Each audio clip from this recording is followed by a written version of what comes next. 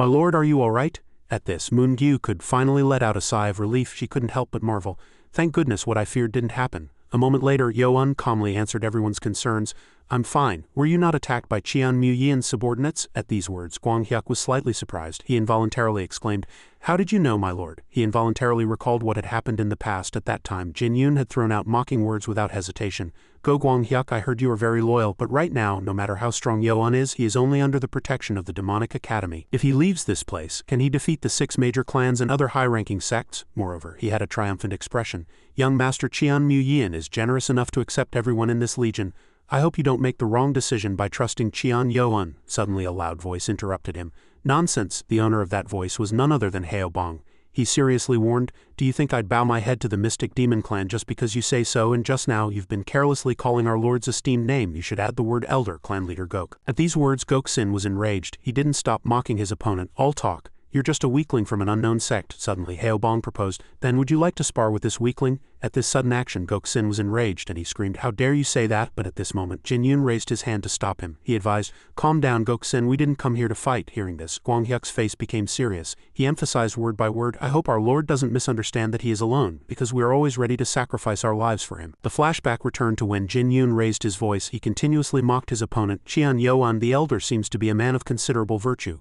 Seeing this, I don't want to give up my desire." Before leaving, he left a word with a mocking smile. "Think carefully. These conditions aren't bad." The story just now somewhat surprised Yo-un. He hastily asked the person opposite, "So that bastard just left?" "Yes." As soon as he finished speaking, Gwang-hyuk gave him a satisfactory answer. "That bastard tried to play tricks, but we were too aggressive, so he seemed to have given up. Let's go back for now." At these words, Yo-un fell into deep thought. His face now held only an extremely serious expression. "The bastards from the 4 major clans conspired to kill me, but the Mystic Demon Clan merely made such a suggestion and left." The events just now made him think for a long time from the beginning. That proposal wasn't to gain more subordinates but to buy time. A moment later, he spoke coldly, "Using poison to fight poison." At Yo-un's words, the people there looked at each other bewildered. The scene quickly changed. In the training room, a familiar voice began to echo continuously, "I did as you said, brother." Jin-yoon couldn't stop the cunning smile on his lips. "Whether that bastard lives or dies because of this, it won't harm us." The young man opposite was sighing.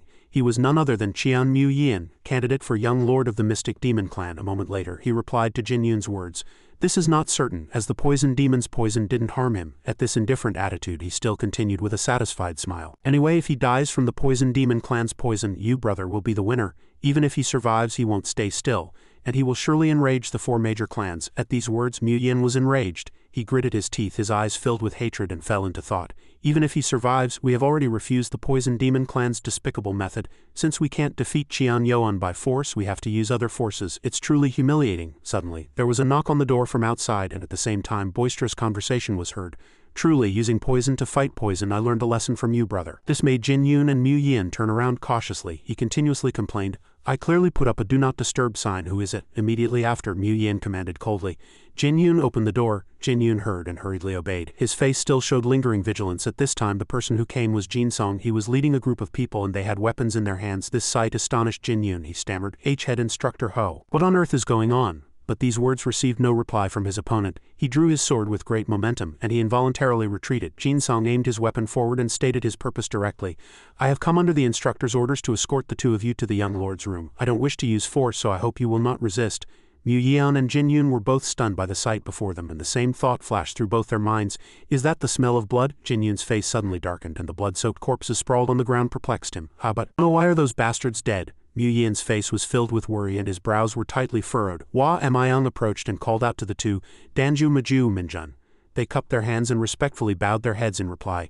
"Greetings, Superintendent." His face became seriously stern as he asked the 2, "I'll ask simply, did those 2 bastards commit this?" Jin-yoon retreated in fear, hastily stammering a denial. "Superintendent, I don't know what you're talking about." Conversely, Mu-yian calmly stepped forward and explained, "Jin-yoon and I were in the training room and were immediately brought here, so we don't know the situation well. However, the superintendent didn't tell us what happened and suddenly said that, so we truly don't know what's going on." The 3 men all glanced at the corpses lying on the ground. Jin-yoon gritted his teeth, his face filled with fear. "The person lying in a pool of blood is Hang Ui-k, isn't he?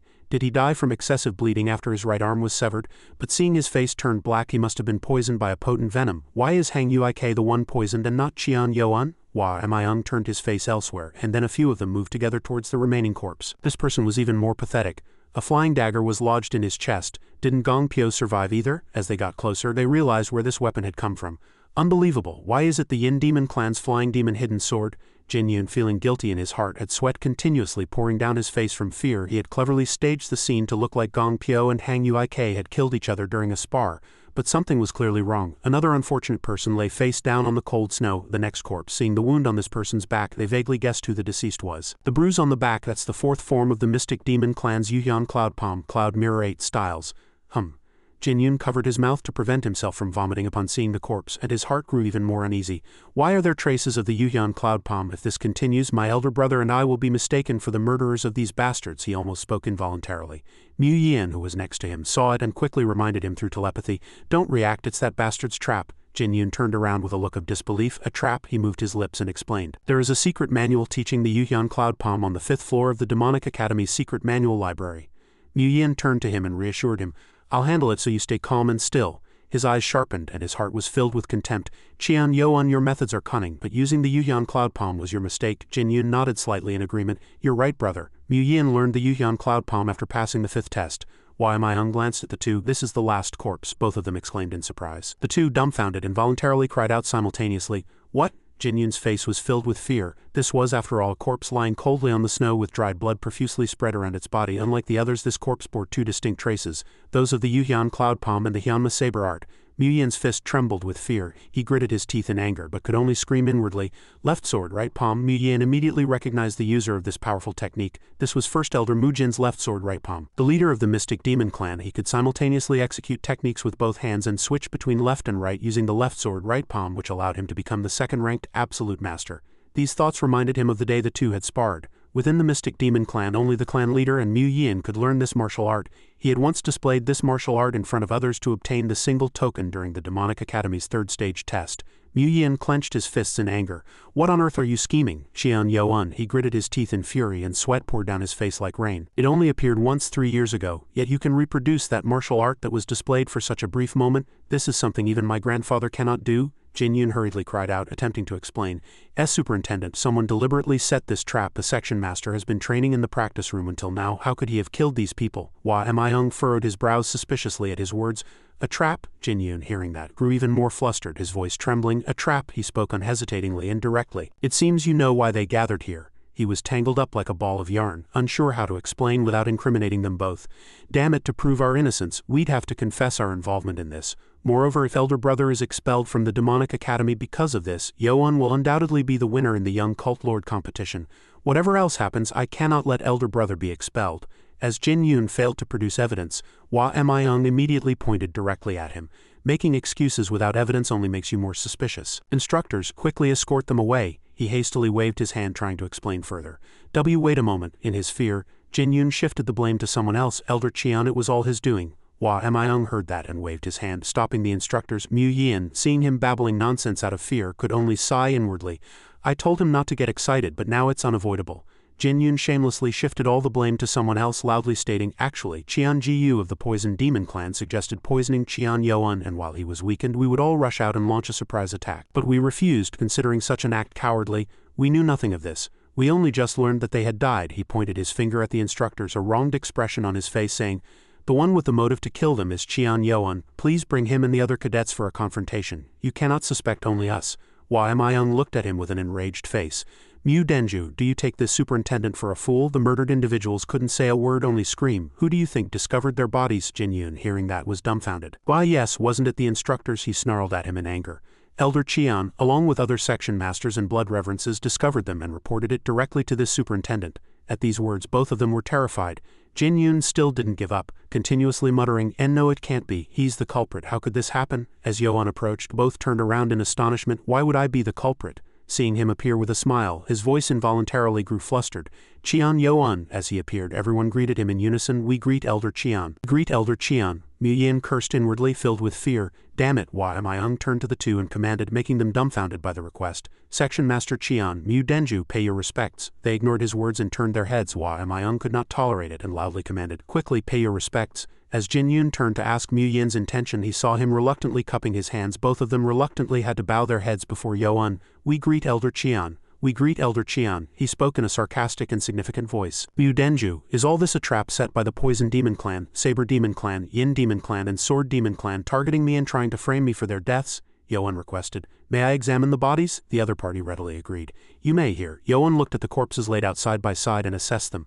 Denju Hang Uik had his arms severed by Denju Bu Yang of the Saber Demon Clan's saber art. Denju Qian Jiu of the Poison Demon Clan died from poison, and Denju Gong Pyo died with a blade from Denju Hang Uik of the Yin Demon Clan's flying demon hidden sword piercing his heart. Hua Mayung, looking at these dead individuals, sought more details.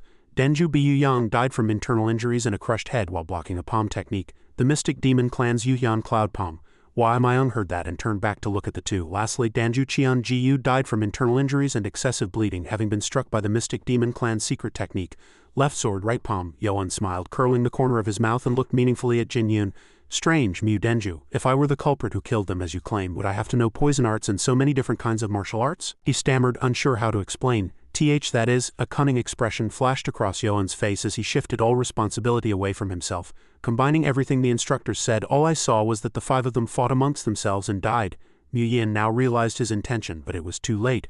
I understand where this strange feeling came from. He looked at the five corpses and understood Yoan's calculations. At first I thought he did this to avoid fighting anyone in the competition, but considering the sects of those five individuals, with only the traces left on their bodies, it would be impossible to determine the real culprit. In that case, your true purpose was... Mu Yin's forehead throbbed with bulging veins from anger. He gritted his teeth. You intended to make the five great clans fight among themselves. Mu Yin stood clenching his fist, grinding his teeth in fury as he thought, making the five great clans fight among themselves. The more he thought about it, the more his anger surged, and his face grew increasingly dark.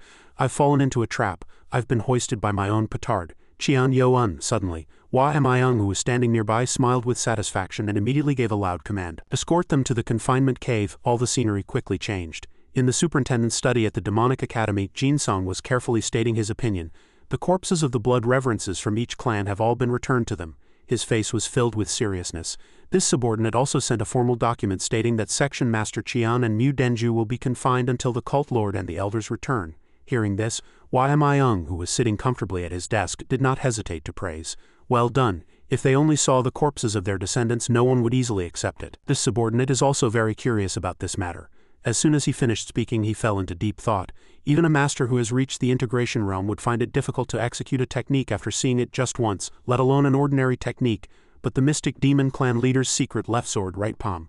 Yoan's image began to surface in Hua Mayung's mind. This stirred new thoughts within him. In any case, this incident will surely cause conflict among the five great clans, and while the cult lord is hell-bent on weakening their power only at the Demonic Academy, there will be a way to divide them. He has truly grown now.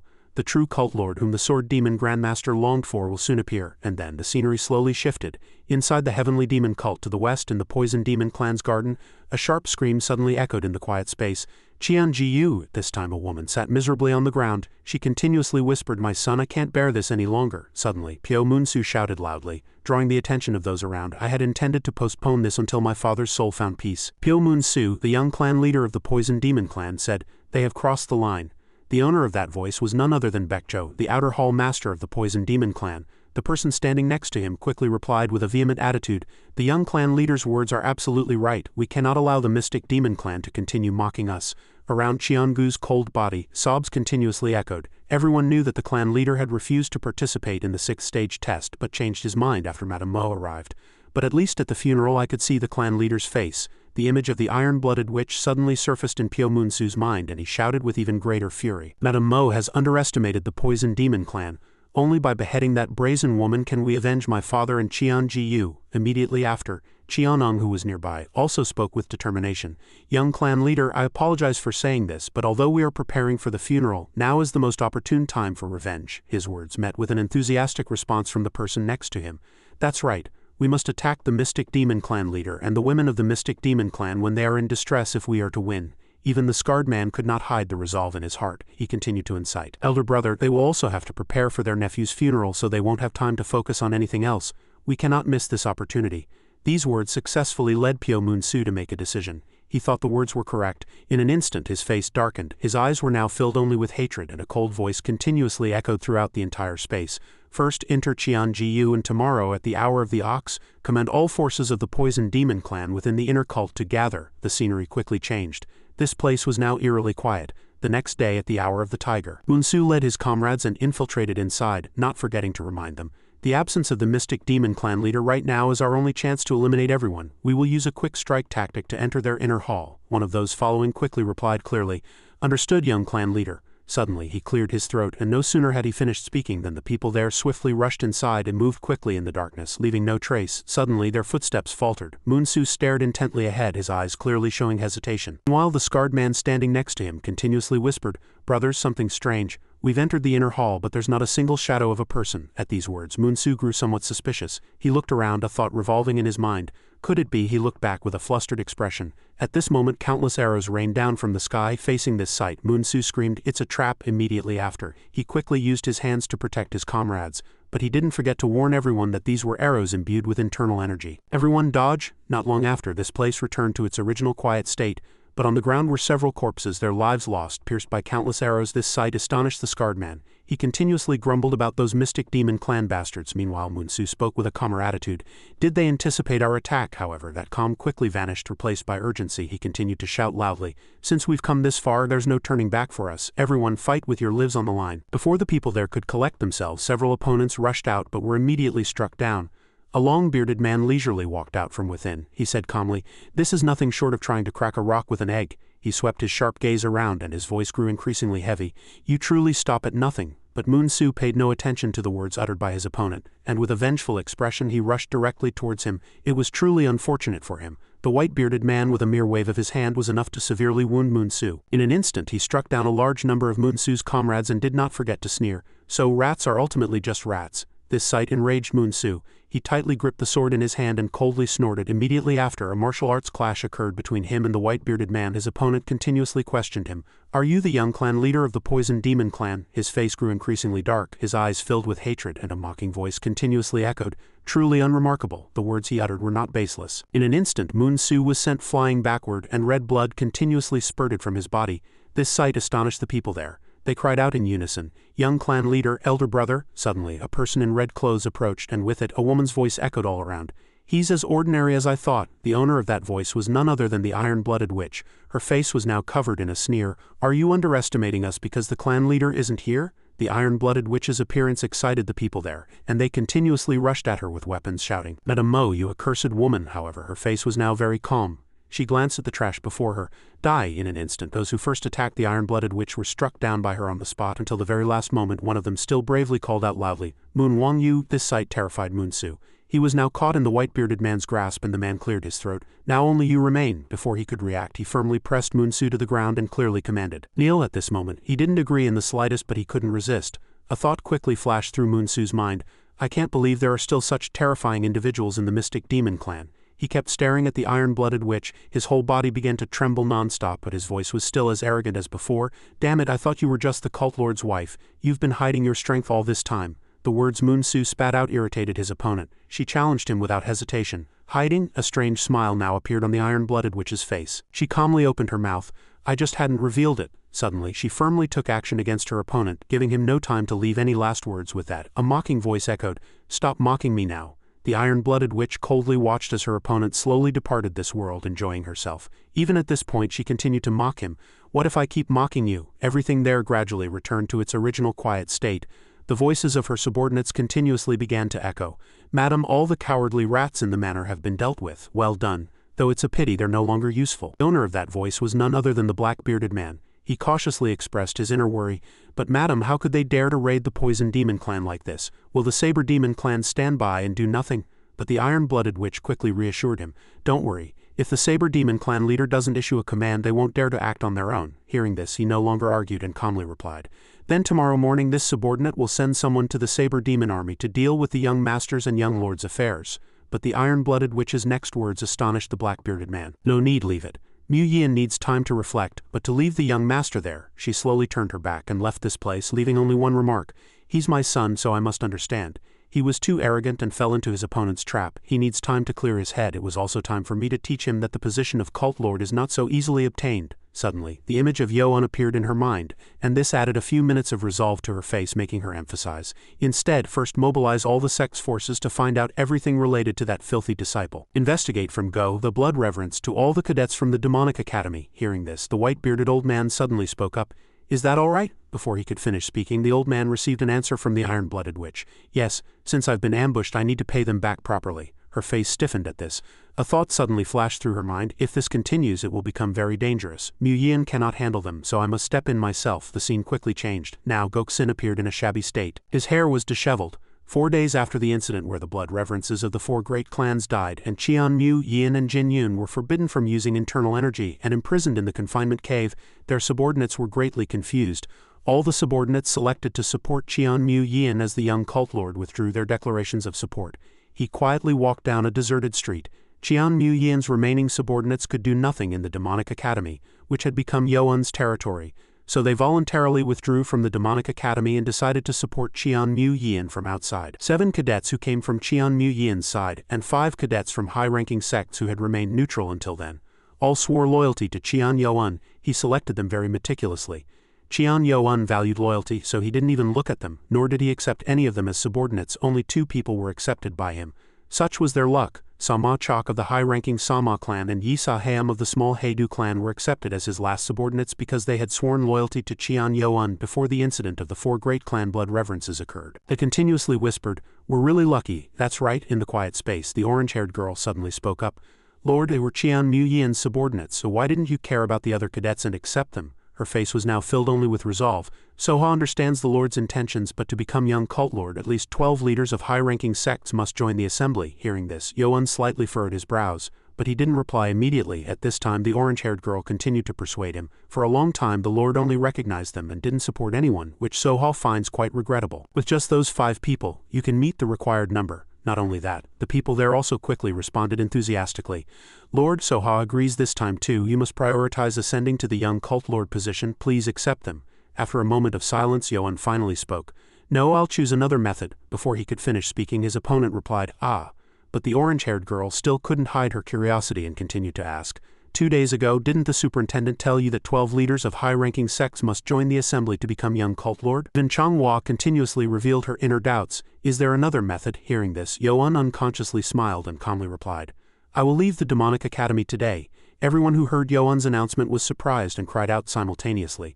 "What did you say?" He held up 2 fingers and explained the reason. "There are 2 reasons why I am graduating early.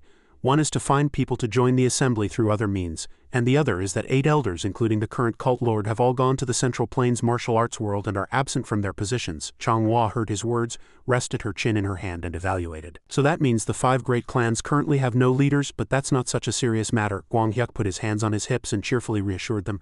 "Don't worry, the Lord isn't going alone." A girl interrupted curiously. "How is Guanghyuk going too?" He replied with a smile. "Not just me." Moongyu raised her hand and smiled, volunteering to participate. "I'll go with young Master Qian too." The person next to her was surprised to see her also wanting to participate and cried out. Even Moongyu Baekji also spoke up, not to be outdone. "Me too." Everyone was astonished to hear him volunteer to participate, their mouths agape. Baekji too. "Didn't only those who passed the 5th stage test leave the academy?" Ma Chok scratched his head and said with an awkward smile, "Although I'm still lacking in many ways, I will also help the Lord." Guanghyuk apologized to everyone, embarrassed. "I'm sorry to gather everyone and talk about this." Far from being bothered, they were excited and enthusiastically volunteered in unison. Then all of us too." Yuan was touched by everyone's willingness to brave difficulties and go with him, but he didn't agree. "I know your loyalty, but if you truly want to help me, master all your martial arts and then leave the academy." Although no one said anything, they understood his intentions at this time. "We're not strong enough to help the Lord. Even in such a situation, the Lord is worried about us. We must cultivate and become stronger." Ojian looked worriedly at Heo Bong, who was trembling all over beside him. Heo Bong regretted not being able to leave the academy with the Lord. He turned his body, his 2 hands still tightly clenched, which surprised Ojian. Heo Bong's face flushed and he couldn't hold back his tears. He beat his chest and said with conviction, I will serve the Lord well, so everyone don't worry and quickly become strong." Everyone who heard him was momentarily confused, not understanding what he was saying. Heo Bong grabbed Yuan's arm tightly and cried out, "I will definitely stay by the Lord's side. I will definitely leave the academy and serve the Lord. Lord, please don't stop me." Everyone looked at him and couldn't help but sigh. "Oh really? Alright, but don't tell anyone, until we leave." When they made that request, everyone, displeased that Heo Bong was allowed to go, shouted loudly, "Lord, how could you do this? Why are you taking Heo Bong and leaving us behind?" He had no choice but to explain to them. "I want you all to become stronger." Yuan turned his back, leaving a word for Heo Bong, who was surrounded by a group of people. "Heo Bong, you handle this." He was left behind, crying out desperately, "The Lord," the sun had set and a cold winter night had arrived. That night at the hour of the dog, 2 people appeared guarding the gate of the B1GWI clan manor. One of the guards looked up as if he had noticed something. Yoan's group approached, and due to the cold night fog their faces were not clearly visible. Yoan appeared majestically from the fog with a sword slung over his shoulder. The 2 guards put their hands on the swords at their waists, and as they saw them approaching they quickly assumed a defensive stance and suspiciously asked, "Who are you? I haven't seen you before. What brings you here?" Yoan took out his sect token and held it out in front of them, asking them to inform the person inside. "Please inform the 11th Elder One-Eye that the 12th Elder Cheon Yoan wishes to see him." They were all astonished to see the sect token he presented. This is, seeing it, the 2 quickly changed their attitude, hastily bowed and rushed to report. "12th Elder, we will report to the sect leader immediately. Please wait a moment." Heo Bong whispered to Gwanghyuk from behind as if he had seen a ghost. Hearing that, he also nodded and replied, "Indeed." Ma Chok rolled his eyes, scanning his surroundings, and worried inwardly. "When I came with my grandfather a long time ago, I didn't know much, so it was a bit scary. Can young master persuade him? I wish my grandfather were here." The manor gate creaked open slightly and a figure appeared from inside. A man dressed as a woman appeared and greeted them, introducing himself by an assumed name. "Greetings everyone, I am Yu Yian, the chief manager of the B1GWI clan." Heo Bong and Gwanghyuk were dumbfounded to see him. Their minds were filled with doubt. He's powdered his face white and applied red lipstick. Is this person a man or a woman? He pointed his finger at Gwanghyuk, and Gwanghyuk was dumbfounded. "I heard the 12th Elder had come. Is this him?" Gwanghyuk cleared his throat to alleviate the awkwardness and pointed at Yoan, introducing him. "This is my lord." Yu Yian turned his body and bowed, apologizing to him. "Oh my, I apologize. I greet the 12th Elder," Yoan also replied politely. "I am Cheon Yoan." He invited him inside. "Our master has asked me to lead the elder to the guest room to rest with tea and refreshments. Please come in." As Gwanghyuk tried to follow, 2 guards blocked him. Yu Yian turned back and said to Yoan with a meaningful smile, "I almost forgot, our master wishes to see the elder alone." He covered his mouth and feigned a shy smile. "I apologize, but our master is quite shy, so please understand," Gwanghyuk shouted from outside, his voice mixed with worry and anger. "Excuse me, but if our lord meets your master alone without his subordinates, how can we guarantee our lord's safety?" Yu Yian still covered his mouth and smiled, feigning shyness as he reassured him. "This warrior is kind and loyal, but our sect leader is not so ill-mannered as to disrespect an elder of our cult." As they seemed to disagree, he turned his back and raised one finger, indicating that only one person could enter with him. "Let's do this. Only one of the 12th Elder's subordinates can attend. If too many people enter, our sect leader will be angry." Heo Bong, hearing that, was enraged and jumped up despite the 2 guards' restraint. "Only one person?" Moon-gyu raised her hand and volunteered to go inside with Yoan. "Then I'll go inside with the lord." Yu Yian turned his head, looked at her, smiled and agreed. "Understood, please come in." As they entered the manor, scarecrows made of straw lined up, looking very strange. Yoan kept rolling his eyes, scanning his surroundings. "It looked quite strange from the outside, but the inside is even worse than I imagined." The 2 walked until they suddenly stopped, and Yoan's and Moon-gyu's faces stiffened considerably. As the 2 entered the room, 2 sect leaders with identical faces were staring at them, and all the identical sect leaders were staring at them with scrutinizing eyes. Yoan was somewhat flustered by this sight inwardly. 7 of them all have the same face? His eyebrows were tightly furrowed, and Yoan's mind was filled with worry and unease. "I heard that Cheon Mayan GWI One-Eye makes puppets, but I didn't expect his skill to be so exquisite. They're perfect, like the same person." But one person stood up and introduced himself as the sect leader here. "Come in, I am One-Eye, the sect leader of the B1GWI clan." Moon-gyu, feeling puzzled inwardly, spoke to Yoan about the person before them. "That is Uncle Wan," and she quickly denied her own thought. "Young master, this person's appearance is different from the elder I know." Yoan's face darkened. He expressed his thoughts to her, raising a question. "I knew he was a strange person, but what is this all about?" Yoan stood before the 7 identical people and bowed, introducing himself. "This subordinate is Yoan, the newly appointed 12th Elder." The person who had just introduced himself as the elder told him to sit. "I have heard of your reputation. Come here and let's talk over tea and refreshments." Moon-gyu, who was beside him, spoke up at this time, introducing herself. "This subordinate is Moon-gyu of the Ma Ryong-jang clan. It's been a long time, Uncle Wan." The old man was dumbfounded to hear her words, and the words "Who are you?" appeared on his face. Wan-Eye quickly returned to his original composure. "It's been a long time. Before you entered the demonic academy, I met you with brother Mu Yin. You've kept it well, haven't you?" Moon-gyu replied softly. "Uncle still remembers." She was delighted and conveyed her thoughts to Yoan. "It's Elder One-Eye, all right." He slightly nodded, understanding her intention. "He's the only one who knows I'm wearing a human skin mask." Yoan didn't beat around the bush and directly approached the old elder, asking him bluntly, "Do you know why I came to see you, elder?" Moon-gyu looked at him in surprise, straight to the point. One-Eye stroked his long beard and directly stated the purpose of his visit. "You've come to receive the sect token of this sect leader, haven't you?" Yoan slightly raised his eyebrows. "As expected, you knew." The old man looked at him and replied with a smile. "Elder Yoan has just won the Young Cult Lord competition and left the Demonic Academy to come directly to me. What other reason could there be?" One-Eye told him how to become Young Cult Lord. "There are 2 ways to sit in the Young Cult Lord position. One is to participate in an assembly of 12 leaders from high-ranking sects, and the other is to be recognized as young cult lord by 3 of the 12 elders. The elders' presentation of the jade tablet was proof that they acknowledged the young cult lord and pledged loyalty. Yoan listened, his face growing serious, and he clearly told the old man, "Understood. Then I will not use my qualifications as an elder of this cult. I request to meet you separately as a candidate for the young cult lord of this cult." Wanai waved his hand and told him, "From the beginning, I've treated you as a candidate for the young cult lord." Yoan listened, astonished, and exclaimed, "What?" The old man looked at Yoan and said very seriously, "As you know, to receive the jade tablet that contains the elder's loyalty, you must pass a test that proves you are worthy of receiving that jade tablet." Wanai placed his clasped hands together and immediately spoke about the test. "Actually, I intended to talk with you and give you time. But since you've come straight to the point, there's no need for me to elaborate. This sect leader will give you 2 tests." The old man smiled and spoke about the first test he had set. "The first test is to gauge your ability to see through things. Among these 7 people, can you tell who the real sect leader is?" She evaluated each of these sect leaders one by one. The human skin masks were so perfect that even the wrinkles and beard shapes were identical. Furthermore, how could he have made their auras identical as well? Even when stared at intensely, there was not the slightest hint of panic on the old man's face. These were all individuals whom the sect leader had trained for several years to perfect their demeanor, allowing them to wear the human skin masks he had meticulously crafted. No matter how keen one's senses, it would be difficult to guess correctly.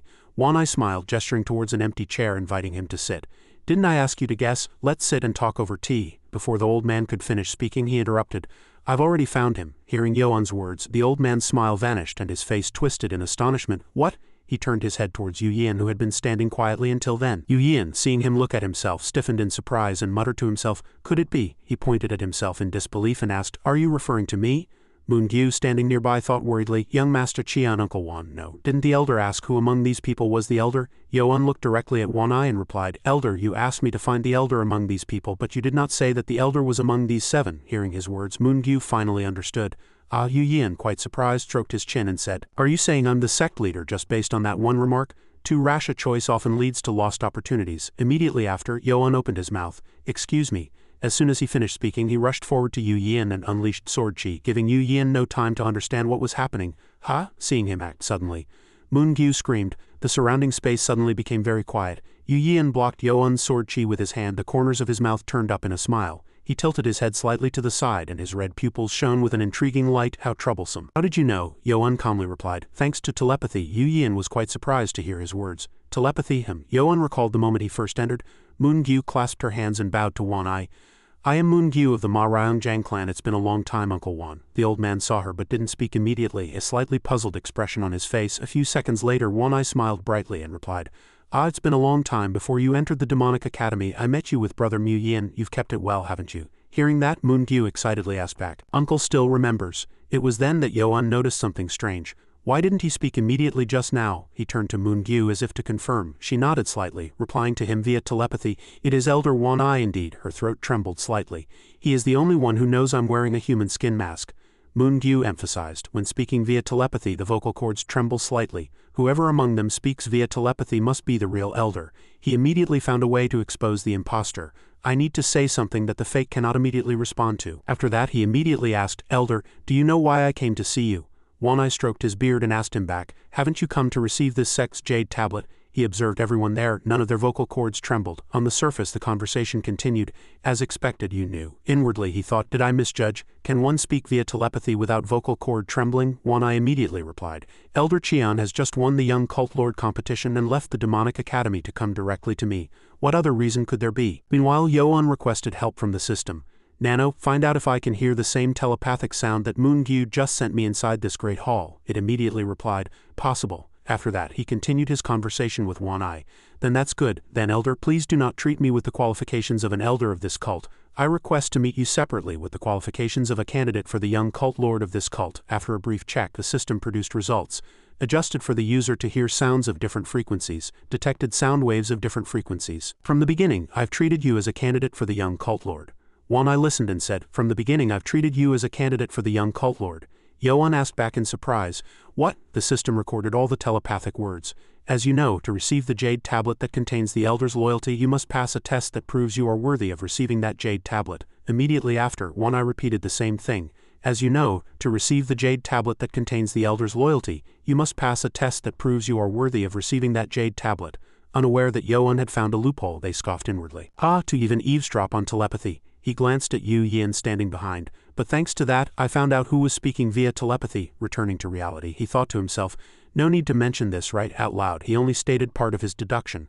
After Moon-gyu finished her greetings, Elder, Yu waited for a moment each time before replying. Yo-un put force into his sword chi, making it even stronger, and extreme astonishment appeared on Yu Yin's face.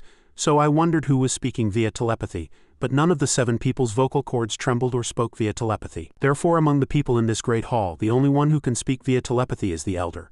Yu Yin closed his eyes and admitted defeat. Oh, I tried to distract you by letting Moon-gyu in, but I ended up digging my own grave. You are remarkable. After that, he smiled brightly and told him, I must pay my respects again. I am Wan-I, the sect leader of the B1GWI clan. Yo-un coldly replied, I am Qian Yo-un. Yu Yin's eyes sparkled with interest. Since you passed the first test smoothly, let's proceed to the second test immediately. Immediately after, a large explosion quickly occurred here. Yo-un unconsciously raised his hand to block himself, but he was able to regain his senses very quickly after that. A thought quickly and inadvertently flashed through his mind. His gong ryuk is too strong.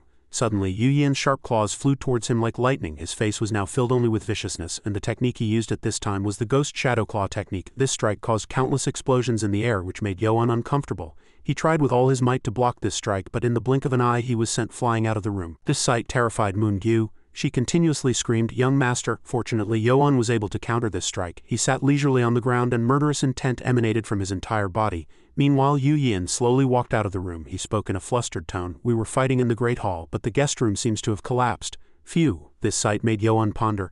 The Ghost Shadow Claw technique he just used, I think I saw this technique on the 5th floor of the Demonic Academy's secret manual library. It's much more refined and all its loopholes have been filled compared to what I saw in the secret manual. Yu Yin's footsteps grew closer and closer. He spoke casually. I heard you defeated the Poison Demon sect leader, so I had high expectations. That old man walks with a cane, but he's practically a monster.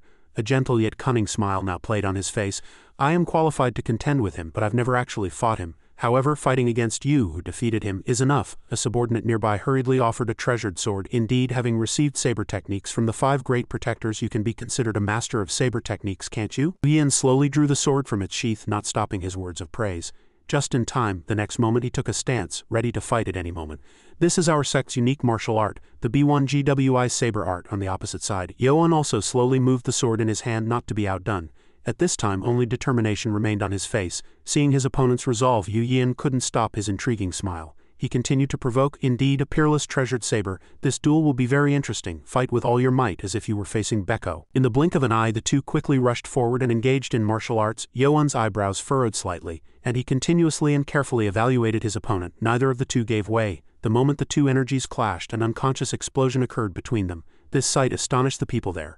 Baek Ji-ai, who was nearby, hurriedly rushed forward with an angry face. He unconsciously exclaimed, Damn it. At this sudden action, the gatekeepers couldn't help but be flustered. They loudly tried to stop him. What? Stop. In just a few seconds they were defeated by Baek Ji-ai. He did not forget to emphasize, move aside. It didn't take him long to defeat the trash in front of him and rush inside. Baek Ji's recent actions astonished Ma Chok. He unconsciously exclaimed, Is it all right for us to barge in like this? Immediately after, Heo Bong, who was nearby, emphasized, The Lord's safety is paramount. Inside, the two energies were still emanating ceaselessly. They completely destroyed everything in their path. Seeing Yo-un's firm face, Yu Yin couldn't help but think, strong. At barely 20 years old, his martial prowess is already at this level. But he's still not strong enough to behead Lord Baek. Oh. Suddenly he spoke with a sarcastic tone. At this rate, can you receive my jade tablet? But he did not reply to his opponent. At this time, Yo-un was engrossed in his own calculations. With the butterfly dance saber art, it's difficult to overwhelm Elder Wan. Then, so the two continued to spar, but without a clear victor. Should I give it a try? However, Yo-un lost his advantage and was pushed back slightly. This made Yu Yin frown in displeasure. He continued to evaluate his opponent. What is that starting stance? I've never seen it before. It was only then that Yo-un calmly spoke. I might not be able to control my power. Elder, please block with all your might. This astonished his opponent, making him unconsciously exclaim, Ha! Suddenly, one side of the courtyard below began to crack. Yo-un's face was very peculiar at this time. He opened his eyes wide and looked ahead, his arms unconsciously thrust back powerfully. At the same time, Yu Yin calmly raised the sword in his hand high, and a thought quickly enveloped his entire mind.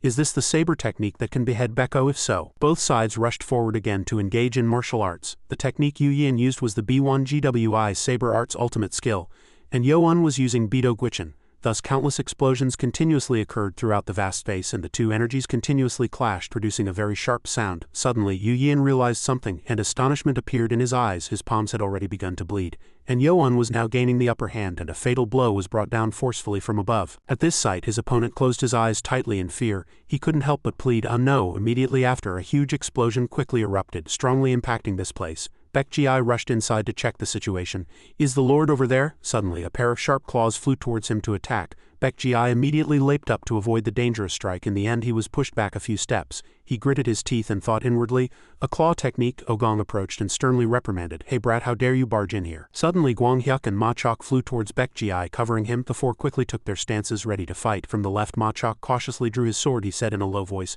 "As I expected." Ogong's subordinates lined up ready to fight. Haobong watched all this and scoffed derisively. "All their faces are the same. Human skin masks, what a bad habit." Ogong pointed directly at them and sternly rebuked without the slightest hesitation, "Not one but four of you? You truly know no fear. From which sect's disciples are you so rude?" Baek Ji's anger was out of control, and he couldn't hold back from retaliating. "If you talk about rudeness, you are ruder." Gwang Hyuk coldly took out 2 spirit tablets as proof. "So how is Go Gwang Hyuk of the Ma Quan clan?" As if realizing something, Ogong lowered his voice and moved closer to him. "Ma Quan clan, then are you clan leader Gwang Hyeon's son?" Gwang Hyuk replied, slightly bewildered. "That's right." Then suddenly, Ogong raised his voice and lectured. He rebuked his father without giving him any quarter. "A disciple of a high-ranking sect breaking into another sect's manor in the middle of the night. Did your father teach you such rude behavior?" Gwang Hyuk maintained a calm demeanor and countered him. "If I have offended the elder, I apologize, but please do not insult my father. Our lord just entered the manor and it seems there's a problem with him, so we barged in rudely." Ogong gradually regained his composure at this time. He repeated, "Lord," Gwang Hyuk hurriedly added, "he is young Master Cheon Youn, the 12th elder of our cult." A slight doubt entered Ogong's mind at this time. He broke out in a cold sweat and thought inwardly, could it be that the sect leader personally went out to greet his young Master Cheon Youn? Then a loud noise from afar drew everyone's attention. Gwang Hyuk was gradually losing patience. He said loudly, "How can we just stand by and watch while something happens to our lord? Let us see what's going on inside." Ogong approached and replied awkwardly, "I'm sorry, but we cannot interfere in our sect leader's private matters." Hearing that, Gwang Hyuk immediately assumed a fighting stance, his eyes filled with firm resolve. "And there's no choice. We can't waste any more time, so please forgive this rudeness." Ogong on the opposite side waved his hand and said, "You are still young, so I'll give you a chance. If you retreat now, I will report to the sect leader and guarantee young Master Youn's safety." Suddenly, Youn seized the opportunity, approached the wall and swung his sword. The blow shook heaven and earth, making people stagger. Immediately, Ogong's subordinates found a hole in the wall. Afterward, a huge force spread, sending dirt and stones flying everywhere. Ogong, shielding the dust with his sleeve, squinted and looked around. Suddenly, Ogong's pupils constricted and he stammered,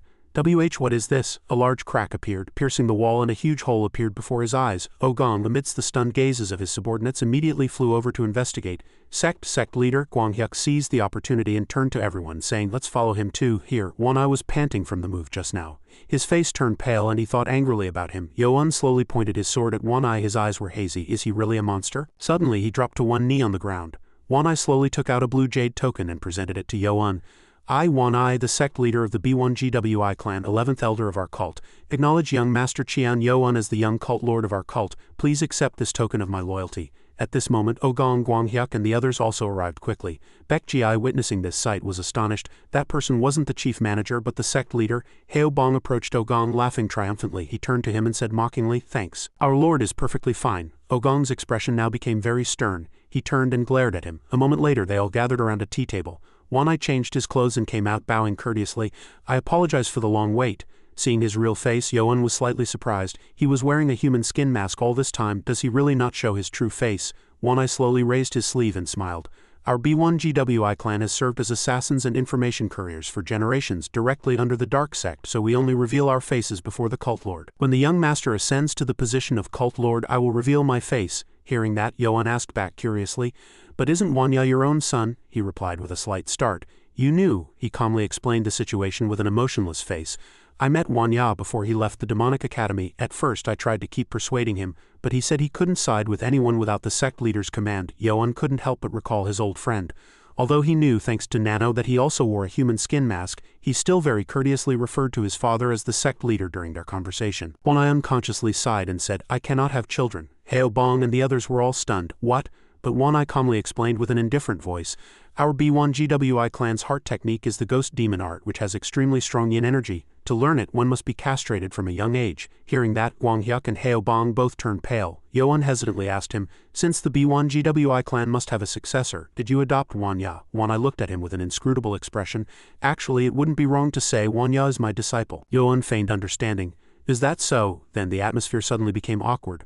One Eye said in a low voice, "Please erase everything you've heard here today from your mind." Suddenly he turned to Heo Bong and Guang Hyuk and warned them, "Understood." One Eye looked at Guang Hyuk with feminine interest. "Is our trustworthy clan leader Guang Hyeon doing well?" He immediately closed his eyes tightly, and cold sweat poured down his entire body. "This humble one will also keep quiet about this matter." One Eye suddenly turned to Ma Chok and questioned him, "But when will my nephew reveal the truth?" He immediately flustered. Yes, he unhesitatingly revealed his secret.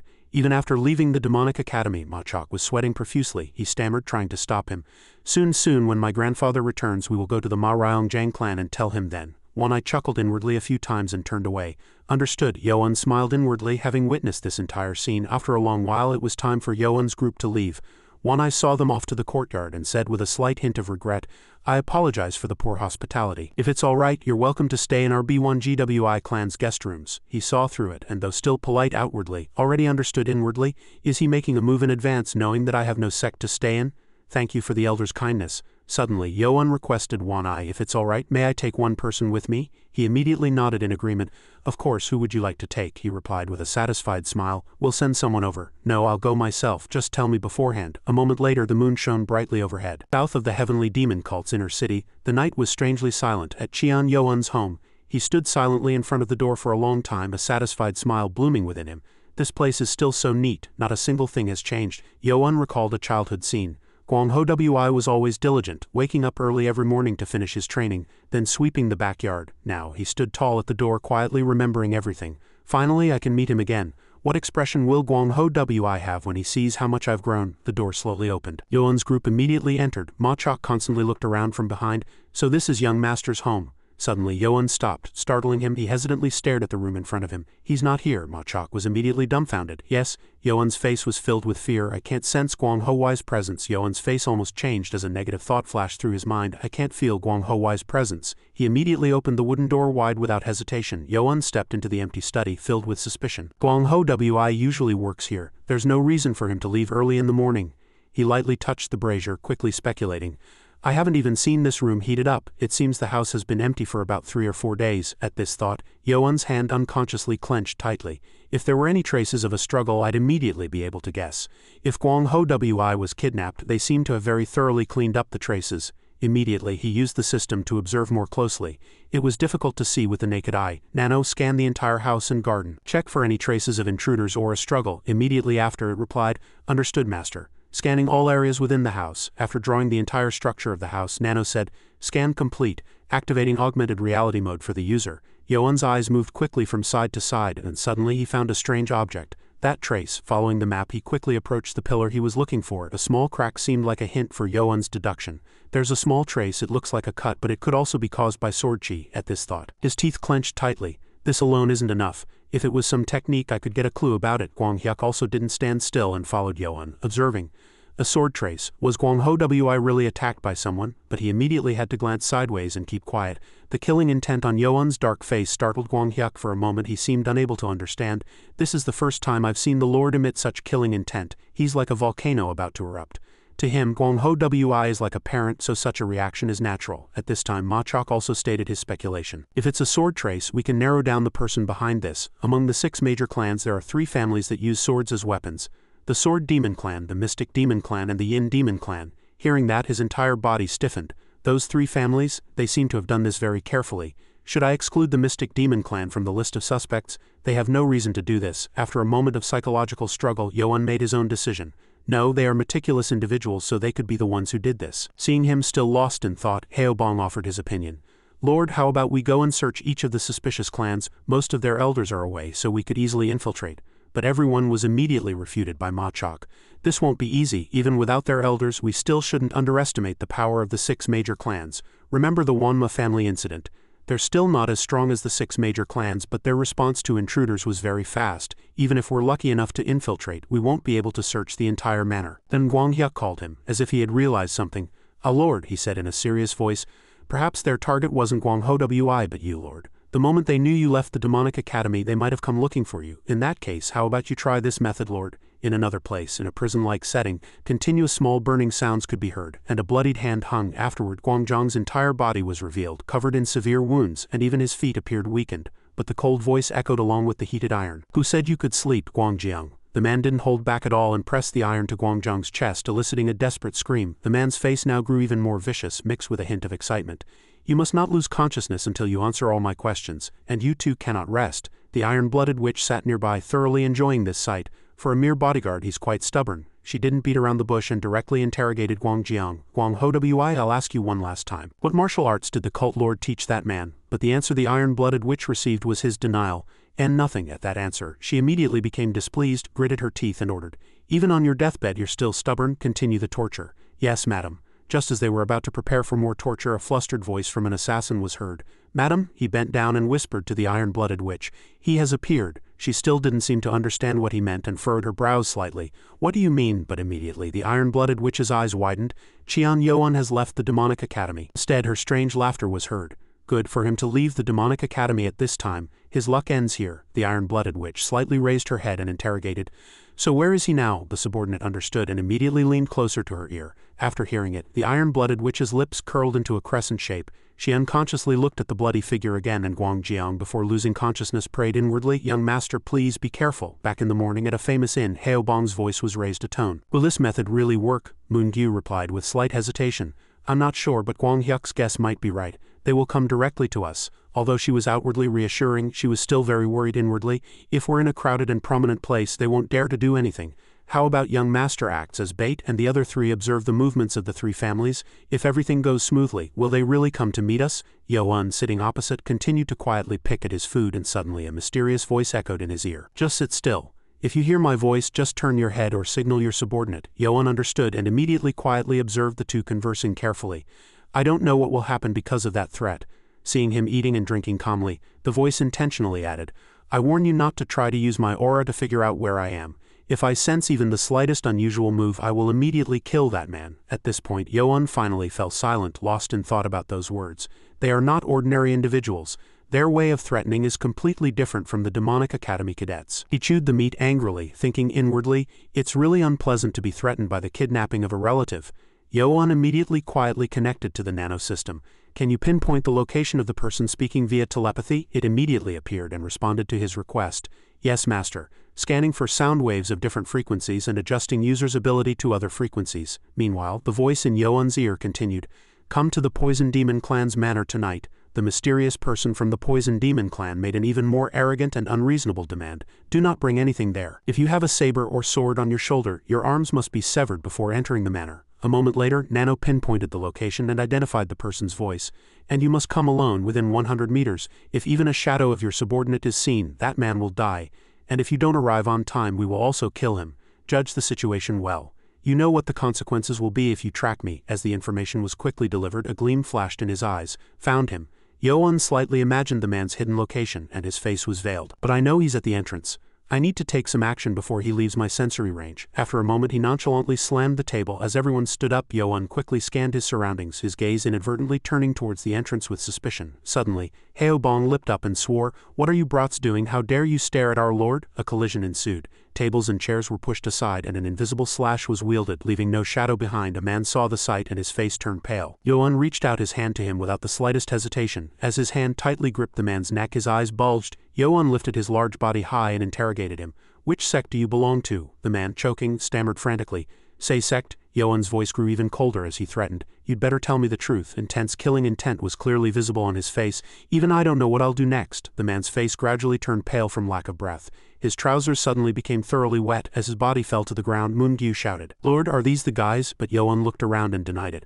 "No, I don't think so." After that, he sensed a strange aura inside the tavern. "There are many eyes watching us now, so first get them out of here." Heobong had a slightly dazed expression but then replied, "Understood, Lord." Before leaving, Yo-un didn't forget to ask him a favor. "I'm sorry, but can you move the guy who wet his pants?" Heobong couldn't resist and said in a trembling voice, "Young master, I knew it." The scene shifted to Qian Yo-un's house south of the Heavenly Demon Cult's inner city. It was very noisy there. "We were only following orders to monitor young master." "Who ordered it?" One of the three captured men was pushed forward and tried to explain. "I don't know." He covered his face with a bamboo hat. Moon-gyu and Heobong also spoke up as if to corroborate their words. "It doesn't seem like a lie." Lord, judging by their identification tags, they appear to be commoners. Yoan was slightly agitated in front of the 3 assassins. All right, I won't kill you. They were very moved when they were released. Thank you, but Yoan instantly shattered their hopes. But you must stay here for 2 days. As soon as he finished speaking, everyone was suddenly struck by a pressure point. As they collapsed, an order rang out. Lock them in the warehouse. Understood. After dealing with one obstacle, he fell into deep thought again. I guess I'll have to wait until everyone gathers to find clues. On their way back, the first to arrive was Go Guanghyuk, who had been dispatched to scout the Yin Demon clan. There were many people coming and going from the Yin Demon clan, but there was no suspicious activity inside. Yoan looked at Guanghyuk, frowned, and interrogated him. Did you see anyone wearing a bamboo hat? The answer was still unsatisfactory. There was no one. Guanghyuk, seeing that, subtly made another suggestion. I think it's highly likely that the Mystic Demon clan and the Sword Demon clan are responsible. We'll be able to specifically confirm which sect it is when Baek Ji and Sa Chok return. Having said this much, he inadvertently looked at the sky, checking the time. It's already half a shichen past the appointed time. Aren't they too late? Guanghyuk, like Yoan, also became slightly uneasy. Young master, I have a bad feeling. A great wave was now rising in his heart. No way. Did something happen to them? On this side, the iron-blooded witch sat quietly enjoying the scenery. She calmly sipped her tea. Suddenly, a group of people in uniform came in, forming 2 lines, and 2 figures were thrown in right behind them. The old man brushed the dust off his shoulder and reported as if disgusted. As Madam said, we found those who were hiding near the Sword Demon clan's manor. The old man couldn't help but praise Baek Ji when he saw him. He's quite strong. Another man also chimed in, not to be outdone. At the very least, this guy must have reached the early stage of the transcendent realm. After that, he looked at the group behind him with a very moved expression. I'm ashamed to admit, but I couldn't have defeated him alone without the help of our warriors. After hearing the long report, the iron-blooded witch confidently surmised. Good, in any case, everything is over, so that guy must be confused, not knowing which sect kidnapped his bodyguard. The old man, hearing this, inadvertently felt fear. I've been by her side for almost 20 years, but I have to admit she's truly terrifying. As soon as she heard that guy appeared, she immediately realized this was a trap he set. If she hadn't volunteered to be the cult lord's wife, she would probably be the Mystic Demon clan leader by now. She saw him staring at her and added, asking, So which sect do those guys belong to? The old man, standing next to her, didn't want to be ignored and quickly spoke up, revealing himself. This young man is Baek Ji, the son of the Soon Gak clan. As soon as he said this much, the iron-blooded witch interrupted him. Is the Soon Gak clan a high-ranking sect? That guy must have put in quite an effort at the demonic academy to gather such useful disciples. Then she asked about Ma Chok. And this young man? Now the old man began to hesitate. Actually, I wanted to ask Madam how to handle this matter. The iron-blooded witch still didn't notice anything strange and remained suspicious. Why is that? The old man quickly explained. He's the 9th elder's son. He said he was from the Sama clan. Hearing this, she almost understood everything. The Sama clan, you mean Sama Ui's son? The iron-blooded witch inadvertently looked at him with hateful eyes. Even the Sama family is on that guy's side. He's really lucky to have such talented individuals by his side. Dangerous. But the iron-blooded witch's crazed smile reappeared. If I don't kill that guy now while the cult lord is away, I might not get another chance. I will definitely kill him, so come here. Enter the serpent's jaws yourself. After that, time flowed emptily. It was quiet until late at night. West of the heavenly demon cult's inner city, in the poison demon clan's garden, 2 shadows, clad all in white, gradually approached the door, followed by Yoan's tall and strong back. He walked a path where only the eerie sounds of the night could be heard, and Yoan's eyes narrowed slightly with unease. The man in the white hood quickly looked up at the roof, then ducked down again to look at the narrow path. Now he stepped inside the manor. In front of Yoan's eyes were soldiers and the iron-blooded witch. She couldn't hide her sneer when she saw him. You've come. Yoan's heart continuously wavered as he walked. They've finished all their preparations. 3 assassins on the roof aimed their bows at him and closely followed him. It seems there are more than 200 people. In an ordinary situation, they wouldn't have prepared so thoroughly. They were all sweating, maintaining their stances and waiting. This place is filled with killing intent. Immediately, a strong wind was swept into Yoan's whirlwind. The iron-blooded witch could still smile even at that sight. We finally meet again. At this moment, his inner self was almost dancing with excitement. I've finally met you. Yoan suddenly remembered the day his mother held him and stood before her. Before his mother passed away, that woman came with many other people to meet his mother. His mother had sworn that she wouldn't let him master martial arts until he entered the demonic academy. A demonic voice suddenly rang out, interrupting his recollection. It's been a long time. The little brat back then has grown so handsome. You really resemble your mother a lot. The iron-blooded witch insulted Yoan without the slightest hesitation. You and that dirty woman are really the same. You both make things difficult for me. To fall for such a childish trap made by a wretch like you, you're not even worth the effort we put into preparing our forces. He didn't pay attention to such words and only interrogated her with a single question. Where are Guangho Wi and my disciples? As soon as he finished speaking, she scoffed loudly. So naive. The iron-blooded witch feigned a shy smile, but her words were very scathing. Did you think I'd give up the hostages I've taken so easily? Hearing this, killing intent appeared on Yoan's face. She glanced at him, subtly threatening him. I don't like that look in your eyes. Shall I cripple your internal energy first? As the iron-blooded witch intended, a man rushed straight towards Yo-un. If you want them to live, don't resist and just stand still. Yo-un was not afraid in the slightest. Instead, he interrogated her in a cold tone. Are you the one who threatened me with telepathy in the tavern? When the truth was revealed, man froze for a moment. He couldn't stand being exposed and suddenly attacked Yo-un. Arrogant. But Yo-un very calmly blocked his hand the moment it touched his stomach. Yo-un deliberately twisted his arm and a desperate scream echoed. After returning unharmed, he had to face her again. Are you going to regret it even if your bodyguard and disciples die? Yo-un didn't speak and threw a box. It landed precisely on the table next to the iron-blooded witch. She looked at it with suspicious eyes. What is it? Yo-un, hearing that, said ambiguously. You'll know if you open it yourself. The iron-blooded witch was suspicious but still reached out to touch it. What is this secret weapon? But when she opened it, she was astonished. In the middle of a red silk box lay a bloody eyeball. The iron-blooded witch's voice gradually trembled slightly. What in the world is this? Only then did he smile meaningfully. No, it would be more appropriate to ask whose eye it is in that box. The iron-blooded witch's face suddenly turned pale, devoid of blood. No way. She inadvertently recalled the familiar face of a young man. Is it Qian Mu-yin? No, it can't be. The iron-blooded witch quickly regained her composure and closed the box. You seem to have put in quite an effort, but you underestimated me too much. She threw the box away without the slightest hesitation. If you infiltrated the demonic academy, the superintendent, the left guardian, wouldn't have left you alone. Do you think I'd fall for something like this? Of course, Yo-un was confident of victory, so he merely gave a sinister smile. He recalled 2 hours ago, the confinement cave at the demonic academy. Mu-yin was astonished and driven to the edge of a cliff. You? He saw Yo-un and shouted loudly as if he had seen a ghost. How dare you? Yo-un very arrogantly ordered Mu-yin in a stern voice. Kneel. And he immediately abandoned his pride and quickly knelt. In his heart, he hated Yo-un immensely. Even if my internal energy wasn't blocked, that guy's power is too strong for me to control my body. What is that guy doing here? After a moment he spoke. Guangho Wi has disappeared. When these words reached his ears, Mu-yin showed clear confusion. Why such a sudden statement? Yo-un exposed everything in front of him without hesitation. But if those who kidnapped Guangho Wi want me to save him, they would have already set a trap to ensnare me. Hearing that, Mu-yin slightly raised his head and looked at him. What mother said about that guy was indeed not wrong. So what are you going to do with me now? Yo-un showed no emotion and merely flicked 2 fingers. His entire body was suspended in midair. Mu-yin now knew fear and screamed nonstop. What are you doing? Yo-un spun around and decisively stated his plan. At first I intended to rescue Guangho Wi and be done with it, but after finding the culprit I changed my mind. Yo-un's killing intent quickly enveloped the dark space. Those guys from the Mystic Demon Clan know. How precious are you to Madame Mo? He turned pale with fear but still spoke strongly. Calm down, Qian Yo-un. If you so much as touch a hair on me, that guy Guangho Wi will. The moment Mu-yin uttered his last words, Yo-un swung his sword across his arm. Won't be safe. A painful scream suddenly echoed in the desolate place. Mu-yin could only cough helplessly. You bastard! Yo-un's words didn't stop there and astonished him indeed. A strange smile clearly appeared in Mu-yin's eyes. This won't do. Yo-un flicked 2 fingers and mocked him. You won't die without 2 hands, will you? So you don't seem very scared. He saw it and tried to struggle, but it was no use. What in the world are you going to do? As soon as he finished speaking, those 2 fingers dug towards Mu-yin's eyeballs, and he felt like he was going to die in pain. Returning to reality, Yo-un continued to toy with the iron-blooded witch. I have something even more dazzling. A red spirit tablet was carelessly thrown by him. The more she looked at it, the darker her face became. This is what I got from that guy. Then that eye in the box really belongs to Mu-yin. In the end, the iron-blooded witch had no choice but to negotiate. That despicable scoundrel disregarded all principles and dared to do such a thing. What do you want? Yo-un's demand was very simple. Release Guangho Wi and my subordinates. At this, she had no choice but to lower herself and discuss, but in her heart, she was already calculating. I have to pretend to agree to the hostage exchange and save Mu-yin. If I release those 3 people, you'll have to pay a corresponding price, right? Yo-un also readily agreed immediately. Of course, hearing this, the iron-blooded witch had no choice but to order her subordinate. Release them now and bring them here. The subordinate quickly bowed and respectfully said. Yes, after handling everything, she finally got a chance to ask for her person. Now show your sincerity. Where is my son? Since you came here alone, I'll send one of my men to go there in your place. And Yo-un revealed everything as it was.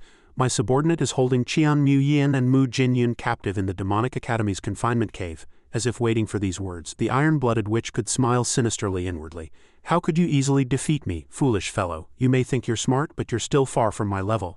After eliminating all your subordinates, I will regain control. Then Yo-un thoughtfully threw her a spirit tablet. Go there and present this spirit tablet, and my subordinate will bring them directly here. But Yo-un still didn't lose his composure and set conditions favorable to himself. When you go there, don't rush to release all the hostages. You can only release them after all the hostage exchanges are complete.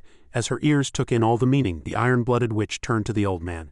You heard all that, didn't you? Thank you for your trouble. she didn't forget to quietly command him via telepathy, eliminate everyone without leaving a single one, then safely escort the children back. And so the old man flew away in the blink of an eye. The iron-blooded witch was relieved to see him leave with the people. Uncle Song's martial arts were truly formidable. No matter how strong his subordinates were, it would not be difficult to sweep them away in a single strike unless they were elders. She quickly returned and stared at him with hateful eyes. If only the children returned safely, I'll kill that bastard horribly. The scene shifted to the confinement cave. The space was still silently calm and the guard was still focused on his duty. The old man couldn't help but scoff at the sight. The demonic academy's guards are still terrible, so if that guy had been in the demonic academy he would have died early on without anyone knowing when. A nimble group of men immediately rushed forward one after another. While the old man was moving, he received orders from the iron-blooded witch. You are to ambush on the hillside. When I lure Jinyun out, immediately launch a joint attack on Qian Yuan's subordinates, understood? Upon receiving the order, the old man's face wrinkled even deeper. Understood. The old man soon arrived in front of the cave entrance. I see it. After that, the old man composed himself and casually stepped inside. But a sudden chill covered his spine. The man with the greatsword heard the sound and shouted loudly, "Who's there?" Jin Song, vigilant, raised his sword and questioned them. How dare you invade the demonic academy? You truly have no fear. Several other people also quickly rushed over and pointed their blades at him. Immediately drop your weapons and surrender. In an instant, the old man recognized that the clothes were those of a martial arts instructor. He immediately ran away, not forgetting to curse inwardly. Damn it, did that bastard set a trap for me? That damn guy, I need to get out of here quickly. The group saw him and shouted, "Stop right there," but the old man didn't care and ran desperately. How dare he trick me? I need to quickly open the way back to the Mystic Demon Clan and bring the hostages back to their original positions. But the old man's footsteps had to suddenly stop in the middle of the road. A gigantic black shadow made him dumbfounded, and the face in the darkness couldn't hide a small trace of blood. The old man just froze in place, utterly bewildered. You. The opponent leapt up without a word and struck down his head. Over here, the iron-blooded witch still gripped the cold teacup tightly. Why is it taking so long? Yoan observed her attitude and somewhat guessed. Are you anxious? She had been hit where it hurt but still retorted stiffly. What do you mean? Only then did he lightly smile, revealing everything. You tried to kill all my subordinates to save your son. But half the time has passed and there's no news, so if you're not anxious, what are you? Only now did the iron-blooded witch realize that she had fallen into a trap, that she had been tricked. Without the slightest hesitation, she sprang up and ordered, "Quickly return to the Mystic Demon Clan." But the alarm sounded even louder, interrupting the iron-blooded witch's words. Enemy attack. A black shadow soaring high in the sky caught the assassin's attention. This person landed heavily on the ground without hesitation, emitting white smoke. The opponent's legs and trousers were stained with crimson blood, but his standing posture as he introduced himself was very dignified. Left Guardian Hua Mayung. The iron-blooded witch was greatly surprised to see Hua Mayung here. Left Guardian, why are you here? Suddenly, her two eyes widened in fear and bewilderment, and she cried out, "No?" She saw Hua Mayung holding the uncle's head. Former uncle, former uncle. Yoan looked down from above and praised him. Left Guardian, you've worked hard. He bowed his head slightly in reply. Not at all, young master. Behind the veil, the iron-blooded witch's face was trembling violently. She gritted her teeth and thought inwardly, what in the world is happening here? From the way they're speaking, could it be that the Left Guardian has become this bastard's subordinate? She waved her hand and shouted loudly at Hua Mayung. Left Guardian, since when did you, a member of the Guardian family, secretly support the young cult lord? Doesn't our cult's law state that the Guardian family must never interfere in the succession struggle? Is your action not a violation of our cult's principles? He curled his lips and replied nonchalantly. Madame Mo, didn't the young cult lord competition already end? Surely you didn't know about this. The iron-blooded witch froze, her face showing disbelief. This can't be. Yoan glanced at her and said with a smile, Madame Mo, it seems you still cling to hope. Did you think that by just killing me, Qian Yuan, you would still have a chance and your son would be the final victor? She looked at him with angry eyes and calculated inwardly. Hua Mayung obeying this lowly bastard was unexpected. With Hua Mayung here, it will be difficult to kill him. Let's stop. I can't let things go on like this. For now, I'll retreat to the Mystic Demon Clan and hold on to the hostages. Then everything will be fine. To contend with this bastard's forces, I might have to wait until the elders of the 6 major clans return and join forces to kill him. Now everything is beyond my control. The iron-blooded witch still hadn't grasped her current situation and threatened loudly. Qian Yuan, do you think this matter will end here? Have you forgotten that the man with the Zhang surname and your subordinates are still in my hands? Just then, one of her soldiers flew onto the roof and shouted a report. Madam, something terrible has happened. Outside the mansion, he quickly summarized the situation outside. Outside the mansion, an unknown force is continuously pouring in and surrounding us. In the courtyard, another prominent figure had just appeared, and that person was Wan Ai. He covered his mouth and chuckled. It seems I'm a bit late. The iron-blooded witch was greatly surprised and questioned him inwardly. Who is that man? Immediately after, she heard the reply. B1 GWI clan leader Wan Ai greets the young master.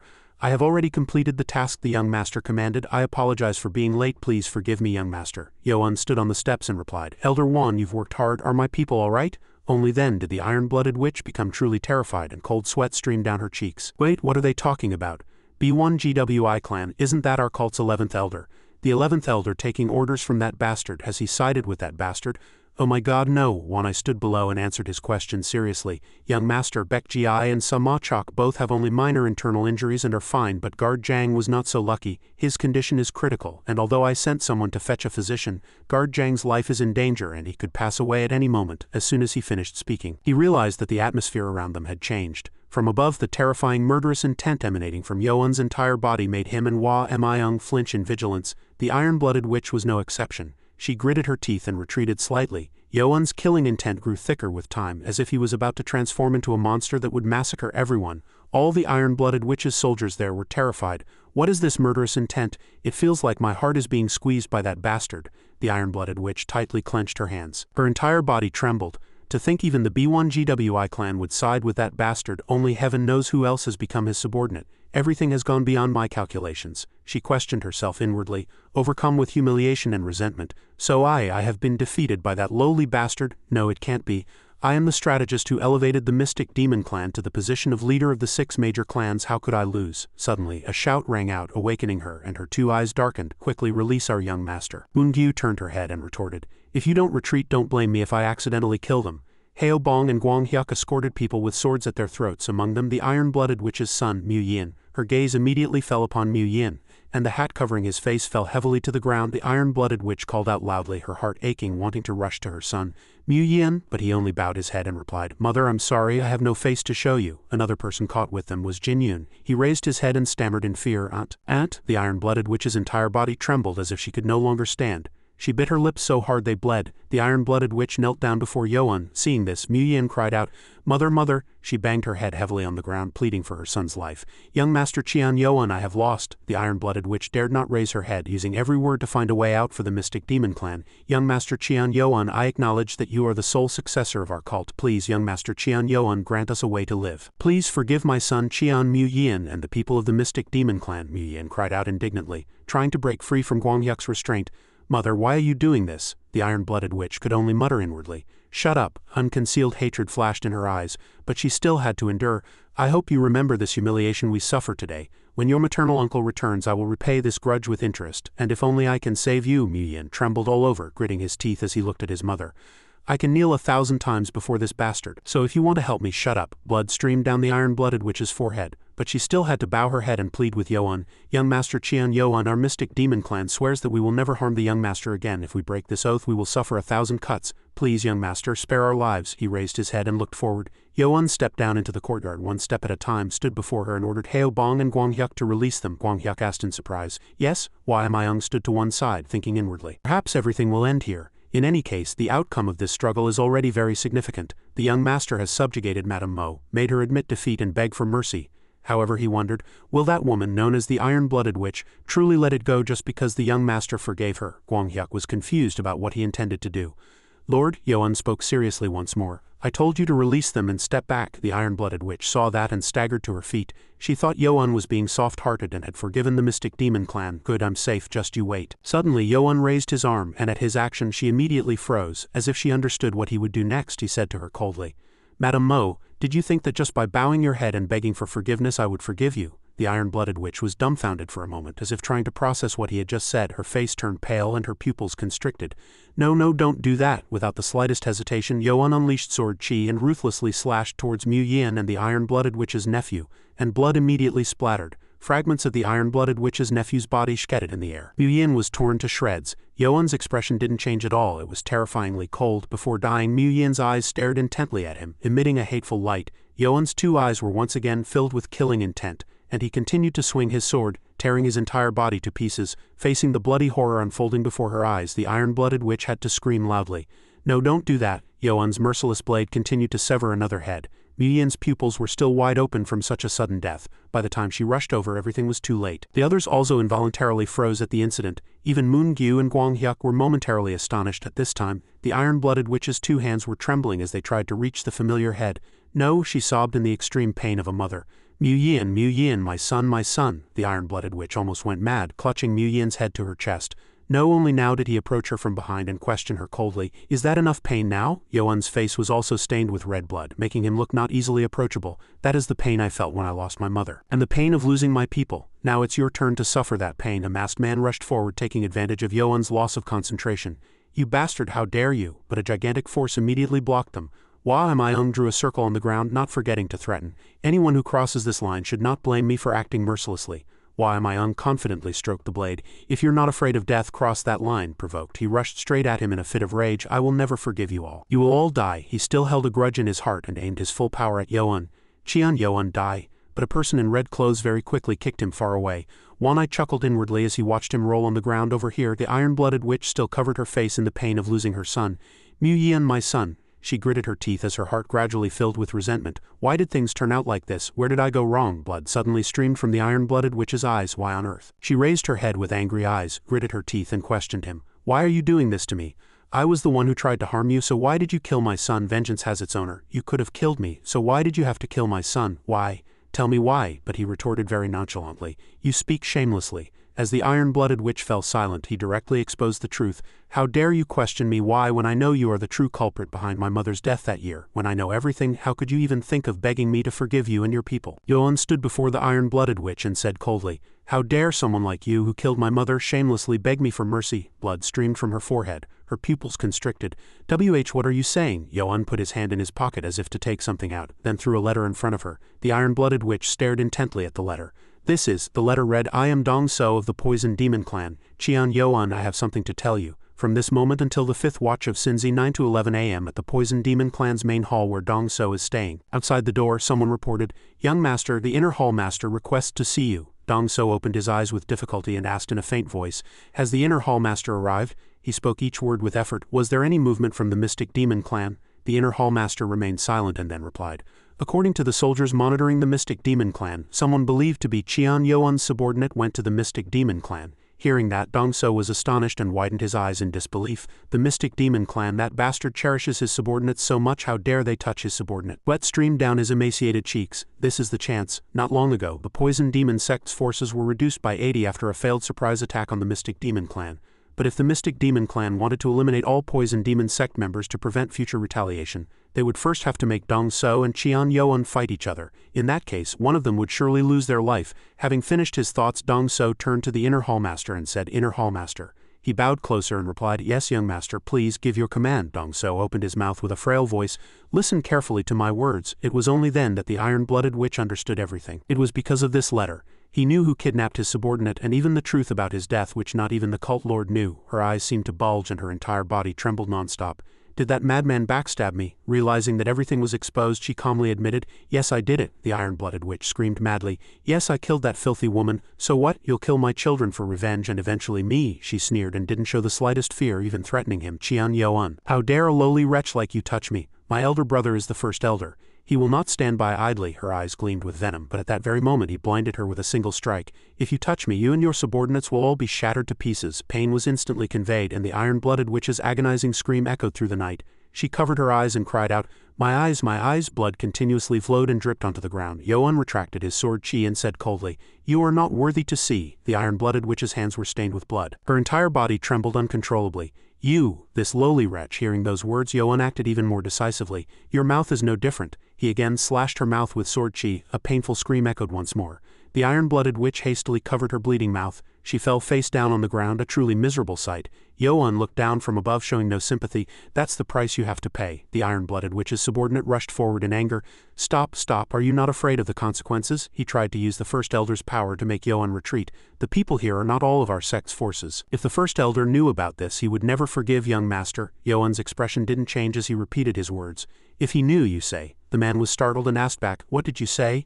At that very moment, Yoan swung his hand, unleashing internal energy, and the door behind them flew open, revealing a mountain of corpses before everyone's eyes, among them Dong So's body. Yoan turned to look at them, and the smile on his lips was chillingly cold. You were all annihilated fighting the Poison Demon sect. I don't know what you knew, but... Hearing those words, they trembled with rage, their faces darkening. He turned his back on them and said coldly, I command you.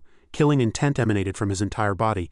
Kill them all. Why am I young? And Wan Ai smiled and immediately replied, we obey your command. The two rushed forward like lightning, alternately striking down the iron-blooded witch's remaining subordinates. Hua Mayung's face was utterly cold and each swing of his sword was sharp and merciless. Wan Ai appeared utterly elegant with an unblemished beautiful face. The courtyard was now filled with agonizing screams. The remaining few, terrified, hastily fled towards the gate. Run, get out of here. Just as they thought they could escape, a sharp sword chi flew towards the one who had just shouted, don't die. They dared not turn their heads to see the utterly chaotic scene. Please, please spare me. Sword chi was swung in that direction, ensuring no one would survive to leave this place. Finally, only one person remained. He was cornered with astonishment in his eyes.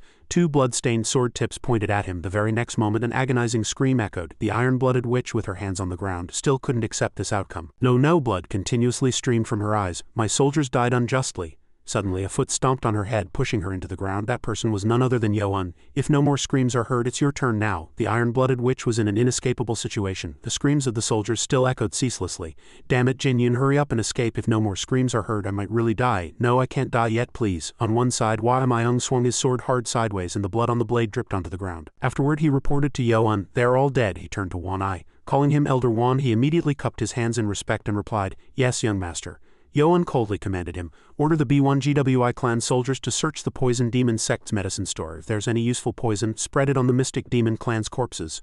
Wan Ai bowed his head and smiled, replying, your thoughts are wise, young master. As he spoke, Yoan approached the iron-blooded witch, and she flinched slightly in surprise. He used sword chi as if sentencing her to death. Now it's your turn. His eyes were bloodshot, filled with utter hatred, and his voice carried an undisguised venom. Go to hell and beg my mother for forgiveness until your bones turn to dust. Under his strike, blood splattered, and a life ended. The next day, a rumor spread throughout the inner city of the heavenly demon cult that the poison demon sect, which had barely maintained its existence after fighting the mystic demon clan, was completely annihilated without a trace. The most surprising thing was that the rumor came from the mystic demon clan, which had caused the incident. The rumor spread very quickly, and everyone talked about this shocking event. Heavens, one of the 6 great clans disappeared overnight? In the poison demon sect's manner. The corpses of over 200 mystic demon clan soldiers melted away from poison. Too scary. The poison demon sect members are not to be underestimated. It'll be a huge problem when the mystic demon clan leader returns. Each had different thoughts and opinions. Since the poison demon sect is destroyed, what problem is there? We can't even dig up their graves and behead them. I heard that young Master Qian Mu Yian of the Mystic Demon Clan's body was also found there. Wasn't young Master Qian Mu Yian in the Demonic Academy? They say the Demonic Academy's confinement cave was attacked by the Mystic Demon Clan and the First Elder's disciple and young Master Qian Mu Yian escaped. The Demonic Academy, everywhere, whispers about the incident could be heard. Everyone, regardless of age or gender, knew about it. No matter how prestigious the Mystic Demon Clan is, they cannot treat the cult's rules as a joke, can they? I heard that the instructors caught several culprits. Truly, with the cult lord absent, the inner cult has become a mess. If the cult lord and the elders don't return quickly, who knows what will happen? In the B1GWI clan leader's study, a subordinate was reporting the situation. Those sent to handle the matter have returned. But as you said, the rumor has spread far and wide, and the Mystic Demon Clan is at the center of attention. Wan Ai polished his treasured sword and smiled as he replied, excellent. Afterward he sheathed his sword, thinking inwardly, young Master Qian is truly formidable. We were going to manipulate the information anyway, but his command is truly great. His smile was hidden behind the sword in front of him. Mystic Demon Clan leader, I truly wonder what goals he will set when he returns. At this time, Yoan and some of his subordinates stood in front of the B1GWI clan's guest hall door. Heo Bong sighed and spoke, you must have been very tired from yesterday's events, yet you had to stay up all night. Guang Hyuk, standing next to him, continued, this is the first time I've seen my lord's lonely back. Only Moon Gyu looked at him with worried eyes, saying nothing. Young Master Qian. Suddenly the door opened and Yoan flinched slightly. Yang Miang came out covered in blood, tired, so tired. Seeing him standing there, he was quite surprised. Elder Qian, have you been here ever since? He immediately asked with great concern. Yes, Dr. Yang. Is guard Zhang all right? He scratched his head, thinking inwardly, this is why the left guardian personally came and told me to take care of him. Seeing Yoan's anxious eyes, Yang Miang understood.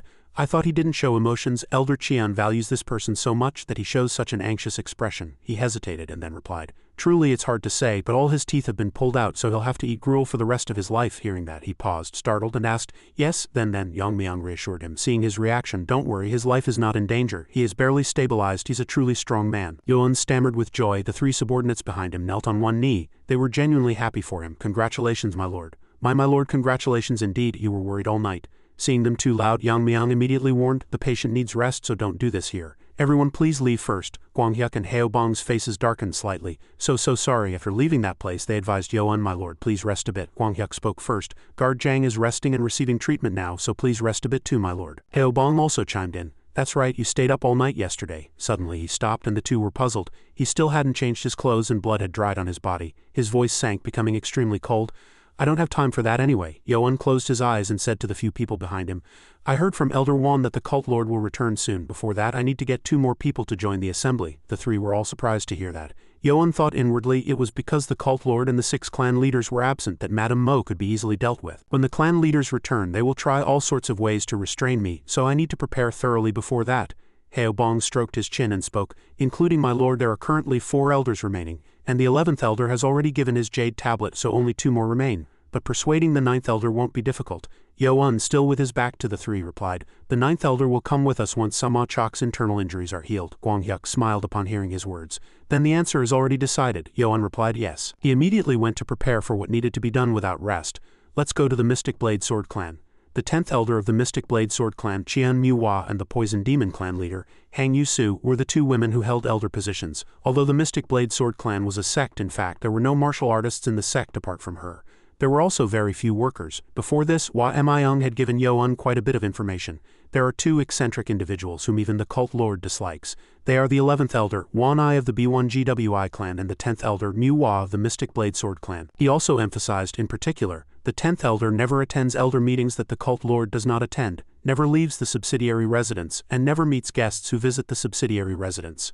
But for some reason, Hua Myung continued, she contacts the Sword Demon clan leader and the Mystic Demon clan leader every few years. Hearing that, Yoan asked in puzzlement, the Sword Demon clan leader and the Mystic Demon clan leader? Hua Myung said firmly, that's right, they seem to meet frequently on a secluded mountaintop outside the inner city. We sent people, but the martial arts of the 3 elders were too high for them to approach. Although those meetings are very strange, she still remains in the subsidiary residence without any movement afterward. So the cult lord also stopped monitoring her for 7 years. His voice was very serious. Furthermore, she has no backing forces and no outstanding achievements. Therefore, among the elders she is low in rank, but her martial arts are superior to mine. Yoan was quite surprised by his words. Superior to the left guardian? Hua Myung replied, that's right, I am sure she is superior to me, but her personality is too eccentric and stubborn, so she has no subordinates. Returning to the present as he walked, he recalled Hua Myung's last words. It might be faster to persuade the other elders. Suddenly, Guanghyuk stepped forward and said right next to him, my lord, we have arrived at the Mystic Blade Sword clan. It was only then that Yoan seemed to snap out of his thoughts. He had been too engrossed in his memories just now. They were already standing in front of the Mystic Blade Sword clan's gate. Heobong quickly knocked on the door and asked loudly, is anyone home? Immediately the door opened slightly and a subordinate cautiously poked his head out, looking outside and asking, masters, what brings you here? Heobong extended his hand towards Yoan and introduced him. This is young Master Qian Yoan, the 12th elder of our cult. Please inform the 10th elder that he has come to visit. The man heard that and opened his mouth in astonishment. Yes, the 12th elder. He stroked his chin, tilted his head and looked at him. Thinking seriously, he looks barely 20 years old. Is this young master really an elder? Yoan closed his eyes and sighed. Look at that disbelieving face. To prove his identity, he had no choice but to take out his token. Seeing the 12, the man immediately became flustered and hastily said, subordinate will go and report immediately. Afterward he returned to the courtyard and closed the door at the same time. After a while he poked his head out again and informed Yoan's group. The subordinate looked at him and asked, I'm very sorry, but did the cult lord send you? He immediately replied, no. Hearing the answer, he cupped his hands and bowed, saying, I am truly sorry, Elder Qian. Our clan leader said she would not meet anyone who is not from the cult lord. Yoan slightly furrowed his brows. He stroked his chin, thinking inwardly, I thought she would show herself if I did this. He's truly stubborn. I'll have to try another method. Suddenly an idea flashed in his mind. Should I provoke his nature as a martial artist? Yoan immediately unleashed a powerful burst of internal energy, sending clouds of dust swirling around. Everyone nearby was pushed back. Moon-gyu called out to him in confusion, El Lord. After a moment Yoan stopped. Seeing that the door still showed no movement, he thought to himself, he's truly an eccentric person, just as the left guardian said. Yoan didn't give up so easily. He asked the servant, may I ask you to deliver one last message to her? Having been frightened by Yoan's power, the servant immediately knelt and replied, please speak. He then delivered a message for Muhua. Are you walking the same path as the Mystic Demon clan and the Sword Demon clan? After speaking, he instructed the servant, deliver it exactly as I said. The servant bowed his head awkwardly and replied, please wait a moment. Guanghyuk stepped forward curiously and asked him, my lord, aren't you here to receive the 10th elder's jade tablet? Why do you ask such a question? Yoan turned his head and looked straight ahead, clarifying his query, whether she will be a bystander or our enemy. Guanghyuk sighed, stroking his chin. So the jade tablet isn't needed anymore, but it would be great if she's a bystander. Suddenly, a powerful aura approached their location from within the courtyard. Yoan smiled, his lips curling up. I seem to have done it right.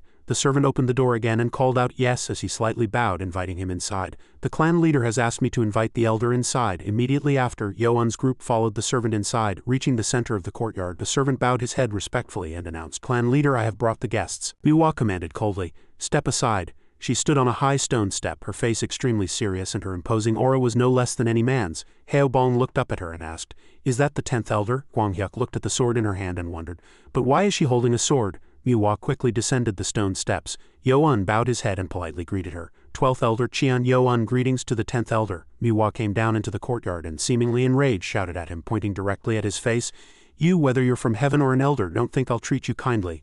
I only defer to the cult lord. I show no favoritism to anyone else." Yoan calmly looked at her, thinking to himself, "She has a very fiery temper." Immediately after, Manhwa drew her sword from its scabbard. Her face was filled with fury and her sharp gaze was like an arrow aimed at Yoan. "What, the same path? Do you think my sword clan is of the same ilk as those traitors?" she spoke and then lunged at him. "Today I'll teach this young brat a lesson," Moon-gyu shouted worriedly, warning him, "Young master, it's dangerous." Seeing Manhwa's sharp sword art, Yo-un was slightly surprised. "What is this sword art?" He quickly drew his own sword to block. As the two swords were about to clash, Yo-un's sword tip did not directly stab Manhwa's sword tip but glanced off to the side. Manhwa did not stop, her eyes showing firm resolve. A single move had already created a considerable sound indicating that the two were evenly matched. Manhwa questioned herself inwardly. "Impossible, what on earth is this?" She was pushed back. But Yo-un stood firm. Manhwa struggled to regain her balance, leaving a long scratch mark on the ground. She asked cautiously, "You, what exactly are you? How can you break my sword form?" Yo-un looked straight at her and asked back, "That's what I should be asking. Elder, why did you learn this sword art?" Manhwa gritted her teeth, thinking to herself, "This guy knows this sword art? Impossible." She answered loudly, "This is our sect's sword art. What nonsense are you talking about?" Yo-un confirmed again. "You're saying that sword art is from the Mystic Blade Sword Clan?" His face was extremely serious. "This is the first I've heard that Sword Demon Gong had disciples." Haobong and Gwanghyuk exclaimed simultaneously. "Sword Demon Gong, my lord, what kind of sword art is that?" He answered clearly, "True demonic sword." Haobong was astonished as if he had entered a new world, unable to contain his shock. That powerful sword form just now was the true demonic sword. Moon-gyu beside him was equally surprised. "A sword art just below the heavenly demon sword art?" Gwanghyuk pursed his lips, thinking to himself, "But I heard it was lost 500 years ago." Wait, he stared intently at Yoan's back, questioning himself. "The lord broke that sword form with a single strike. What on earth happened?" Manhwa raised her sword to her face and gritted her teeth, asking, "You bastard, are you perhaps Mu Young's successor?" Hearing Manhwa's question, Yoan was quite surprised and asked back, "Mu Young?" Seeing his reaction, Manhwa thought to herself, "He doesn't know? That's understandable. He wouldn't pass on his martial arts to a junior, and it has nothing to do with the sword clan. Then how does he know the true demonic sword? He couldn't have known how to break the true demonic sword just by seeing one form." Yoan was also deep in thought. It seems Yin Manhwa knows nothing about the sword demon's secret manual in the underground library. To find the answer, he opened his mouth. "Elder Yin, I ask you again, where did you learn that sword art?" Manhwa shouted, firmly stating, "The true demonic sword belongs to our sword clan. I should be asking you, how do you and nobody know the true demonic sword?" Yoan looked at her, and the corners of his mouth curled up. "That's right, the sword form I just unleashed was indeed the true demonic sword," but his face hardened and his eyes seemed to pierce through her. "Like me, you are not a member of the sword clan, are you?" Manhwa was furious to hear those words. She gritted her teeth and spat out each word. "How dare you?" A cruel glint flashed in her eyes and her face darkened. "You bastard, do you have a death wish?" Manhwa lunged at Yoan without hesitation. "This old hag will make you confess everything from your mouth." He didn't rush to block and wondered inwardly, "She's clearly not fully proficient in the true demonic sword, yet she's charging in. Where does this confidence come from?" Manhwa's sword tip aimed straight at him like an arrow. Internal energy enveloped the sword, greatly increasing its lethality. She turned the sword to the side before thrusting. The sword path suddenly changed. Yoan calmly raised his sword to block. Manhwa controlled her internal energy, going behind him to launch a sneak attack. He was not flustered at all, charging forward and cutting off her zigzagging sword path with a single strike. As they fought, he thought, "I see, unlike the true demonic sword I know, the weaknesses have been reinforced and each form is different." Manhwa, now holding the initiative, smiled triumphantly. "Let's see how long you can block me." She placed two fingers directly on the sword hilt, which would make it difficult to easily block her moves. The sharp clang of metal echoed loudly. Neither of them gave way and sharp, decisive sword strikes unfolded one after another. Seeing Yoan perfectly block all her forms, Manhwa thought to herself, "Indeed, this guy has learned the true demonic sword." She avoided his sword path and immediately jumped back. Manhwa gritted her teeth, calculating, "If I don't want to lose, I'll have to use that form. I originally intended to use it on those shameless traitors, but I'll test it on this guy first." Seeing her stance, Yoan seemed to realize something. "That form, no way." Manhwa charged again, her forms changing unpredictably. Yoan calmly blocked her sword path. Manhwa moved as if sliding across the ground, and her sword path was not easy to predict at all. Yoan blocked, laughing inwardly. "He's learned this form too." Gwanghyuk, watching from outside, mumbled to himself, What is this? No matter how I look at it, it's quite similar to the 7 demonic swords." At this moment, Manhwa's face showed surprise and worry. What? This guy hasn't just learned the true demonic sword. Yoan was using forms not much different from Manhwa's. Could he know this sword art too? No, wait, confusion flashed in her eyes. It's similar to my sword forms, but the order and execution are completely different. What on earth is this guy? Nevertheless, Manhwa did not stop, her sword thrust straight at Yo-un, but he gracefully leaned back and performed a backflip to dodge it. Suddenly, Manhwa felt something strange. Is my body being pulled inward? Yo-un's eyes shone brightly, his face terrifyingly cold, and his speed of movement was hard to grasp. The sword in Manhwa's hand was struck by him and flew far away, and her whole body seemed to freeze for a moment. Her entire body spun in the air, and a sharp scream echoed. Yo-un did not stop his hand and pointed the tip of his sword directly at Manhwa, who stared at him with wide, disbelieving eyes. After a moment, she broke free from the whirlwind and fell. Unable to react in time, she hit her back hard against the floor tiles. Yo-un quickly put the blade to her neck. Manhwa, do you still want to fight? Manhwa gritted her teeth and looked up at him with hateful eyes. I was foolish and blind, there's no doubt. This moment he stood before her, his aura extremely strong. The form this guy just unleashed is no different from the one I saw Mu-young use before. Yo-un broke the silence and opened his mouth. Now do you understand how I learned those sword arts? Manhwa sat upright and held out her arm, firmly refusing. I can never tell you. Anyway, I've lost. If you want it, I'll gladly give you this arm. Seeing her firm resolve, Yo-un thought to himself, her stubbornness seems to be related to this Mu-young person. What should I do? To find the answer to his inner question, he proposed, then let's talk about something else. I want to know what connection you have with the Sword Demon Clan or the Mystic Demon Clan. Manhwa looked back at him in confusion. Connection? His eyes darkened and his voice became extremely cold. Answer carefully. I have an irreconcilable grudge against them. Manhwa suddenly asked, are you perhaps the cult's seventh young master? He immediately replied, you've heard about me, I see, she continued, her tone somewhat softened. There were several meetings of the Elder Council when you were born, she thought to herself. So the question he asked at the door was to test whether I was allied with those two sects. I was too hasty and made him misunderstand. Afterwards, Manhwa stood up and said, actually, I have both a connection and no connection with those bastards. Her face turned to anger and her eyes held hatred and resentment. If there is a connection, it's a bad one. 500 years ago, Sword Demon Gong had 3 successors. Before he passed away that year, Sword Demon Gong prioritized the future and absolute loyalty to the heavenly demon cult. He intended to choose the most outstanding of his successors as the sole disciple of the Sword Clan to pass on his legacy, and that person was the ancestor of the Yin family. The other 2 were raised as bodyguards for the then cult Lord Qian Manhwa. But Jiang Qian Mu and Mu Chunung harbored ambitions. Those 2 bastards with the backing of minor sects forced cult Lord Qian Manhwa to marry them. Sword Demon Gong was disappointed and angered by them. He felt that his reputation had awakened the dark ambitions of his successors, and he decided to expel all 3. Manhwa recounted the ancient story to Yo-un. However, even after being expelled from the sect, they did not forget Sword Demon Gong's achievements. Her hands trembled and clenched tightly. Sword Demon Gong did not train any more disciples, and the lineage of the Sword Clan was broken from then on. Afterwards, Yin Hongsu took it upon herself to deal with Sword Demon Gong's successors and establish the second-generation Sword Clan. Merely because she broke the sect, the Grand Master was not recognized by the Elder Council. Her face grew increasingly filled with anger. But, Manhwa turned around and shouted, why did the Elder Council not recognize our Grand Master, yet acknowledge the Sword Demon Clan established by Zhangqian and the Mystic Demon Clan established by Mu Chunung as descendants of the Sword Clan? She looked at her 2 hands and veins bulged on her forehead. That year our ancestor questioned those 2 bastards why they were approved, but she wasn't. But after continuously protesting, she was imprisoned for 10 years for insulting the cult lord's family. When she was released 10 years later, she had already lost her power. This was because the Sword and Mystic Demon clans had already established deep roots. It was not easy to overthrow them. She recalled the early days of establishing the sect. The Grand Master, in her anger, decided to establish the Mystic Blade Sword Clan and set 3 wishes that the Yin family generations must follow. The first was to inherit the Sword Clan and restore the trampled honor of Sword Demon Gong. The second was to fully restore the true demonic sword which had not been fully learned before. Yo-un listened and wondered inwardly.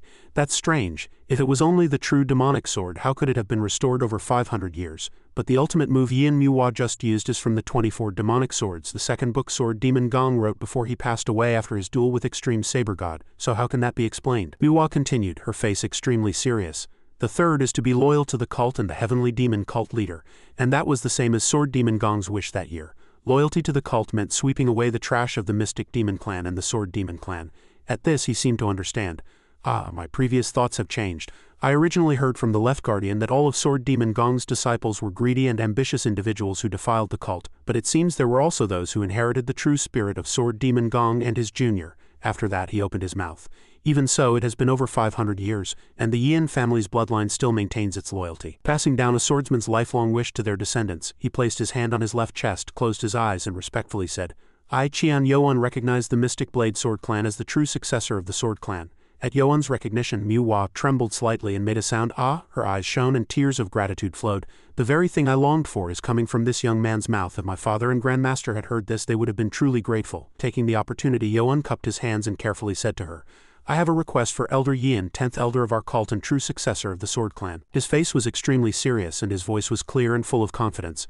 Will Elder Yin join me in helping Qian Yuan become the true young cult lord? If Elder Yin stands with me, this subordinate promises that the 6 major clans will never again gain an advantage and oppress our cult. Yuan spoke courteously. Will Elder Yin join me in helping this Qian Yuan become the true young cult lord? If Elder Yin stands with me, this Qian Yuan promises that when I ascend to the position of cult lord, no sect among the 6 major clans will be able to seize control within the cult. I will restore our cult to its original state. Manhwa replied, dumbfounded. You mean you can do that? If it were as easy as you say, our ancestors would have. Suddenly, Heobong retorted. Our lord's words are not empty boasts, he explained loudly. Our lord personally brought the Poison Demon Clan to the brink of annihilation. Not only is there not a single person left from the Poison Demon Clan in our cult, but almost all the Mystic Demon Clan members have also died tragically. And even Madame Mew of the Mystic Demon Clan has lost her life. Hearing that, Manhwa asked, what is what you're saying true? She looked at Yuan in astonishment. Yuan decided to speak. I will no longer beat around the bush and will speak directly to Elder Yin. If Elder Yin pledges allegiance and loyalty to me, I will officially help Elder Yin continue to inherit the will of Sword Demon Gong. Manhwa, not understanding Yuan's demand, immediately asked, what do you mean? He said with a confident expression. As the true successor of Sword Demon Gong, I will impart Sword Demon Gong's sword art to Elder Yin. Manhwa, realizing Yuan's objective, asked angrily, impart Sword Demon Gong's sword art? Do you know what you are saying? At this, Yuan continued calmly, Elder Yin, do you know why the Demonic Academy exists? And he answered himself. The true purpose for which Sword Demon Gong established the Demonic Academy that year was to leave it to his successor. Sword Demon Gong arranged for only those who passed the 6 major tests to obtain his lifelong martial arts manual. The enraged Manhwa gritted her teeth. That was Sword Demon Gong's arrangement. Yuan turned and drew his sword, saying in a cold voice, since Elder Yin doesn't believe me, I will demonstrate it once. A streak of power gradually emerged from beneath his feet. Yuan raised his sword to eye level, taking an accurate stance. He continuously unleashed sword techniques called the True Demonic Sword. Baek Ji-ai and Moon Gyu could not help but be astonished at this sight. Manhwa was no exception. This was Sword Demon Gong's true demonic sword. As the sword was swung, a blue light cut through the air, drawing a sharp curve.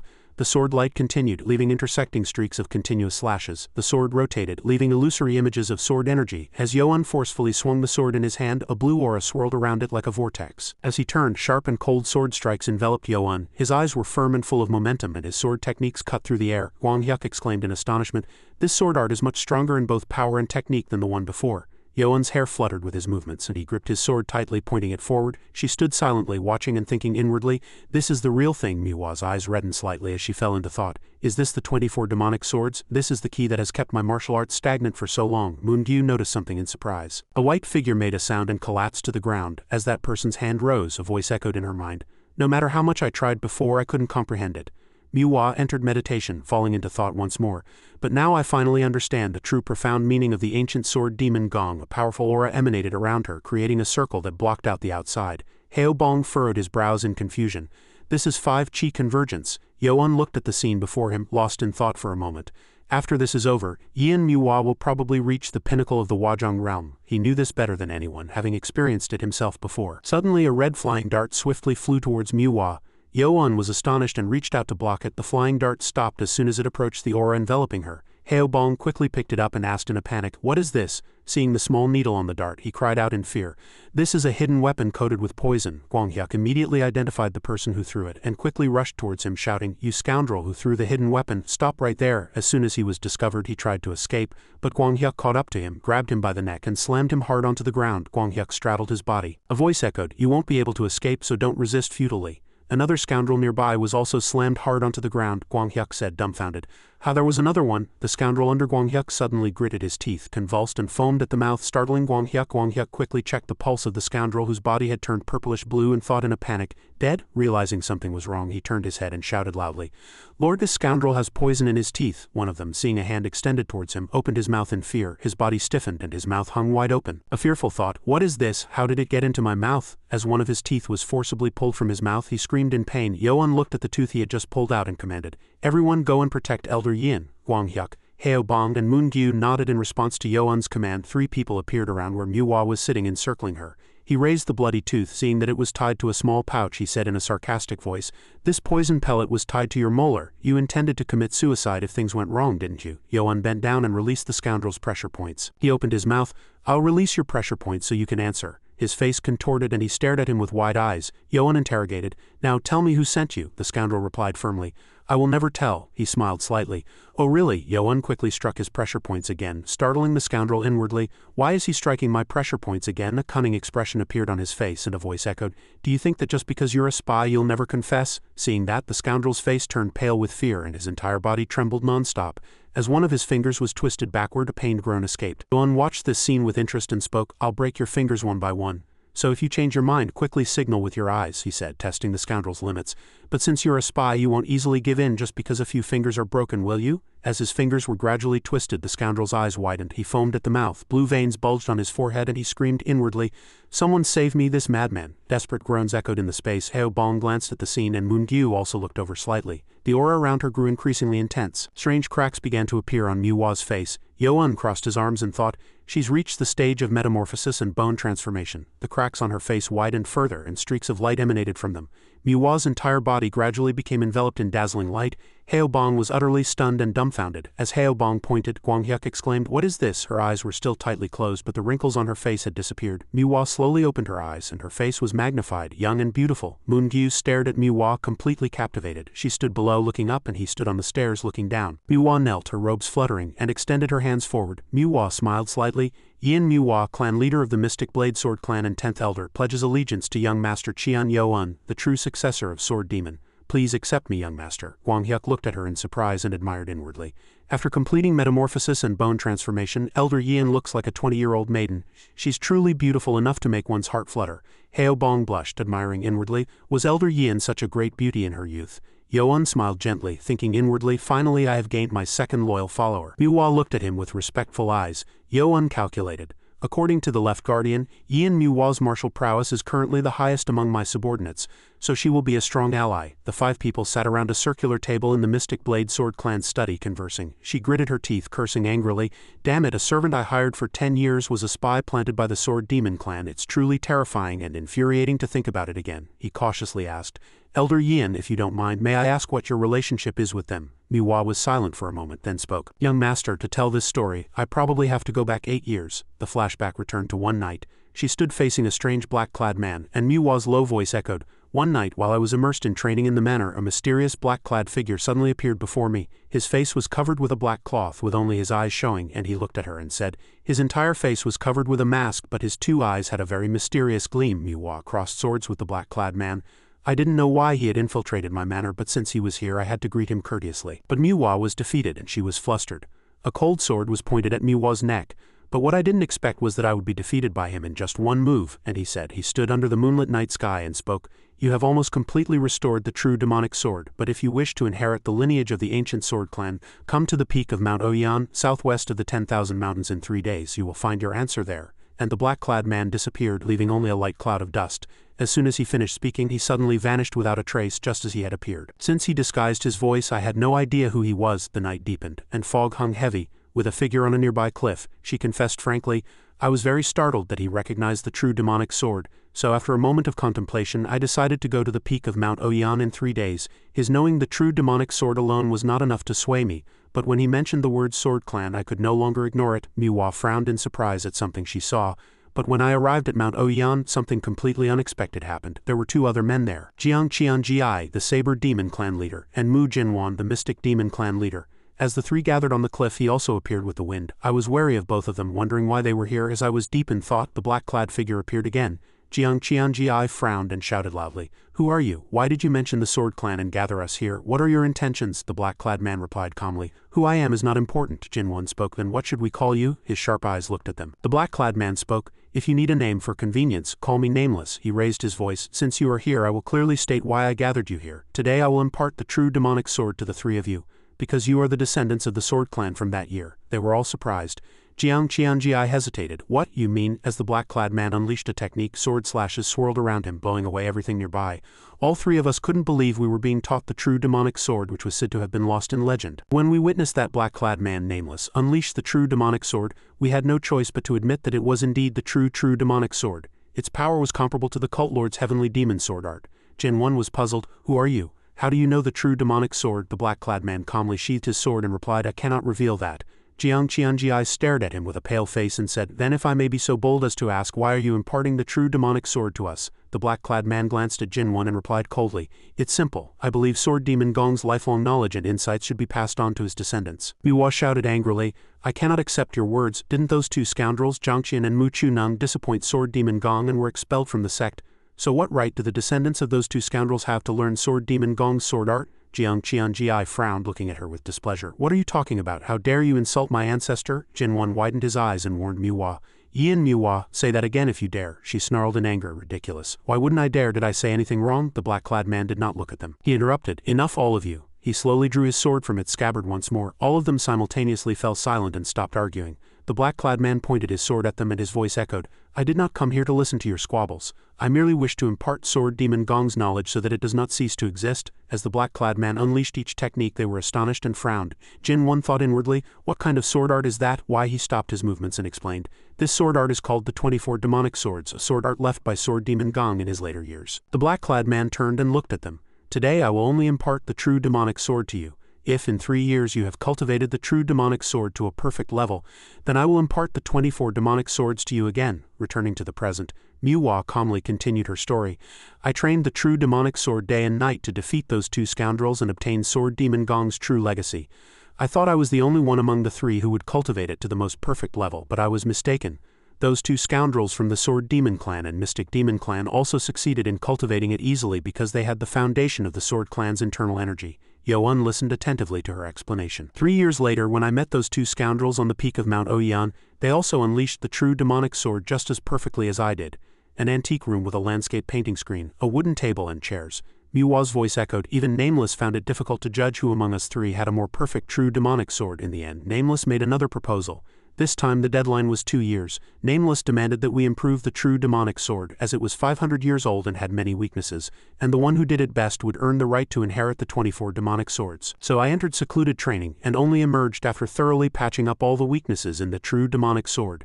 He thought to himself, the strange true demonic sword forms earlier were gradually refined by Yin Manhua, her hands clasped together, and Manhua continued to speak, gazing at her teacup. "Our competition of the three of us was incredibly fierce. After all, the Mystic Demon Clan leader and the Sword Demon Clan leader were both among the top 5 strongest in the cult." Returning to the flashback, those two scoundrels also diligently and flawlessly patched up the weaknesses of the true demonic sword. In the end, even in this second test, it was difficult to determine a winner among the three of us, so Nameless had no choice but to make a final proposal. Again, under a starlit night, the three gathered to hear the black-clad man's announcement. "The talent of you three is exceptional, making it difficult to discern who is superior. Let us change the test method to see who among you is worthy of inheriting Sword Demon Gong's true legacy." The black-clad man, with his arms crossed and holding his sword, asked, "Do you still remember the first form of the 24 demonic swords I demonstrated 5 years ago?" As the three simultaneously nodded, he nodded in satisfaction and exclaimed, "Then it's settled." The black-clad man held up 3 fingers and said, "I will give you 3 years. During those 3 years you must reproduce that form. Whoever among you can perfectly execute the first form of the 24 demonic swords will be worthy of inheriting Sword Demon Gong's true legacy and will." Zhang Qianji asked back, unable to comprehend, "Wait, without a circulation path, how can one perfectly execute a form seen only once?" He answered resolutely, "Rest assured, this sword art can be executed even without a circulation path." Suddenly a light flashed beside the black-clad man, but Zhang Qianji was still protesting from behind. "How can this be?" The lingering impact of the sword strike astonished them. Suddenly Nameless drew his sword without warning and unleashed a sword form. All of us just stood there dumbfounded and speechless. This peerless sword form was comparable to the 24 demonic swords shown just now and could even be said to be stronger. After the sword form concluded, both the sword and he trembled slightly. However, unlike the 24 demonic swords, when Nameless unleashed this form, his limbs seemed almost drained of strength. A voice mixed with surprise rang out, "This sword form, could it be?" Her voice was strangely a little displeased. "Besides me, the two scoundrels from the Sword Demon Clan and Mystic Demon Clan also seemed to have discerned something from the sword form just now." The black-clad man supported himself with his sword, his voice slightly trembling. "3 years from now I will spar with you using this sword form. If, after 3 years, any of you perfectly masters the first form of the 24 demonic swords, you will easily be able to break this form." Returning to the present, Manhua spoke, looking at Yoan. "Young master, that was 3 years ago. Only then did he nod in understanding. So that's the story behind their relationship, as the Left Guardian mentioned." Yoan seriously asked Elder Yin. "Then has the 3-year deadline Nameless mentioned passed?" She answered frankly, to inform the young master. "That deadline was the full moon of this month, about 2 weeks ago." Manhua slightly furrowed her brow and spoke. "Young master, I am very grateful that you have imparted Sword Demon Gong's sword art to me. But I believe I must prevent those treacherous scoundrels from learning Sword Demon Gong's true legacy, he quietly pondered. However, I am still curious about how that nameless person learned the true demonic sword. Although I don't know his identity, he must have learned it from the underground vault of the demonic academy arranged by Sword Demon Gong. Yoan was lost in deep thought for a long time. To do so, he must have passed the 6 major tests like me. But no one has passed the 6 major tests for 70 years, then who exactly is that nameless person? Should I ask the left guardian? He couldn't help but think of the blue stone pillars covered in sword marks. And one more thing, the only sword form that can rival the 24 demonic swords is the heavenly demon sword art. Then what is going on? Yoan suddenly asked her. Elder Yin, do you remember that peerless sword form Nameless displayed 3 years ago? Manhwa had of course engraved it deeply in her memory. Yes, of course I remember, young master, he seriously suggested. Then if it's not too much trouble, Elder Yin, would you mind coming with me to the secluded training room for a moment? She heard Yoan's words and was dumbfounded and speechless. In the dark underground lit by only a few torches, Manhwa stood behind, watching him draw his sword. The Mystic Blade Sword Clan's secluded training room. Yoan took his stance and carefully calculated in his mind.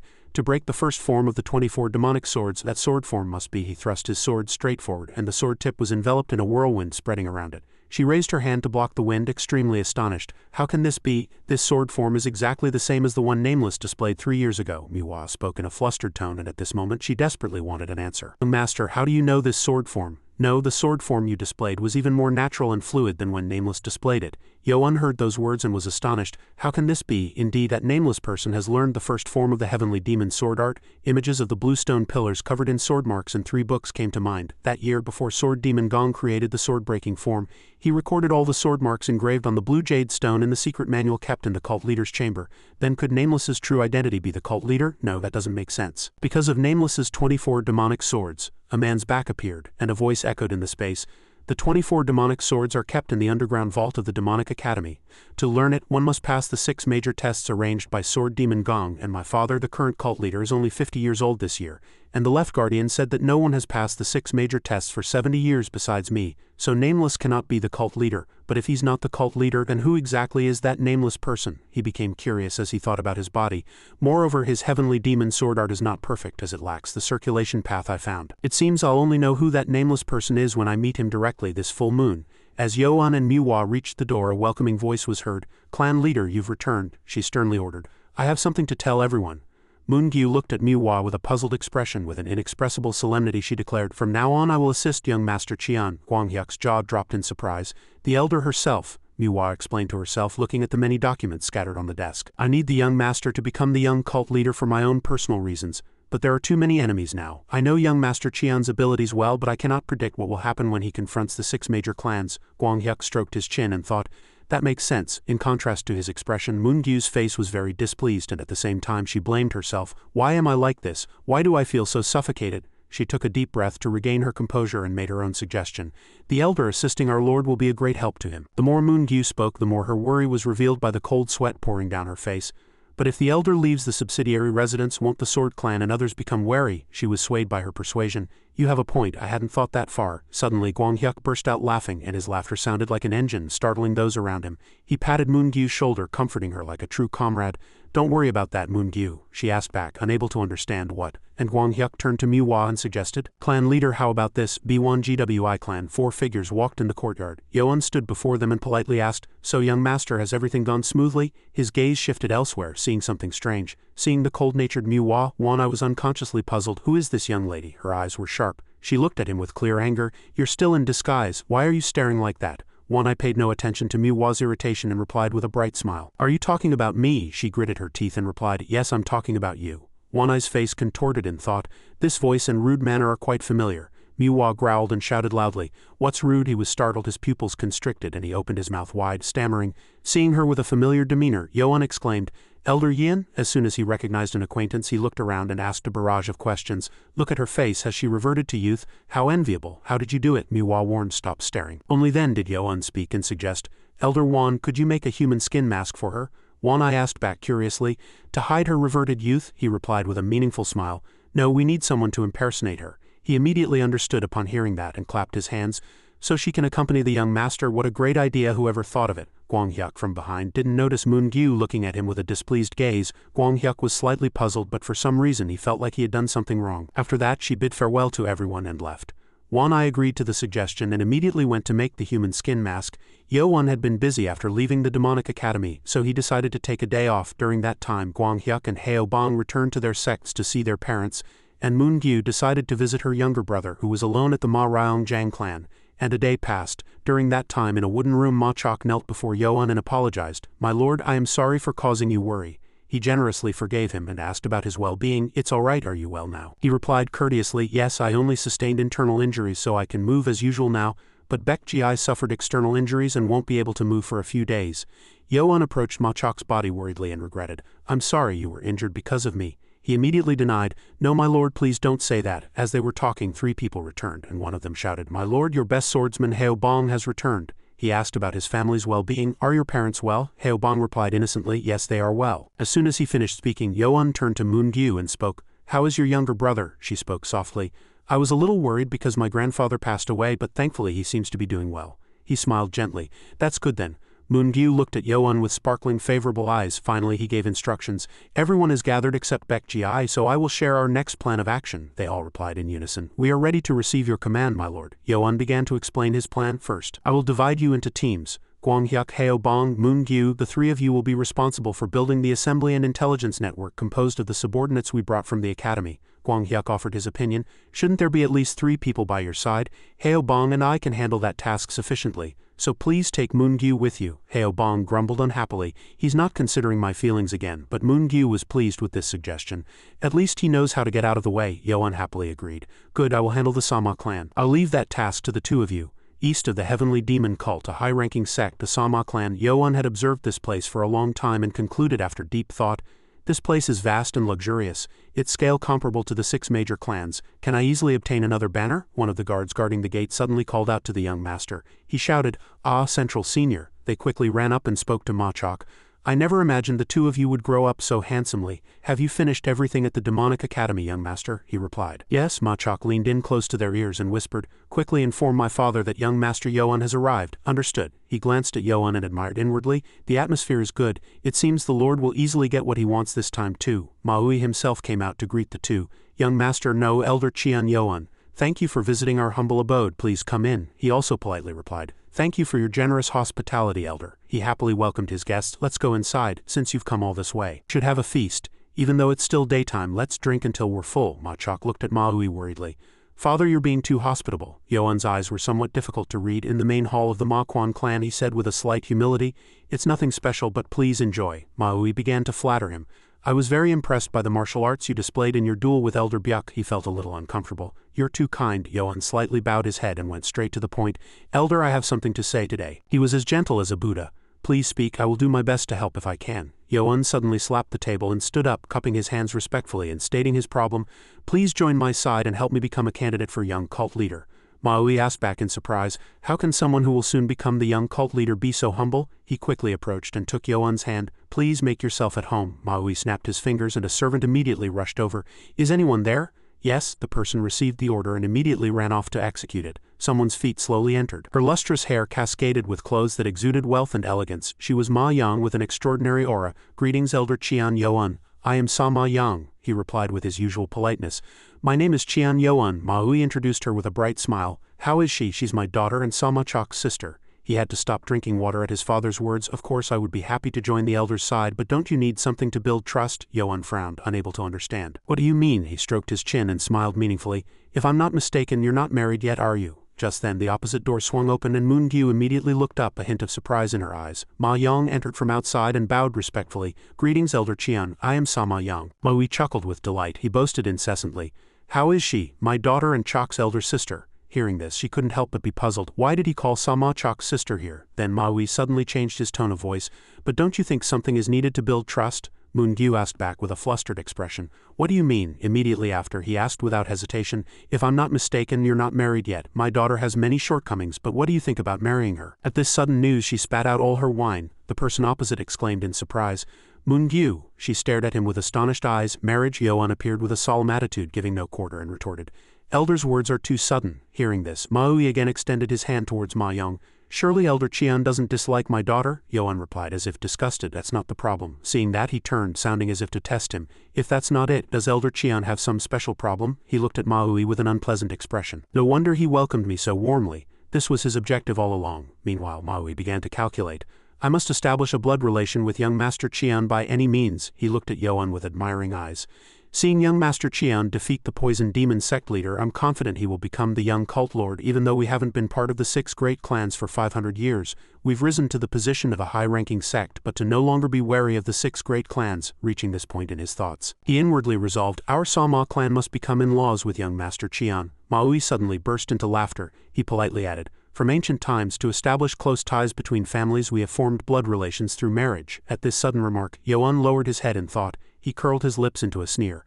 I knew it. He's still too young to understand these political matters. Before Yoan could react, Maui continued, as you know better than anyone, if you ascend to the position of young cult lord, you will have to contend with the 6 great clans. Continuously tried to persuade him. To contend with all of them, Elder Cheon also needs a powerful force to match them, so the Sama clan will become Elder Cheon's strength. At that moment, Moon-gyu gritted her teeth, tense.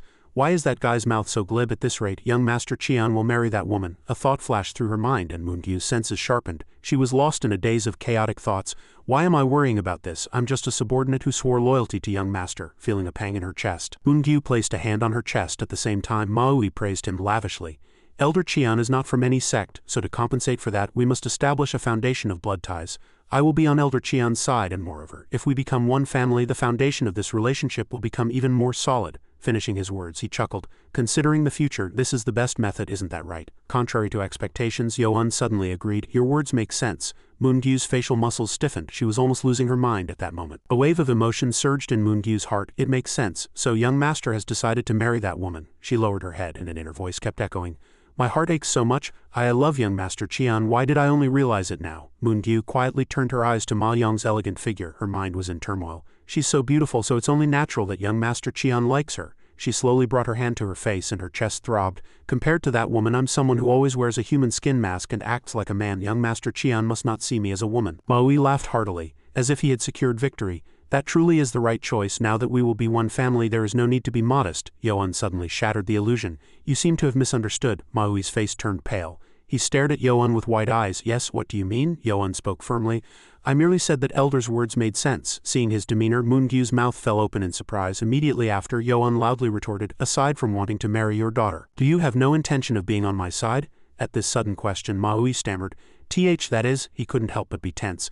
I was sure he would agree, but he's asking this. Maui's mind was filled with many questions. If I say yes, he'll definitely think I'm ambitious, and if I say no, I might miss the chance to solidify this marriage, because I'm on his side. Should I be more assertive for the future? Maui bit his lip tightly. No, young Master Cheon fears none of the 6 great clans. If I incur his displeasure, I will surely suffer a loss. In the tense atmosphere, Machok suddenly stood up. Lord, may I say a few words?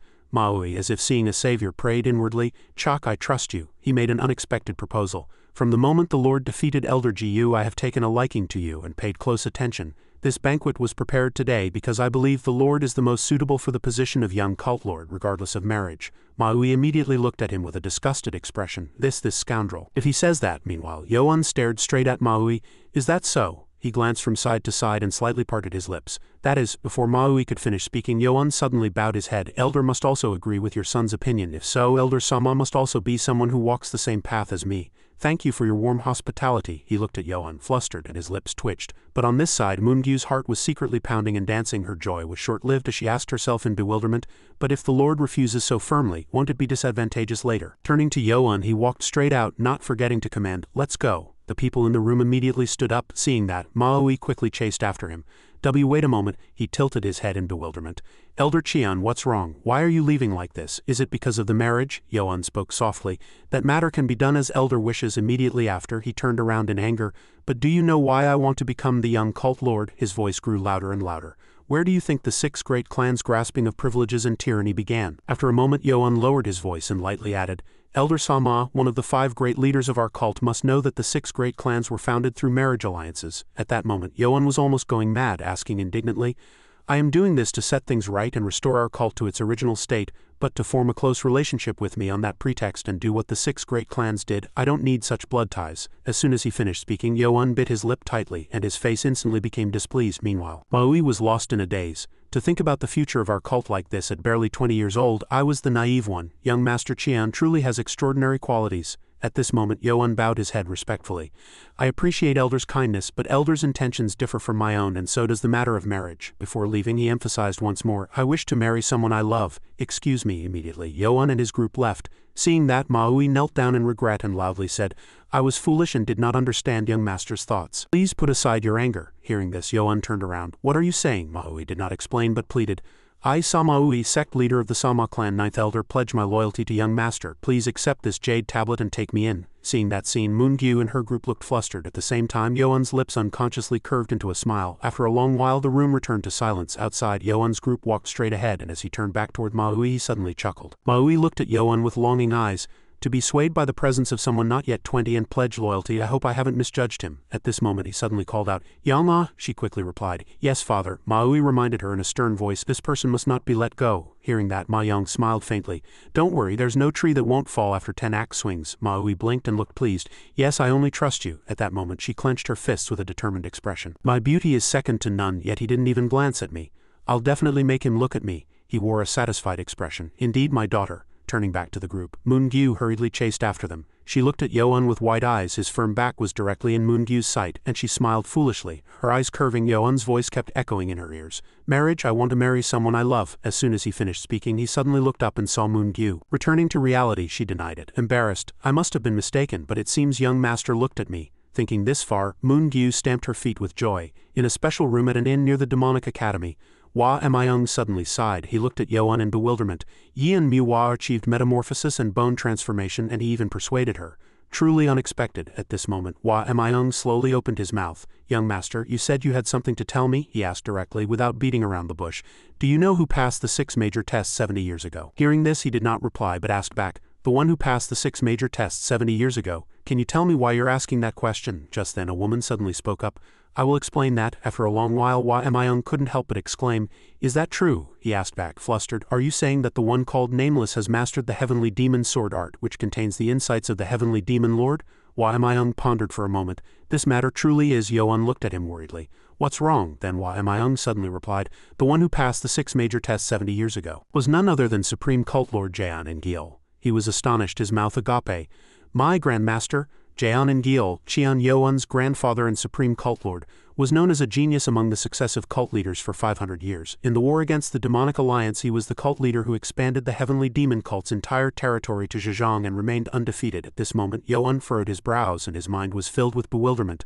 I heard that 20 years ago my grandfather went into seclusion and no one knows his whereabouts, so who is this nameless person? Meanwhile, Hua Mayung rested his chin in his hand, thinking. The cult lord only mastered the 2 peerless sword arts in the underground library. He learned both martial arts to participate in the cult lord's challenge, and only those who pass the 6th stage test can learn them. Just then a strong wind blew from outside. Hua Mayung suddenly stuck his head out. He shouted, but, seeing that, Yuan turned to Hua Mayung. He speculated inwardly, meeting him might happen sooner than Elder Hua expects. At the same time, a street procession took place at the east gate of the heavenly demon cult's inner city, and a thunderous roar shook the ground. It's the cult lord. The cult lord has returned. Hundreds and thousands of people waved their hands. Heavenly demon cult, long live the heavenly demon cult, long live the heavenly demon cult. At the same time, Hua Mayung spoke, looking disgusted. Finally, the war has truly begun. At that moment, a familiar figure flickered behind a cloak. Yuan immediately tensed and fixed his gaze on that person. The cult lord. Just then, Yuan's gaze suddenly shifted. Master. He looked at his master worriedly. Is his right eye injured? He looks too pale. How can a master like him be seriously wounded? Thinking this far, he couldn't help but feel a slight doubt. What did he experience during the expedition? Hua Mayung suddenly spoke. It's not just your master, young master. The 3rd elder seems fine, but from the 4th elder downwards everyone is seriously wounded. The 5th elder has lost his left arm and 1 elder is missing. At the same time, Moon-gyu's face showed astonishment. She almost lost her mind and rushed to the railing. Surely my grandfather. Contrary to Moon-gyu's worries, the old man was still alive and well. Seeing that, she breathed a sigh of relief. Thank goodness. He looks a little haggard, but he'll be fine. Turning to Hua Mayung, he observed intently and quietly calculated. The one who hasn't appeared is Gong Seong, the 7th elder of the Gamyeongdu clan. I'll soon find out what happened. Meanwhile, Mujin, the Mystic Demon clan leader, looked around. Why are my sister and the Mystic Demon clan's disciples not here? He felt a premonition of ill fortune. I don't know why, but something feels wrong. Just then, one of them exclaimed in astonishment, Oh, what's that? The paper before them bore a bold inscription, and a murmur spread through the crowd. Why were there more people from the Martial Alliance this time than before? At that moment, the crowd roared in unison, They are back. An old man clicked his tongue, showing his displeasure. On this side, Yuan looked ahead in surprise. The cult lord suddenly laughed, his voice imbued with a strange magnetic power. Now that they are back, there must be something interesting happening. He turned to the cult lord, puzzled. Do you know what's going on? His subordinate looked bored. When will it appear? The cult lord said meaningfully. My informant network is blocked, so I don't know either. But he immediately offered a conjecture. Perhaps our cult will ally with the Martial Alliance this time. Hearing this, Yoan was startled and asked back, Ally with the Martial Alliance? The scene shifted to the Heavenly Demon Cult's Grand Hall. Inside the hall, the royal family members stood in neat rows. At the same time, a subordinate announced loudly, The Ninth Elder enters the Grand Hall. People quickly bowed their heads. Enter, it's been a long time, Demon Blade Elder. Maui replied courteously, It is a pleasure to see you. Fifth Elder Ham So-yu, leader of the Yin Demon Clan, showed a bored expression. The third Elder is late. Seeing Fourth Elder GM Jiang, leader of the Ghost Demon Clan, step forward to defend, Poison Demon Clan leader is probably not in a good mood, please understand. The subordinate announced once more, the 10th Elder, 11th Elder, and 12th Elder enter. So-yu sighed, opening her mouth to constantly grumble. Since they've been demoted, it seems the lower-ranked elders have become close. Just then, footsteps slowly echoed. Yoan's figure vaguely appeared. As soon as she saw him, So-yu suddenly reacted. She shot up. There, So-yu screamed, almost delirious with rage. Why is that bastard here? Yoan, unmoved, bowed his head to the elders. This subordinate is the newly appointed 12th Elder Chian Yoan. Hearing this, So-yu was almost dumbfounded. What? 12th Elder, GM Jiang asked blankly. Could it be that he passed the 6th stage test? Wang Haion frowned and observed. So that's why the Poison Demon Clan members aren't visible at that moment. A cold aura suddenly filled the room, and one of them looked at him with suspicious eyes. It was Jian Yun. Bu Raiong showed his anger. That's the bastard who cut off my grandson's arm. GM Jiang's mind kept repeating, just a child of a lowly slave, how dare he, we will never acknowledge you. So you couldn't hide a slight question. What good fortune did he have to reach that stage? Who would acknowledge you as an elder? Wang Haion suddenly spoke, breaking the tense atmosphere. I am Go Guang Hyuk, leader of the Ma Quan clan. I greet Elder Jian Yun. Yoan immediately paid his respects. It's a pleasure to see you. Another person then spoke. I am Choi Sok Yang, leader of the Seo Moon clan. I greet Elder Jian Yun. The person next to him quickly added, I am Wang In, leader of the Paju clan. It's a pleasure to finally meet you. At that moment, people suddenly shouted loudly, Elder Qian Yoan. Witnessing that sight, GM Jiang gnashed his teeth. What? How dare those bastards? They're turning their backs on us. At the same time, he pondered deeply. Go Guang Hyuk, Heo Bang, and the subordinates from the Demonic Academy are all supporting me. Turning to So-yu's side, she was almost going mad. What happened while we were away? GM Jiang grew increasingly furious. A mere minion who could be easily dealt with has become such a dangerous individual. The old man looked at Yoan with angry eyes. Please, a voice suddenly rang out. Install Qian Yoan as the cult lord. As soon as the words finished, a figure quickly flashed through the crowd. Amidst countless bewildered gazes, the cult lord shouted in one voice, Install Qian Yoan as the cult lord. His footsteps heavily pressed against the ground as if stepping on rocks. In the blink of an eye, the cult lord's body slowly descended. A thunderous cheer shook heaven and earth. Long live the Heavenly Demon Cult! Long live the Heavenly Demon Cult! Long live the Heavenly Demon Cult! This lowly devotee of the Heavenly Demon Cult greets the cult lord. After a long while, he raised his hand, signaling for silence. Seeing that, the cult administrator took a step forward and pointed ahead. Sit. Hearing these words, Yoan and his group all sat down simultaneously. At that moment, his eyes flashed. Yoan looked at the cult lord in surprise. Why is he like that? The cult lord seems to be having trouble breathing. He grew increasingly worried. Could he have suffered internal injuries? Yoan widened his eyes and thought, his complexion is good, so his injuries don't seem as severe as the other elders. He then turned his gaze towards his master. He trembled as he looked at Yoan. But what happened to that guy? His master involuntarily felt a chill run down his spine. It's hard to believe even when seeing it directly. He even perfectly controls his aura. He must have surpassed my realm. Thinking this far, he curled his lips into a smile. Now I can no longer call that guy my disciple. Just then, Yoan suddenly felt a chill. As he looked back, the cult lord's crimson eyes were fixed on Yoan. He stared back at him, unmoved. His gaze was like a sword absorbing evil, outwardly subtle but truly astonishing. At the same time, the cult administrator announced loudly, the meeting will now begin. First, the ninth elder will report on the affairs within the cult during the cult lord's absence. Samaui immediately stood up and bowed his head. Understood. After a long while, Samaui's voice echoed. Currently, within the cult, he continued, his eyes filled with sadness. After the conflict between the Poison Demon Clan and the Mystic Demon Clan, no one survived in either sect. The shocking information caused a stir throughout the Grand Hall. What? While we were away, the cult lord did such a thing, and all those left in the Mystic Demon Clan died? The Poison Demon Clan will be annihilated. Because of this, the descendants of the 6 great clans fought among themselves. At that moment, So-yu's lips trembled. She involuntarily broke out in a cold sweat. My son Hang Yujik did such a thing to the Poison Demon Clan. Buchu Rung trembled. The old man couldn't hide his doubt. Our Yonggang was struck by Yu Haion Wunjang and injured his head. Bongju was dumbfounded. Hang Yujik's fiery demonic sword made my son like that. Jinwon denied it furiously. My sister died, that can't be. Fear spread through his heart. A clever child like her wouldn't get into a conflict with the Poison Demon Clan. Furthermore, the cause of Bonlok's death has traces of the right sword left palm technique on the body. Thinking this far, Jinwon furiously gripped the armrest of his chair. He denied it wildly. The cause and effect are clear, but it's not convincing at all. Meanwhile, the cult lord frowned and observed, she fell for such a petty trick from the poison demon clan. Why, Myung smiled faintly. Excellent. Then young Master Qian's plan will shine even brighter. He straightened his body and stared directly at the people. The cult administrator thought quietly, now they will no longer be able to coexist as before. Just then, Samaui's voice echoed once more, based on the laws of our cult and the demonic academy, Qian Yuan has passed the 6th stage test and been appointed as the 12th elder. This matter was delayed due to the cult lord's absence, so he will be officially inaugurated today. So Yu shouted in rage, objecting, this is not a place for an inauguration ceremony, discuss that matter later. The cult lord, unconcerned, coldly ordered, Qian Yuan, step forward. As soon as the words finished, he quickly took a step forward. Yuan's posture with hands clasped and head bowed was solemn. Immediately after, the cult lord spoke, his voice somewhat cold. As the 23rd cult lord of the great heavenly demon cult, I appoint Qian Yuan as the 12th elder of our cult. Be loyal and devote your life to our cult, he quickly replied clearly. A murmur spread through the grand hall. An elder whispered, his complexion changing. What? One of them couldn't hide a slight astonishment. A fellow who was once defeated has crawled out of the abyss to reach a position like this today. Truly, life is unpredictable, he continued in a sharp tone. Now that you are officially an elder, I will grant you one wish. Yuan clasped his hands and said in a clear voice, thank you then. Just then he suddenly proposed, please appoint this junior as the young cult lord. Yuan's answer left the cult lord bewildered. What? The entire grand hall instantly shook. Cult lord. Just then, Samaui and his group shouted in unison, please appoint young Master Qian Yuan to the position of young cult lord. Hearing this, Jiamzhang's face turned pale. It's over. This was his goal from the beginning. The old man looked at the group in dismay. Samaui aside, even Yin Muhua and Wanai. Has he even persuaded the most eccentric and uncontrollable individuals in the sect? At the same time, his master showed a satisfied smile. Well done, my disciple. In this situation, no one is qualified to oppose them. Acting hastily will only diminish one's prestige. At that moment, Hua Myung looked at the cult lord, lost in thought. The cult administrator prayed inwardly, now if the cult lord only grants permission, they will face the worst situation.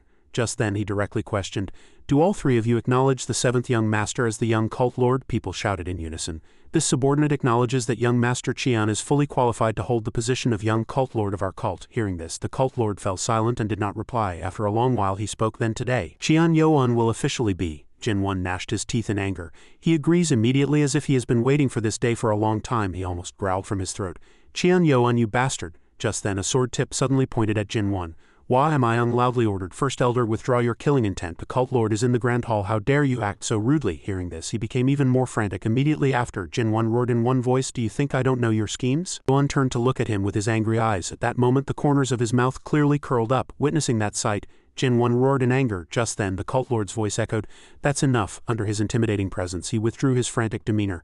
Jinwon immediately knelt down. He showed an earnest expression. This subordinate was rude. Jinwon prostrated himself on the ground. Please, cult lord, forgive this subordinate's rudeness. The cult lord did not reprimand him, merely commanded coldly, that's enough, everyone return to your seats. Seeing that, Hua Myung retracted his sword, his gaze fixed on him. At this time Jinwon returned to his seat alone and desolate. In the blink of an eye he quietly turned his head. Jinwon's body suddenly rushed forward quickly. He darted towards Hua Myung. At the sudden sight he could only shout, what? Suddenly, Jinwon changed direction and rushed towards Yuan. He shouted in anger, Qian Yuan. Jinwon growled from his throat, his eyes bloodshot like a beast. I will surely uncover everything and tear you, you bastard, limb from limb. Just then a voice suddenly echoed in his ear. Elder Mu. Elder Mu, the voice continued to echo. What the elder suspects is indeed true. Yuan turned his body and looked at Jinwon. He curled his lips, scoffing. Yes, the poison demon clan is not the culprit. I am the mastermind. Hearing these words, Jinwon's eyes widened and bloodshot. He shouted, his aura boiling with killing intent that soared to the sky. You lowly bastard, I will kill you. Seeing Jinwon's figure rapidly charging, Hua Myung exclaimed in dismay, no. Grand Elder, please stop. A palm strike that shook heaven and earth exploded, and he shouted in one voice,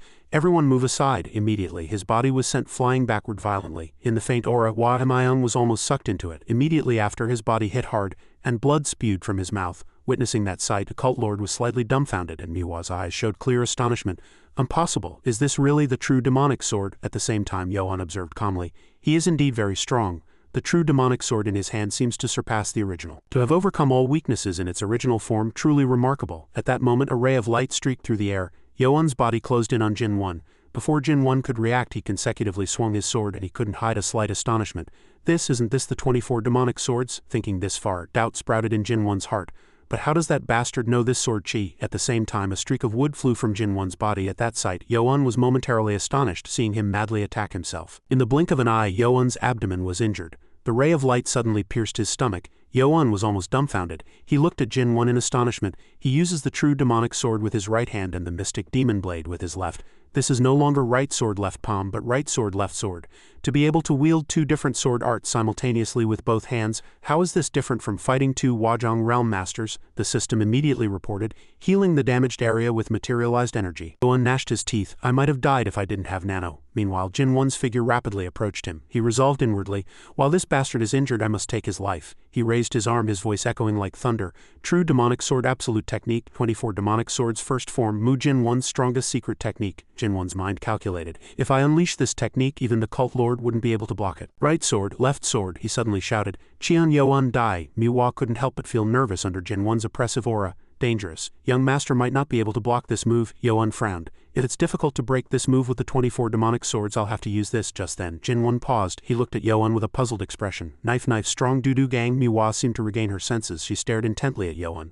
Isn't that a knife move, Ducho? Meanwhile, Yoan furiously swung his sword towards him. Jinwon's eyes widened and his face turned pale. What? Why is there such a terrifying saber technique? Why was my right sword, left sword instantly broken? He roared, pouring all his internal energy into it.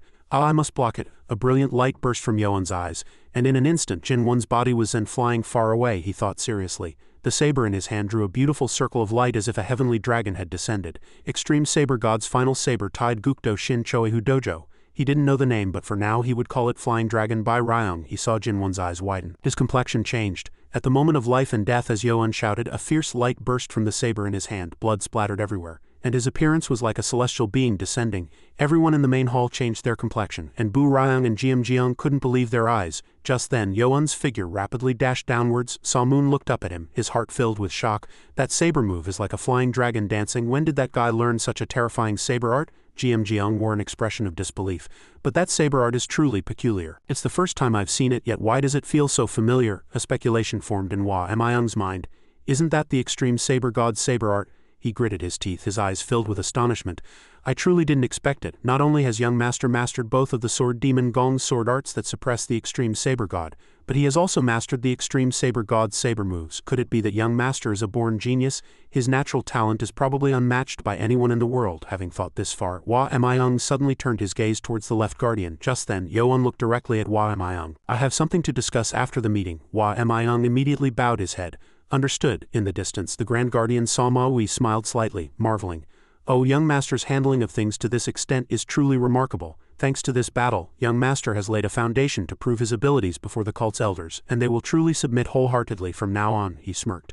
Since young master has dealt with the elder Mu, I will take over the rest on young master's behalf. I must see if there's a way to gather all of the mystic demon sect subordinates and greatly strengthen young master's forces. The cult lord Yuzhong looked at Yoan with a serious face. Yuzhong's heart was filled with regret. I deliberately waited until Elder Mu drove that guy to the brink of death before intervening to stop it, so that guy would owe me a favor and work for me. But now it's too late. In less than 10 years, this guy will be among the 5 greatest martial artists in the martial world. Even the rankings will change because of him. This guy has become too dangerous. He might even threaten me later. A pawn is only useful when I can control it. Only heaven knows how a pawn that doesn't know its place will mess up the game. Suddenly, Soyu stood up and loudly retorted, What? How dare you do such a thing? How dare you kill the Grand Elder in the Great Hall in front of the cult lord? Jiang shouted in anger. Elder Ham said, That's right, you cannot break the cult's rules like that. Elder Qian Yoan kneeled before the cult lord and begged for punishment. Under the furious gazes of the crowd, Yoan narrowed his eyes and looked at them, then suddenly knelt down. Yoan clasped his hands and bowed his head. I report to the cult lord. This junior inadvertently killed the Grand Elder to protect his own life, thus violating the cult's rules. Please, cult lord, forgive me. Hearing that, so you let out a cold laugh. Inadvertently killed? A likely story. I've served the cult lord for decades and I know he's not a magnanimous person. He hates those who threaten his authority the most, so he'll definitely show his displeasure in some way. Just then, urgent footsteps echoed. Suddenly, Manhwa stepped forward and bowed his head, asking the cult lord to punish his subordinate. I report to the cult lord his subordinate was incompetent and failed to protect young master Qian Yoan, the cult lord's son, when he was threatened by the Grand Elder Mu Jinwon. Entire main hall was almost in shock, and so you couldn't help but be flustered. What is this? Why is the left guardian stepping forward to protect that guy? Could it be that he even brought the left guardian to his side? From above, cult lord Yuzhong spoke in a dignified yet cold voice. Both of you rise. The Grand Elder's sudden ambush caused this incident, so your actions are forgivable. Manhwa quickly bowed, speaking in a respectful voice. I thank the cult lord for his great magnanimity. He sat majestically on the throne, surveying the entire hall, and his voice boomed like thunder. Grand Elder Mu Jinwon attempted to kill another elder in my presence. He has now paid the price for his actions, so no one should question this matter. But remember this for the future, such an incident must never recur. Anyone who dares to do so is challenging my authority and disrespecting the heavenly demon cult, and shall be judged according to the cult's laws. Immediately, Yuzhong roared, "Do all of you understand?" The entire main hall shouted in unison. "Understood, cult lord." Yoan's heart stirred slightly, and his eyes gleamed. His words are clearly a warning to me that this must never happen again. I had already anticipated this anyway. Yuzhong paused for a moment, then slowly, syllable by syllable, spoke so that everyone could hear clearly.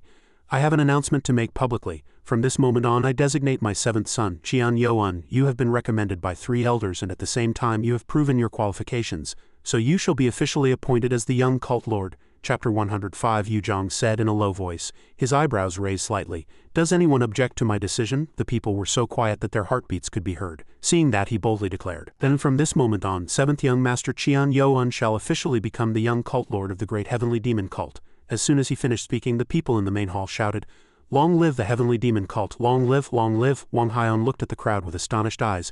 After over 500 years, a young cult lord not from the 6 major clans has finally appeared. I truly didn't expect it. Perhaps there will be earth-shattering changes in our cult from now on. Having thought this far, he turned his gaze elsewhere. Only 4 of the 6 major clans remain now. Anger surged in Yoan's heart and his eyes held hatred. Now in terms of status, I am equal to them. Mother in heaven, watch as I bring them down one by one to avenge your grievances. Originally, upon becoming young cult lord, Qian Yoan was supposed to hold an inauguration ceremony in the outer heavenly demon palace, to be revered by all cult members. However, due to too many unresolved internal issues and the still unsettled public sentiment, Qian Yoan's inauguration ceremony was postponed for a few days. Another piece of good news was that until he officially became young cult lord, he would concurrently hold the elder position. Unlike a young cult lord who had the title but no real power, the elder position allowed Qian Yoan to attend executive meetings. He could also make suggestions and decisions. At this time, the 4 leaders of the 6 major clans objected. They argued that since Qian Yoan was already the young cult lord, he no longer had the right to attend meetings. But the cult lord dismissed their words. Just then, the cult lord loudly declared, "Now let the agenda of the meeting begin." Yuzhong suddenly extended his hand. "Wait, because of the recent battle, young cult lord, you should first go and treat your injuries." Hearing that, Yoan finally felt the pain and sighed inwardly. "There's no other way. Actually, Nano had already healed my injuries a long time ago, but how could I say that here?" Yoan transmitted inwardly. "Then Elder Wan, please remember the contents of the meeting well and relay them to me." He clasped his hands and bowed slightly in gratitude. "I thank the cult lord for his concern." The scene shifted to the guest room of the B1GWI clan. Moon Gyu suddenly called out loudly, "Young master." She ran out in a flurry, constantly asking about his well-being. "Young master, I heard there was a conflict in the Great Hall. Are you all right, my lord?" The subordinate nearby continued worriedly, "What on earth happened?" Yoan smiled wryly. That incident." Just then a person's voice was heard urgently. "Young Master Qian," she reported loudly. "Guard Zhang has woken up." Immediately, Yoan's figure swiftly flashed down the path. He quickly threw open the door. As soon as he saw the person, Yoan's eyes reddened and his lips trembled. "Uncle Zhang," Guard Zhang spoke in a choked voice, his lips trembling. Young master." Before he could react, Yoan suddenly hugged him tightly. Guard Zhang forced a smile, tears welling up in his eyes. "Young master, you've grown up so much." He suddenly spoke. "Young master, now that you've become so excellent, perhaps this old Zhang can no longer be of help to you." Yoan immediately denied it. "No, Uncle Zhang, you must stay by my side. Don't say such things." He sighed and his voice dropped slightly. "But now I can't protect young master anymore." Seeing Guard Zhang gradually giving up, Yoan was momentarily stunned. A thought quickly flashed through his mind. "No, he sacrificed his entire life for me. I can't let him live the rest of his life in such pain." Having thought this far, Yoan grew even more anxious. He quickly asked, "Nano, is there any other way to restore a damaged Dantian?" It immediately replied, "Master, you are referring to forming internal energy in the lower abdomen. I need time to analyze it." Yoan quickly replied, "Yes, that's exactly it. I'll leave this to you," Nano said in a low voice. "Understood, Master." Just then, Nano suddenly informed him, "Although the analysis will take some time, we can temporarily replace the patient's teeth." He looked bewildered. "Ha, what are you saying?" It quickly explained. "The patient can use artificial teeth like implants or dentures. Then, chewing and swallowing will not be a problem in the future. I will send the necessary information to the Master." His eyes lit up. "Such technology exists in the world. Restoring the Dantian would be very difficult. I can pray, but it's unlikely to happen. But replacing lost teeth is much more realistic. However, to do this, I'll have to seek help from Grandmaster Ji Yu and Baek Zhongmyung later." After that, Yoan spoke. "Uncle Zhang, I have something important I want to tell you." He nodded slightly. "Ah yes, young master, please speak." At that moment, Yoan's eyes shone and he couldn't help but boast. "I won the Young Cult Lord competition at the Demonic Academy, Uncle Zhang." At the sudden news, Guard Zhang's entire body stiffened. Seeing that, Yoan continued, "Not only did I win the Young Cult Lord competition, but I was also appointed Young Cult Lord today." He struggled to sit up, his voice hoarse and choked. "Young Cult Lord is this true?" Chapter 10. At the sudden news, Guard Zhang trembled violently. "The young master has become the Young Cult Lord." Yoan approached in surprise. Uncle Jang. He grabbed him tightly in a panic. Uncle Jang, what's wrong? Nano immediately analyzed. Master, the patient has lost consciousness due to insufficient blood flow to the brain. The cause is that the patient's body was too happy and experienced a great shock. Hearing that, Yoan felt momentarily helpless. He didn't forget to remind himself of this incident. To think a person could faint from too much joy. I'll have to be careful until Uncle fully recovers. About an hour later, the group flocked to the door, and in everyone's eyes an uncontainable joy sparkled. Manhwa came out, clasped her hands, and said politely, "Congratulations, young master. You have finally become the young cult lord." A joyful murmur spread like waves. Is it true? He looked puzzled. You all still don't know, Machok shouted excitedly. Oh, our lord is now the young cult lord. Moon-gyu was angry yet happy. Young master, why didn't you tell us earlier? The atmosphere was too lively, so someone suggested. Lord, how about we hold a celebratory banquet today? Manhwa smiled slightly. That's a good idea, but then she suddenly changed her mind and her voice echoed solemnly. However, we will have to postpone it today. Tonight at 7 o'clock the young cult lord must attend a banquet in the inner city with us to entertain the distinguished guests from the Martial Alliance. The subordinate paused, his joyful gaze gradually turning serious. A banquet with the Martial Alliance? Manhwa's voice echoed softly. First, I must tell you what was approved in the Great Hall meeting. Yoan was slightly bewildered. Are we actually forming an alliance with the Martial Alliance people? She quickly confirmed. Yes, young master. This alliance has officially taken effect. He narrowed his eyes, and his lips were pressed tightly together. Is that so? This decision could never have been realized without the approval of more than 7/10 of the cult's elders and clan leaders. Suddenly, Manhwa sighed. This subordinate believes that we had no other choice but to ally with them. Yoan hesitated and asked, could something major have happened during the last expedition? She confirmed without hesitation. Yes, young master is right. Both Anhui province and Zhejiang province have fallen. Hearing that, Yoan immediately had a doubt. Did the demonic alliance do this? Manhwa quickly denied it. No, it wasn't them, but a sect we've never encountered before. He grew increasingly bewildered, and questions burst from his throat. The heavenly demon cult was originally formed by the alliance of countless sects, and its members are innumerable. But for a single sect to drive them out of Zhejiang province, what kind of sect could do such a thing? Zhejiang province is the heavenly demon cult's stronghold. In Zhejiang province, the heavenly demon cult had 9 branch strongholds, each guarded by various sects. The opponent in Anhui province was the Namgying family, one of the 17 powerful families. They managed Anhui province with 15 affiliated sects. The head of that family was none other than Namgying Yun, the unrivaled sword. He was incredibly strong, and rumors circulated in the martial world that as long as Namgying Yun was in Anhui province, the province would be impregnable, its defenses like an unbreachable iron wall, difficult to conquer. Zhejiang and Anhui provinces were where the 3 major powers intersected, leading to countless conflicts. Battles of fists and blades constantly erupted, with innumerable skirmishes large and small.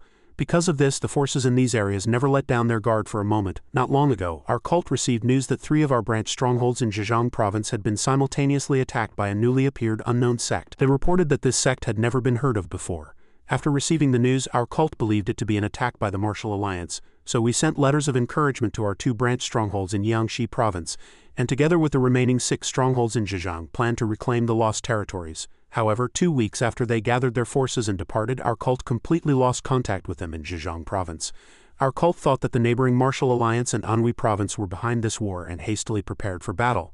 But then the Martial Alliance sent envoys who arrived at our cult's 10,000 mountains. Originally, we intended to immediately execute these envoys and return their heads to the Martial Alliance, but after hearing what the envoy had to say, we were truly shocked. The envoy stated that just like the heavenly demon cult, their Anhui province had also fallen, and Namgying Yun, the head of the Namgying family, one of the 17 great martial arts powers, had died on the spot.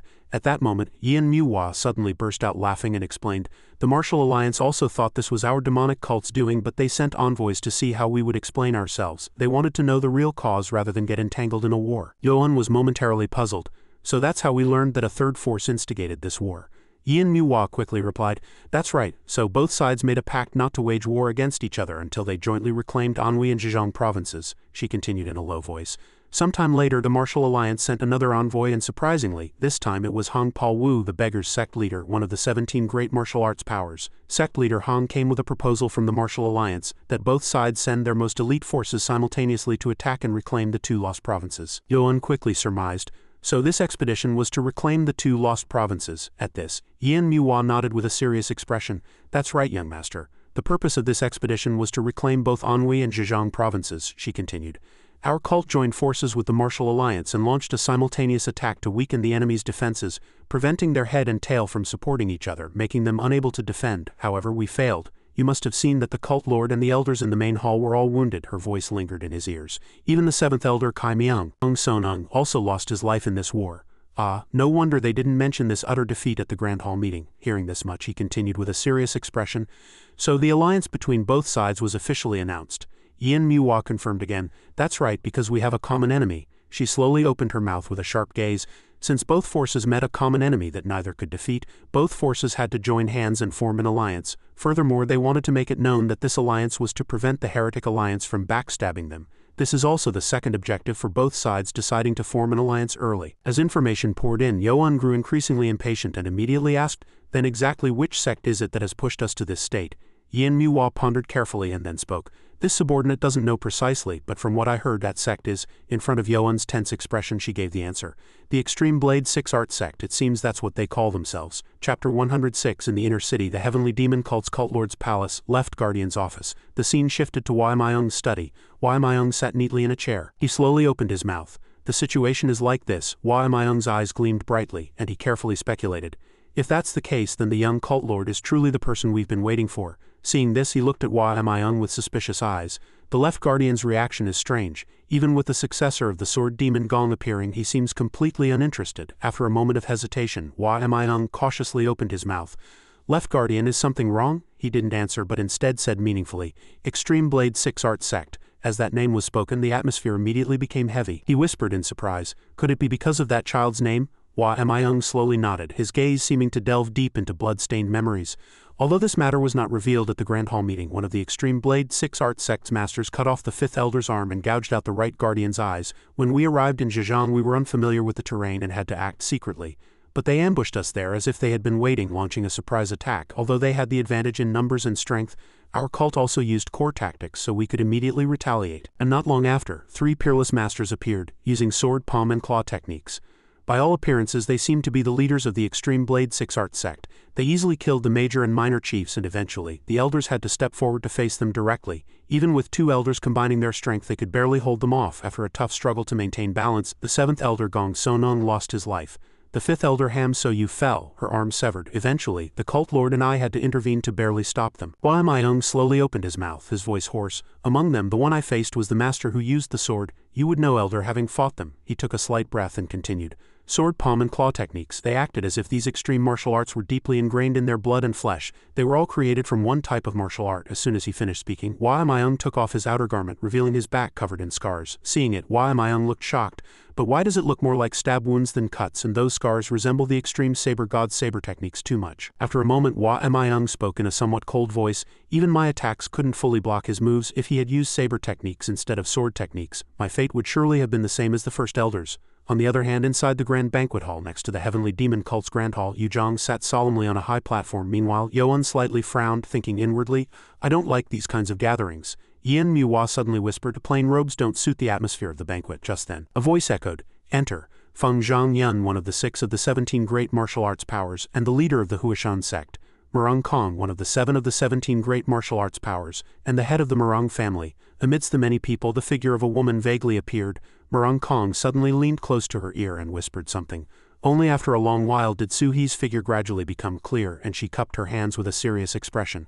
Representing the Orthodox Martial Alliance, I greet the Heavenly Demon Cult leader. As soon as she finished speaking, the group immediately bowed their heads in respect. Hearing these words, Yu Zhang spoke, it is an honor to receive such esteemed guests from the Orthodox martial world. But immediately, a wave of killing intent emanated from the group inside the Grand Hall.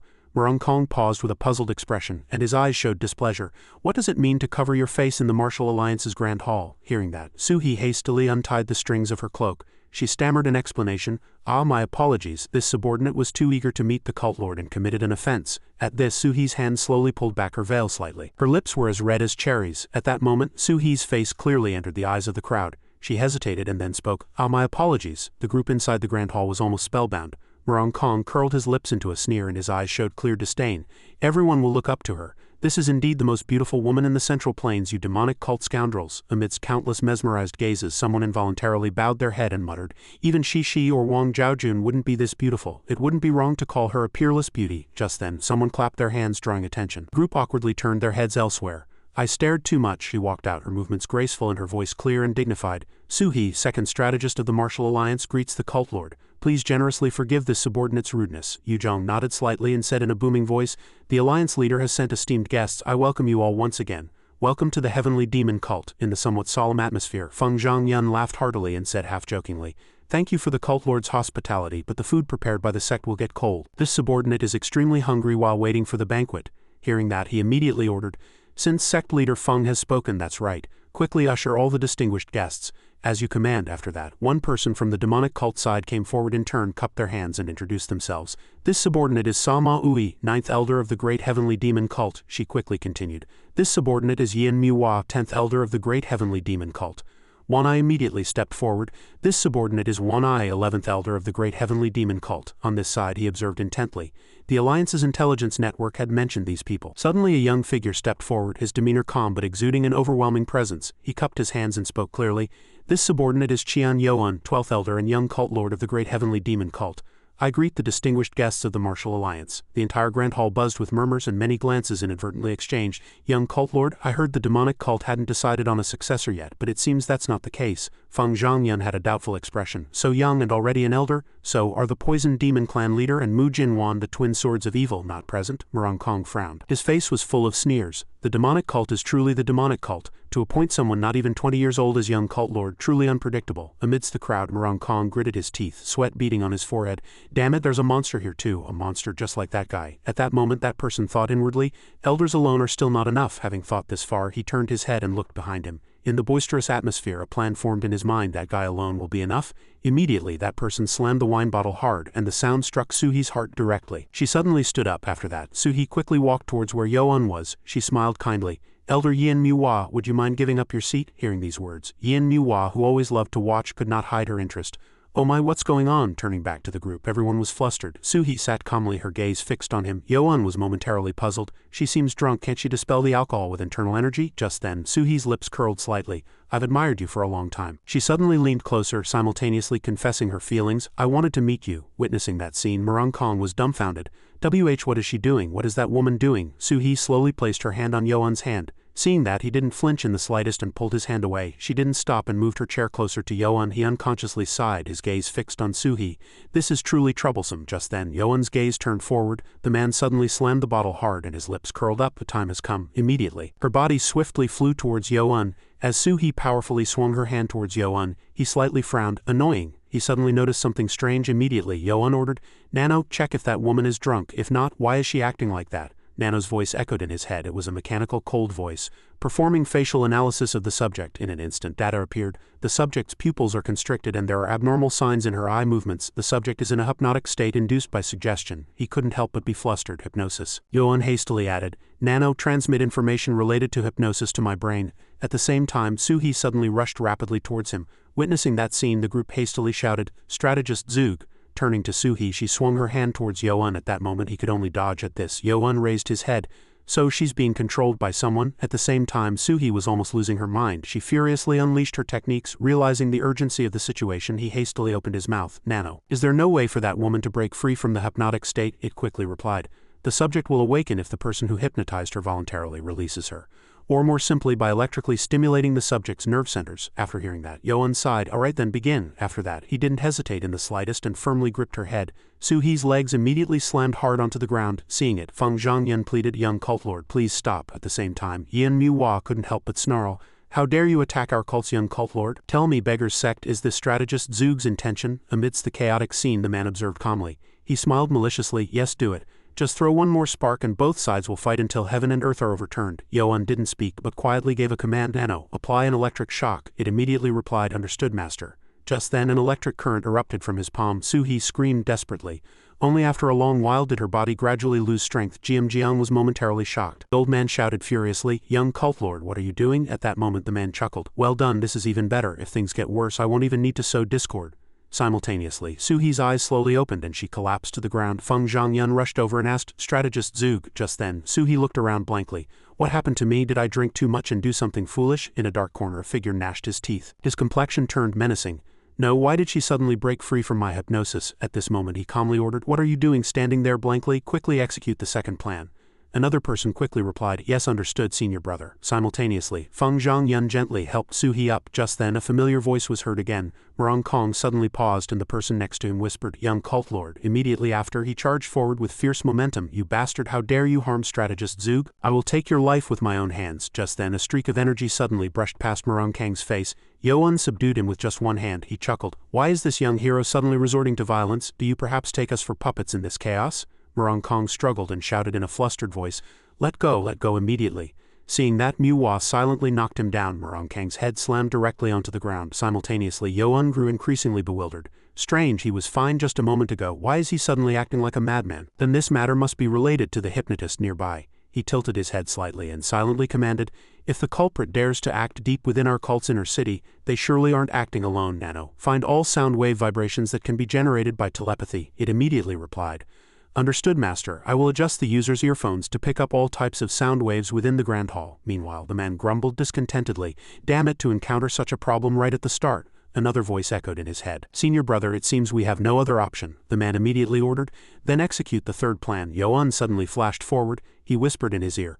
Found you. Yo-un gripped his neck without the slightest hesitation. The man tightly gripped his hand and the corners of his mouth trembled. Why did this happen? Yo-un looked at him with contempt. Did you think I wouldn't find you and wouldn't know what you're doing? He immediately retorted. What on earth are you doing? I don't understand what you're saying. Hearing this, he growled and simultaneously tightened his grip on the man's neck. Don't lie. Yo-un's eyes pierced directly through the opponent and his voice echoed. What is your third plan? Feng Zhongyun quickly stepped forward and tried to stop him. Young cult lord, it's best to stop here. Feng Zhongyun strenuously persuaded. It's true that someone from our alliance made the first mistake, but for someone of the young cult lord's status to threaten a guard's life is a bit excessive. Yo-un suddenly asked. I have one question. Is he truly a member of the martial alliance? Strategist Zug, please tell me if this guard is among your party. His complexion changed slightly, and his voice trembled slightly. Young cult lord, what do you mean by that? Simultaneously, Su-hee had almost fully regained consciousness. She tilted her head and looked ahead. Su-hee wore a flustered expression. Excuse me, but who is this person? Hearing these words, the entire Grand Hall stirred once again. Turning back to the man, he urgently transmitted, Junior brother, it seems we have no other option. To buy time for our lord to obtain the sword demon's relic, I will execute the third plan to create chaos and rescue you. Yo-un's eyes immediately changed. He was almost dumbfounded. What? They're aiming for the sword demon's relic. Is that? Could it be? Just then a clapping sound was heard from afar. The group suddenly stopped and their eyes changed strangely. The orthodox martial artists, as if possessed, drew their weapons and charged forward in unison. You hypocritical orthodox scoundrels, you dirty demonic cult bastards, die! Witnessing that sight, Yo-un couldn't help but be flustered.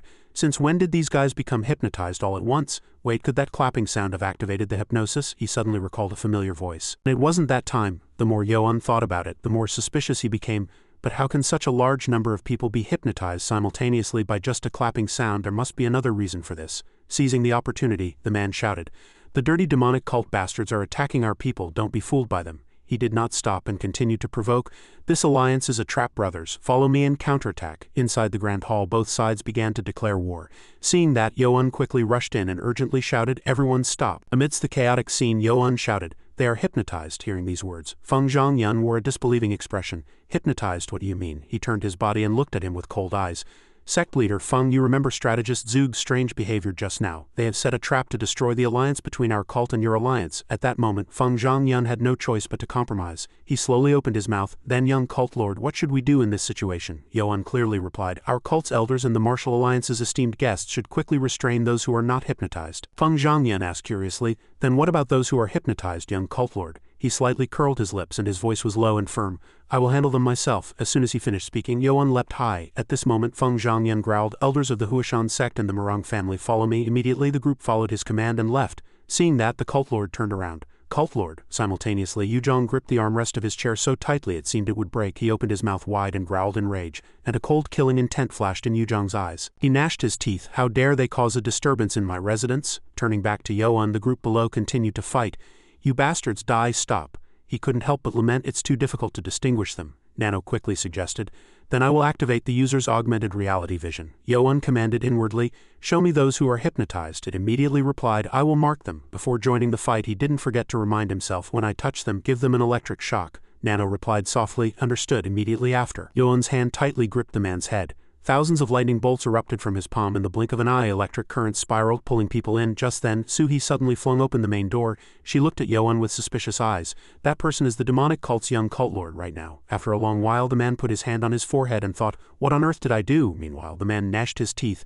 Damn it, who is that bastard? How can he break the hypnosis just by touching them? Yoan suddenly turned and looked directly at him. The man looked around anxiously. Even the leaders of the demonic cult and the martial alliance have intervened if this continues. Suddenly, Yoan's arm tightly gripped his neck. Yoan resolutely slammed the man to the ground. Taken aback by the sudden situation, he cursed. You bastard. The man swung his fist with all his might. Seeing that, Yoan twisted his arm without the slightest hesitation. He loudly demanded, did you think you could cause a disturbance in our cult and get away unscathed? On this side, Feng Zhongyun couldn't help but admire. He acts very decisively and ruthlessly. As expected of the demonic cult, Yoan gripped his palm tighter and he raised his voice. Who are you all? He struggled. Damn it. In his urgent situation, he thought inwardly, it doesn't matter whether this plan succeeds or not. Immediately after, the man opened his mouth wide. Seeing that, Yoan sneered, are you planning to commit suicide if things fail? One of the man's teeth slowly popped out of his mouth. Yoan said nonchalantly, I still have to deal with that guy, so I'll see you later. In the secret manual library in the northeast of the demonic academy, corpses were piled up like a mountain, and the scene shifted underground. The man watched this with astonishment. The person next to him couldn't help but be flustered. What happened? He looked up and saw that the iron door was broken. What kind of bastard did this? Another person whispered to reassure him. Thanks to the trap being activated, a jade stone steel is blocking the entrance, so the inside must be sealed. The man immediately ordered, quickly bring the supervisor here. At that moment, a sound of water breaking was heard. He quickly retreated and the corners of his mouth twitched. He's gradually revealing himself. The person standing next to him had sweat on his forehead and his eyes gazed into the dark abyss. The jade stone was 3 times heavier than the steel in the secret manual library, making it difficult to penetrate with ordinary strength. But why do I feel so uneasy? Just then, the entire underground began to shake, and immediately after, the jade stone in front of their eyes cracked. Realizing the urgency of the situation, the man shouted, no way. On the other hand, Hua Mayung and his group quickly rushed forward. Just then, the space in front of their eyes exploded. Seeing that, he turned his head and simultaneously commanded, I'll go first. Amidst the thick smoke, Hua Mayung approached step by step. He was almost dumbfounded by the horrific sight. What on earth happened here? Hua Mayung's eyes widened. Just then, Sa Yun and the martial artist approached him. Hua Mayung was momentarily astonished.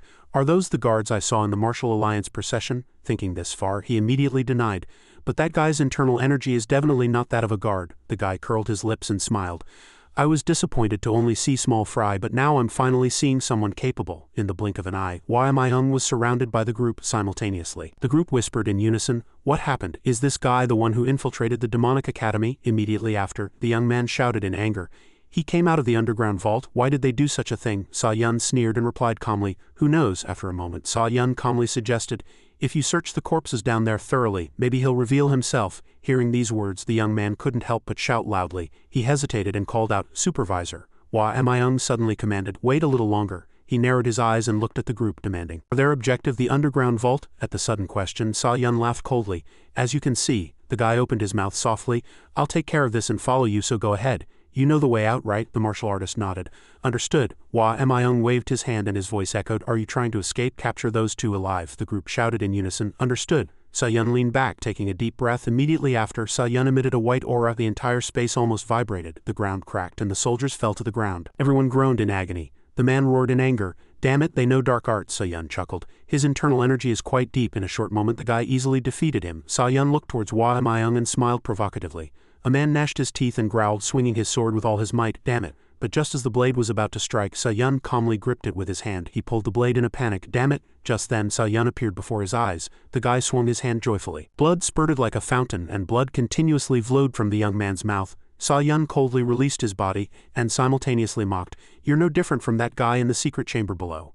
At this moment, the guy turned his body and signaled, there aren't many people obstructing us now, so let's go. The martial artist nodded and replied, I obey your command. Just then, Hua Mayung let out a heaven-shaking roar. Who gave you permission to leave this place as you please? The two charged at each other, and the sound of metal clashing echoed sharply. Hua Mayung's facial muscles instantly changed, and immediately after, both of them were pushed back simultaneously. Sa Yun brazenly provoked, I do as I please. Turning back to Hua Mayung, he furrowed his brows. He's too fast. What was that guy's move just now? I can't let my guard down. Meanwhile, the guy spoke again in a mocking voice. Hey, you're quite foolish. Is the invincible demonic cult's martial prowess only this much? Disappointing. Hua Mayung didn't care and loudly probed, who are you all? Hearing these words, Sa Yun charged forward like a madman and mocked, your time to die is near. What good will knowing do? At this moment, the two unfamiliar people charged at each other. Hua Mayung was not weak at all. As he fiercely swung his sword, the scene grew increasingly chaotic. Sa Yun continued to speak. Is your ability only that much? Meanwhile, he was increasingly pressured, and the corners of his mouth trembled slightly. He's too strong, he's overpowering me in every aspect. Hua Mayung immediately thought, I can't keep defending. Immediately, he pointed the tip of his sword directly at the guy. Seeing that, Sa Yun smiled with an excited expression. Now you're finally showing some ability. At this moment the guy charged forward as if he were insane. Hua Mayung's face darkened and his eyes were somewhat tense. He gnashed his teeth. He's continuously attacking in unpredictable directions. Moreover, this punch and palm are, suddenly countless punches flew straight at Hua Mayung, madly striking his stomach at the last moment. Sa Yun clenched his palm and energy violently exploded immediately after. The guy swung straight forward. After a long while, Hua Mayung staggered to his feet, his body trembling. He barely moved his lips. You're from the Extreme Blade 6 art sect. Hearing that, Sa Yun smiled and asked, why do you think so? Hua Mayung breathed with difficulty. He said with conviction, what you displayed was a fist technique, but it was very similar to a saber technique. The man curled his lips and laughed coldly, unleashing a ferocious aura. Interesting. Yes, I am Sa Yun, the fist master of the Extreme Blade 6 art sect. Hua Mayung clenched his fist. Indeed, no matter what one uses, there must be a foundation. I can't move due to my internal injuries. The man approached. He raised his hand high, his eyes cold as a reaper. Farewell. Then suddenly, something flew through the air. Sa Yun immediately stretched out his hand and gripped it tightly. He was almost dumbfounded by the familiar figure. Sa Yun trembled and looked at the martial artist. It's Yo-un. Looking down from above, he coldly questioned, are you the one? Seeing Yo-un, Hua Mayung hastily cried out, young cult lord. Hearing that, the man looked back at him in confusion. Young cult lord. Doubt sprouted in Sa Yun's heart. If he's really the young cult lord, he should be at the inner city banquet. I can't let them ruin the plan. Suddenly, the man turned sharply and swung his hand high. I have no choice, I must kill you so I can escape. Seeing that, Yo-un immediately flew down rapidly. He wielded his sword without hesitation, using his body to shield Hua Mayung. Sa Yun showed an interesting expression. He can block this strike. In that case, the man immediately attacked with excitement. Witnessing that sight, Yo-un couldn't help but be astonished. Could it be the technique of plucking a flower to graft onto a tree? He vowed inwardly. If I lose, the left guardian will die. If I don't gather all my external energy. Before Yo-un could react, Sa Yun continued to swing his hand. He kept assessing. I won't just lose, he'll push me back with his strength. Nano suddenly reported, all internal injuries of the user have been automatically healed by the energy that infiltrated the body. At this, the man grew even more excited. Indeed, he's no ordinary person. Yo-un didn't forget to ask, are you alright, left guardian? Hua Mayung said in a weak voice, yes, I can still walk. Seeing that, he urged in a low voice, take this and bring the cult lord and the elders here. They are at the entrance of the demonic academy. After speaking, Yo-un turned his gaze to Sa Yun. I will handle this one, please go quickly, he replied softly. Understood. What? The man immediately questioned, who do you think will let you have your way? He quietly swore, please wait a moment. At that moment, Sa Yun suddenly chased Hua Mayung and laughed, do you think you can escape from me? Immediately, Yo-un's figure flew towards Sa Yun. Seeing that, the man quickly leaped high. Sa Yun shouted and struck forward, how dare you? Yo-un, neither fast nor slow, simply parried the attack. At that moment, Yo-un slowly approached the man. Sa Yun gritted his teeth and snarled, truly a rat-like fellow. Seeing that, he smiled provocatively at his opponent. At that moment, the entire space seemed about to explode from the force of the two auras colliding. Sa Yun looked at Yo-un in confusion. But why didn't he suffer severe internal injuries? The man didn't forget to remind himself. I must not be careless when attacking. Immediately after, Sa Yun stomped heavily on the ground and seizing the opportunity rushed at him like a madman. Sa Yun quickly swung his fist with a triumphant expression. Is this it? His punches grew faster and faster, and Yo-un simply retreated. After a long while he leaped backward. Sa Yun said with a disdainful tone, you're as shifty as a rat. Seeing that, Yo-un loudly questioned, what is your relationship with Extreme Saber God? As soon as the words fell, the man was momentarily astonished. Sa Yun sighed weakly. His voice contained a slight reproach. That's different from what he said. Do you know nothing? Hearing that, he became even more convinced. I don't know what nonsense that guy is talking about, but in any case it's highly likely he's from the Extreme Blade 6 art sect. Simultaneously, Sa Yun slightly shrugged his shoulders and calmly stated, if you know him, then the demonic cult is indeed an enemy of our sect. Suddenly, a sound was heard, and both of them turned simultaneously. In the pitch-black night, torches ignited one after another, and immediately after, a group moved in unison. Seeing that, Sa Yun burst out laughing. The man said with helpless resentment, thanks to you, I can't escape easily now. Immediately after, Sa Yun calmly suggested, were you watching me quietly? Then I'll have to take you hostage to get out of here. Yo-un asked back in surprise. Hostage? He couldn't help but laugh and simultaneously asked back, is that possible? Sa Yun said emphatically. I don't have time to squabble with you. Yo-un was almost suffocated by the man's oppressive aura. He raised his head blankly. Is that Extreme Saber God's second form saber technique? After a long while, Yo-un finally reacted. He quickly retreated. Although the form has been perfectly changed to a fist technique, the power is no different. To block this move at least, immediately, sword strikes appeared, tearing through the air, and suddenly light exploded, emitting a ferocious aura. Yo-un gasped for breath and cold sweat streamed down his face.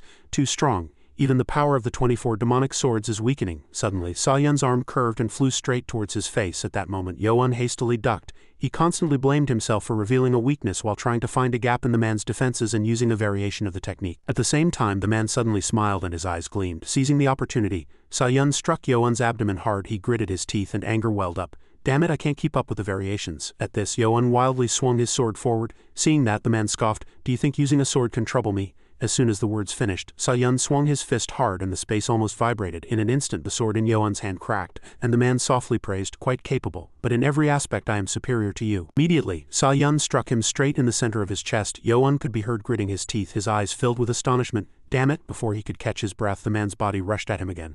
At the last moment, Sa-Yun kicked Yo-Un without the slightest mercy. Blood gushed from his mouth like a fountain, and Yo-Un's entire body, almost drained of strength, flew backward. The man laughed coldly, his tone a mix of praise and disdain. "You're not dead yet, are you? What you just did is commendable." After speaking, Sa-Yun suddenly changed his tone. "But the sword demon's sword art is nothing to me." Doubt and astonishment surged in Yo-Un's heart, and his heart pounded. "Indeed, that guy knows the sword forms of the 24 demonic swords," Sa-Yun said with satisfaction.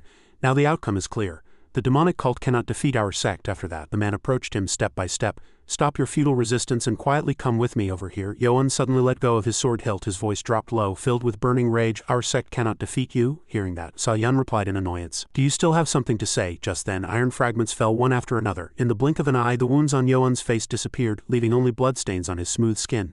Sa-Yun's two eyes widened, his gaze filled with extreme astonishment. "Impossible, his wounds have healed, he's dangerous." Thinking this far, the man resolved inwardly, "I must kill him before he fully recovers." Immediately, Sa-Yun flew straight towards him and a ferocious sound echoed, "Die!" Seeing that, Yo-Un slowly raised his hand. The iron fragments began to move. Witnessing that sight, the man suddenly stopped. "That sword art!" Then suddenly his body soared and the space almost vibrated. Sa-Yun shouted in anger, "Do you think you can defeat me with just that?" Immediately after, the man swung his fist without hesitation. Sa-Yun's eyes widened, unable to believe the sight before him. What is this terrifying power? The man's pupils suddenly constricted, and at that moment a red aura seemed to engulf Sa-Yun. At this, Yo-Un brushed past the man. Blood splattered everywhere, and Sa-Yun's voice was choked with surprise and bewilderment. "Truly unbelievable." Before losing consciousness, he muttered softly, "Saber art." Before the words could fully leave his lips, Sa-Yun collapsed. Yo-Un coldly declared, "This is the price for insulting the demonic academy's armaments." In the darkness of the night, torches flickered. Simultaneously, Yuzhong and Gajam approached coldly. Suddenly, Hua Mayung leapt from above to the ground, his voice echoed softly and his gaze pierced directly through Hua Mayung. "Where is the enemy now?" He hastily reported, "Currently, the young cult lord is clashing with someone from the Extreme Blade 6 art sect in front of the secret manual library." Hua Mayung's voice trembled, mixed with worry and urgency. "You must hurry." Gajam, flustered, rushed towards the left guardian. He turned back and reported, "He seems to have suffered internal injuries and fainted." Hearing that, Yuzhong turned without a word and left. Seeing that, Gajam hastily tried to stop him. "Cult Lord, stop!" he shouted in anger. "Grand Guardian, what are you doing now?" Yuzhong questioned loudly. "Are you daring to block my way?" Gajam, unperturbed, knelt down.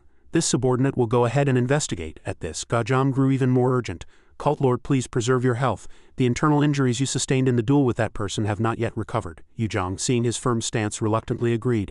"Understood." Right at that moment he turned and ordered, "The 10th elder and the 1st elder shall go too." The group bowed their heads one after another, receiving the order. As soon as the words finished, the figures of the group quickly disappeared. At that moment, Yuzhong's gaze stopped at one place. He stared in confusion at the piece of cloth in Hua Mayung's hand. "What is that?" Over here, Gajam flew straight forward, his gaze unwavering. After a long while, his toes stomped heavily on the ceiling. Suddenly, Gajam's eyes gleamed and a rare astonishment appeared. Yo-Un was seen wielding his sword and at the same time unleashing the heavenly demon sword art. A red light instantly enveloped the entire space.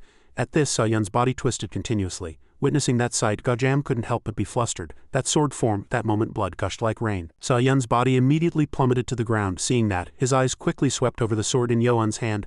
"Is that the black sword?" Gajam's entire body trembled, unable to believe the sight before his eyes. "Black light is emanating from the entire sword. Could that sword be?" Turning back to Yo-Un, he tightly clenched his palm and energy immediately swirled. Just then, Yo-Un was startled. He glanced behind him, sensing an unusual gaze. "Grand Guardian," Yo-Un gritted his teeth in tension. "Damn it, did he see everything?" Jiang hastily spoke. Unconcealed bewilderment was apparent. "Grand Guardian, what happened?" The old man looked at Yo-Un in astonishment, and doubt sprouted in his heart. Did he really defeat an expert from the Extreme Blade 6 art sect alone? Contrary to the group, Miwa hastily asked, "Young cult lord, are you injured anywhere?" He replied briefly, "I am fine." Gajam let out a soft sigh of relief. "Young cult lord, I'm glad you're safe." Hearing that, Yo-Un looked at him apologetically, and the corners of his lips moved slightly. "Grand Guardian, thank you for your concern." Just then, soldiers entered in unison, with Yuzhong standing motionless at the forefront. Seeing that, Yo-Un quickly knelt down and a heavy voice erupted. "Cult lord, At this he raised his head, constantly repeating inwardly, the Guardian family faithfully carried out Sword Demon Gong's will, but the Grand Guardian is still the Cult Lord's loyal right-hand man. A heavy thought weighed on Yoan's mind. What if the Grand Guardian reports what he just saw to the Cult Lord? Right at that moment, Yuzhong opened his mouth in a suspicious voice. What happened? He quickly replied. When this subordinate arrived, a young Cult Lord had already dealt with the expert from the Extreme Blade 6 art sect. Hearing that, he turned his gaze to Sa Yun and simultaneously examined him closely. Looking at the wounds, it's not just simple stabs, but wounds created by multiple sword forms combined. Thinking this far, doubt sprouted in Yuzhong's heart. Was he hiding his true talent? Indeed, he's not to be underestimated. Qian Yuan. In the secret chamber beneath the Demonic Academy's secret manual library, after a moment of silence, Yuzhong suddenly spoke. Were they targeting this place? Gajam did not reply to the sudden question. Seeing that, he snarled again. I asked if they were targeting this place. Only then did he react and quickly reply yes. Hearing the answer, Yuzhong coldly descended into the underground. And he stopped before the unusual fragments. Gajam's eyes accidentally met a strange object. He turned his gaze to the debris. Could it be that all of Sword Demon Gong's secret manuals were burned? At the same time, Yuzhong angrily clenched his palm. To think there was such a place in the Demonic Academy. How did the enemy know a secret that even I didn't? His heart was almost screaming, you are underestimating me. Meanwhile, a piece of paper lay untouched on the ground. Yoan observed intently, unable to shake off a slight doubt. I thought they were targeting the secret manuals, believing them to be Sword Demon Gong's legacy, but it turns out they were after Extreme Saber God's saber marks. A thought quickly flashed through Yoan's mind. In that case, that guy already knew the 24 demonic swords. Why would those who claim to be Extreme Saber God's descendants want Extreme Saber God's saber marks? His mind became even more convoluted with entangled thoughts. Who exactly are they? The Extreme Blade 6 art sect. That day, the heavenly demon cult's inner workings were thrown into chaos by the incident. The bodies of the fallen warriors were recovered. Throughout the night, all forces were mobilized to search for any remaining enemy remnants, but no traces of anyone else were found, save for 4 individuals. The scene then shifted to the heavenly demon cult's banquet hall. Yang Chang couldn't help but sigh and lament. How long do we have to be confined here? Zhang Moon reminded him in a low voice. We must maintain our innocence for the sake of the alliance. Master Morang, please bear with it a little longer. At that moment, Su He spoke, her voice imbued with dignity. We have told you everything we know. The demonic cult side will surely reach a conclusion one way or another. So please have a little more patience. Zhang Moon replied without resistance. Understood, Master Zug. Yang Chang nodded feebly. Understood. At that instant a thought flashed through her mind. Now I remember everything. Could I have been used in such a way? Fragments of memory pressed down on her heart. After the defeat in Anhui province, I was heading south to support the other 2 strongholds in Yangshi province. Suddenly I was attacked by an unidentified group. Suhi stepped closer into the illusion. When I woke up, I was already with the Martial Alliance group. Even after breaking free from hypnosis, I thought the enemy was my bodyguard. Immediately after, she began to suspect. They targeted me, someone who was secretly moving for the Alliance's benefit. The only people who knew that were those who attended the stronghold meeting. The atmosphere seemed to freeze. Suhi quickly concluded, there must be a traitor among the 17 strongholds of the Martial Alliance. Suhi suddenly felt annoyed. I should have formed the alliance smoothly and returned. But then an attacker suddenly appeared. I won't be able to get out of this easily because of the young cult lord. At the same time, the physician Baek Dongwu was concentrating on taking the patient's pulse. A disciple stepped forward, bowing his head, and reported, Master, there's nothing unusual. The old man asked back in puzzlement. Is that so? Disjointed pieces gradually fit together in Dongwu's mind. I thought he was under a spell, so he must have been disguised, but there's almost no problem other than a slightly slow pulse. Just then, a voice broke the physician elder's reverie. Dongwu asked coldly, what happened? He replied firmly, no traces of poison or drugs were found in the banquet's alcohol or food. Dongwu acted nonchalant, as expected. Meanwhile, the old man kept thinking. The young cult lord clearly said it's highly likely some drug caused people to be hypnotized, but his conjecture seems to be wrong. Just then, a series of footsteps were heard, and the disciples all exclaimed, Greetings to the young cult lord. Seeing that, Dongwu hastily approached and said, Greetings to the young cult lord. Yoan spoke in a low voice, Physician Beck, you've worked hard. At this, he didn't hesitate and immediately asked, Is there any progress? The old man kept his voice even but revealed his difficulty. As commanded, I examined the banquet food of the hypnotized individuals, but as you said, it doesn't seem to be due to any drug. Hearing this, he couldn't help but be slightly astonished. There was nothing in the food, Dongwu confirmed once more. That's right, doubt sprouted in Yoan's mind. If a single clap could truly hypnotize someone, then everyone at the banquet would have been hypnotized. Before leaving, he turned and pleaded, Could you examine it one more time? The old man replied in a low voice. Understood. Dongwu looked at Yoan, lost in thought. Many physicians examined it all night but found nothing. The young cult lord is truly stubborn. At the same time, he stopped in front of a ceramic bottle. I found nothing in the food. But Yoan suddenly recalled the man's action of tapping the bottle. He was puzzled and lightly rubbed the body of the bottle. How can such a thing cause hypnosis? At that moment, Yoan seemed to have an epiphany. When eating, the bowl and chopsticks touched the mouth. He immediately commanded, Nano, check if there's any medicine or poison on the utensils. It quickly and clearly replied, Please allow the user to touch the tableware to analyze its components. On this side, the group was puzzled. What on earth is he doing? What is he doing with the wine cups and chopsticks? After a long while, Yoan slowly placed the cup on the table. He continued to place the cups below. Yoan didn't explain at all, merely repeated the action. At this moment, Yoan turned his body and looked to one side. He didn't beat around the bush and immediately asked, "Do you all remember where you were seated at last night's banquet?" The other party quickly hesitated and replied, "I remember, but..." After a moment's hesitation, he pointed forward. "Excluding those whose tables and chairs are broken, the rest of you, please return to your seats from yesterday." Yoan replied in a low voice, "Understood." The subordinate wore a puzzled expression at his strange behavior. What is he trying to do? Yujong looked down in confusion. The seats where the hypnotized Martial Alliance members sat yesterday are the very spots where the young cult lord replaced the wine cups. Yoan picked up a wine cup, his hand steady. "Physician Beck, would you mind smelling the part of this wine cup that touched the drinker's mouth?" Dongwu didn't hesitate at all, reaching out to take it. "Understood." Immediately after, the old man put the rim of the cup to his lips and took a sip. Dongwu's facial muscles instantly changed, and the old man exclaimed in astonishment, "This is opium." Dongwu suddenly speculated, could it be that only specific cups were poisoned? As that thought flashed, the old man looked at him in surprise. But how did the young cult lord know? On the other hand, inside the heavenly demon cult's cult lord's palace at the same time in the cult lord's training room, amidst faint smoke. As Yujong slowly walked out, his subordinates took off his robes one by one, then slowly dressed him in his garments. The group bowed their heads respectfully and said, "Cult lord, you have changed all your clothes," he commanded coldly. "Withdraw." On this side, in the cult lord's secret room, Yujong closed his eyes tightly and lightly touched an object with his hand. At that moment, Saoyun's figure vaguely appeared. At this, he opened his eyes wide and a thought came to mind, very similar to the saber intent contained in that guy's saber technique. Suddenly, Yujong felt a stabbing pain in his chest. That guy appeared just before the saber wielder in Zhejiang disappeared. He possessed martial arts beyond my imagination and inflicted internal injuries on me. A voice suddenly echoed in Yujong's ears. He wasn't human. He angrily slammed the table. How dare he drag me into that hell? Suddenly, Yujong turned abruptly. "Who's there?" "Cult Lord," the other party hastily reported. "This subordinate is Ga Jam." Hearing this, he continued coldly. "Understood. Go to the study and wait," he quickly replied. "I obey your command." In the Cult Lord's study, he bowed his head with utmost respect. "I have finished my report." Yujong suddenly asked, "What about that matter?" Ga Jam glanced at him and replied, "The jade bottles that were quietly collected from the banquet have been discarded below the valley of Wuzhou Peak in the 10,000 mountains." Hearing that, he raised another question. "You found nothing?" He hesitated and opened his mouth. "The jade bottles were washed before being discarded and were all broken, so nothing would be found." Yujong's lips curled into a slight, sinister smile. "Well done. Because of the medicine in the jade bottle that the Grand Guardian initially picked up, our sect was able to gain an advantage in this alliance." His voice suddenly turned cold. "Are Physician Beck and the other physicians still investigating?" Ga Jam nodded to confirm. "That's right." Yujong then raised his voice and commanded, "With Suhi supervising and even the young cult lord participating in the investigation, we can't stop them. Send the physicians back and take the Martial Alliance members to GMOK." Ga Jam replied quickly without hesitation. Yes. Just then, a subordinate from outside delivered news. "Cult Lord, Physician Beck requests an audience." Seeing that, Yujong didn't think twice and commanded, "Perfect timing, let him in." As soon as the old man entered, he knelt and saluted. "Physician Beck Dongwu, greetings to the cult lord." He lightly waved his hand and simultaneously asked, "Rise, what have you found in your investigation?" Dongwu quickly reported, "We have found the cause of the people's hypnosis." Yujong's face instantly changed. He was astonished. Dongwu slowly unfurled a cloth and the old man spoke each word with effort. "It's because of this." Yujong's gaze fell on the object presented and doubt sprouted. A wine cup. Immediately after, Dongwu reported in a low voice, "We found a large amount of opium-containing drug in the sediment of the cup. It's a hallucinogenic substance." Ga Jam nervously looked at the old man. "This matter was so urgent that I barely managed to swap out the jade bottles. I didn't expect him to bring a wine cup." Yujong's eyes showed a hint of regret.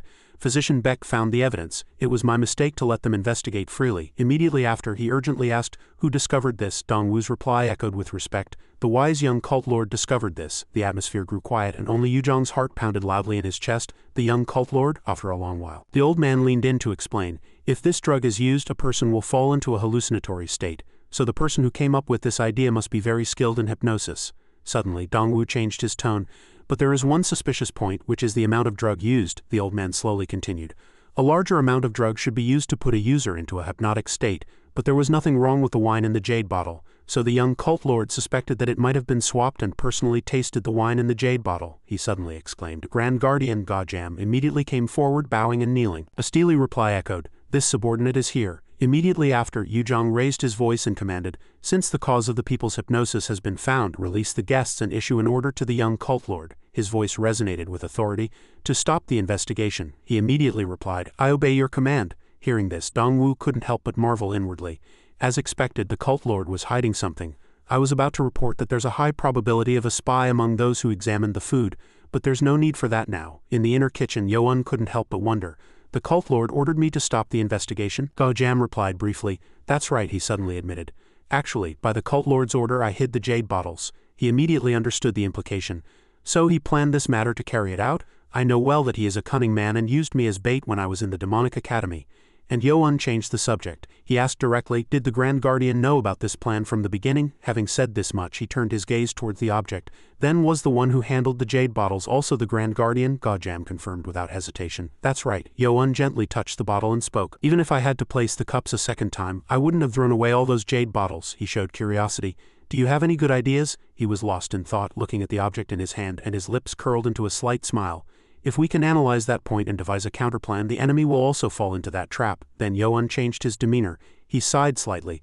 That was unnecessary advice. Before leaving, Yoan looked back.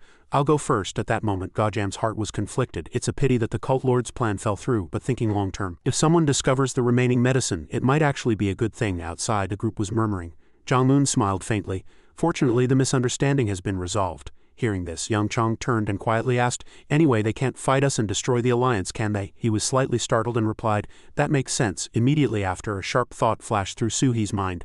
No, this incident was probably caused by the demonic cult wanting to gain an advantage over us in this alliance. But the reason they had to take a step back like this is, she quickly surmised, because of the young cult lord Qian Yoan. He didn't hide the truth and chose the greater good. If he hadn't stopped this place would have become a bloodbath as the Extreme Blade 6 art sect wanted. Suhi looked up at the sky, lost in thought. Anyway, it might be someone with a grudge against the demonic cult. Since they made the martial alliance indebted, our side will have to repay this debt completely. Young cult lord. 4 days after the attack by the Extreme Blade 6 art sect, the demonic Orthodox alliance was officially formed and proclaimed to all members of the demonic cult. However, as the demonic cult and the Orthodox martial alliance had been at odds for a long time, many cult members expressed dissatisfaction. Amidst this, Yuzhong's voice was heard. I heard you are leaving today. If it's because of our cult members, please don't worry. Suhi replied with a relaxed smile. No, I have personal reasons to return earlier than expected. Thank you for your hospitality. However, at that very moment, Yang Chong and Zhang Lun couldn't hide their bewilderment and were filled with vigilance. Is it true that remnants of the Extreme Blade 6 art sect are still in the inner city, as strategist Zug said? There's nothing suspicious, but I need to find out the reason quickly. Just then, she slowly extended a piece of paper. This is an invitation to the martial arts competition sent by our alliance leader. He smiled faintly. Understood, we have formed an alliance, so please tell him we will definitely attend. Suhi bowed her head respectfully, her voice sweetly echoing, thank you. Immediately after, Gojam stepped forward and reported, Cult Lord, it's almost noon. It's time to go outside and make the proclamation, Yuzhong replied coldly. Understood. Zhonglun immediately bowed his body. Then we shall take our leave. The Cult Lord is also busy, so we will depart immediately. His voice echoed. Understood. Have a safe journey. As soon as he finished speaking, the group immediately left. As soon as their figures disappeared, a cold aura enveloped the hall. Yuzhong couldn't hide his worry. Yes, I don't know where the remnants of the Extreme Blade 6 art sect are now, so it's not time to relax. At the beginning of the Myo-C hour, in the guest hall of the B1GWI clan, a man shouted, Unbelievable, he angrily demanded. They revealed everything. But why hasn't the Lord announced his appointment as young cult lord? Wang Hya continued. Heobong has a point. The Lord seems a bit strange, Ma Chok said with a puzzled voice. All the major issues we decided to announce to the external cult members have been announced except for the Lord's appointment as young cult lord. Yin Muhua suddenly asked, Does that mean the cult lord intends to change his mind? Baek Ji said in a dry voice. The young cult lord's succession battle requires even new cult members to go through the procedure to reach that position. Does that mean it can change just because the cult lord's mind wavers? Yin Muhua sighed tiredly. I don't know either. How would I know that? If it's the young cult lord's power, as long as the 6 major clans don't object, he can change it as much as he wants. As soon as she finished speaking, Yoan interjected. If there are no strong objections even now, there's a high possibility that he will withdraw the young cult lord appointment order. He suddenly looked at Yoan. He didn't seem worried at all, looking calm as if it were someone else's business. Just then, Yin Muhua suddenly spoke. I was going to say it later, but it's better to say it now, she continued in a low voice. To persuade the remaining members of the Mystic Demon clan, we need to have more contact with them. The young cult lord also knows this well. Yoan immediately replied, I know. But then his voice lowered, carrying an indescribable tension. But when I went to look for them last night, there was no one in the Mystic Demon clan. His expression changed, and uneasiness flashed in his eyes. No one? Could it be that the remaining 4 clans have already made a move? Yin Muhua smiled slightly. You're half right and half wrong. Yoan looked puzzled. Then why, at that moment? Yin Muhua conveyed a piece of information. The cult lord's residence has moved. Yoan asked back in confusion. The cult lord's direct guards? Before he could react, Manhwa continued to explain.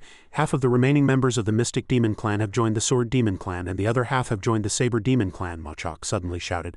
Then does that mean the cult lord publicly supports the Sword Demon Clan and the Saber Demon Clan? Clearly, it's an intention to obstruct the young cult lord's path. At this, Yoan calmly denied. No, this is not just obstruction, it's about balancing power. Hearing this, he was almost dumbfounded. What? Yoan tapped the armrest of the chair with his fingertips, creating a regular sound.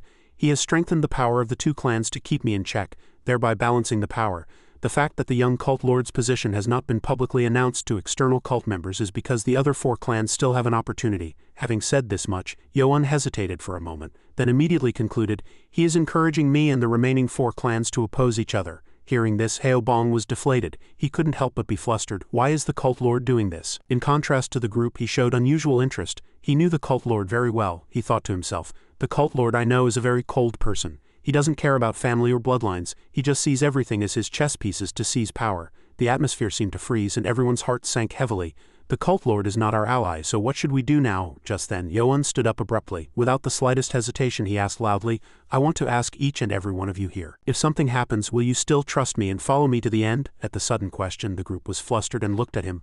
Lord, Moon-gyu and Baek-ji were almost dumbfounded. Before the group could answer, Yoan continued, Our cult is too far off track right now. I want to restore our cult to the initial era when the heavenly demon ancestor founded it. Having said this much, he emphasized each word. This means we will be opposing the leaders of the cult. After that, Yoan cupped his hands and sincerely bowed his head. Everyone please trust me and follow me to the end. At the same time, Haobong cupped his hands without the slightest hesitation. He declared confidently, Lord, what are you saying? I, Haobong, will always stay by your side no matter what path you take. Gwang-hyuk immediately stood up. I am also like Haobong. As a man of my word, I will never change my oath. Even if the road ahead is arduous and I bleed, I will follow the Lord to the end. At that moment, the group shouted in unison.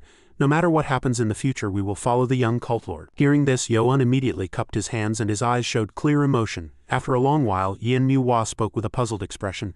Now what will the young cult lord do? Do you plan to confront the remaining four families? He concentrated his thoughts and replied softly, I will now withdraw all the plans I had previously made. Hearing this, he chuckled. Do you have another plan? Yoan declared loudly. If the cult lord wants a balance of power, we will break that balance. At the same time, Moon-gyu's gaze inadvertently fell upon him. Manhwa grew increasingly curious. So you're planning to go to the Ma Ryong Moon clan and establish your power there? Yoan nodded to confirm. That's right. He chuckled again and at the same time didn't forget to suggest, then I will go to meet Elder Sama and Elder Yak and Mong-o, the clan leader of the Mong-jiam Wan Moon clan. The two of them were fellow disciples who graduated from the demonic academy and are very close, Yoan said with relief. Understood, then Yin Elder and Moon-gyu will come with me and Gwang-hyuk. Sama Ma-chok and Haobong will meet and persuade the neutral sects. Just then Haobong stood up abruptly and simultaneously shouted loudly, Lord, I want to go with you too. Yoan was momentarily stunned. Haobong, you? At Yoan's burning gaze he suddenly became embarrassed and his eyes were firmer than ever. After a moment of silence he let out a long sigh. Alright, you can come too. Suddenly Haobong pointed to one side. Take Baek-ji too, Lord. Hearing the suggestion, Yoan showed a worried expression. Will the two of you be enough? Gwang-hyuk chuckled. It's fine, Lord. After speaking, Gwang-hyuk turned and reminded him. Take good care of the Lord. Baek-ji turned his back on him in displeasure. Stop being so pretentious. The scene shifted to the Ma Ryong Moon clan's residence in the northwest of the heavenly demon cult. A voice was heard from outside. Elder, it's Bu-song. Moonon spoke coldly. What is it? The other party quickly reported. The young cult lord has come to see the clan leader. He was so surprised he shouted, What? After that, Moonon hurriedly ordered, Quickly call someone to properly receive the guests. By no means should they be neglected. Bu-song nodded. I obey your command. At the same time, the group walked one step at a time into the Ma Ryong Moon clan. Moon-gyu looked around with a fluttering heart. This is the Ma Ryong Moon clan's grounds. Haobong couldn't help but admire. I don't know anything about gardening, but this place is truly magnificent. She smiled slightly. Isn't it? My grandfather has a hobby of gardening, so he takes great care of this place. Just then, Moonon hurried towards the group. He immediately saluted. 8th Elder Moonon, greetings to the young cult lord. Seeing that, Yoan respectfully bowed his head. Greetings, 8th Elder. At that moment his gaze suddenly stopped at Moon-gyu. Moonon narrowed his eyes and observed. That child is still wearing a mask. After a long while he slowly spoke. I will guide you to the guest reception area. Yoan replied cheerfully, It would have been enough to send a servant, but I thank the elder for your generous hospitality. Suddenly a subordinate shouted from afar, Clan leader? He turned around in displeasure. What is it now? The other party quickly reported. 3rd Elder, 4th Elder and young Master Cheon Mu-jiam are approaching. Moonon almost shouted, What? Seeing that, Yoan calmly reminded him, Don't mind us, do as you wish. Hearing this, he expressed his gratitude. Thank you, young cult lord. Before leaving, Moonon instructed his subordinate, Guide them to another guest room. I must receive the cult lord, the person quickly replied. I obey your command. After a long while the group sat under a pavilion with flowing water. Yoan couldn't help but admire. It's beautiful. I heard the elder is a bonsai artist and it seems that's true. Moonon chuckled awkwardly. It's just a hobby, but I thank the young cult lord for your sincere compliment. He waved his hand to signal. A servant has prepared some tea and snacks. Please enjoy them as we talk. Yoan respectfully replied. Thank you. Just then Haobong's eyes sparkled. He suddenly paused, looking to one side with an awkward expression. But, Haobong swallowed dryly, every time I come to the elder's residence something happens. Will nothing happen this time? I heard the elder has another granddaughter and Moon-gyu mentioned having a twin sister, so it must be her granddaughter. Having thought this far, he suddenly shivered. Last time, Elder Soma tried to force his daughter to marry the lord. Please let nothing like that happen this time. On this side, Moonon spoke softly.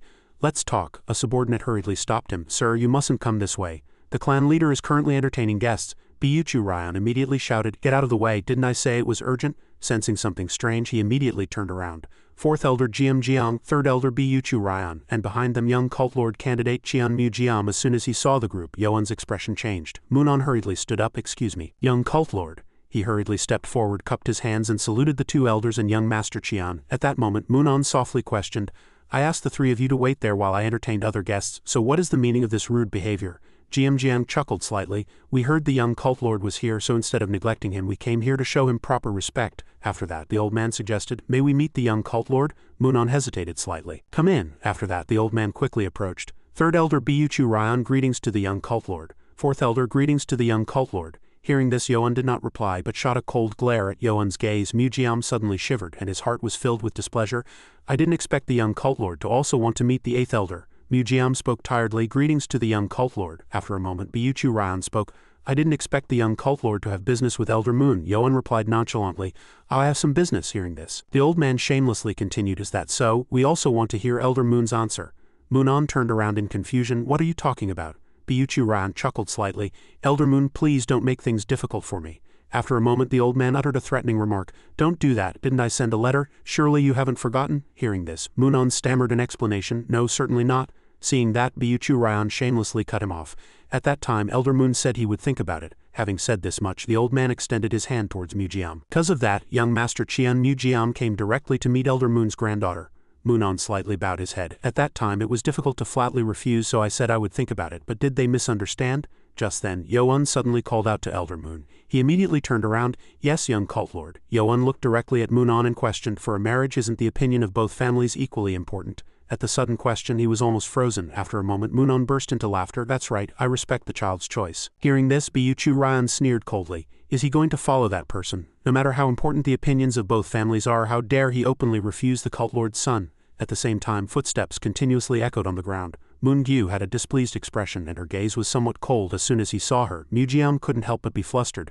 Moon-gyu, why is that fellow here? At that moment, she suddenly brought her hand to her cheek. Byuchu Ryan's eyes showed clear astonishment, and the old man was no exception. Jiam Zhang's jaw dropped in surprise. Mujiam was stunned, his facial muscles stiff. At that moment, Moon-gyu's beautiful face was clearly revealed. Baek Ji-ai looked up blankly. Was it a human skin mask? As the atmosphere became heavy, Moon-gyu suddenly stepped forward and in a clear voice saluted the elders and young master. This maiden is Moon-gyu, granddaughter of Elder Moonon. Hearing this, he was once again dumbfounded.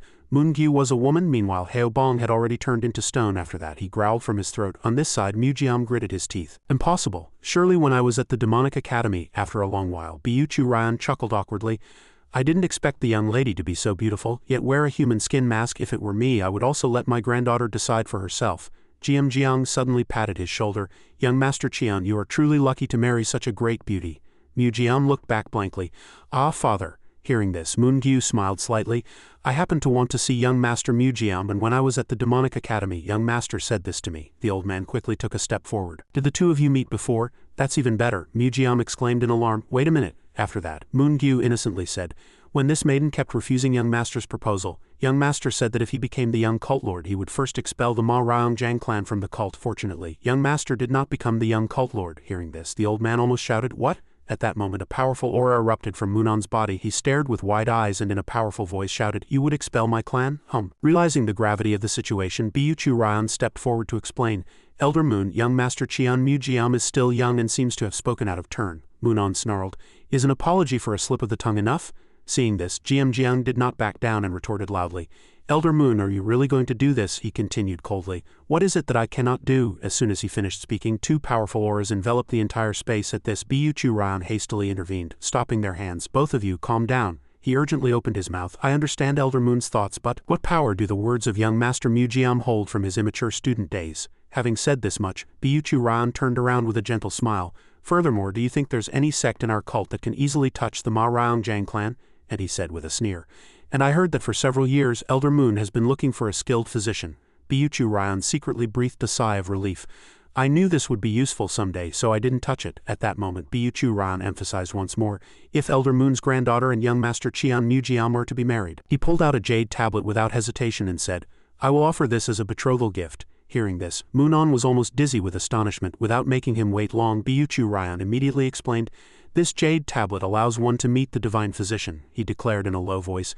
I never go back on my word. Seeing this, he couldn't help but be surprised. But why are you giving such a valuable item as a betrothal gift? Bu Churan quickly replied. I forgot to mention earlier, our 4 sects have decided to make young Master Mujiam a co-successor. At the sudden news, Moonon exclaimed in surprise, a co-successor? His mind was in turmoil. The remaining 4 sects will support young Master Mujiam as the young cult lord. Although Gyu has pledged loyalty with that jade tablet, Munyu's chronic illness can be cured. Thinking this far, Moonon bowed his head. Munyu at that moment, Bu Churan smiled triumphantly. Qian Yuan, you wanted absolute loyalty, but we have brought what Elder Moon desires. It's already clear who has won and who has lost. Immediately approached, urging, Elder Moon, will you consent to the marriage between your granddaughter and young Master Qian Mujiam? He suddenly hesitated. Seeing this, Moon Gyu quickly took Yuan's hand. She declared clearly, Grandfather, I have fallen in love with the young cult lord. Hearing these words, the group was once again shocked. Bu Churan was so surprised he couldn't close his mouth. Meanwhile, Moonon wore a bewildered expression. Turning back to Yuan, his cheeks were flushed red, and Heo Bong and Baek Ji unconsciously felt embarrassed. My lord, since when did your relationship progress so quickly? She hastily apologized. I'm sorry, young master, I couldn't think of any other way. Seeing this, he sighed helplessly. So you did it on purpose. Just then, Yuan's gaze stopped at one place. He stared intently at Mujiam and saw him gnashing his teeth, sending angry glances. Seeing this, Yuan gently put his arm around Moon Gyu's back, triumphantly holding her close. Witnessing that scene, Mujiam growled in anger. That bastard took mine again. At that moment, Yuan's lips clearly curled into a smile. He grew increasingly furious, smiling. Just then, a female figure swiftly rushed forward. She relentlessly aimed her sword at Mujiam, whose entire body had stiffened from the sudden sight. Jiang shouted, How dare you, a mere guard, how dare you point a sword at someone's neck? The woman replied coldly. He harbored killing intent towards the young cult lord. Hearing these words, he said weakly, Don't act rashly, it's not time yet. Jiang reminded him in a low voice. Young Master Qian, he resolved inwardly. Qian Mujiam is the only grandson with all his limbs intact. I must stop her. Suddenly, Mujiam shouted in anger, That audacious guard wench. Seeing this, Jiang desperately cried out, Young master, stop. At that moment, Mujiam suddenly felt something strange. How can this be? She's just a mere guard, but why is her sword technique so solid? He looked at her with suspicious eyes. Who exactly is that guard wench? Mujiam stared intently at the sword tip and asked again, Who exactly is that wench? The tense atmosphere enveloped all the sects. Qian Yuan obtained the young cult lord position and eliminated Mu Jin and the masters of the Extreme Blade 6 Art sect. The remaining 4 great sects became wary of the threat Yuan posed. At that time, the cult lord gave them a justification. As the sects recommended a young cult lord, an ironic fate unfolded. They hoped to be able to change the young cult lord at any time. But ironically, the reason the 4 great sects recommended Mujiam as a co-successor was because he was the only young cult lord candidate with all his limbs intact. The female guard, with a stern face, pointed her sharp sword directly at someone's neck. Under her sword tip, Mujiam gritted his teeth in fear. He tried to move away from the female guard's sword tip, shouting in a blustering manner, Ah, this crazy bitch. On one side, Bu Churan watched the scene inwardly flustered. No, in the main hall, the young cult lord tore Mujin apart just because he was a threat. He'll surely seize this opportunity. He suddenly bowed down on one knee and shouted loudly, Young cult lord. Bu Churan and Moonon humbly pleaded before Yuan, Please forgive young Master Mujiam's small mistake. Young cult lord, please appease your anger. His eyes gradually turned bloodshot, and he growled, Why should I? As Yuan issued a firm command, the two's complexions turned pale. Kill him. The female guard received the order and immediately replied firmly, As you command. But as she was about to make her move, Bu Churan suddenly became agitated, drew his sword and rushed forward shouting, No! He immediately deflected the female guard's sword strike aimed at Mujiam. The situation suddenly became chaotic and the female guard charged forward again without backing down. But Bu Churan was one step faster. He blocked Mujiam's front and shouted, Stop! Her only reply was a triumphant, disdainful smile playing on her lips. As the female guard powerfully swung her sword again, directly attacking Bu Churan, he unleashed a sword strike of astonishing power, successfully deflecting her attack. As the female guard quickly launched another attack, Bu Byuchu Ryan was unable to block it and unconsciously retreated. He thought in surprise, she's a guard, but why is her martial prowess so high? Who exactly is that wench? With a trembling, flustered voice stammering an exclamation, Byuchu Ryan suddenly spun his head. Elder Bu, please stop. Mujiam once again found his life under someone else's sword. Yoan lightly subdued his body, which was frozen in fear. He growled in anger, do you dare disobey my command? And Yoan's hand rose decisively, powerfully swinging his sword towards Mujiam. Byuchu Ryan with wide frightened eyes shouted at him, young cult lord, please, I agree, the marriage is off. He desperately pleaded as Yoan's sword tip was about to touch Mujiam's neck. Please stop. Mujiam, having just experienced the shock, trembled violently in fear. Byuchu Ryan bowed his head, gritted his teeth and reluctantly added, besides that, I will give the young cult lord anything he desires. Please put away your sword. Yoan immediately seized the opportunity, smiled maliciously and suggested, then give me that jade tablet that allows one to meet the divine physician. Byuchu Ryan thought inwardly with annoyance, I knew it, it's fine, saving Mujiam is the top priority right now. He obediently took out the jade tablet and respectfully presented it to Yoan's hand. Here it is, please show mercy, young cult lord. He received the jade tablet with satisfaction and looked at him triumphantly. Politics is knowing what the other party wants and giving it to them, which is how you obtain something equivalent in return. Byuchu Ryan's face suddenly turned pale and stiff, and a fragment of memory slowly surfaced in his mind. I will give this to you as a betrothal gift. At that moment, another person looked at him and said admiringly, Elder Bu, you are truly wise, you have given me valuable guidance. Politics is knowing what the other party wants, giving it to them, and obtaining something equivalent in return. Yoan's cold back was filled with disdain. In reality, he took out the jade tablet to admire it, then gloomily demanded further, but this single jade tablet is too much of a loss. Byuchu Ryan's mouth dropped open in astonishment at Yoan's words. What? A sword strike of astonishing power lightly struck Mujiam's arm, blood splattered everywhere, and he also felt something strange in his body. Mujiam's arm was coldly severed and separated from his body. Everyone present was immediately greatly shocked. Moonon, who was watching from not far away, froze, unable to believe his eyes. Mujiam's remaining hand fumbled where his arm had been, but it only met empty air. Mixed with pain and humiliation, he shouted in anger that shook the heavens. A man rushed to Mujiam's side in concern, shouting, Mujiam? Byuchu Ryan stood there gritting his teeth, thinking inwardly. This bastard, he knew from the beginning that Qian Mujiam was a co-successor, and he did this on purpose. Yoan, displeased, slightly turned his head and glared at the man standing with Mujiam, growling, What's your complaint? He embraced Mujiam's trembling body, his tone filled with anger, but he dared not utter it aloud. It's nothing, thank you, young cult lord, for showing mercy. The man gritted his teeth, internally vowing to endure. From the moment Mujiam showed killing intent towards the young cult lord, he could have killed him instantly. But he didn't. I push it further here, I won't even be able to save his life. He pulled Mujiam along and coldly informed Yoan. Young Master Mujiam is not well, so we shall retreat now. The man walked away with resentment in his heart. It's not over yet, young cult lord. After the group had all left, Yoan presented the jade tablet he had just obtained to Moonon, saying respectfully, I apologize for the blood spilled in the manor. I hope this will be of help to Elder Moon. He received it with both hands and humbly bowed his head, thanking him. I thank the young cult lord for your boundless grace like the sea. Yoan was flustered. Not at all, you haven't even met the divine physician yet. Please don't do this. But Moonon was still extremely grateful to him. You are the benefactor of our Ma Ryongjiang clan. I don't know how to repay this kindness, Yoan with a bright and humble smile requested. It's all right, please rise. His eyes suddenly widened as he examined Yoan's face, admiring. Indeed, he is a great man. He can coldly sever young Master Mujiam's arm yet also be unbelievably kind. Moonon suddenly turned his head and glanced at someone. A satisfied smile on his face. Gyu, your judgment of people is far better than mine. To have found such a good husband, he suddenly stood solemnly before Yoan, cupped his hands and paid his respects. I, Moonon, the clan leader of the Ma Ryongjiang clan and 8th elder, swear. Moonon made a firm, resolute promise.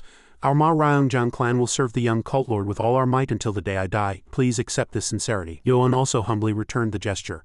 I look forward to your continued guidance. And so they once again drank tea together and conversed for several hours.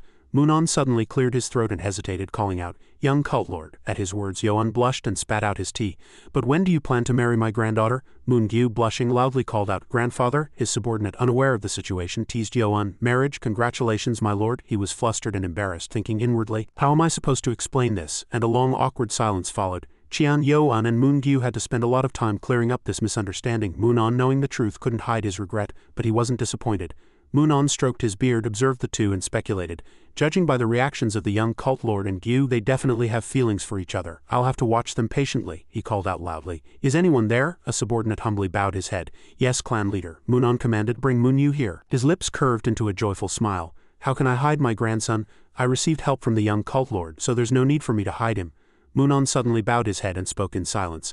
I once had a son named Moon Chung, but he was dispatched to Sichuan and lost his life in an attack by the unorthodox sects coincidentally. My daughter-in-law was due to give birth then, and upon hearing the tragic news she had a difficult labor. Thankfully, Moon Gyu was born safely, but her twin brother Moon Yu was born much later and was born a natural fool, and my daughter-in-law passed away after giving birth to the 2 children. I exhausted all my connections to find a way to cure the child, but it was all in vain. He once again bowed to Yo-un, thanking him. But the young cult lord has given us hope once more. Thank you very much, young cult lord. Just then a subordinate's voice echoed in everyone's ears.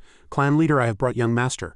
Moon Yu came out and politely greeted grandfather. The 2 people next to him upon seeing him immediately turned pale and were shocked. Was the human skin mask Moon Gyu wore her younger brother's face? Moon Gyu approached, hugged her younger brother, gently stroked his head and asked, Yuya, how have you been? Moon Yu laughed foolishly and exclaimed, sister. Moonon suddenly reminded him, Yuya, stop doting on your sister and quickly greet the young cult lord. He is the one who helped you. Moon Yu politely and shyly greeted, hello Lord Yo-un. He stared intently at him from head to toe. Yo-un suddenly suggested, Elder Moon, may I examine your grandson's condition? Moonon readily agreed to his request. Of course. As his hand gradually rested on his head, he asked blankly, why are you doing this? Yo-un gently stroked Moon Yu's head and reminded him, it's going to hurt a little. He immediately replied obediently, yes. A powerful current suddenly surged from Yo-un's palm, flowing directly into Moon Yu's body through the point where his hand met Moon Yu's face. Moonon cried out worriedly, young cult lord, what are you doing? Moon Gyu calmly opened her mouth and said, just leave him be. Yo-un observed him carefully, thinking to himself, this is the only chance. Perhaps I'm the only one who can cure this child. Nano, is there a way to treat Moon Yu? The system immediately appeared. I will test the data. It showed a statistical data table before his eyes. A total of 24,210,023 similar cases were found. Yo-un was astonished and marveled inwardly. That many, the system added. Please allow me to scan the patient's palm for confirmation. He turned his head and sought Moonon's permission. Elder Moon, may I examine your grandson's condition? He stared blankly at Yo-un, then slowly opened his mouth. Understood. As his hand gradually rested on his head, he asked blankly, why are you doing this? The system entered an operational state and began to take magnetic resonance images from the patient's palm. Moon Yu's internal brainwave diagram appeared in detail. Patient information collected. The system recorded and explained each annotation neatly and clearly. Red dots indicate poor blood circulation. According to the case analysis, there was oxygen deprivation in the brain due to difficult childbirth. It seems there's a way. Brain cells are damaged and part of the brain no longer appears active. Yo-un asked curiously, can it be treated? The system confidently explained in detail. If we only remove the dead cells and accumulated blood and new cells form and replace them, this illness will be completely cured. The system asked again, would you like to try this method? Yo-un bowed his head and thought seriously, if it can be treated I should try. It instructed, place your finger on the marked red area. Yo-un gently stroked Moon Yu's head and reminded him, it's going to hurt a little. He immediately replied obediently. Yes, a powerful current suddenly surged from Yo-un's palm, flowing directly into Moon Yu's body through the point where his hand met Moon Yu's face. Moonon cried out worriedly, young cult lord, what are you doing? He screamed in agony, his mouth wide open in pain. Moonon rushed forward heartbroken, shouting, young cult lord. Yo-un's guards blocked them, preventing anyone from approaching, and his steps halted. Moonon anxiously shouted, move aside, but she merely reassured them with a light remark, trust the young cult lord. However, Moonon was still excited and worried about his grandson. It looks like the child is about to die, what are you saying? From the opposite side, Moon Yu also finished his examination, and Yo-un gently lowered him. Moonon immediately rushed over, held him, and called out, Yuya, my grandson? He turned his head furiously to Yo-un and questioned, young cult lord, what is the meaning of this? What exactly have you done? Moon Yu's hand suddenly rose and grabbed Moonon's. He embraced Moon Yu and anxiously asked about his well-being. Moon Yu, are you all right? Moon Yu's body trembled and he whispered, grandfather. He struggled to explain what he was experiencing. It hurts, grandfather, it hurts so much. Moonon suddenly widened his eyes in surprise. What's going on? He thought excitedly. Unbelievable, the child's eyes have focus like a normal person's. Is he cured? Moonon's hand tightly gripped him, hugging him tightly to his chest, and he cried out emotionally. My grandson, Moon Yu said painfully and desperately, it hurts. Heobong, who was watching from afar, couldn't help but exclaim in admiration, young cult lord, you are truly amazing. The person behind him was even more surprised, admiring Yo-un's mysterious back. I knew from the poison incident that he was skilled in medicine. The young cult lord is truly talented. He's skilled in both martial arts and medicine. Time passed, and an hour later, Yo-un held up his token and looked at it. I won't need this token anymore. Moonon suddenly bowed his head respectfully and expressed his gratitude. Thank you, young cult lord, for curing my grandson's illness.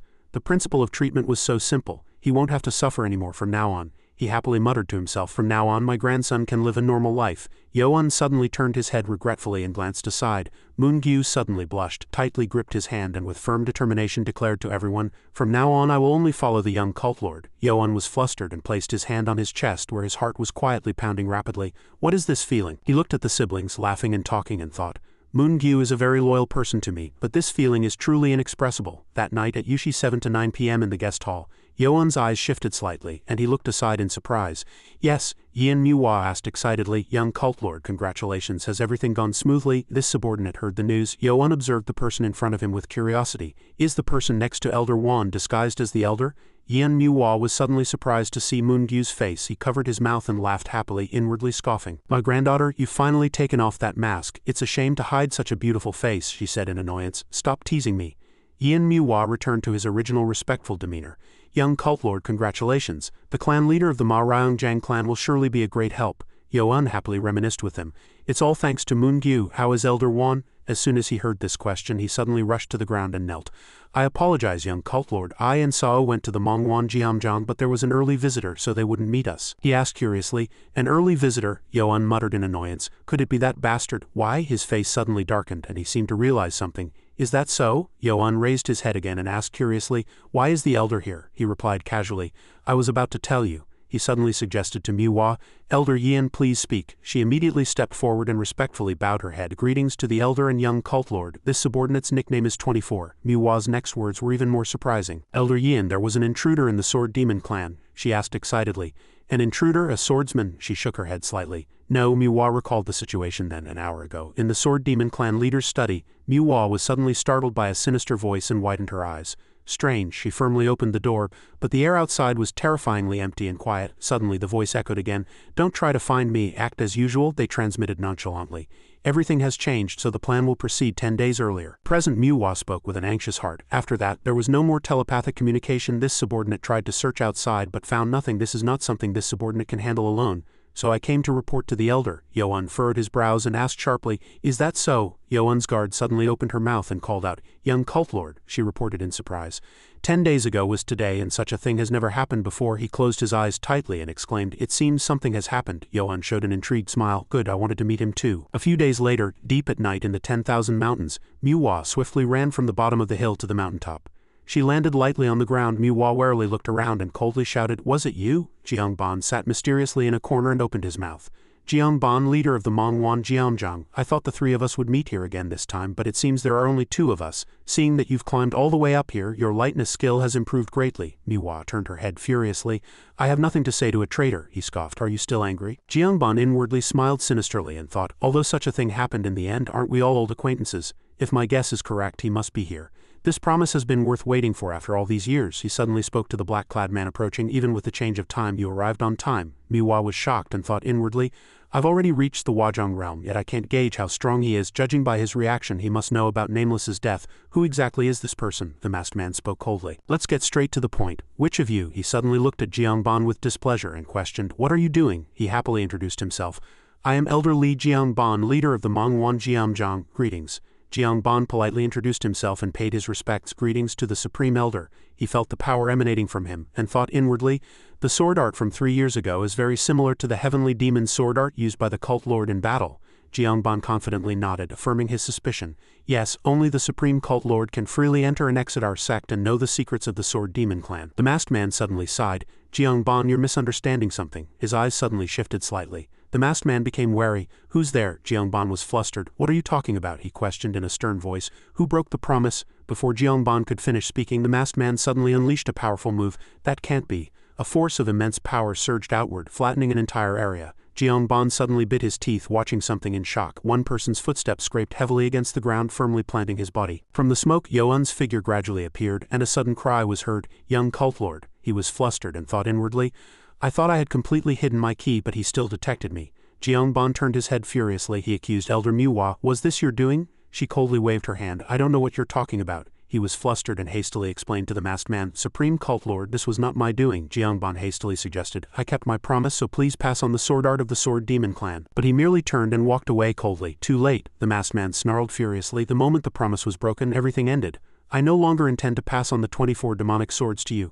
Jiangban excitedly stood up and rushed to block him. Wait, Supreme Cult Lord, he shouted loudly. Just a moment please, wait a moment. Manhwa suddenly blocked his path and asked with displeasure. Who said you could leave as you please? Jeongban furiously rushed at her like a madman. You crazy bitch. A contemptuous smile appeared on Manhwa's face. Now you're showing your true colors. The fierce wind from her move surged powerfully, and Jeongban's sword-wielding hand gradually began to tremble. His face darkened. What is this? Jeongban's footsteps warily kept retreating. When did that woman become so strong? Manhwa, once again gaining the upper hand, rushed forward triumphantly, giving him no time to react. Damn it, Yoan swiftly pursued the masked man's retreating footsteps. He thought with displeasure, I can't catch up to him. I'll have to take a risk to catch him. Yoan called out to the system Nano. The system immediately understood and powerfully adjusted its functions. Understood, activating night vision and augmented reality mode. The masked man's figure, fleeing through the night, gradually appeared clearer before Yoan's eyes. Yoan flew forward, but still not satisfied, he shouted inwardly, Faster please. He leaped high from the mountaintop. The masked man, still unaware of the danger, calmly ran, thinking, it's truly a shame I couldn't pass on the 24 forms to them, but since the inheritor of the 24 demonic swords has appeared anyway, this matter is no longer important. Suddenly a shout echoed in his ear, and he warily turned back toward the source of the sound. Yoan, from a high place, forcefully swung his sword, aiming directly at his crown. The masked man quickly drew his sword and blocked his strike. The surrounding area was affected by their battle, and everything cracked. The masked man's feet gradually gave way and sank into the ground. He turned his body and sent Yoan flying far away. He consecutively crashed into trees which were uprooted. Yoan stood exhaustedly on a fallen tree trunk. He panted, warily looking at the masked man. The system reported once more, immediately repairing damaged muscles and broken bones. Yoan thought with annoyance, I won't be so reckless again. The masked man on the opposite side also observed him, inwardly guessing, the power he emits is as mighty as 1,000 pounds. Could it be that he opened his mouth and asked, Did you jump from up there? Yoan propped his sword on the ground, thinking inwardly, Yes, that's right. The masked man doubted. Impossible. Did you jump from that high place because you predicted I would come down here? Truly a madman. Yoan leapt again from a large tree trunk. He smiled triumphantly. Now it's time to reveal your identity. The masked man drew his sword from its sheath and questioned, Did you risk your life just for that? You're quite bold, but he rushed forward with confidence and shouted loudly. Even so, nothing will change. A battle raged fiercely once more. Yoan gritted his teeth, enduring the oppressive force emanating from the fight.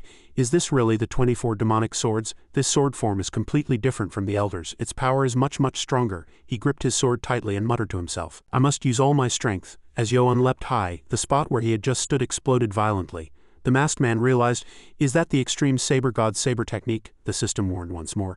The sword energy that has infiltrated your body has damaged your internal organs. Immediately self-heal the wounds. The masked man observed his every move and speculated, His internal energy is weaker than mine, and the recent fall must have affected him.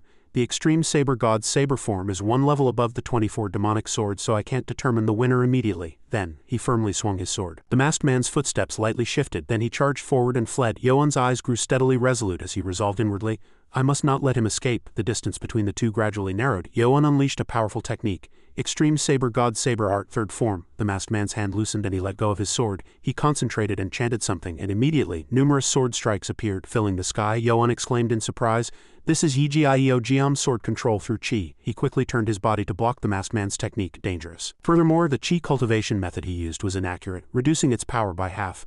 This is clearly the Heavenly Demon Sword Art, Second Form. Yoan's eyes widened in astonishment. How the masked man's body suddenly closed in on him. A ferocious sword strike flashed down and blood splattered from Yoan's shoulder. Stabbed by the sword, Yoan gritted his teeth in pain as the Supreme Cult Lord put more power into his sword. Yoan felt even more agony. Then he quickly retreated, escaping the sword. He frowned, thinking, He's too strong. I didn't expect such a powerful person to be in our cult. Just then, a mechanical voice rang out, healing sword wound automatically. Is this man really the Supreme Cult Lord? The Supreme Cult Lord aimed his sword at Yoan and spoke threateningly. You must have clearly realized the difference in our abilities, haven't you? You're no match for me. Don't follow me any further. Yoan seemed completely unmoved by his words. He evaluated inwardly. His eyes are still so sharp. It turns out he's really a stubborn one. There's nothing much to worry about. A murderous aura began to emanate from the Supreme Cult Lord. Yoan frowned. Such a strong murderous intent. This is a warning that it won't end with just a shoulder stab this time. The Supreme Cult Lord unleashed a technique, sending his sword flying. Streaks of energy flew chaotically towards Yoan. Yoan looked at the Supreme Cult Lord unleashing his technique and thought inwardly, I can't block this technique. That technique is exactly the Heavenly Demon Sword Art Fourth Form, Yijiao. Yoan took a deep breath, then with a murderous look he quickly charged forward. Despite being stabbed multiple times, he unleashed a technique to block the Supreme Cult Lord's attack. The Heavenly Demon Sword Art Fourth Form is indeed well deserved. If this continues, he'll send his sword flying and finish me off here. Thinking that, he immediately unleashed his final technique. Energy began to erupt. Black swords began to connect with each other. The Supreme Cult Lord couldn't help but be astonished at the sight. Impossible. In the blink of an eye, Yoan quickly unleashed a technique and aimed his sword at him. The Supreme Cult Lord was pushed back, his feet dragging on the ground. Yo-un continued to unleash his techniques. Extreme Saber God Saber Art and Heavenly Demon Sword Art. Fourth form on the left. Two black and white beasts rapidly charged towards the Supreme Cult Lord with Yo-un. He was surprised but still tried to block with his sword. Two swords pierced through the flow of power and his sword was enveloped in a powerful aura. The Supreme Cult Lord's eyes widened in astonishment. He began to dodge the attacks. What on earth is this? As the two unleashed their techniques together, the Supreme Cult Lord crashed into a tree trunk and quickly landed on the ground. Just then, Yo-un's two swords crossed at his neck. The Supreme Cult Lord, sweating coldly, thought inwardly, "That guy is truly a monster. I thought I had predicted everything. Although there's a huge difference between the Wajong Peak and Ultra Realm, both are very powerful. Extreme Saber God Saber Art and Heavenly Demon Martial Arts." He used Mujin One's secret technique of right saber left sword to unleash those peerless martial arts, turning the tide. The Supreme Cult Lord spoke. "That sword technique. Is it the Heavenly Demon Sword?" Hearing that, Yo-un swung his sword and cut his mask. His face gradually revealed itself, and beneath the mask was a long-haired masculine face. Yo-un asked in a flustered voice, "Who are you?" He spoke. "Young Cult Lord, there's no need to fight or run anymore. Please withdraw what you have at my throat." Yo-un was dumbfounded at those words. This voice is the Grand Guardian's. He gradually withdrew his swords, he thought inwardly.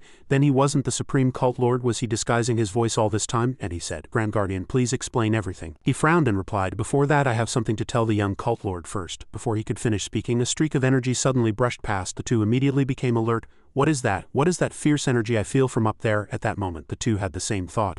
The elder is in danger. At this time, several slash marks appeared on the peak of Ohyunbong and Manhwa was quickly fleeing. She quickly dodged the attack. Jeongban growled. "As fast as a rat," he sneered. "Let's see how much longer you can dodge," Manhwa panted. "Jeongban, you despicable wretch." Jeongban appeared and disappeared. Manhwa hastily dodged. "He's too fast, completely unlike his build." She turned her head and thought inwardly, but thankfully he's not very observant. However, Jeongban appeared in front of Manhwa. He grabbed her arm and he threw her. Manhwa rolled several times, then braced herself with her sword. She gritted her teeth and glared at Jeongban. She said, trembling, "I unleashed the reverse blood demonic art and you're unscathed?" He laughed joyfully, blood vessels bulging on his face. "My reverse blood great divine art is on a completely different level from your pathetic demonic art. This sect leader has successfully eliminated most of the side effects." Manhwa thought. The more one uses the reverse blood demonic art, the more one's blood and chi are damaged, and one even loses reason, but there's no sign of that in Jeongban. If he has truly eliminated all the side effects, then this is the most dangerous place in our cult. She frowned. No, if he truly eliminated all the side effects, there's no reason for the Sword Demon Clan to hide the reverse blood demonic art. There must be some problem, which is why they haven't revealed it. Jeongban charged forward ferociously. "Your life ends here, die," Manhwa immediately shouted. "Impossible," and she swung her sword towards Jeongban, but the sword immediately shattered into pieces. She exclaimed in surprise. "Unbelievable." Jeongban laughed contemptuously. "Pathetic, have you finally stopped struggling?" Manhwa shouted in despair. "No." Manhwa furiously swung her hand towards her. "Go meet the King of Hell." She tightly closed her eyes in fear. The sound of earth and rocks rumbling was heard, and Manhwa opened her eyes. In front of her, Yo-un was blocking Jeongban's hand with his sword. "Young Cult Lord," he turned around and said, "Fortunately, it's not too late." Jeongban shouted loudly in anger, "Are you going to block my path again?" Yo-un swung his sword in response. "Stop spouting nonsense there." Jeongban's eyes widened. You've met your match. Do you think you're great enough to defeat me?" And he extended his body and shouted, gathering the energy in his hand like a sword. The two unleashed their techniques together, and Yo-un dodged his attack. Their attacks clashed, and Yo-un was pushed back. He gritted his teeth and thought inwardly, "What is this? It's like fighting a monster, not a human. Could it be the reverse blood demonic art?" Jeongban charged towards Yo-un. "Since it has come to this, I will kill you to eliminate future trouble." He continuously unleashed techniques. True demonic sword, second form, but Yo-un quickly dodged. He was worried. His qigong is too strong, I can't break free in that case. And he rotated his sword. He unleashed the peerless extreme saber god saber art. But Jeongban's body was still completely fine. Yo-un was surprised.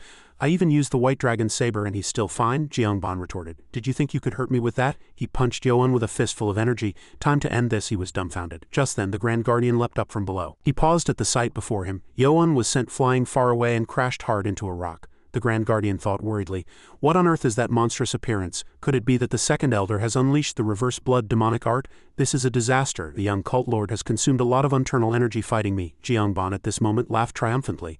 "As expected, you're nothing special, Yo-un," and he suddenly paused. From within the thick dust a black aura appeared. He shivered. "What is this? What is this ferocious demonic energy? Chills are running down my spine." Yo-un suddenly charged forward rapidly. Jeongban immediately adopted a fighting stance and black and red energy enveloped Yo-un. Jeongban shouted, "Now those petty tricks won't be enough to defeat me." Yo-un did not back down. "Then take this technique of mine." Yo-un swung his sword like a demon and both of them unleashed powerful energies. Jeongban frowned, thinking, "Damn it, I must block this technique." His face gradually became rigid. As Yo-un let out a shout, Yo-un's energy pierced Jeongban's back, making him bleed. He was immediately dumbfounded. Yo-un raised his sword and collapsed to the ground. Jeongban trembled as he looked at his blood. He stammered, "How can this be?" and his eyes rolled back, his mouth still mumbling, impossible. Finally he collapsed. Yoan also panted. He wiped the sweat from his hand and was startled. Grand Guardian. The Grand Guardian immediately knelt. He bowed his head and said, Grand Guardian Ma Gajam of the great heavenly demon cult, greetings to the heavenly demon inheritor. Yoan's eyes widened, a look of extreme astonishment on his face. Grand Guardian, what did you just say? What? Miwa looked in that direction. This person is the Grand Guardian. Gajam bowed his head to the ground and answered truthfully without missing a single word. Just as this subordinate said, greetings to the heavenly demon inheritor. A thought flashed through Miwa's mind. Was the Grand Guardian the one who called us all this time? But Grand Guardian, what exactly are you talking about? She seemed to realize something and stammered, unable to continue. Could it be? Miwa spun around and looked at Yoan from head to toe, her gaze focused on the inscription on the sword he held, and a sudden look of astonishment appeared on her face. Her pupils widened and she couldn't believe it. Miwa quickly went to the side of the white-haired man who was kneeling and bowed her head. 10th Elder Yian Miwa of the great heavenly demon cult, greetings to the heavenly demon inheritor. Yoan was at a loss for what to do in this situation. What are you both doing? Miwa, in a daze, answered his question. Because the young cult lord is the true heavenly demon. Yoan still didn't seem to understand. The true heavenly demon? She pondered for a moment, then began to recount a story from the past. In the northern part of our cult, there's a shrine housing the spirit tablets of successive cult leaders and the founder of our sect, the Ancestor, and also an altar where his last will is kept. Through Miwa's story, a dilapidated altar which no one visited appeared. Furthermore, there's a stele on the altar inscribed by the heavenly demon Ancestor before his death. The stele bore a strange inscription. The stele read, He who obtains the true heavenly demon sword shall inherit my title. The heavenly demon command token, which even the cult lord could not disobey, was also inscribed there. An unfamiliar person held the exact same sword that Yoan was holding. However, none of the successive cult leaders inherited the title of heavenly demon. Even the heavenly demon sword passed down to the current cult lord is a fake. This is something all the elders already know. After consolidating the story, he had many questions. Strange. If only the cult lord knew the truth about the heavenly demon sword, he could have deceived the elders by calling it the heavenly demon command token. But why did the elders tacitly acknowledge it even though they knew the truth? Miwa could only state her conjecture and what she knew. That is what this subordinate finds difficult to understand, but the elders' tacit acknowledgement is due to a tradition passed down orally from the ancestors. 500 years ago, during the extreme saber god incident, rumor spread that the true heavenly demon sword was stolen. Yoan listened quietly, but his expression was somewhat rigid. It would have stained the entire history of our cult, so the cult lord and all the elders tacitly agreed to keep this matter a secret. In fact, it was hidden in the demonic cave from the beginning. The previous sword was probably also a fake. Suddenly, Gajam spoke, drawing the attention of Yoan and Miwa. Elder Yian's words are also correct, but this subordinate must make a slight correction. He reconfirmed one thing. The reason the cult lord never mentioned the heavenly demon sword is because of the guardian heavenly demon command token. Through his story, a person wearing a strange mask appeared. From generation to generation, they were the ones who ensured that the cult leaders remained loyal and did not violate the heavenly demon command. Since they are the inheritors of the martial arts directly passed down by the heavenly demon ancestor, their martial arts are also as powerful as the cult lord's, and for a long time they were the shadow of the cult lord, so other cult members knew nothing about them. The white-haired man, having finished speaking, pulled out a shining command token and showed it. Yoan's eyes widened in surprise. Wait, then the one in Gajam's hand is none other than the heavenly demon command token. Yes, he officially revealed his position to the two. This subordinate is the guardian heavenly demon command token. This is the secret position of successive Grand Guardians. Gajam brought the command token closer to him. This is a token personally created by the heavenly demon ancestor. Yoan seemed somewhat uneasy. However, even if the Grand Guardian is the guardian heavenly demon command token, and this is a position passed down from the heavenly demon ancestor's era, the cult lord might still perceive you as a threat to himself, he answered, not deviating from the core of his question. The heavenly demon ancestor established restrictive rules for the guardians, which require them to suffer from GU poison if they violate a special taboo. GU poison is a parasitic venomous insect. GU poison is controlled by a spirit worm. If internal energy is injected into the spirit worm, the GU poison will rampage and spread venom throughout the body, killing the host. He placed his hand on his left chest and revealed the family secret. GU poison has already settled in this subordinate's dantian and heart. Only this subordinate's family knows how to create spirit worms and utilize GU poison. If the Lord ascends to the new cult lord position, we will offer the spirit worm as a pledge of loyalty. Therefore, if this subordinate harms the cult lord, this subordinate will die. A somewhat awkward expression crossed Yoan's face. Such a secret existed. The relationship between the cult lord and the Grand Guardian was a peculiar one, where they controlled each other with GU poison and the heavenly demon command token. The heavenly demon ancestor sealed the demonic energy of our cult and predicted that a qualified person would obtain the heavenly demon sword. Our guardian clan has waited for hundreds of years, but no one has found the heavenly demon sword. Nor has anyone mastered the heavenly demon sword art. Gajam frowned, and his voice was full of dignity. Our guardian heavenly demon command token acknowledges only the heavenly demon inheritor as the sole master. He pleaded with Yoan, please bestow the heavenly demonic chi upon this subordinate. He was still hesitating about the white-haired man's words. Heavenly demonic chi, a red dark energy, suddenly appeared around the sword Yoan was holding. Are you referring to this? Yes. Gajam clasped his hands, determined to receive his command. The Gu worm is merely a temporary taboo, an immature worm that has not yet received the heavenly demon chi. The true master of the Gu poison is the heavenly demon. Please bestow upon me the heavenly demon chi and release the Gu worm, allowing it to take over my body. Yoan stared intently at the dark energy swirling around the sword. He thought for a few seconds, then pointed the sword towards Gajam. As if sensing something, the dark energy from the sword immediately flew towards Gajam. His entire body absorbed the dark energy emanating from the sword. A stream of dark energy fiercely burrowed into him. Gajam seemed to gain power. The Gu worm began to writhe on the surface of his heart. It devoured his heart, then became one with him. Suddenly his eyes flashed open, and his entire body felt completely reborn. Gajam swore allegiance to Yoan once more. I, Ma Gajam, Grand Guardian and Dignitary of the Heavenly Demon Command Token, swear loyalty to the Heavenly Demon, the current leader. A joyful smile spread across Yoan's face. If the Grand Guardian has sworn loyalty to me, then I will gain the power of all the Guardian families. At this moment Manhwa stepped forward and enlightened him with a few words. Grand Guardian, while it's good that you've sworn loyalty, there are still matters that need explaining. He had been aware and not avoiding it from the beginning. I know, of course I must tell you about this. 25 years ago, the former cult lord suddenly relinquished his position and immediately entered seclusion. When he returned 5 years later, he was incomparably stronger than before his seclusion. Gajam revealed the secret, but he couldn't bring himself to look directly at their faces and turned his back. The night before the former cult lord disappeared, this subordinate met with him. Manhwa said in a surprised and slightly reproving tone, "What? Then why haven't you said anything until now?" He then revealed the reason for his long silence. He ordered this subordinate to keep silent, but he didn't tell me where he was going. 20 years ago, in Gajam's room, the former cult lord looked at the clear night sky and enlightened Gajam. Grand Guardian, from now on what I say is only to be known by the cult lord. Do you understand? He responded seriously to the former cult lord's earnest request. I obey your command, former cult lord. The former cult lord reminded Gajam. You also know that the true demonic sword and the 24 demonic swords exist in the underground vault of the Demonic Academy's secret manual library, right? Yes. A difficult-to-read sadness appeared on the former cult lord's face.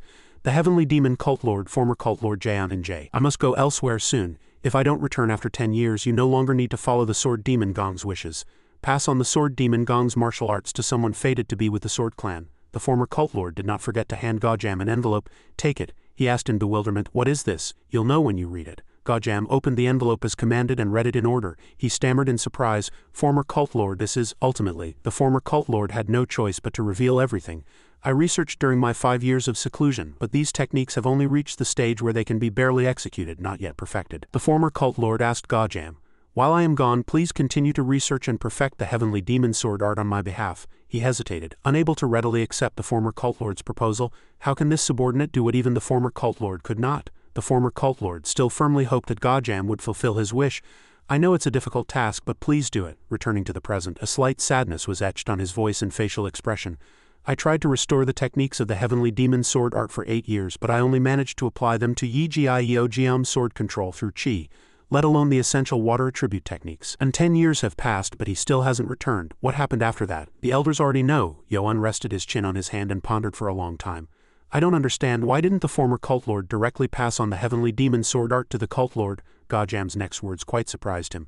That's something this subordinate also doesn't understand, but at that time the former cult lord didn't particularly like the cult lord. What? At this moment Manhwa also added, I also heard that story. At that time the former cult lord repeatedly said that he intended to make Ju Yua from the Bakma clan the young cult lord. He defeated all those who tried to ascend to the cult lord's position. But after the current cult lord from the Geoma clan left the Demonic Academy, he killed most of the young cult lord candidates. He even brutally broke his own loyal subordinate's left arm. He coldly killed even Qian Yudong, his right-hand man from the Geoma clan who was like a brother to him. People called him a bloodthirsty man. But then the cult lord suddenly relinquished his position to Jaeon Yu-young, which caused much controversy. Gajam added that the former elder had warned him. He was curious about what the former elder had said. What warning? He frowned slightly. He said that if the former cult lord truly didn't return after 10 years, our cult would face a great disaster. A hint of astonishment appeared on Yoan's face. He gradually began to imagine. Could it be that he already knew about the existence of the Extreme Blade 6 art sect? Gajam nodded. He had no choice but to answer based on what he knew. It seemed so. Only after seeing their incredible martial prowess directly could I truly be certain. Yo uncovered his face and a long thought flashed through his mind. No wonder the former cult lord disappeared without a trace. Perhaps he had something to do with the Extreme Blade 6 art sect. Suddenly, Manhwa turned around and called Gojam. Grand Guardian, she asked him in bewilderment. What is the reason for meeting so early? Gojam hesitated, unsure how to answer, and merely turned to Yo-un as if seeking help. This matter, he was puzzled and at a loss. Why are you looking at me? In the heavenly demon cult's inner city, the cult lord's palace, the cult lord's study, Bae-hoon knelt on the floor and reported to Yu-jong. After the Grand Guardian left the west gate, this subordinate pursued him but lost him. He reported everything without missing a single detail. We tracked the surroundings, but with only the current guard's forces it's difficult to find his whereabouts. Bae-hoon, leader of the cult lord's guards, Yu-jong hesitated slightly, then asked about the whereabouts of the two people again. What about those two? Bae-hoon reported honestly. The person monitoring the B1GWI clan reports that the young cult lord has not yet returned. The same goes for Elder Manhwa of the Mayan Sword clan. His face stiffened for a few seconds. Yu-jong closed his eyes tightly. Everything seemed to be going in a direction he didn't want. It's like this again. Suddenly, it seemed as if someone appeared behind Yu-jong. It was none other than Yu-dong. Didn't I tell you that we can no longer use this chess piece? The cult lord's rules dictate that a chess piece to be discarded is only a chess piece to be discarded, nothing more, nothing less. Isn't that right? He demanded a clean resolution before things became more complicated. Yu-dong's tone was quite confident. I guarantee that fellow Jeongban will not return alive. Since you've been tracking his whereabouts, you must have some idea, cult lord. Yu-jong seemed to distrust him, hesitating and thinking for a few seconds. Seeing that he was still not persuaded, Yu-dong added, he no longer has any use. If we just cut off the rotten part, the rest of the body will heal on its own. At that moment, Yu-jong quickly turned his head in the same direction as Yu-dong. First, cut off the limbs, a wise choice. He immediately called Bae-hoon loudly. Bae-hoon, yes, Yu-jong commanded him consistently. Immediately activate the cult lord's order and seize Hwa Myung and Seo-moon and imprison them. Before dawn, Yo-un and his subordinates moved Jeongban's body to a place far from Ohyeonbong. Since Jeongban died by the reverse blood great divine art, no one would find him. Yo-un rapidly recovered his internal energy through meditation. As the Grand Guardian and Yin Manhwa had sustained internal injuries, Yo-un guarded them while they underwent treatment. Finally, at C 9 to 11 a.m., Yo-un arrived at the heavenly demon cult. Yo-un stared straight ahead, his pupils widening as if he had noticed something. Two guards approached him. Something strange. The security is tighter than yesterday. Yo-un without hesitation presented his token, making them realize their place. The two guards dared not show the slightest disrespect to Yo-un. Greetings to the young cult lord of the great heavenly demon cult. The two exchanged glances. Yo-un saw through everything. He commanded the nano system, activate telepathic eavesdropping mode. Understood. The two guards stepped aside, allowing Yo-un to pass. Their telepathic conversation was clearly heard in his ears. He has returned. Report to the cult lord's palace immediately. Understood. Yo-un had already guessed almost everything. I knew they were monitoring my every move in the cult lord's palace recently. Perhaps the sign the Grand Guardian spoke of has begun. On Bae-hoon's side, he followed the three, among whom were Gojam and two others. Bae-hoon stood before Yu-jong's door. He reported cautiously, Cult Lord, I have brought the Grand Guardian. Let him in. Yu-jong did not mince words and immediately got to the point, questioning Gojam. You're good at sneaking out at night, aren't you? Grand Guardian, I ask for the Cult Lord's forgiveness. I have caused you worry. The conversation at this point was officially conducted in secret. Then I'll get straight to the point. Last night, Second Elder Jeongban secretly left the residence. His whereabouts are still unknown.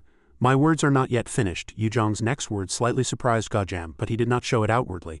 Not only that, but last night the young cult lord and Elder Yin Manhwa also did not show themselves internally. Gojam was lost in his own thoughts. He asked himself, was it not just me that he sent the guards to monitor? Could it be that he was even monitoring the young cult lord? Yu-jong continued without pause.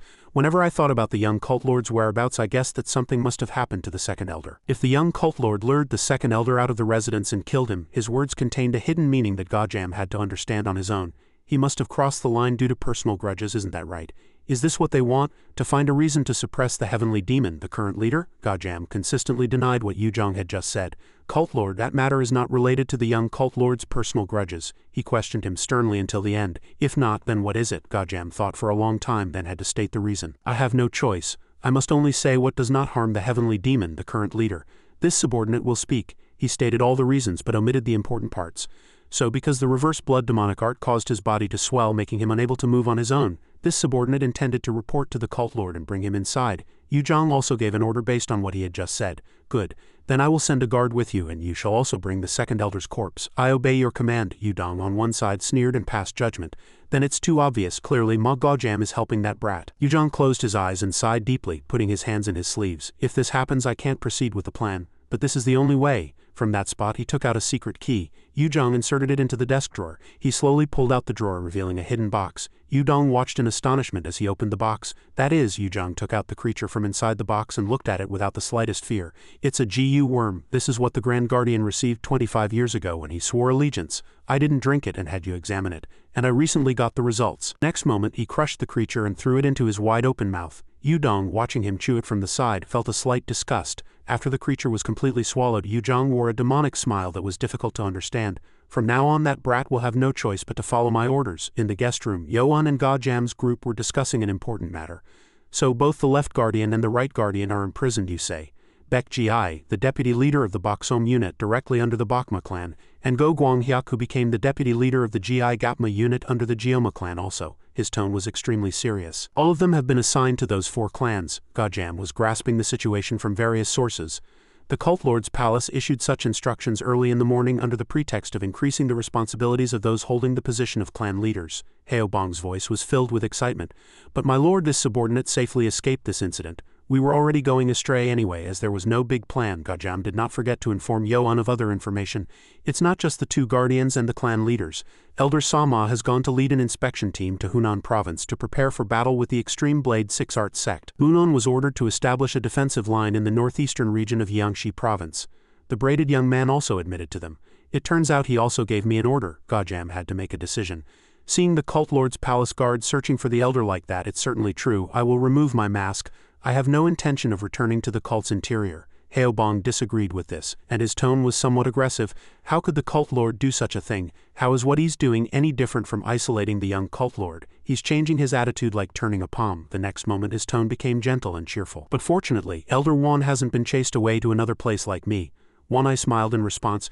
Why does your meaning seem a bit different? Yoan sat at the head of the table, his face firm, saying nothing. Seeing that, he stopped smiling. But not all of this is directly aimed at the Cult Lord. Suddenly, Yoan frowned. It seemed as if something serious was about to happen. One-Eye and the braided young man also immediately turned their heads sharply towards the door. Heobong next to them was at a loss, not knowing why they were doing that. Why are you all suddenly like that? Is something wrong? One-Eye opened his mouth, but his words were difficult to understand. It's already too late. Outside the residence, a group of people stood in an orderly fashion, seeking a solution. One-Eye's servant hastily flung open the door and called out loudly. Clan leader. He calmly raised his head and asked, "What is it?" The servant cowered and reported, "Right now outside the residence." His next words slightly astonished One-Eye, making his eyes widen. "The leader of the Bokju Sword Clan and people from the Cult Lord's palace are here." Bokju Sword Clan, Yoan from the side asked him in bewilderment. "What is the Bokju Sword Clan that you are so surprised?" One-Eye hesitated and replied, "The Bokju Sword Clan is the Bokju Sword Faction's Sword Corps, part of the Geoma clan. The Amjam Hidden Sword Sect was known as the Hidden Power of the Geoma clan, encompassing the Bokju Sword Faction and the Dimu Sword Faction.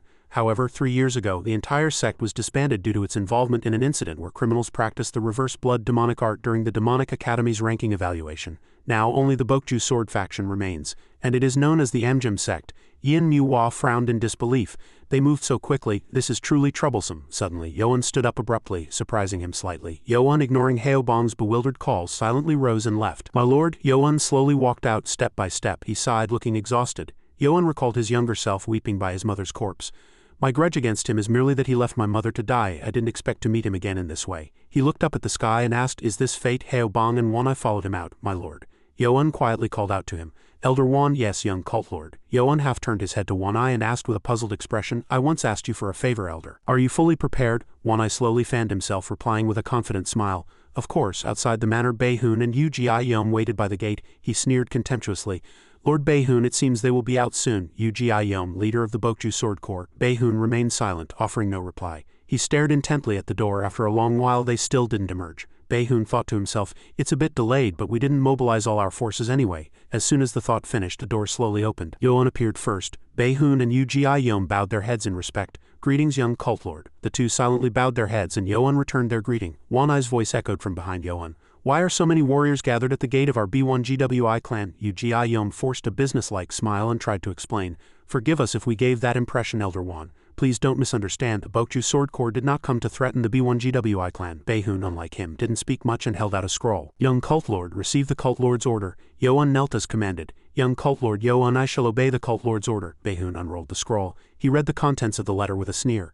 "By order of the Cult Lord, urgent news reports that the Extreme Blade 6 Art sect's forces in Zhejiang province are moving south towards northern Fujian. The young cult lord is commanded to lead the Bokju Sword Corps, gather forces in northern Fujian province and block them. The contents of the scroll slightly surprised Yoan, making him frown. Baehoon continued speaking as he folded the scroll. Time is of the essence. We brought the Bokju Sword Corps so that the young cult lord can depart immediately. Yoan remained silent, still lost in thought.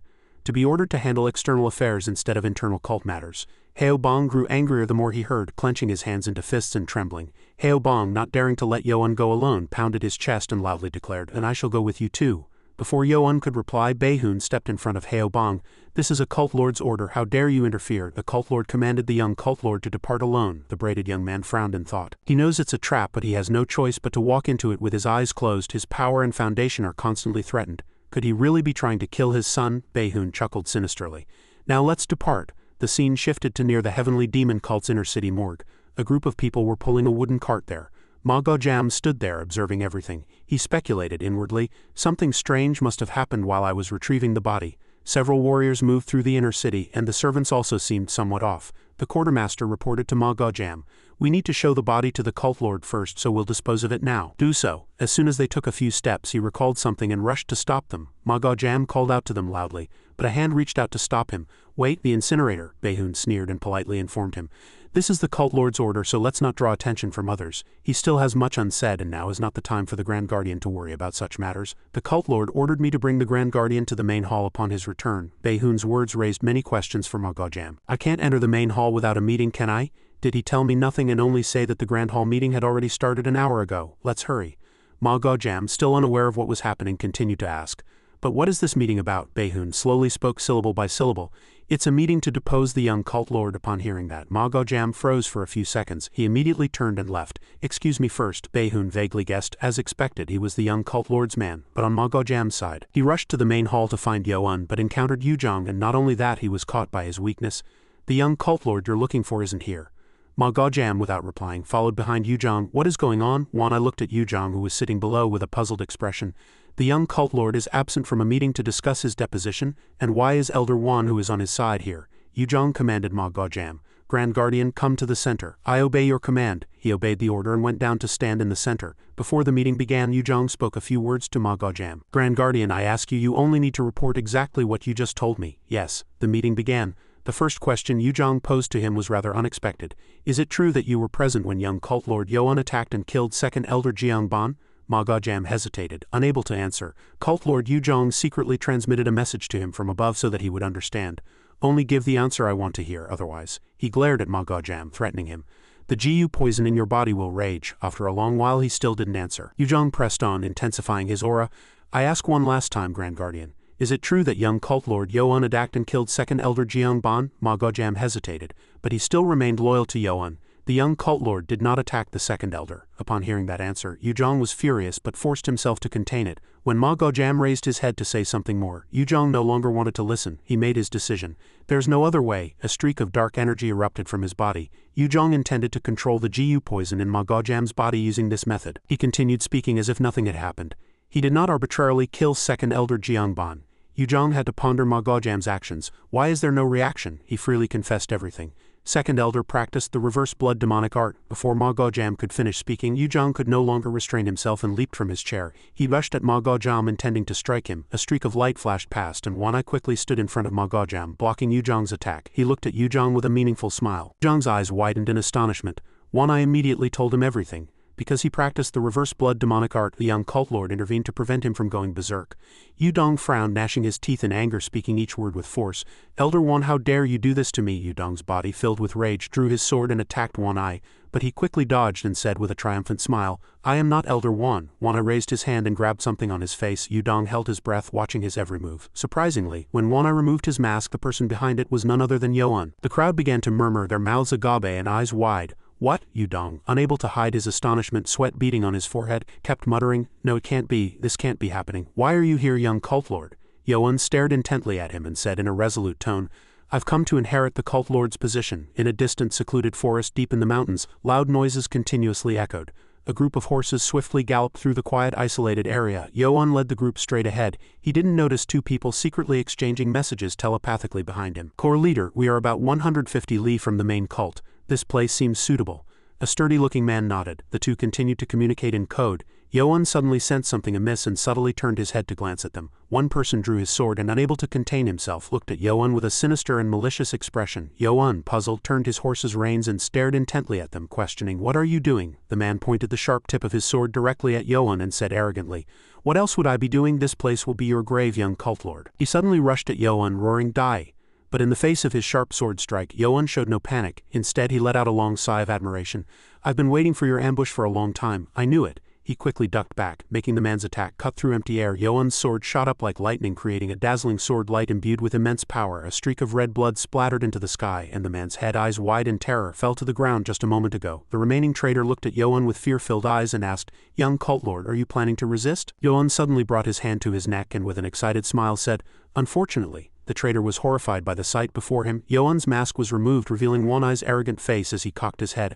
"I am not the young cult lord." Wanai, striking a pose, hastily took out a mirror, admired his own reflection, and exclaimed, "Oh my, look, I almost took off both layers of the mask." The traitor was so astonished he could only stammer, Elder Wan." He gnashed his teeth, frowned, and questioned with displeasure, "Did Elder Wan really disguise himself as the young cult lord from the beginning?" Wanai, completely unfazed, drew his sword, looked directly at him with a cheerful smile, and said, "Precisely." The traitor shouted in anger, "Elder!" His voice grew increasingly agitated. "And how dare you violate the cult lord's order?" But Wanai sat calmly in the saddle, sighing exhaustedly as he questioned him. "What did I violate? The cult lord clearly commanded me to depart, not to go to my death." The traitor no longer wanted to hear any more explanations from Wanai. He commanded the soldiers behind him, "Capture that traitor and bring him back to the main cult." Everyone respectfully shouted in unison, "As you command." Wanai lightly placed his sword on his shoulder and looked at the minor soldiers with a contemptuous smile. "It won't be that easy, even if there are many of you. If I decide to escape, do you really think you can catch me?" The traitor's face suddenly darkened, and he looked directly at Wanai with an arrogant expression. "Do you think we would have prepared so carelessly, knowing we were facing a Wajong master?" Immediately, terrifying screams echoed from all around and monsters sprang out from the deep forest gradually surrounding him. He frowned in displeasure and muttered, "This I truly didn't expect." The scene returned to the main hall where the atmosphere had suddenly turned cold after Yoan revealed his true face. Whispers of doubt still echoed from all directions. "Young cult lord, why?" But that voice was clearly Elder Wan's. Yoan, hearing that, quickly cleared his throat and changed back to his original voice. Yudong's face immediately turned pale with astonishment. He frowned and muttered inwardly, "He's practiced sorcery." Yudong suddenly shouted loudly, boosting his side's morale as he questioned Yoan, "Young cult lord, you are truly rude. How dare you violate the cult lord's order and secretly appear in the Grand Hall? Are you truly plotting rebellion?" Yoan showed no fear. Instead, he grew even more resolute, questioning him loudly. "Then if I may respectfully ask, why are you falsely accusing me of attacking and killing Second Elder and attempting to depose me from my position as young cult lord?" Yudong's lips suddenly curled into a triumphant smile, and he repeated Yoan's words mockingly. "Crime?" he quickly commanded his servant. "Grand Guardian, young cult lord Juyun has disobeyed orders. Immediately capture him."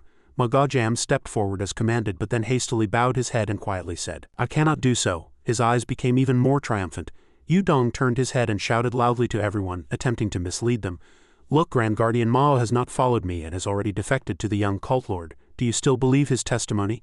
Everyone present was swayed by his trickery, their eyes wide in astonishment. Yudong snapped his fingers and added, "I know the Grand Guardian pledged loyalty to protect the young cult lord, but if a mistake is made, a price must be paid." Immediately, 4 shadows swiftly appeared in the center of the Grand Hall, landing by his side. 2 people with scarred faces looked up at Yoan with sharp, devouring eyes. The 2 people next to them were no different. Yudong stood tall in front and loudly commanded his subordinates, "Immediately capture the young cult lord and the Grand Guardian." Everyone quickly and respectfully replied to his words. "As you command." The group gradually approached Yoan, surrounding him in a small circle. Just then a resolute voice suddenly echoed from outside, stopping those inside. "No, everyone stop." The voice from outside continued to shout, trying to enter. "Move aside." The person outside was suddenly blocked by the soldiers and shouted in anger, "What are you doing? You are not servants." But the guard resolutely blocked him. "Elder, please turn back." After a fierce struggle, the door finally couldn't withstand the impact from outside and burst open. Manhwa gradually appeared from amidst the thick white smoke. She looked up at everyone and smiled sharply. "I apologize for being late. I was a bit delayed finding important evidence." Manhwa's hand suddenly rose, creating a streak of faint blue energy that flew in the direction of her hand. The energy slowly flew towards the corpse lying in the center of the Grand Hall. Witnessing the scene before their eyes, everyone present was astonished and realized, reverse blood demonic art. It's undoubtedly the reverse blood demonic art. So Grand Guardian Ma's words were true. Did Second Elder Jiangban practice the reverse blood demonic art? Yuzhong stood to one side, gritting his teeth in displeasure, thinking inwardly, "Beihun, that useless fellow, I told him no one was to approach the incinerator, yet Manhwa still managed to snatch his body." Meanwhile, a powerful hand grabbed the prison guard's arm and pulled him hard. He threw the soldier into the air. The soldier crashed into his comrades next to him and they all tumbled down. The only two survivors watched the person before them in shock and vigilance. How? Haven't the young cult lord's forces all scattered? Yujong was nervous, his forehead soaked with cold sweat. He wondered inwardly who that person could be. On the other hand, Yoan smiled contentedly. You've arrived just in time, Heo Bong. Amidst the surrounding chaos, everything was unfolding according to Yoan's plan. You unknown force, step aside, you wench. Left Guardian Hua was captured and the demonic academy was sealed, he thought triumphantly. But not my subordinates. The woman who had just caused a commotion was none other than Sanghua, the fourth sword of Yoan's 6 swords, and from the Pabujang, Sanghua shouted excitedly, "No one can pass here." Meanwhile, in a secluded mountain 110 li east of the heavenly demon cult, monsters were continuously pushed back by sharp sword strikes. One Eye was surrounded by assassins, but he carved a bloody path and escaped the encirclement. He continued to flee from his pursuers. "Stop right there," One Eye, exhausted, panted heavily, his face covered in dirt. He looked with fearful eyes at the fierce group relentlessly pursuing him. "So many of them are using the reverse blood demonic art to chase me. Even I am struggling to handle them." Ugi Yom was hot on One Eye's heels. He gritted his teeth, glaring at One Eye, and said with a contemptuous tone, "Elder One, your breathing makes me tired just listening to it. Go on, try to escape, though it'll be useless." One Eye quickly leapt from a high mountain down the slope with his exhausted body. He dragged his feet on the ground, trying hard not to slip further. But when he looked up, what One Eye saw was a strong and enormous army. A man on horseback looked at his exhausted body with solemn, sharp eyes. The flag of one unit fluttered, and another unit also displayed flags symbolizing their families. One Eye's eyes widened in surprise as he read the characters on the 2 flags, thinking inwardly, "Du Mahjong and Iam Mahjong." He let out a long, tired sigh, thinking in disbelief, "This truly goes beyond my expectations." One Eye's body gradually lost strength. He muttered with a self-mocking smile, "Young cult lord, it seems this is as far as I go. But I'm satisfied if I could be of help to you." A few people jumped off their horses, laughing heartily as they slowly approached him. "This is the end for you, Elder One." Ugi Yom laughed excitedly. "You're like a cornered rat." One Eye's back was valiant and firm, his sharp sword clutched in his hand. One Eye resolutely drew his sword with murderous eyes. He spun around, taking a stance to face them. "If I must die here, I will exhaust all the true energy in my body." One Eye's hair lightly scattered in the night wind. He closed his eyes, vowing to strike down as many enemies as possible. One Eye's eyes suddenly flew open. "Everything is for the young cult lord." He continued to swing his sword, creating deadly, sharp, and dangerous sword energy. Just then, a sudden tragic scream echoed. "It's the heavenly demon token of the great heavenly demon cult." One Eye turned his head towards the sound, a surprised expression on his face. A group of soldiers was desperately rushing towards them, shouting, "Everyone charge!" The leader on horseback aimed his spear at the enemies and loudly commanded the pursuing soldiers, "Annihilate all the heretical cultists who practiced the cruel reverse blood demonic art from our cult." Hearing those words, the demonic cultists on the other side froze in terror, and even their leader's face suddenly turned pale. The fierce battle between good and evil had finally begun. The demonic cultists were gradually pushed onto the defensive, while the newly arrived forces were overwhelmingly victorious. One Eye stood dazedly among the crowd, his face blank. He looked around, thinking in confusion, what on earth is happening? At that moment in the grand hall of the heavenly demon cult's inner city, Zhang, his face darkened, questioned Yoan in a sinister and grim voice, "Young cult lord, do you truly intend to fight me to the end?" Yoan stared at him, a polite smile on his face. "I am merely speaking my mind. I have come not only to clear myself of false accusations but also to inherit this cult lord position." Yuzhong gnashed his teeth in anger and shouted, "Impudent fool!" His voice echoed with resolute authority. "Hear me, all elders and clan leaders in the Grand Hall. I now issue the cult lord's order. Immediately subdue this traitor." The group immediately rushed at Yoan, but before they could reach his body, others rushed forward to block them. One person was pushed back far away. He trembled, clutching the sword in his hand, thinking inwardly, "How can this be?" The group supporting Yoan appeared to everyone's astonishment, turning back 2 hours earlier in the Dumahjong garden, southeast of the heavenly demon cult where everyone was awaiting orders. Inside Dumahjong's room, Yoan and Biuchu Ryan stood facing each other with vigilance. Biuchu Ryan glanced at Yoan. Yoan also carefully watched him with sharp eyes. Yoan turned his head, thinking inwardly, Elder Bu sent a telepathic signal and half of the army surrounded this place. He composed himself and looked straight at him. The defense system here is top-notch. Yoan worried inwardly. The Dumahjong occupies the eastern branch of our cult in Guangdong province. If they move, they could help Elder Wan, who is currently clashing with the Bokju Sword Corps. But is it even possible? Biuchu Ryan still couldn't take his eyes off Yoan. Biuchu Ryan thought suspiciously. A human skin mask? He frowned, slowly observing and admiring him. If he hadn't taken off the mask, I would have truly thought he was Elder Wan. Yoan, as if sensing his thoughts, thought inwardly, if I hadn't disguised myself before coming, you wouldn't have met me. How meticulous.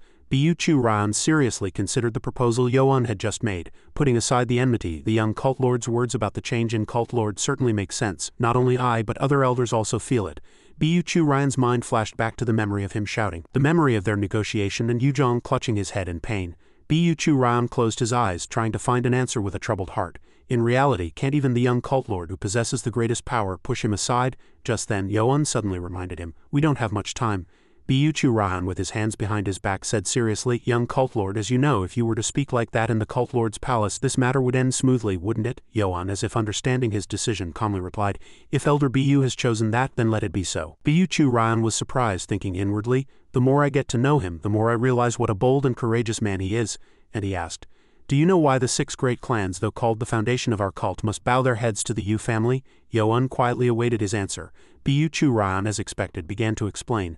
"Our cult worships the demonic god and the sacred fire, and the cult lord plays the role of communicating with them. The Yu family's bloodline was chosen for that task, so what the young cult lord is doing now is nothing short of overturning heaven." He mentioned that war, subtly hinting at the battle they would soon face. "Such an unreasonable and meaningless war will bear no fruit." Yoan disagreed, asking suspiciously, "Are you saying I cannot wait until I am capable of bearing the consequences?" Bu Chu-ran honestly nodded, speaking his true feelings. "To be realistic, yes, even if we temporarily put aside this ill-fated relationship, there is no reason for us to blindly follow the young cult lord's words." Before he could finish speaking, Yoan suddenly interrupted. "Then it is settled." Suddenly, urgent footsteps were heard from outside. Bu Chu-ran's face suddenly turned pale as if he realized something. Someone outside politely asked, "Clan leader, what's wrong? May I come in?" He hastily raised his hand to stop them. "Stop!" Then, even more resolutely, he shouted, "No one is to enter?" Suddenly, a demonic aura permeated from somewhere, spreading throughout the room. Bu Chu-ran immediately turned to Yoan, asking in confusion, "Young cult lord, that is." But what met his eyes was Yoan holding a sword emitting a powerful demonic aura, pointing it at him. Yu Zhang suddenly shouted in anger, "Impossible! Are the elders protecting the young cult lord?" His eyes gradually bloodshot and widened as he cried out, "You all," Yu Zhang, agitated, questioned everyone. "Do you all dare to disobey my cult lord's order?" Everyone was startled and frightened by his shouting. Yoan's hand suddenly rose high. He drew a sword engulfed in powerful demonic energy. The characters inscribed on the sword in Yoan's hand appeared before everyone's eyes. Immediately, loud murmurs once again erupted. "Heavenly Demon Sword, why are those 3 characters on the young cult lord's sword?" Yu Zhang also stood in the corner, unable to hide his astonishment, his mouth agape and eyes wide, thinking inwardly, "Impossible! Why does that fellow have that sword?" He stared intently at the hand holding the sword, suspiciously. "Are the elders protecting him because of that sword? No, it can't be." A strange emotion flashed in Yu Zhang's eyes. His body froze. This matter, Yu Zhang with his immense pride could not admit defeat himself. "I cannot accept this." Complex thoughts continued to swirl in his mind. "It can't be. If I admit it, everything ends. If I cannot prove that sword is fake, I cannot escape this situation." Yu Zhang continued to look around, seeking a way to reverse the situation. "Or I'll just destroy that sword. If I'm not careful, even my position as cult lord will be shaken." "Yes, that's right. If I admit that sword is real," then he asked Yoan, "Where did you get this heavenly demon sword? Do you expect me to believe your words? I will personally inspect that sword." Bu Chu-ran, seeing through Yu Zhang's intentions, inwardly shouted, trying to stop him, "No, young cult lord. If that sword falls into the cult lord's hands, who knows what might happen?" Yoan remained silent, staring straight ahead, lost in thought. Suddenly, he extended his sword towards Yu Zhang. Yoan, with a triumphant air, allowed him to inspect the sword. "Go ahead." Yu Zhang, cunningly, eagerly awaited the sword to enter his hand. "Yes, come here. As soon as I grab that sword, I will infuse my internal energy to weaken it and then destroy it." His hand reached out and lightly touched the sword before his eyes. Yu Zhang suddenly gripped the sword in his hand tightly, but immediately he felt his hand burning and smoke rose between his fingers. Yu Zhang quickly recoiled from the sword's heat. What is this?" He raised his trembling hand to find it covered in wounds. Yu Zhang snarled, cursing at Yoan's group. "Damn it, did you cast a spell on this sword?" Agitated, he drew the sword from his waist and struck down at the sword before him. "Impudent fool!" Before Yu Zhang's eyes, a monstrous beast with massive fangs suddenly appeared, roaring ferociously. He opened his eyes wide in terror, but then the beast disappeared, leaving only an empty space in the grand hall. Startling Yu Zhang, "It's gone," he thought warily, inwardly. What was that enormous black dragon just now? Could it be a hallucination created by this sword? Yoan subtly curled his lips into a triumphant smile where no one could see. Those around him also began to murmur, sharing their conjectures. "That's the heavenly demon sword art. It's truly the heavenly demon sword. The heavenly demon sword is a divine artifact made from the bones and blood of a black dragon, and it chooses its own master." Gojam's eyes flashed crimson. "The time has come." He suddenly knelt down. Gojam raised something in his hand high and loudly declared to everyone, "All disciples of the great heavenly demon cult, receive the heavenly demon token." The token in his hand glowed to everyone's astonishment. "Heya heavenly demon token." Under the power of the token, everyone immediately knelt and bowed their heads. Yu Zhang gnashed his teeth and snarled, "Grand Guardian, you bastard!" Gojam ignored his words and continued to issue commands to everyone. "I, Ma Gojam, guardian of the heavenly demon token, convey the heavenly demon token left by the heavenly demon ancestor," the disciples shouted in unison. "Long live the heavenly demon cult, 10,000 years, they repeated one phrase frantically. 10,000 years, 10,000 years. Long live the heavenly demon cult. Yu Zhang, unable to endure, tried to stop them. Stop it, Gajam pointed at Yoan and proclaimed. Since the young cult lord has passed the test I left, I shall pass on my title of Heavenly Demon to young cult lord Yoan. A sinister voice continued to penetrate Yuzhong's thoughts. Brother, save me, he pleaded helplessly. Stop it, but the voice continued to echo. That son of a lowly woman. Yoan suddenly rose and respectfully held the sword high. I, Qian Yoan of the great heavenly demon cult, accept the heavenly demon token of the great founding ancestor. In Yuzhong's mind, a seductive voice continuously egged him on. Young master, there is a way to overwhelmingly defeat them, Yuzhong kept muttering. Stop it. He suddenly closed his eyes, his face drenched in sweat. The sinister voice suddenly resonated with anger. You have merely lost to this pawn again. From the darkness, a terrifying face emerged, mocking Yuzhong. Brother, you can no longer keep it. He turned around in anger, seeking the figure of the one who had just spoken. How dare you insult me? Everyone was astonished by Yuzhong's aggressive behavior. He looked around to find no one and he was left bewildered. Yoan, with an impassive face, stood in a corner watching him, and a memory suddenly surfaced in his mind. Grand Guardian, why did we have to move the meeting date forward? At the time, Gajam, flustered, explained the situation. Recently, the cult lord no longer trusts me. He has been suspicious of me ever since I returned from the underground vault of the demonic academy. I could no longer act alone, which is why I moved the meeting date forward. At that time, Gajam said to Yoan in a confident tone.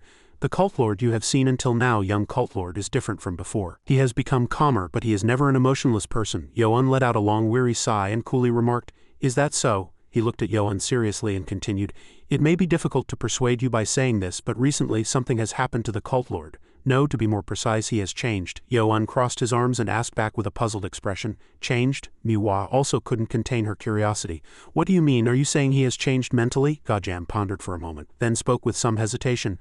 The cult lord seems to be talking to someone. Yoan still looked as if he couldn't understand. Someone? At the name that came out of his mouth, Manhwa gasped in astonishment. It's young Master Yudong, she asked back excitedly and urgently. What do you mean? He's talking to young Master Yudong? What in the world are you saying? Do you mean Qian Yudong of the Jioma clan? Manhwa recalled with doubt. Didn't he die at the hands of Hao Hangan during the war with the Unorthodox Alliance? Overlord Hangan is still the strongest in the Unorthodox Alliance. He was a formidable figure decades ago. 30 years ago, he was an absolute master. He was one of the 5 great masters of the Central Plains martial arts world. 15 years ago, the former cult lord Jaeon and Jae went missing, and the heavenly demonic cult's territory was invaded, leading to war. This battle took place on Guzhou Plain, and it was thanks to this battle that cult lord Yuzhong was recognized as one of the new 5 great masters. Yoan realized at this point that something was wrong. Wait, so you're saying the cult lord was talking to a dead person? Yes, Gajam did not deny it. His voice rather sounded in agreement. He seems to be having hallucinations. He frowned, recalling his strange behavior after retaking Zhejiang. The cult lord always talks while looking at empty walls or dark places. At first, he didn't talk for long, so I didn't suspect anything, Gajam said firmly. Something is clearly gnawing at his mind. Yoan still didn't understand. What do you mean by that? He turned his head and hesitated. That matter, returning to the present. Biyuchu Ryan asked excitedly and urgently. Cult lord, who are you talking to? Yuzhong suddenly turned his head, looked him straight in the face and demanded, What are you saying? Biyuchu Ryan repeated the doubts in his heart. This subordinate doesn't understand who the cult lord is talking to. Pointed straight at the empty throne, still raving like a madman. Can't you see clan leader Yudong sitting there? A figure suddenly flashed past like the wind, astounding everyone. Yudong stood before the throne, laughing gleefully. Haha, truly amusing, Yuzhong, his eyes bloodshot with rage, shouted loudly. If you cross the line any further, I won't tolerate it. Get out of here immediately. You are not fit to remain in the Grand Hall. Just then, Gajam suddenly knelt and reported to him. Cult lord, there is no one there. As a streak of sword light brushed past his neck, he urgently suggested, And young Master Yudong lost his life on the battlefield long ago. Please meet Physician Ma and receive treatment now. A fresh cut immediately appeared on Gajam's neck, bleeding. Yuzhong glanced at all of them, then grumbled unpleasantly, guessing, Are you all trying to make me out to be a madman and plot rebellion? Yuzhong glared at them and shouted, Are you trying to make me out to be a madman and rebel? He drew his sword from its sheath and raised it valiantly. Yuzhong, his face hardened, pointed a sharp streak of sword light at everyone and shouted, I will restore order to the demonic cult. Gajam, flustered, was about to call his name, but a hand quickly grabbed his shoulder, stopping him. Cult lord. Yoan quickly shook his head, signaling Gajam to calm down. He remained silent, observing the situation before him. As expected, my conjecture was not wrong. I should have realized it when we retook Zhejiang province. Gajam recalled the situation when masters suspected of being from the Extreme Blade 6 art sect started a war on the mountaintop. The cult lord was injured and his condition did not look good at all. It wasn't just internal injuries, but side effects from performing the reverse blood demonic art.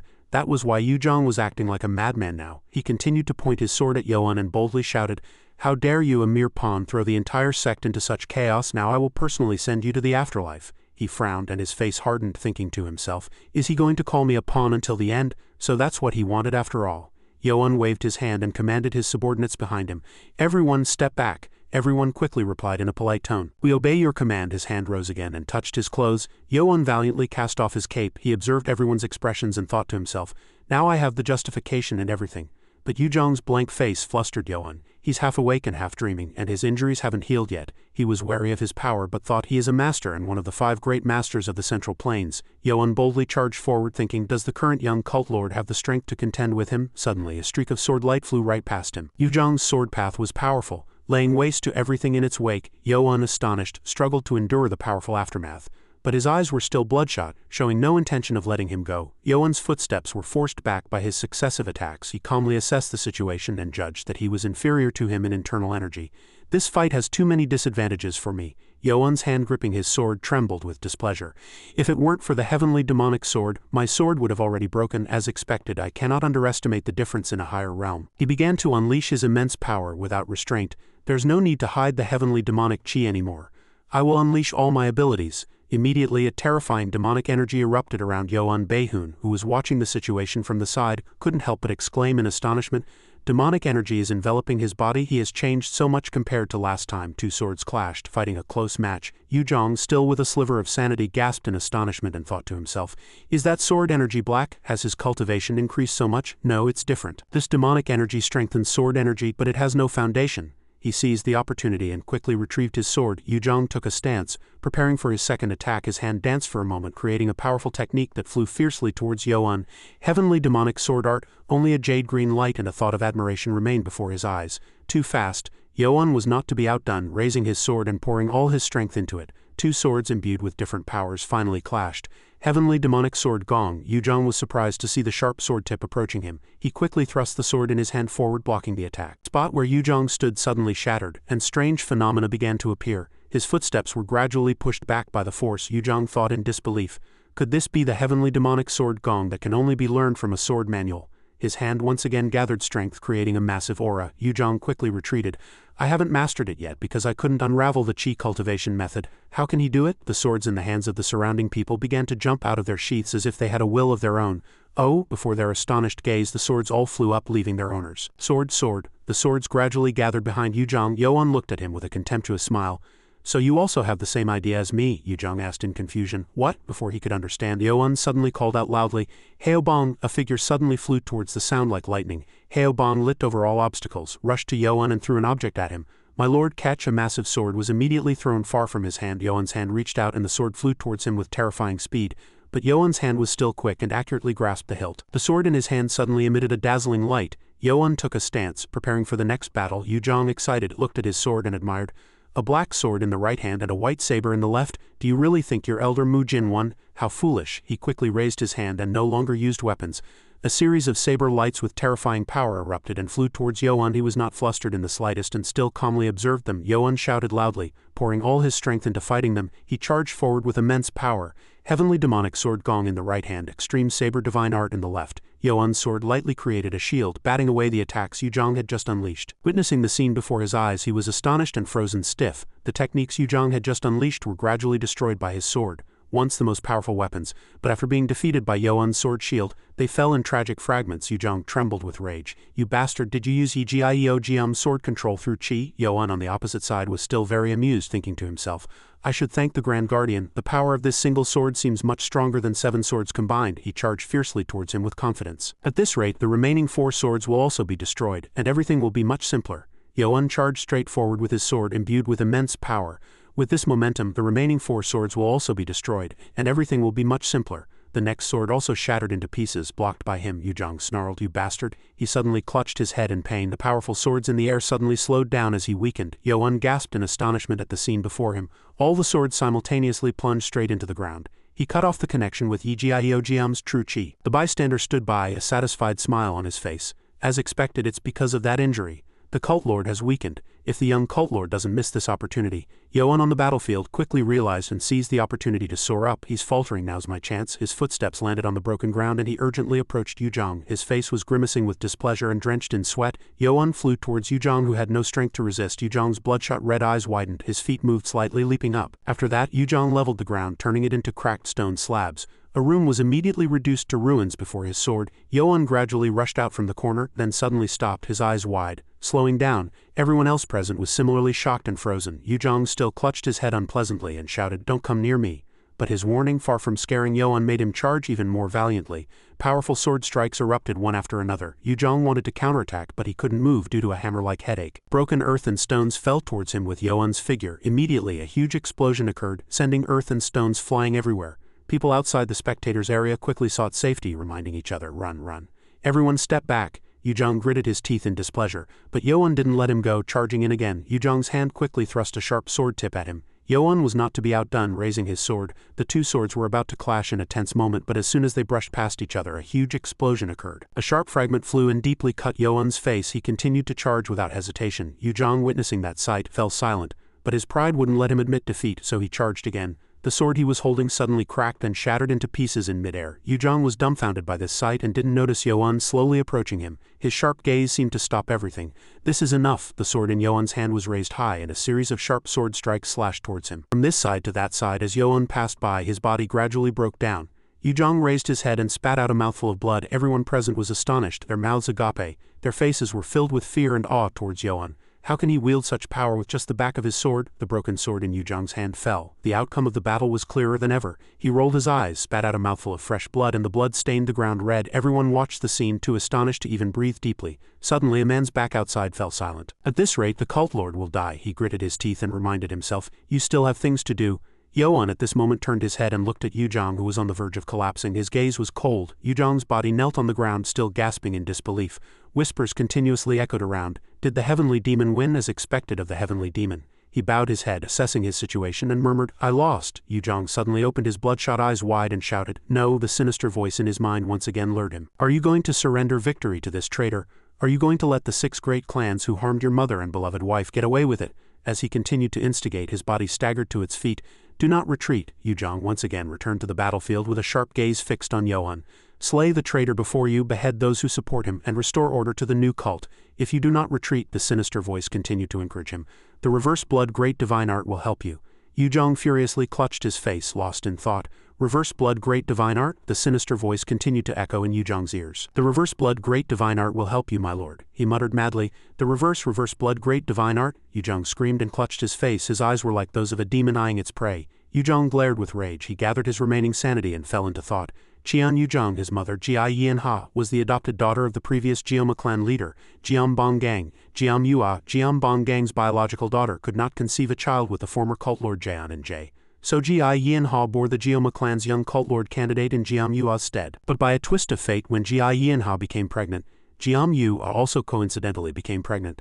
At that time, Jian and Jie, Yuzhong's father, angrily shouted at the servants, "They are both my children. Why is only one of them given a chance?" Thus Yuzhong and Qian Yudong were born. According to the former cult lord's will, both were recognized as young cult lord candidates. Soon after, Yua was blinded by vanity. However, it wasn't long before Jiam Yua, claiming the position of legal wife, ceaselessly ignored and scorned Jia Yianha along with the other wives, which led to an even greater disaster. Jia Yianha fell ill and reached the brink of death before Qian Yuzhong was even weaned. Yua, enraged, shouted at the poor child who had lost his mother, "Who is your mother? Call me Lady Jiam."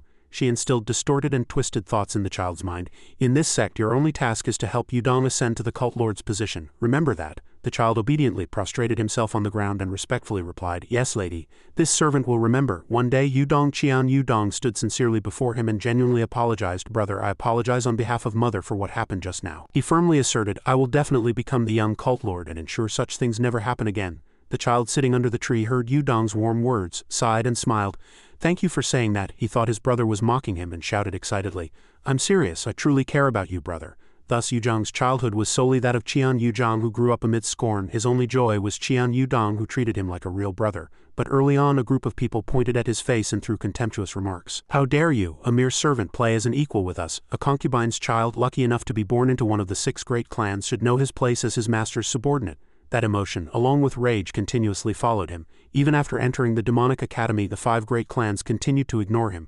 "Why do I have to hear such words?" He harbored the hope that all this would disappear once his younger brother Yudong became the young cult lord. Even faint hope gradually rotted away. But this hope, which seemed unbreakable, began to crumble when Qian Yuzhong's martial arts talent was revealed. Yuzhong, the elder brother, suddenly gained fame throughout the world with his talent.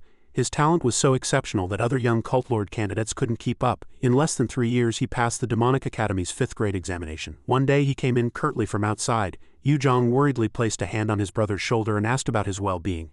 Yudong but what he received in return was only Yudong's cold and displeased gaze. "Don't call my name." From that moment their relationship grew increasingly distant. From that moment Yudong realized he had forever lost the person who understood him, and that his talent had ruined his relationship with his younger brother. He chose to stop cultivating and hide himself. But at least there was one confidant in his life. Even when young cult lord candidates from other sects gathered supporters, Yudong accepted no one. But there was one person who, despite being rejected multiple times, still wanted to become his subordinate. Bun-Wi always stood before Yudong with a sincere demeanor and introduced himself. "I am Yo Bun-Wi, the young leader of the Bokju sword clan. Please accept me. I will surely make you the young cult lord." But he coldly passed him by and advised him. Yudong, knowing that the Bokju sword clan was a direct subordinate of the Geoma clan, urged him to help Yudong. But Yo Bun-Wi pursued Qian Yudong until the end. One incident changed everything.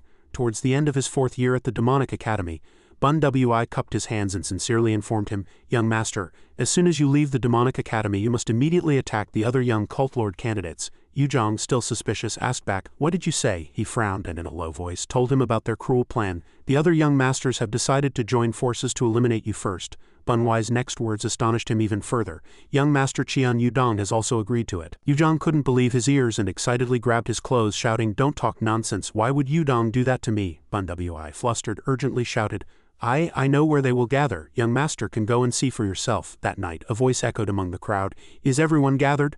Min, harboring a sinister scheme, quietly said to everyone, "In 10 days at the Demonic Academy's graduation ceremony, we will attack that fellow. Is everyone ready?" The former young cult lord of the Hyunma clan, Qian Muno, suddenly turned his back and sighed wearily. "I'm out. I don't want to do such a cowardly thing." The former young cult lord of the Bakma clan, Qian Yu, heard those words, turned to Yudong and asked, "Yudong, what do you think? Surely your mind hasn't changed just because you're from the same sect as that fellow." But he frowned and uttered sinister words. "What nonsense are you talking about? Do you think I would acknowledge a fellow like that, the son of a lowly woman? I'll join too." Yudong poked his head out from the bushes with an astonished expression. He was astonished, unable to believe his ears. How could Yudong? Memories of the two brothers playing happily as children suddenly came back. Brother, don't worry." Yudong's innocent but resolute voice, wanting to protect him. "Even later I will always be on your side, brother." Yudong ran away from that place in agitation. He clutched his head, still unable to believe his ears. "Yudong, you were the only one who considered me a brother." Bun-Wi, agitated again, urged him in Yudong's ear. "Young master, do you understand now? You must attack them first to survive." He suddenly asked in a low voice, "I have one thing to ask you." Yudong looked straight at him in confusion. "Why are you telling me this? Isn't the Bokju sword clan a direct subordinate of the Geoma clan?" Bunwai's next words astonished him even further. "Because I am also of the same bloodline as you, young master," Yudong repeated in confusion. "Same bloodline," Bun-Wi slowly began to explain clearly. "Your mother, Lady Jiaiha, was originally my aunt. Before she was forced to become the adopted daughter of Elder Jiam Bongang, the Geoma clan leader, her name was Yol-Ha." Recalling the past, he spoke with rage. "At that time, my aunt already had a fiancé, but merely for the reason of having to bear a young cult lord candidate, she became an adopted daughter of the Geoma clan and lived a difficult life until her death. Master, do you know how resentful and deeply vengeful the Bokju sword clan became because of that incident?" Yudong's hand trembled and strongly scraped the ground. "If so," he gritted his teeth and realized the harsh reality. "Were all the years I lived thinking I owed them a debt of gratitude a lie, so my deceased mother and I were considered waste by the Geoma clan?" Bun-Wi urged Yudong again. "Young master, act first." His words were captivating, piercing directly into his heart. "Only by doing so can you find a way to survive and repay this grudge." Yudong still hesitated, unsure what to do. "But how can I face all of them alone?" The smile on Bunwai's lips suddenly became sinister and he said excitedly, "There is one way for you to overwhelmingly defeat them, young master." Thus, on a dimly rainy night, Yudong took up his sword and slaughtered all those who sought to kill him. One man was pierced by Yudong's sharp sword, gushing blood. His eyes were no longer human, they had become those of a demon harboring rage. Mujin, flustered and wary, drew his sword and shouted, "Damn it!" But he could not escape the fate of falling before the sword's tip. His hand pulled the sword from Yudong, who was watching in astonishment from behind, his face with wide blazing eyes turned toward him. Yudong instinctively recoiled, and with a trembling voice stated his conjecture. "See, could it be the reverse blood demonic art?" Yudong did not answer him, but coldly approached him step by step. Yudong's hand nervously drew his sword and he stammered in panic, Don't come," but his steps immediately had to stop. As the figure before him pointed towards a corner of the sky, Yudong collapsed onto the ground in fear. From the nearby bushes, Bun-Wi watched this bloody battle with indifference. He wore a triumphant smile. "That is not the reverse blood demonic art." Yudong, in great panic, urgently shouted, Brother, calm down, let's talk."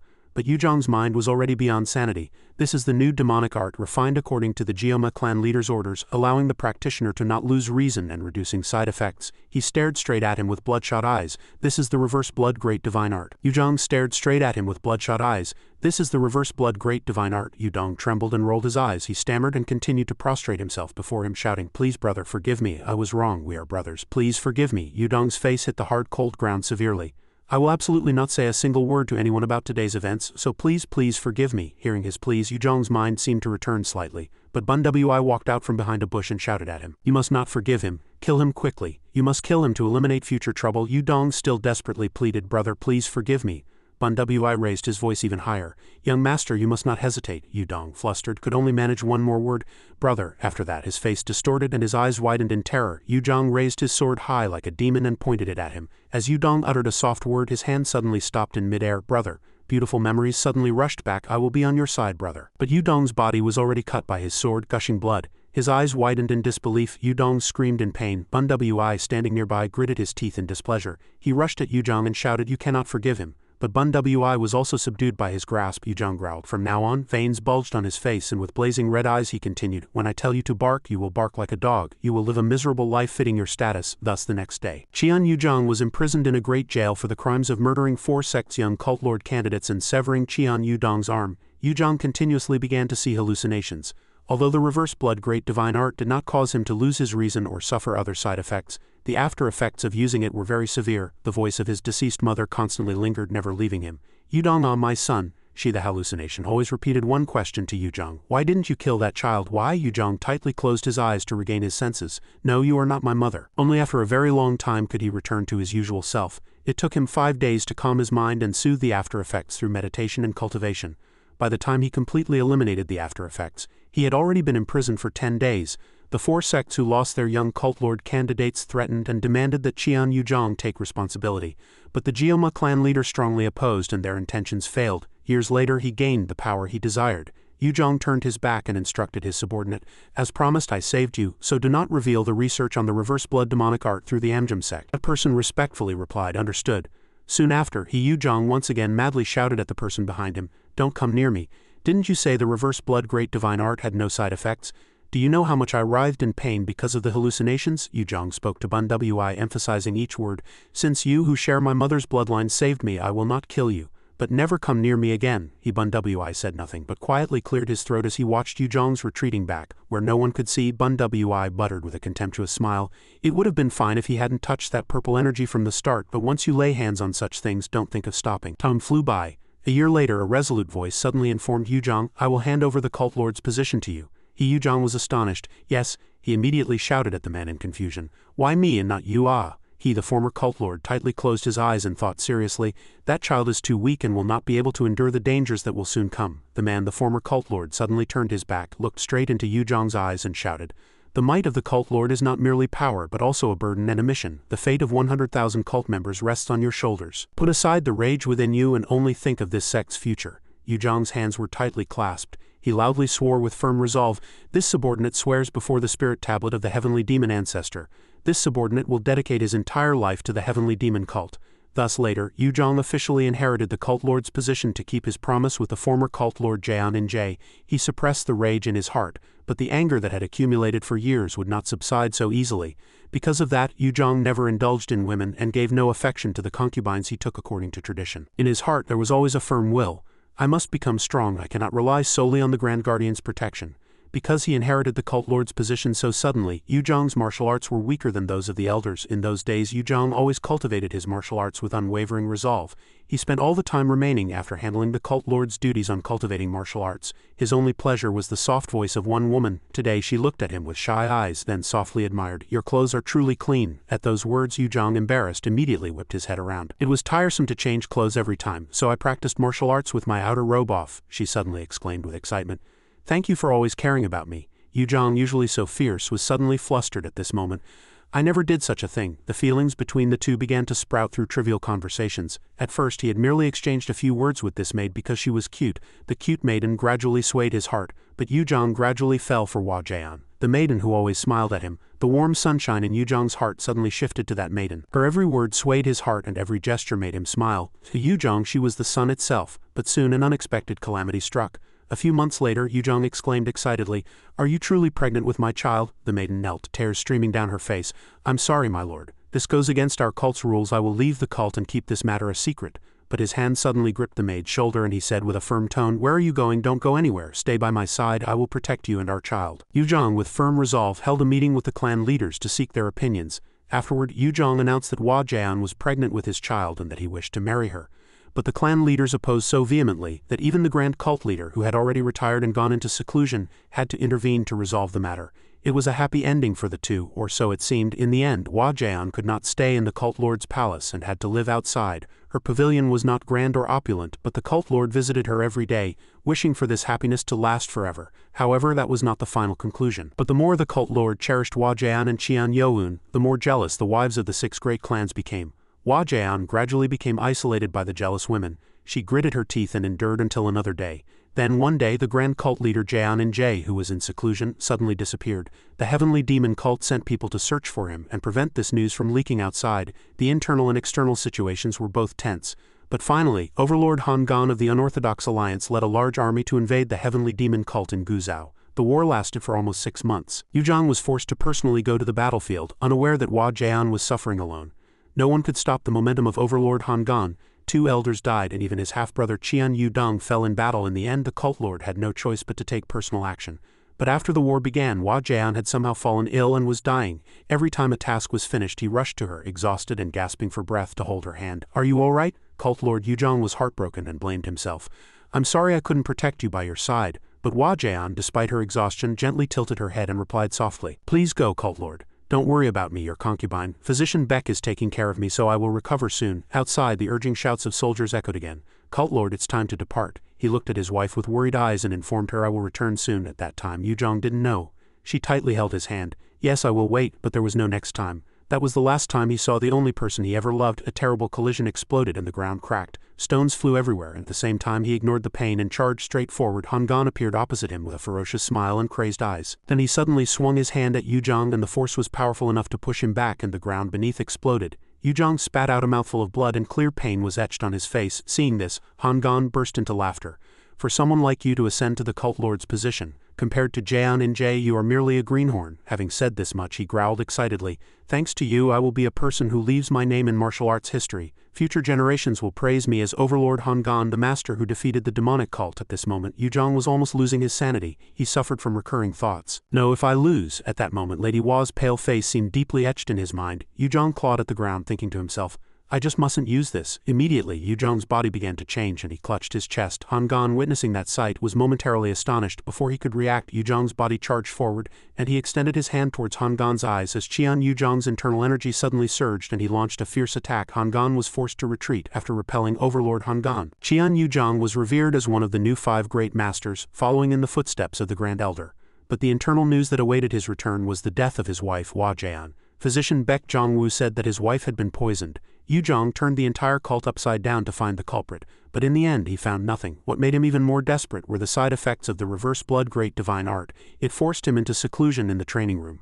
Even during Lady Hua Jian's funeral, he had to suffer from headaches and severe hallucinations due to the side effects. Lady Hua's sudden death almost drove Yuzhong mad. He wailed tragically, "I returned too late, too late." All the walls of the training room were stained with red blood. He continued to wail and rage. Even in such a mentally unstable state, he struggled to regain his composure, fearing he would lose this child too. At that time, Yuzhong bowed his head, his body trembling. It wasn't until that winter that he could leave the training room. After leaving that place, Qian Yuzhong had changed greatly from before. His already expressionless face became even colder. He was indifferent to everything. As soon as he regained his sanity, Yuzhong continuously muttered, "Who exactly is it?" The only person he had to worry about was Qian Youun. He glanced around. Surely the culprit is one of the 6 great clans. If he leaves the wives of the 6 great clans alone, the child will be in danger.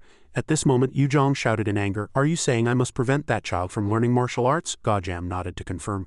"That's right." Lady Hua swore before the wives of the 6 great clans that she would not let the child learn internal energy. Hearing this, he hesitated and asked back, "Then was that child's life also in danger at that time?" He nodded once more. "Yes." Physician Beck diagnosed that young Master Qian Youun had been poisoned. Yuzhong unconsciously clenched his fists. He thought painfully, While I was on the battlefield, did you suffer so much to protect that child? As that thought flashed, Yuzhong trembled with rage and inwardly cursed. How could such a thing happen in just 1 month? If only I could, I would tear all those bastards to pieces right now. That day, Yuzhong made a decision. I will change the landscape of the heavenly demon cult so that the 6 great clans are no longer the foundation of the cult.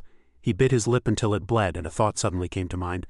My child resent me. He wanted to raise Qian Youun under his protection, but that would make it harder to find the culprit who harmed Hua Jian.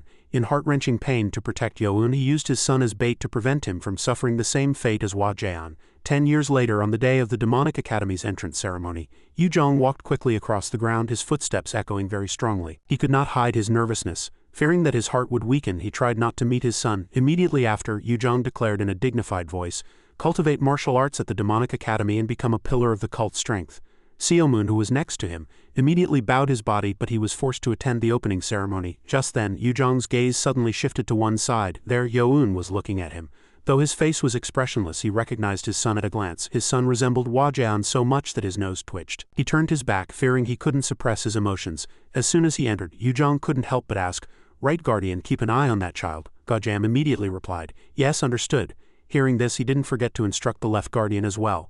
"Tell the left guardian to also keep an eye on that child. I cannot tolerate my son not passing even the 1st and 2nd grade examinations of the Demonic Academy." Gajam quickly shouted loudly, "As you command, I will inform the guards of the infirmary." 2 months later, just before the 3rd grade examination, the Geoma clan finally took the bait.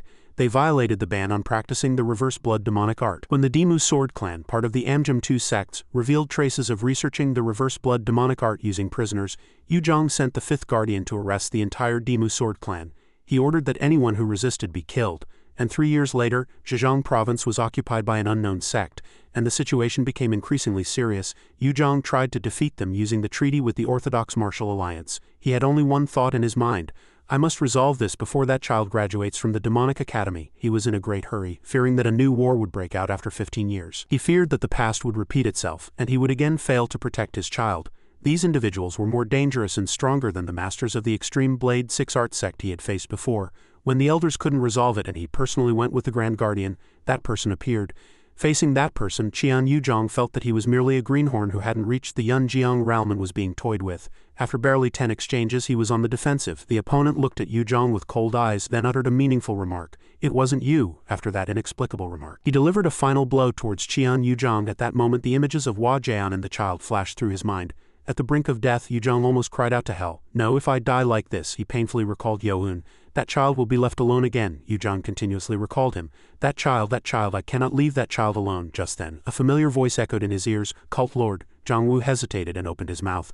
"My lord suffered from hallucinations for a month after using a special martial art. Do not use that martial art again in the future. If you use it again, I cannot guarantee that the side effects will remain at the current level." But there was no other way. Yuzhong, as if gaining more strength, rose furiously. Yuzhong's eyes were bloodshot like a demon, and he continuously repeated, "I cannot die here."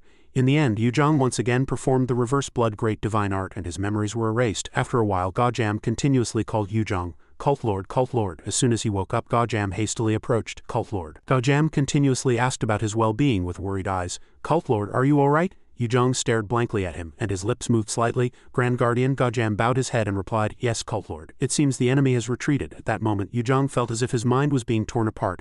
Why is this happening? Why can't I remember anything? While Yuzhong was dazed, a hand suddenly grabbed his. Yuzhong turned around blankly. Yuzhong smiled as he looked at him. He looked at Yuzhong with pitying eyes. "Brother, you overexerted yourself again." He stared blankly at Yuzhong. "Yuzhong, ah." He wore a worried expression. "What if brother collapses by acting so recklessly?" Then Yuzhong changed his tone of voice. He spoke each word with emphasis. "The only one who can restore order to our cult is brother. No, only the Cult Lord. So please don't overexert yourself too much." Hearing this, Yuzhong suddenly recalled a promise. "From now on, I will always be on your side, brother." He proudly emphasized, "The position of Cult Lord is not merely about having power, but also about the weight and mission it carries. The lives of 100,000 cult members rest on my shoulders." Yuzhong stepped forward and simultaneously shouted loudly, "This subordinate swears before the spirit tablet of the heavenly demon ancestor, Cult Lord." Memories thus flashed through his mind. At that moment, Lady Hua faintly appeared. She said with a choked voice, "I will wait." Returning to reality, Yuzhong's lips moved slightly. Yes, he bowed his head, and a thought slowly seeped into his mind.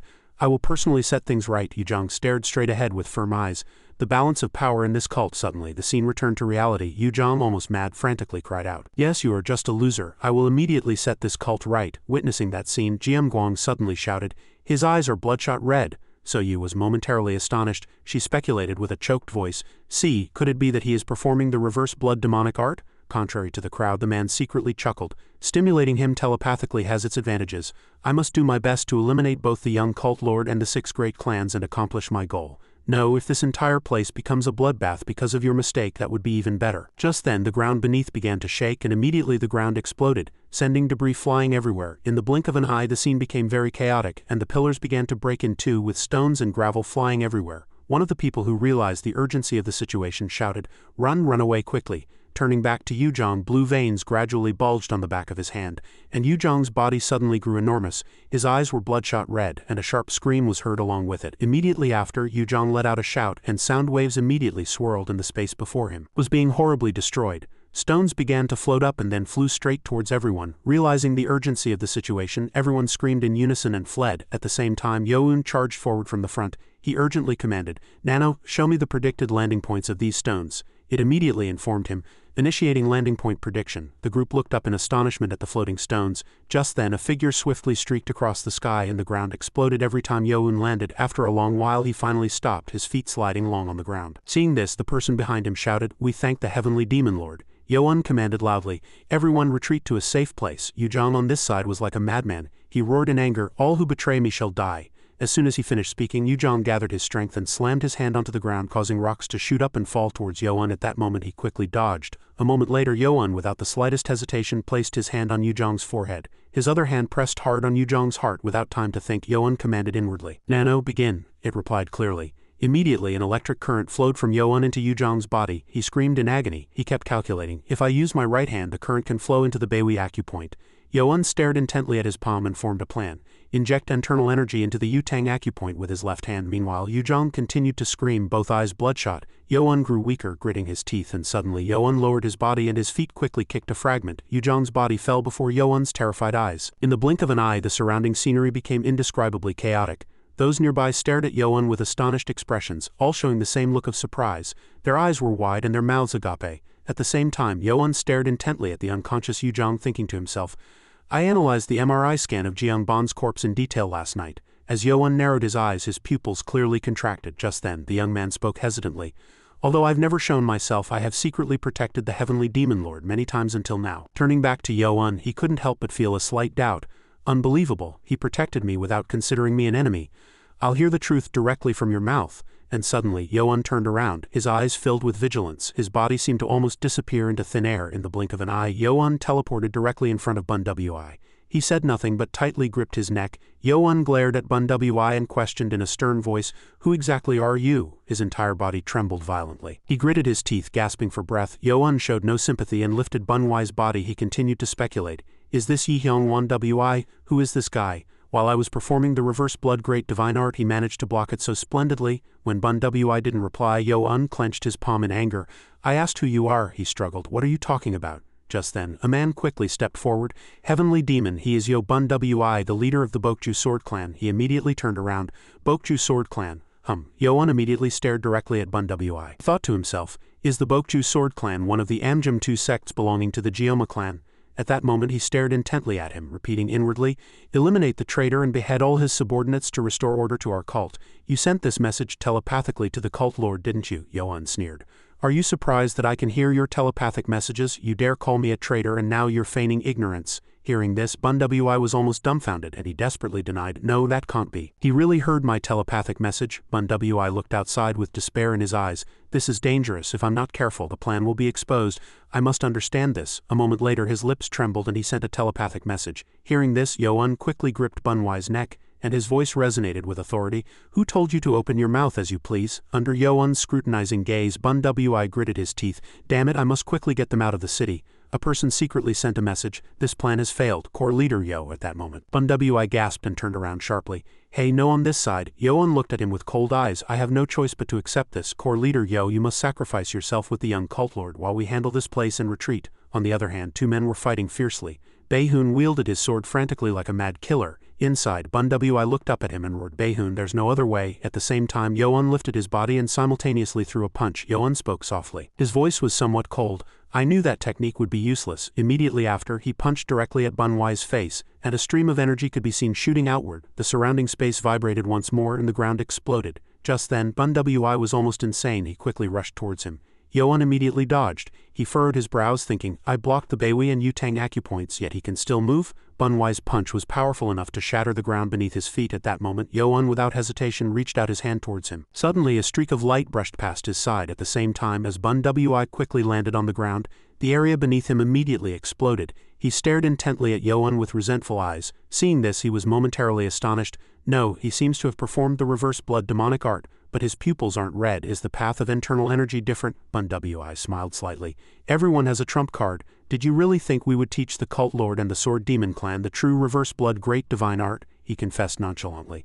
"The only drawback is that it can only be used continuously for half a quarter." Just then a person shouted, "Was that why the heavenly demon blocked us earlier?" Suddenly, one of them commanded decisively, "Quickly subdue him." The group immediately followed the order and rushed towards Bun Wi. Seeing this, he smiled and clenched his hand. Immediately after, Bun Wi furiously punched towards them. At that moment, a man was thrown against the wall. A moment later, another person flew to a different spot. Realizing the urgency of the situation, the man rushed forward in anger, and Bun Wi could be seen swinging his hand and a streak of light shot across the sky. His entire body flew far away, and the space was once again in chaos. At the same time, Bun Wi blocked his front with both hands, and a stream of energy immediately surged outward. Immediately, he quickly rushed towards the man. At the sudden sight, he was momentarily stunned. "What is this recoil force?" The man's body kept staggering. At this point, Bun Wi rushed towards Yoan and roared, "Half a quarter is enough time to kill you." He quickly charged through the air like a whirlwind. The man who witnessed that scene shouted, "Heavenly demon, be careful." Meanwhile, Bun Wi flew directly in front of Yoan. Seeing this, he quietly swung his hand to cast a spell, and black smoke immediately rose with power. Yoan, without the slightest hesitation, rushed towards Bun Wi. In the blink of an eye, one of his arms fell directly to the ground and fresh blood gushed like a spring. Bun Wi was dumbfounded. Only after a moment did he react and a desperate scream echoed. Seeing this, Yoan uttered words of contempt. "It's just one arm severed, why make such a fuss?" Turned his head in anger. "What?" He turned and gave a faint smile. "Can't you live with just your head and torso?" Hearing this, Bun Wi suddenly shivered. "This bastard!" Immediately after, he turned around and simultaneously roared, "Do you think I'll just stand here and take it?" On this side, Yoan still stood motionless like a statue. As Bun Wi charged forward, he calmly turned his body. In the faint scene, fresh blood spattered and a very swift slashing sound was heard, and fresh blood continued to gush like a spring. A moment later, Bun Wi was left with only his upper body. His body was divided into several pieces and rolled on the ground. Bun Wi's body was covered in blood and he kept gasping with groans. "How can this be? Why, damn it," Bun Wi couldn't help but feel a little confused. "Why do you possess such power? Is this even possible?" He thought to himself, "This is the end, anyway. Core leader Bei has bought enough time to retreat, so I'll end my own life." Suddenly, his body fell. Bun Wi looked at Baehoon, bewildered. Manhwa calmly reported, "I've brought him as per the Four's instructions." Just then, Yoan, in his capacity as the Heavenly Demon Lord, shouted, "I command you," he spoke coldly, "subdue all the warriors and guards of the Bokju Sword Clan and the Sword Guard Corps. If anyone resists, kill them without mercy." Under Yoan's imposing presence, the group unanimously knelt. "We obey your command." In the blink of an eye, they leapt into the air, their bodies soaring swiftly through the night sky like kites in the wind. A moment later, the group appeared before the prince's mansion. A streak of light shot across the sky. Before the group's astonished gaze, the Heavenly Demon Lord's sword was suddenly pointed straight at them. Bu Chu Ryan calmly pointed his sword at them and simultaneously threatened, "Don't resist in vain." Witnessing that scene, someone secretly sent a telepathic message. "Damn it, to think the clan leaders would be subdued so easily. What should we do?" A moment later, the two seemed to be exchanging messages, looking at each other. Just then, Bu Chu Ryan roared, "Surely you are also involved." Before the man could react, the sword blade flew directly towards his eyes, a sudden attack. The man dodged in terror. Bu Chu Ryan did not let up and continued to pursue him. At the same time, the man secretly sent a signal. "I'll hold off this side, quickly deal with the Cult Lord." The remaining person quickly replied, "Understood." Immediately he rushed forward. Without once looking back, the man commanded, "Attack the Grand Guardian and leave no one by the Cult Lord's side and eliminate him." Hearing this, the remaining person immediately swung his sword towards Gajam. He turned back coldly and lightly flicked his finger, and dozens of streaks of light shot like arrows through the dark night sky, a sudden sight. The man was momentarily stunned, and he couldn't help but feel a little confused. "Egiogm." In the blink of an eye, his body was thrown straight backward. At this point, Gajam spoke, his voice somewhat eerie. "You underestimate me too much." On this side, Bu Chu Ryan successfully eliminated the remaining person. The old man sighed helplessly. "I told you not to resist." At the same time, the man's neck was severed with a single stroke of the sword. At the chilling sight, the opponent merely showed an expressionless face. Meanwhile, the group began to react. Why are the clan leaders doing this to us? Isn't there some misunderstanding? Wanai immediately stepped forward and he roared. The heavenly demon lord has said that all who resist shall die, so don't make me use my hands. Go Guanghyuk, leader of the Ma Quan clan, hearing this, they knelt one after another, all raising their arms high. We surrender, we are not remnants. Turning back to Bun Wi, he gritted his teeth in anger. Damn it, to think that the plan we had meticulously prepared for so long would end like this. Another person slapped Bun Wi's shoulder hard. When the emissary sent by that person arrives, that's when the sect's century-long plan begins. Do you understand, Bun Wi? His mind was constantly thinking. Finally, that person has appeared in my era. Bun Wi grew increasingly furious. Is a plan prepared over 3 generations going to crumble so easily? Just then, Yoan calmly walked past him. Seeing this, Bun Wi uttered provocative words accompanied by a mad laugh. You must think you've completely won, don't you? Immediately after, he cursed. Although I couldn't eliminate you and the leaders, I'll send that Grand Guardian bastard to hell. At his cold demeanor, Bun Wi roared frantically. Who do you think is guarding the left guardian in prison? With that signal just now, his neck will be rolling on the cold prison floor. Hearing this, Yoan did not react in the slightest, his face cold. A moment later, he couldn't help but burst into laughter. Is that all? At Yoan's indifferent reaction, Bun Wi was dumbfounded. What? At the same time, in the heavenly demon cult southeastern prison, Seo Moon and Hua Myung were tightly bound to chairs. He furrowed his brows, his mind growing increasingly anxious. Did the cult lord give such an order? Did he really say I was wrong? Hua Myung thought, what's happening outside? Not only us, but the elders who support the young cult lord are likely imprisoned, and especially the young cult lord might be in danger. Meanwhile, Seo Moon suddenly gasped for breath. He gritted his teeth and at the same time stretched his body with all his might. Hua Myung quietly glanced at this fellow. He's been trying to release the sealed acupoints with internal energy since earlier. It's not easy. On this side, Seo Moon exerted all his strength. Sweat continued to stream down. Just then, a prison guard slammed the door hard. What is it? What are you doing? Hua Myung sneered coldly. Only just realized, he spoke exhaustedly. You're a guardian, yet you can't endure being bound like this. Hearing this, Seo Moon showed his attitude. What? This fool is imprisoned here, yet he can't grasp the situation and wants to argue with me? Hua Myung did not hold back and retorted. If you're uncomfortable, just sleep. He roared in anger. Hey! Witnessing that scene, the prison guard turned around exhausted. They're fighting again. Suddenly, the entire prison began to shake violently. 2 prison guards turned around sharply and gave a malicious smile. Seo Moon immediately sensed something strange and shouted, What, you guys? Could it be you? At that moment, a voice suddenly echoed from behind. The prison guard was momentarily astonished and he turned around in a panic. Who's there? The opponent suddenly appeared and simultaneously threw a punch. Hua Myung's eyes widened and his lips moved. You are? He could hardly believe his own eyes. Go Guanghyuk as soon as his appearance was recognized. The guards immediately charged. That bastard. They angrily aimed their sword tips directly at him. Go Guanghyuk lightly turned his body, sending the group of guards flying. He landed leisurely on the ground and beneath him were their corpses. Go Guanghyuk smiled triumphantly, while Baek Ji-ai stood emotionless beside him. One of them shouted, Intruder, quickly subdue him. Seeing this, Baek Ji-ai sighed. Still not in your right mind? Hey Go Guang. He didn't care at all and charged straight ahead. Let's go Baek Ji-ai, he shouted unpleasantly. How dare you give me orders? Turning back to Yoan, he said in a cold voice. I still don't know what it means for the elders of the 3 sects to help me, but you should worry about yourself. Bun Wi glared at Yoan, gasping for breath and speaking each word forcefully in despair. That can't be. They must have kept me alive to extract information about the person behind me. Bun Wi's face contorted with rage and he gritted his teeth.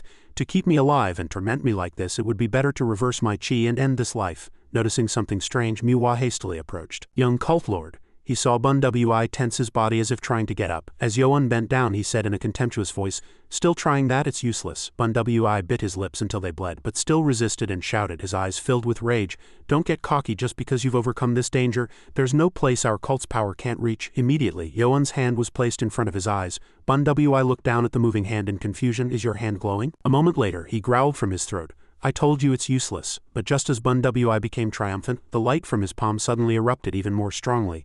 The space around the two was suddenly enveloped in a powerful aura. The group in the main hall gasped in astonishment, their eyes wide, not wanting to miss the good show. Turning back to Bun Wi, white smoke billowed from his mouth. Suddenly Yoan punched Bun Wi's charred face. He sat up in astonishment, still staring coldly at Bun Wi. He looked down at his shriveled body in shock. What on earth is this? Yoan raised his head and a smile played on his lips. It's working. He suddenly changed his tone of voice.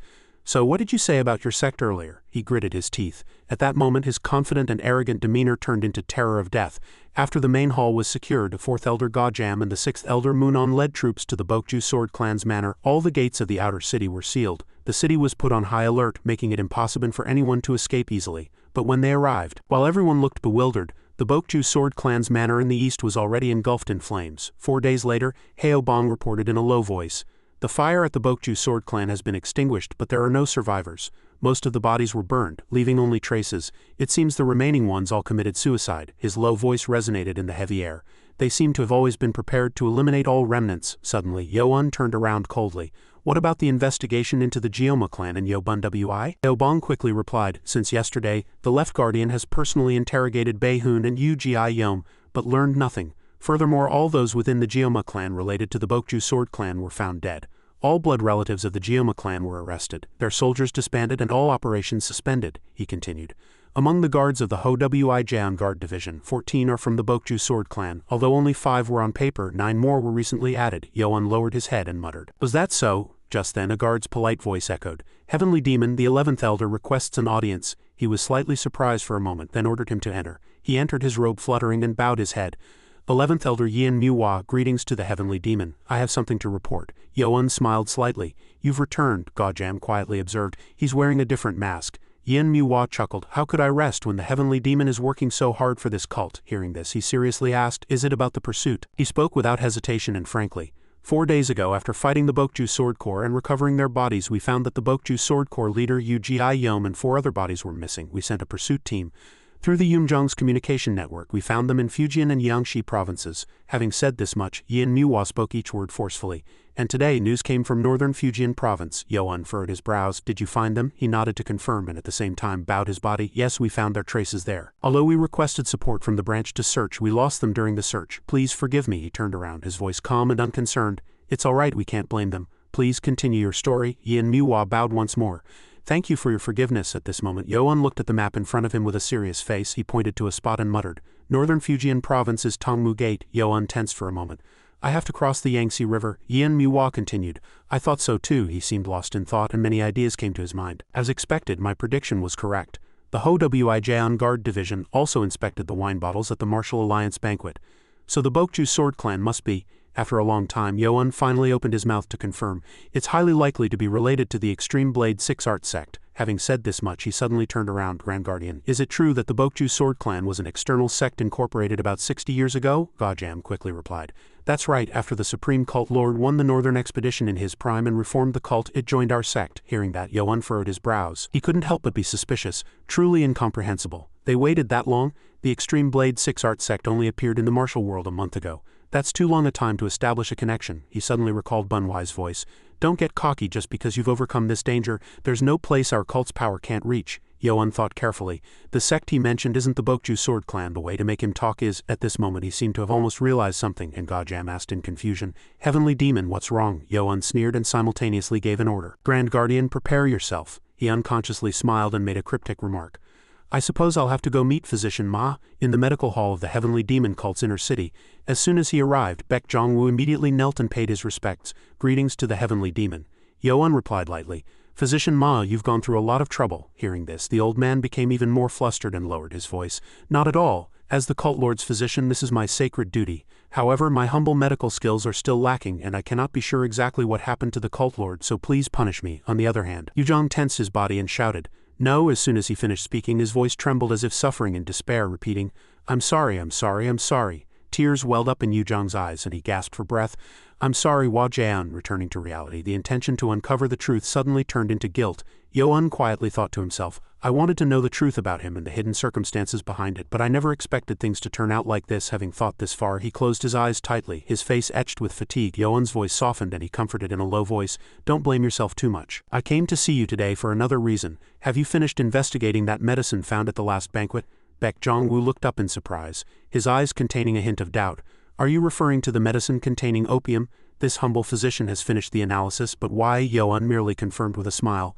After a long while, the group sat neatly in the main hall. As Yo-un entered, a booming shout echoed. The Heavenly Demon has arrived. Everyone stood up in unison and paid their respects with a loud shout. Greetings to the Heavenly Demon. His gaze gradually turned to surprise. Yo-un looked aside in confusion. Why is there another chair next to the cult lord's chair? From a small corner, Bu Chu-ryan smiled slightly. He's already started calculating in his mind. The situation was unstable at the time, so we acknowledged him as the Heavenly Demon and joined forces.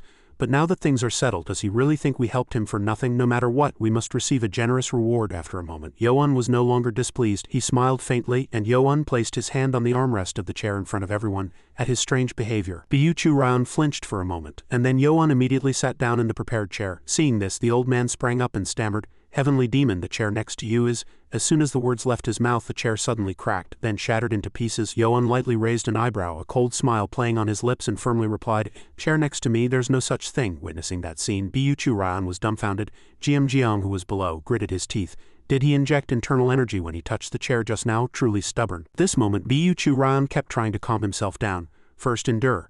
The priority now is to reorganize the elder positions. The old man cautiously opened his mouth. Then I will begin the main hall meeting. The first agenda item is— Gojam's voice suddenly interrupted.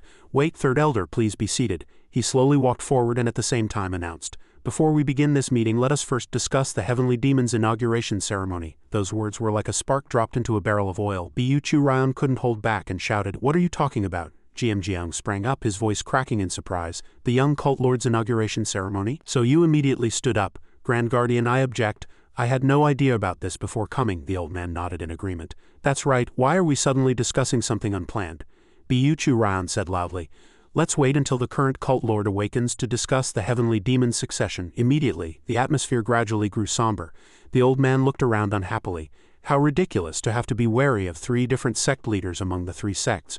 Biuchu Raun secretly looked at Yoan and gritted his teeth. Unlike the current cult lord, who gained his position solely through the influence of the supreme cult lord without a backing force, the heavenly demon has built his own power since his time at the demonic academy. On the other hand, half of the 6 great clans have disappeared. The Dokma clan was annihilated, and the Geoma clan and Hyunma clan were disbanded, their forces scattered. As silence fell, Gojam calmly opened his mouth. "Then are there only 3 who object?" Hearing this, So Yu immediately looked down at Moonon. He did not reply and calmly turned his body. One eye smiled faintly. It was indeed useful to persuade Moonon after the elder meeting last night. Since he knew that young Master Qian was the heavenly demon, it wasn't difficult. Under the group's cold gazes, Biuchu Raun grew increasingly nervous. Damn it, if this continues, the voting rights will shift to the Grand Elders. In that case, I'll have to rely on the clan leaders of the smaller sects. After a long while, Gojam asked once more, "Are there any who support the clan leader's objection?" An arm suddenly rose high. "We too." The man stood up straight and at the same time declared loudly, "Agree with the 3 elders' opinions." Hearing this, Biuchu Raun looked around the main hall in confusion. The old man blankly observed everyone.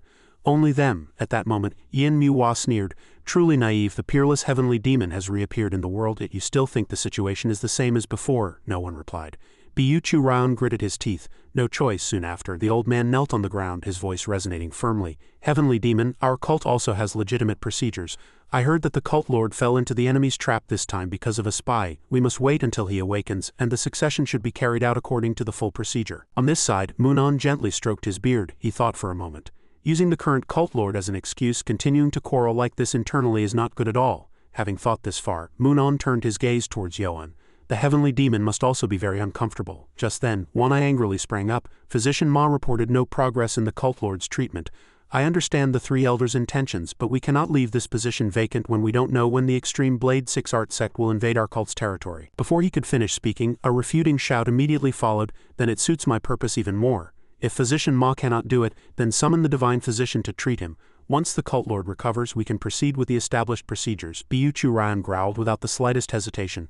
"Our cult's leader is currently still the cult lord. If the heavenly demon does not intend to follow procedures, there is no reason to hold this meeting." He let out a cold snort, his gaze fixed on the old man. "He's reached this point and still doesn't intend to give up his rights. It's clear he's buying time to regain the power of the 3 sects." After a long while, Biuchu Raun spoke proudly. "I shall withdraw. I will not participate in this meeting until the current cult lord has fully recovered." The group immediately followed the old man straight to the door. Seeing this, Gojam shouted loudly, "Stop them, don't let them leave." Yoan calmly interrupted. "Let them go." He smiled faintly. "Then it's even better. It will clearly show who is a friend and who is an enemy." On the same day at Yushi 7 to 9 p.m. in the banquet hall of the inner city, So Yu lightly curled her lips, her voice half sincere, half probing. "You called us here to discuss. It seems all the elder schemes have passed." Jiang chuckled softly. "Most of our demands have been accepted, which makes me suspicious of a trap." Biuchu Raun warned in a low voice, "It's not a trap, but there's one thing we must be careful about. The alcohol and food." The elder nodded in agreement. "That's true, it's better to be careful." Just then, Yoan's figure entered. With a mountain-like gravitas, he spoke softly, "I apologize for the wait." The 3 men rose simultaneously and bowed to the heavenly demon. "Thank you, heavenly demon, for preparing such a grand feast for us 3 elders." As the jade cups were lifted, the wine gently swayed. Bu Chu Ryan politely said, a toast to the heavenly demon lord. As he brought the wine to his lips, the elder's gaze quietly scrutinized him. So you, on this side, cautiously speculated. They haven't tampered with the food, now I can enjoy this feast at ease. Behind Jiamzhong's serene smile, a secret scheme was beginning. A flash of insight crossed his mind. First, I must use the vacant 7th elder position to secure a 3rd elder position. Only then can I inject military power into half of the cult's internal affairs. I must obtain it. Bu Chu Ryan slightly narrowed his eyes, inwardly pleased. The power that 6 people once shared will now be divided among 3. That's even better. The cult lord position, which the Hyunma clan and Jeoma clan monopolized for almost 100 years too. The corner of his mouth curved into a greedy smile. It might even become my grandson's. After a long while, the servants brought the food in succession. Bu Chu Ryan gazed intently at a plate of meat, inwardly pleased. As expected, he is wary of our faction. Just by looking at the splendid feast he prepared to entertain us, it's clear. Soon after, a large ox was brought before the group. As the man raised his knife high, the blade immediately flashed. He was seen forcefully bringing the knife down towards the ox's body. In the blink of an eye, chunks of meat were roasting over the charcoal fire. Witnessing that scene, Jiamjiang couldn't help but exclaim in admiration. Freshly cut beef grilled directly over charcoal. It must taste excellent. Bu Chu Ryan suddenly smiled. His voice was calm but held a deep meaning. It would have been better if the heavenly demon had held this feast a bit earlier. The elder hastily changed the subject. Then regarding the negotiation, Yohan suddenly interrupted. Before we discuss that, would you like to taste a special dish? Hearing this, Bu Chu Ryan was flustered and asked. A special dish, he slowly explained. This is a dish I tasted recently. It's famous as a specialty of Beijing. Instantly, the atmosphere seemed to grow heavy. Yohan spoke each word with emphasis. Since I wish to establish good relations with you all, I will personally prepare this dish for you. A moment later, a skinned ox was brought to the side of the table. Yohan was seen approaching and whispering something to the butcher. Then he suddenly rolled up his sleeves and firmly gripped the hilt of a knife. Instantly, fresh blood splattered everywhere. Yohan swiftly severed one of the ox's legs. He skillfully placed it on the cutting board and firmly struck the blade into it. A moment later, Yohan transferred a chunk of beef to a nearby plate. Soyu's lips slightly curved at his actions. Is he trying to feed us raw ox heart after inviting us? Meanwhile, Yohan calmly explained, it's delicious with just a sprinkle of salt, but it'll be even better with the special sauce I've prepared. Seeing that, Jiamjiang couldn't contain his excitement and rushed forward. It's been a long time since I've seen this dish. Bu Chu Ryan glanced at him with contempt. So you're someone who eats anything, it seems? The elder didn't care at all and quickly picked up a piece of meat. Jiamjiang chewed and muttered, indeed. At the same time, Bu Chu Ryan's tongue almost went numb. He was momentarily stunned. Is it really a special dish? I expected it to be fishy, but it's surprisingly bland, contrary to the group. So you wore a displeased expression. It doesn't suit my taste at all. The atmosphere lightened slightly. At this point, Yohan opened his mouth. Since you've tasted the special dish, he cleared his throat slightly. Shall we get to the main topic? Bu Chu Ryan quickly replied. Very well. The group collectively turned their attention to Yohan. It's finally starting. I don't know how much we'll gain, but we must get as much as possible. Elder Bu, noticing their expectant gazes, Yohan calmly opened his mouth. Before that, I will first state my demands. Hearing this, the elder immediately reacted, his attitude somewhat aggressive. Demands? What strange talk is this all of a sudden? Seeing that, he stared intently at Bu Chu Ryan. His voice echoed coldly. Wasn't a negotiation supposed to be about both sides getting what they want, under Yohan's oppressive aura? The elder hesitated and replied, very well, tell us. Soon after, he declared clearly, first I will abolish the long-standing system of the 6 great clans.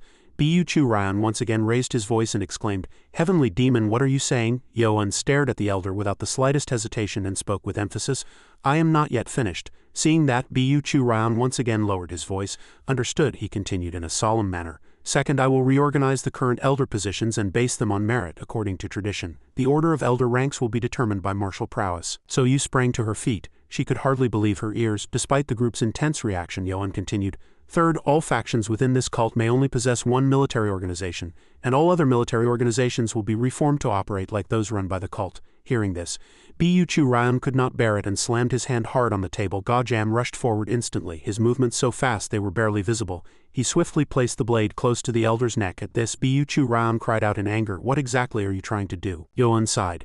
He calmly explained, I merely stated my demands so that the negotiation could proceed smoothly. The elder was enraged by Yohan's nonchalant attitude. Is this what you call smooth? You must be trying to make us your enemies. He remained unfazed and calmly added, Because I didn't want hostility, I complied with your requests. We met outside the cult's inner city, and I brought only my attendants and the Grand Guardian, not any guards or protectors. At this point, Soyu was almost driven mad. She cursed wildly. Do you think that makes sense? The conditions you just proposed are to strip all three of our factions of their power, aren't they? Just then, Bu Chu Ryan attempted to negotiate. Heavenly Demon, do you know that the forces of our three factions are stationed outside the cult? They account for half of the cult's total forces. Do you think you can still contain the Extreme Blade 6 Art Sect as well as the Unorthodox Alliance and the Orthodox Martial Alliance if you lose all those forces? Just then, Gajam warned in a low voice, Elder Bu, are you threatening the Heavenly Demon? Turning back to Yoan, he sighed helplessly. Yoan lamented, it's truly difficult to speak amicably with you all. Soon after, he raised his voice and commanded with killing intent spreading everywhere. Kneel. As soon as the words fell, the group suddenly felt a piercing pain in their chests. Bu Chu Ryan gritted his teeth. He wondered, what is this? Why is my heart suddenly? Jiang clutched his chest. His breathing was labored. Even my dantian hurts. I can't circulate my internal energy. So you almost collapsed. Her body trembled. She couldn't help but be flustered. What in the world is happening? At that moment, all three men simultaneously knelt. Bu Chu Ryan suddenly sensed something strange. The pain disappears when I kneel, he snarled in anger. What have you done to us? To the question, Yoan calmly replied, it's GU poison. It's perfect for those with rotten minds like yours. The group was instantly astonished. GU poison, he affirmed once more. Yes, just then, Yoan calmly explained, I put GU poison in the meat you ate. Now it has settled in your hearts. Suddenly, Jiang let out a sharp scream, so Yu turned in a panic. Elder, what's wrong? Seeing that, Yoan quickly explained, he must have tried to circulate internal energy to remove the GU poison while there was no pain. It's not that easy to remove, he spoke each word with emphasis. This GU poison was personally created by the Heavenly Demon ancestor, and only the Heavenly Demon can control it. If you disobey me or threaten me, you will die in agony. Bu Chu Ryan struggled to endure. His voice trembled, but was filled with rage. Heavenly Demon ancestor? The elder thought to himself, I've fallen into a trap. Just then, Yoan suddenly remembered something. Oh, I forgot to mention the fourth condition. Bu Chu Ryan looked up. The fourth condition? Without giving the group time to react, he immediately announced, if you wish to be accepted as my subordinates, you must offer a suitable tribute. Yoan spoke in a low voice, for good relations I demand the current wives of the three faction leaders. Before the group's astonished gazes, he coldly opened his mouth. Each of you will lose an arm. The scene shifted to the cult lord's study. Yoan sat calmly. At this point he frowned slightly. It was a display of the elder's arrogance and pride. Yoan stared intently at his two arms, he thought to himself. But ultimately, their lives were more precious. His eyes slightly narrowed. Since the wife of the Bakma clan leader is already dead, Elder God didn't have to shed the blood of his kin. In the end, they are all the same. They are people who will do anything for their own safety. Having thought this far, Yoan leaned back. He continued to calculate. If everything goes according to my will, I want to eliminate all of them at once. Considering the current forces of the cult, I can control them using the GU poison. The best way is to disperse the forces of the three factions. Yoan's worries piled up. Did past cult lords also have such concerns? He grew increasingly tense, and his thoughts spiraled. If I cannot eliminate internal enemies for fear of troop depletion, then there is only one answer. I must build forces large enough to eliminate all of them. At that moment, a bold idea came to Yoan. I must cultivate new masters to purge them. It won't take too long. Just then, Gajam reported in a low voice. Heavenly Demon, it's time for you to put on your ceremonial robes and prepare. Yoan sighed slightly. His eyes were clear as if he had cast off all fatigue. Is it that late already? In the outer hall of the Heavenly Demon cult's inner city, a guard suddenly pushed people aside, saying in a rough voice, everyone please step back further. He retorted in anger, where else can we step back to? Soon after, the scene became chaotic. Everyone argued, we want to see our new cult lord up close too. The guard calmed them in a low voice. I understand your feelings, but it's dangerous, so please maintain your distance. At the same time, the drum sounds resonated fiercely. The loud murmuring was incessant. Everyone turned their gaze towards the main hall. It's about to begin. Finally, the inauguration ceremony. On this side, Go Guanghyuk couldn't help but exclaim in admiration. Our lord is finally ascending to the cult lord's position. It's truly moving, Baekji nodded in agreement. Indeed, it feels like yesterday when he was competing for the young cult lord position at the demonic academy. A woman suddenly spoke. But Heo Bong is so pitiful. He must have wanted to see the inauguration ceremony up close more than anyone, another person continued in a sympathetic voice. When the young cult lord's inauguration ceremony was decided, he was so happy, and he was very sad not to be able to see it himself. Hearing this, Baekji sighed. Since only those of unit leader rank or higher have seats on the platform, Go Guanghyuk interjected. But Heo Bong really wanted to see the cult lord's inauguration ceremony up close. It's truly regrettable. The atmosphere inside the main hall began to grow tense. A booming voice echoed everywhere. The inauguration ceremony is about to begin. Everyone please be quiet. At the same time, someone couldn't contain their curiosity and asked, but who is that person? He looks familiar somehow. As if sensing the gaze, the person slowly turned their body. What appeared before the group's eyes was Heo Bong. At his innocent appearance, Baekji almost cried out, Heo Bong, he sighed helplessly. We worried for nothing. Go Guanghyuk couldn't help but laugh. Indeed, just then the drum sounds became even more intense and flute music resonated. Ga Jam and the group entered in succession, carrying commemorative items in their hands. At that moment a grand shout echoed, "Long live the heavenly demon cult! 10,000 years, 10,000 years! Long live the heavenly demon cult! 10,000 years, 10,000 years!" His reply echoed like a surging wave. "Disciples of the great heavenly demon cult, receive the heavenly demon token." From below, the shouts continued, "Long live the heavenly demon cult, 10,000 years, 10,000 years." The sounds of gongs and drums resonated loudly, and a solemn atmosphere enveloped the entire hall. Gajam raised his voice. "The inauguration ceremony of the great heavenly demon cult's leader will now commence." As soon as the words fell, footsteps were heard from afar. Yoan slowly walked straight forward, his appearance extremely dignified. Under the faint light, Yoan's face became even clearer. Go Guanghyuk and Sanghua both looked up at him. Both merely smiled, their eyes clearly showing respect. At that moment Masek and the woman also watched quietly. Everyone simultaneously bowed, and words of congratulation poured out like jade beads. "Congratulations, Cult Lord." In a small corner, Moongyu bowed low. "Congratulations, Cult Lord." She smiled slightly, her eyes mixed with regret and respect. "I can no longer call him young master." Seeing that, Yoan returned Moongyu's gaze with a gentle smile. Xiaomoon laughed hoarsely. "This rascal. The Cult Lord is my disciple." Why am I wore a displeased expression. "He'll probably boast about being his disciple endlessly, though I'm envious." Just then Yoan and the group walked straight towards the throne. As he ascended the steps one by one, thoughts began to seep into Yoan's mind. "Mother, I can finally hold the reins of all the instigators." He firmly resolved inwardly, "I will change this cult so that such a corrupt tragedy does not repeat itself." Having thought this far, Yoan coldly turned his body to face the crowd. His eyes widened in surprise. Everyone's gaze was fixed on Yoan. A cheer erupted. "Long live the heavenly demon." At the same time, Gajam approached step by step. "Yoan, the 24th Cult Lord, receive the heavenly demon token." He immediately knelt on one knee. Yoan powerfully declared, "I, Qian Yoan, blood descendant of the great heavenly demon cult, accept the heavenly demon token." Gajam looked ahead and said, "Bring the torch." His subordinate immediately replied, "As you command." He looked up at Haobong and smiled unconsciously.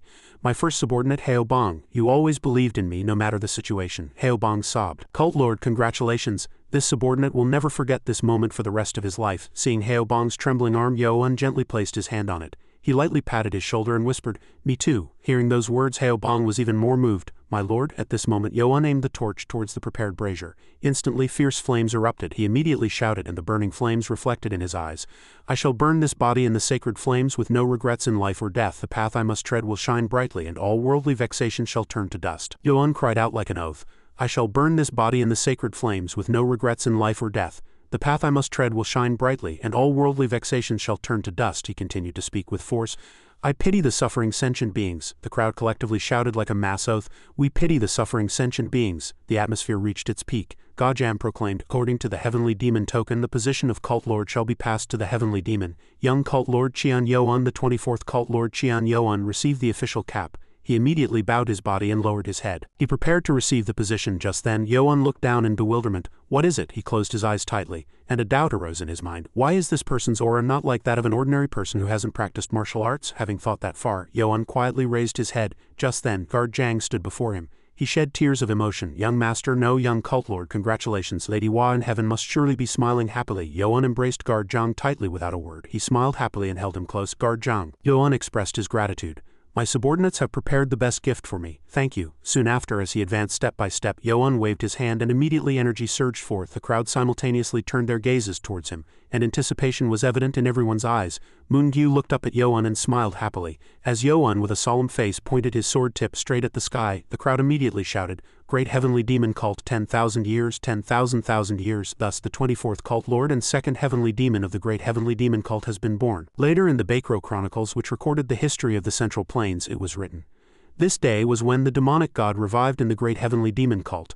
Before long, 3 months had passed since Qian Yoan became Cult Lord, and during that time the great heavenly demon cult underwent many changes. First, through new policies, each clan was allowed to possess only one direct subordinate unit. All other units were absorbed into the cult's military. While there were those who resisted, the current balance of power ensured that many supported it. From the throne, Yoan solemnly declared, "Everything depends on ability. In other words, we will prioritize merit." According to Qian Yoan's declaration, the number of units and corps that each clan could possess was determined by the ranks of the clan leaders representing them. This was an effort to provide opportunities to small and medium-sized clans and to prevent larger clans from expanding their influence. And this emphasis on merit was not limited to the clans. 2 months after becoming Cult Lord, he held a competition to select new elders. Not only were new elders selected, but the positions of existing elders were also redetermined. The minimum requirement for participation was reaching the Ultra Realm. Originally, one had to reach at least the Wajong realm to become an elder. As no participants in the first competition had reached the Wajong realm, the criteria were relaxed. Combining the results from the inner cult and the various branches, a total of 45 people applied, and among them, 32 passed the strategy and military strength preliminaries.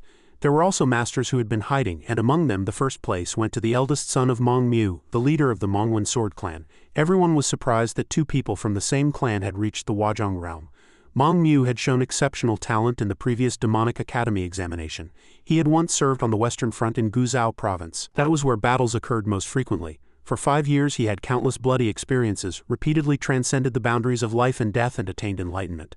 Second was Yang Ganhua, the branch leader of the northeastern part of Hunan province. He had mastered the Wajong realm, and although he was originally from this province, he went to Hunan because he loved battle.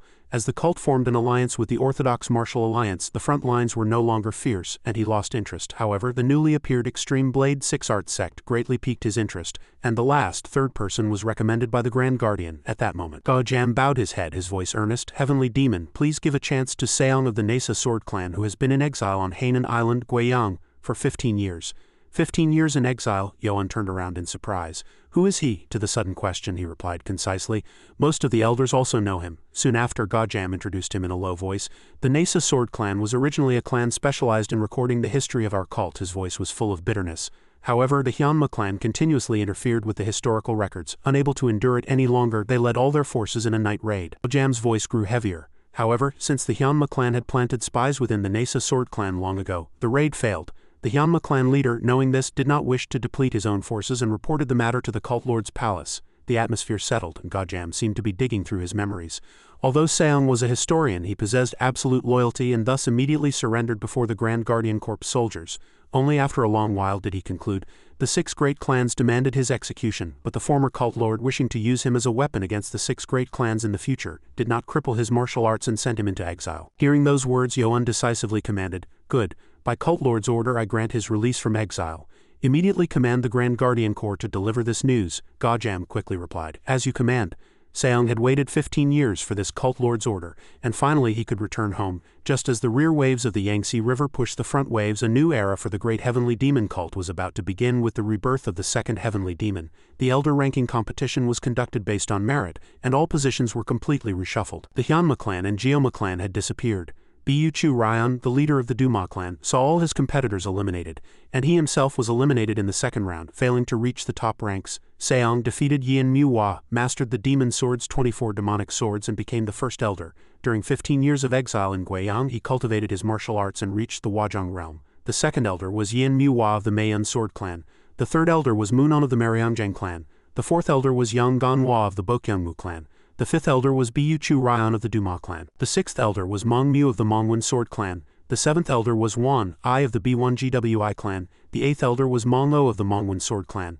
The ninth elder was Sama Ui of the Sama clan. The 10th elder was Jiam Jiang of the Bakma clan. The 11th elder was Han So-yu of the Iamma clan, and the person who, though not reaching the Wajong realm, exceptionally ascended to the position of 12th elder was Go Guanghyuk of the Guman clan. This was a very significant change. For the first time in 500 years, Qian Yuan proposed a bold measure through the Grand Hall meeting, to hold an elder ranking competition once every 5 years. The purpose of this was to encourage those who became elders to continuously train themselves, and to open up opportunities for other clans to become leaders at any time. The competition was not limited to elders. To expand the scale of the inner city's guard division, the guard division was divided into 6 sword corps.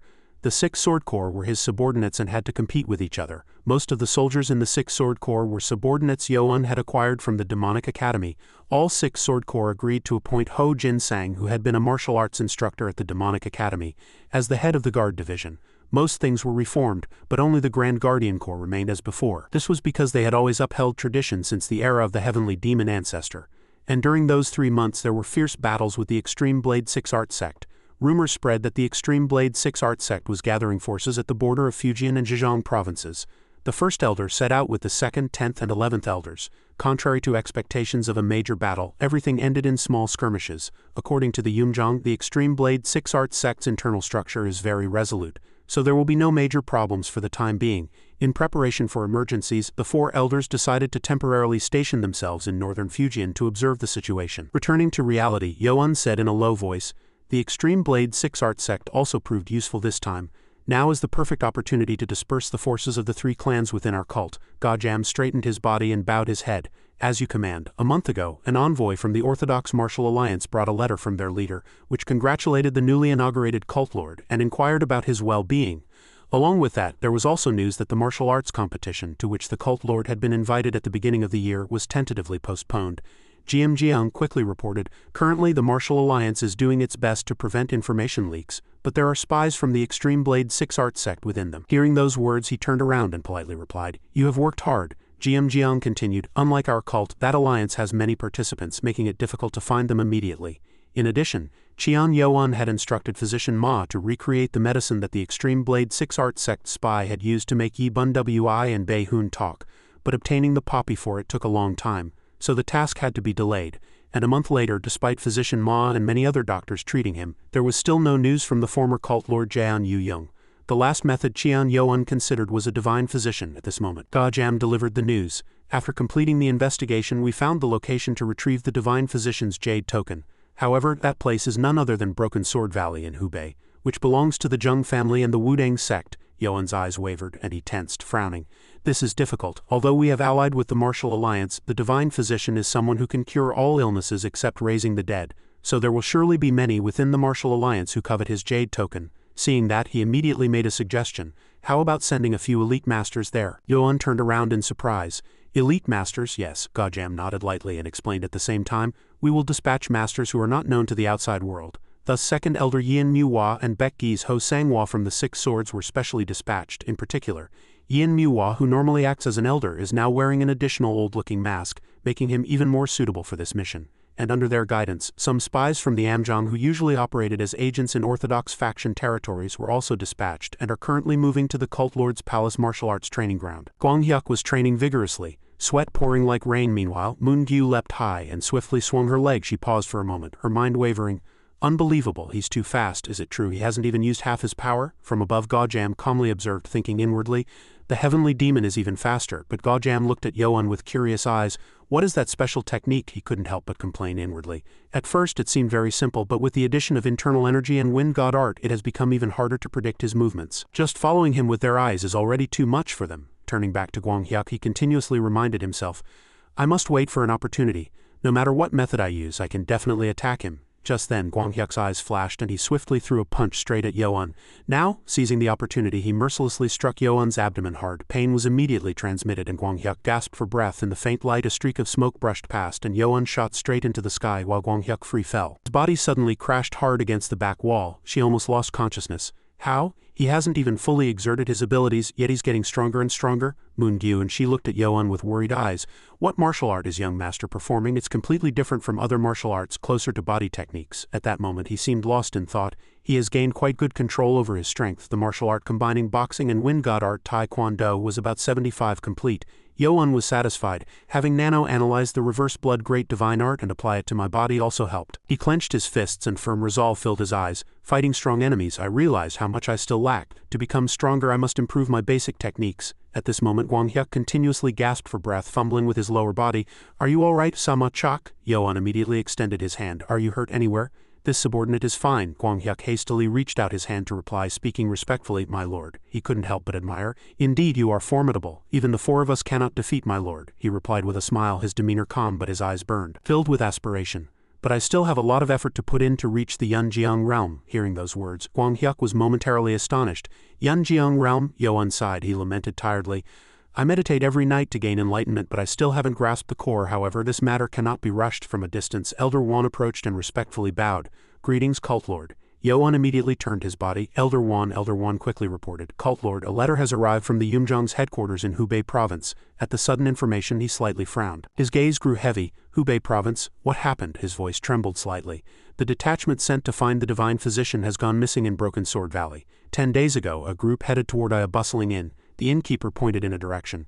Beyond that forest you'll reach the upper stream of the valley. Baekgi respectfully cupped his hands and said, Thank you. The innkeeper wore a displeased expression. There's nothing to thank me for. I'm merely guiding you into a pit of death. Before entering, the innkeeper reminded them in a low voice, I just wanted to tell you that going there on a foggy day is tantamount to throwing away your life. A heavy atmosphere pervaded. Another person urged, "Let's go." Baek Ji replied yes. The scene shifts to a desolate fog-shrouded forest. A sign bearing Broken Sword Valley hung on a tree. Baek Ji nervously looked around. The deeper they ventured into the forest, the clearer the echoes of a sharp sword energy became. Should we follow that sound? Manhwa suddenly turned around. From here I will lead the way. He hesitated and replied, "Are you sure?" Afterwards the group followed her deeper into the forest. Suddenly Manhwa stopped, her eyes filled with clear astonishment. Manhwa and Baek Ji, who were following, also looked up in turn. Her gaze suddenly changed, and her face was etched with tension. Immediately, Manhwa drew her sword and swiftly rushed forward, but the group was instantly astonished by a massive figure. About 20 days later a lively voice echoed from the Yellow River, "Come on, come on, come on." Moon-gyu couldn't help but exclaim in admiration, "What a mighty river!" Haobong's eyes widened as he looked down. "Is this really the Yellow River?" At the same time, Yang Ganhwa quietly observed the two from behind. Elder Yang Ganhwa of the Heavenly Demon Cult. He sighed tiredly. "My first mission after becoming an elder is not combat but guiding the way through the Central Plains. Well, if it weren't for me, the Grand Guardian would have had to come personally." After a moment, Yang Ganhwa reported cautiously, "My lord, if we cross the Yellow River, we will enter Orthodox faction territory," he continued softly.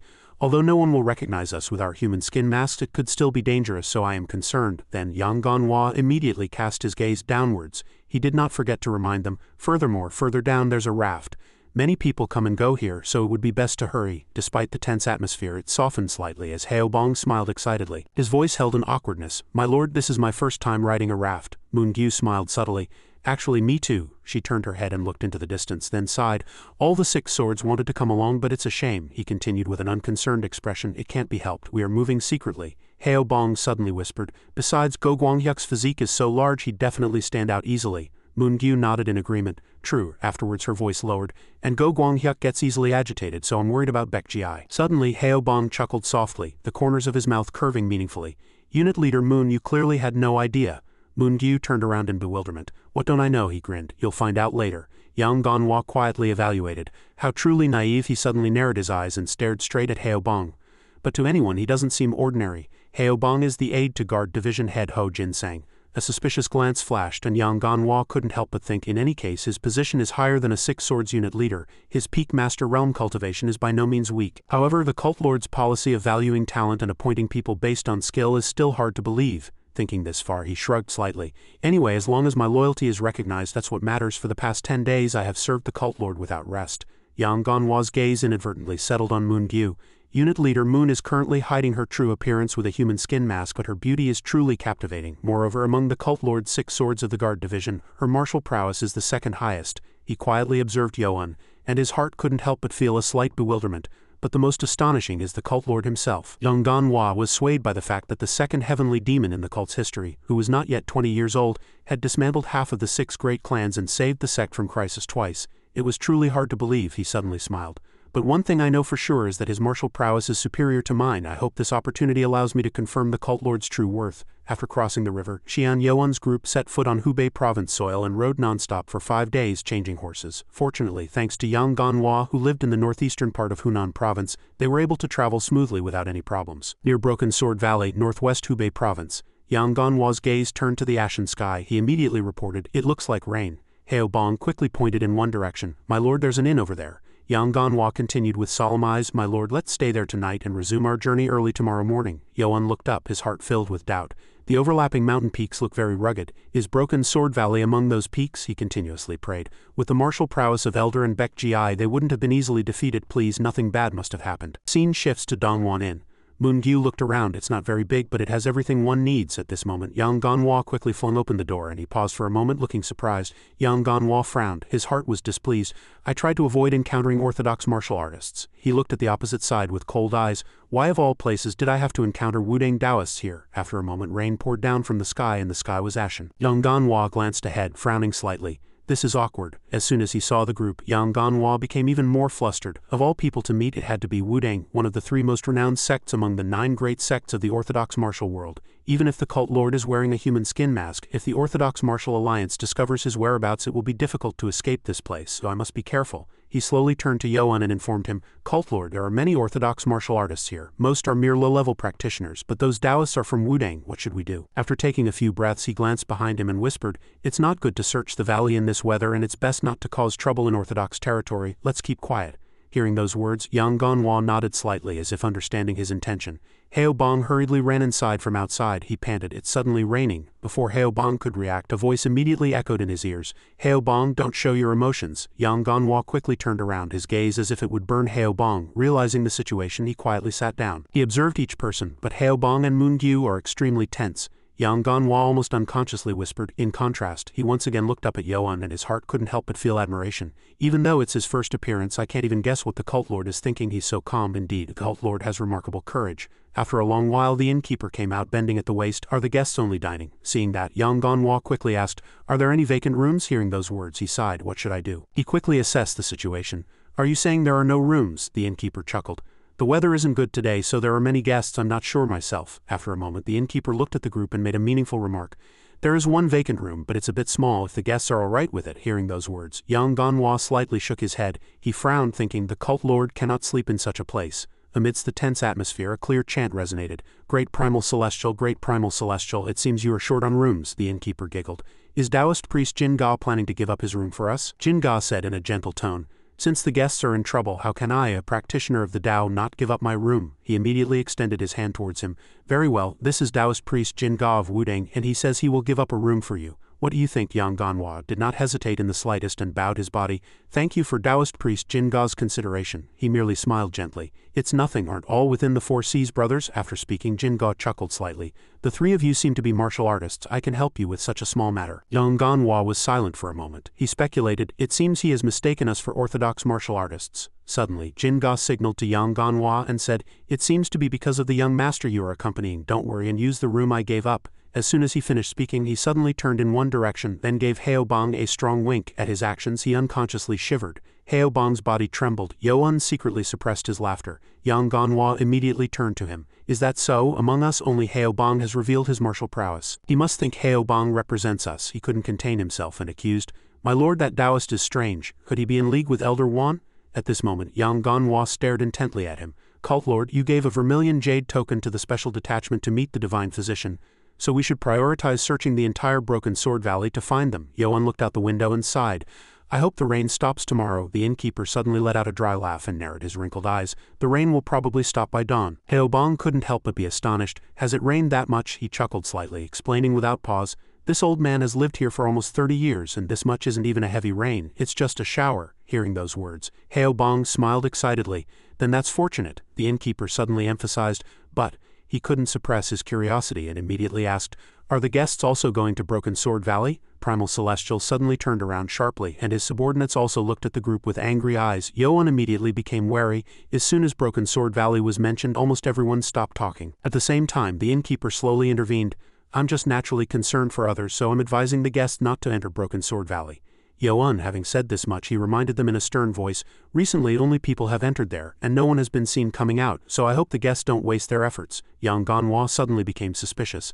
"That's strange. Besides the special detachment, no one else has gone missing in Broken Sword Valley." He looked at the innkeeper and asked again, "Innkeeper, what do you mean by that?" The innkeeper lowered his voice, his eyes filled with fatigue.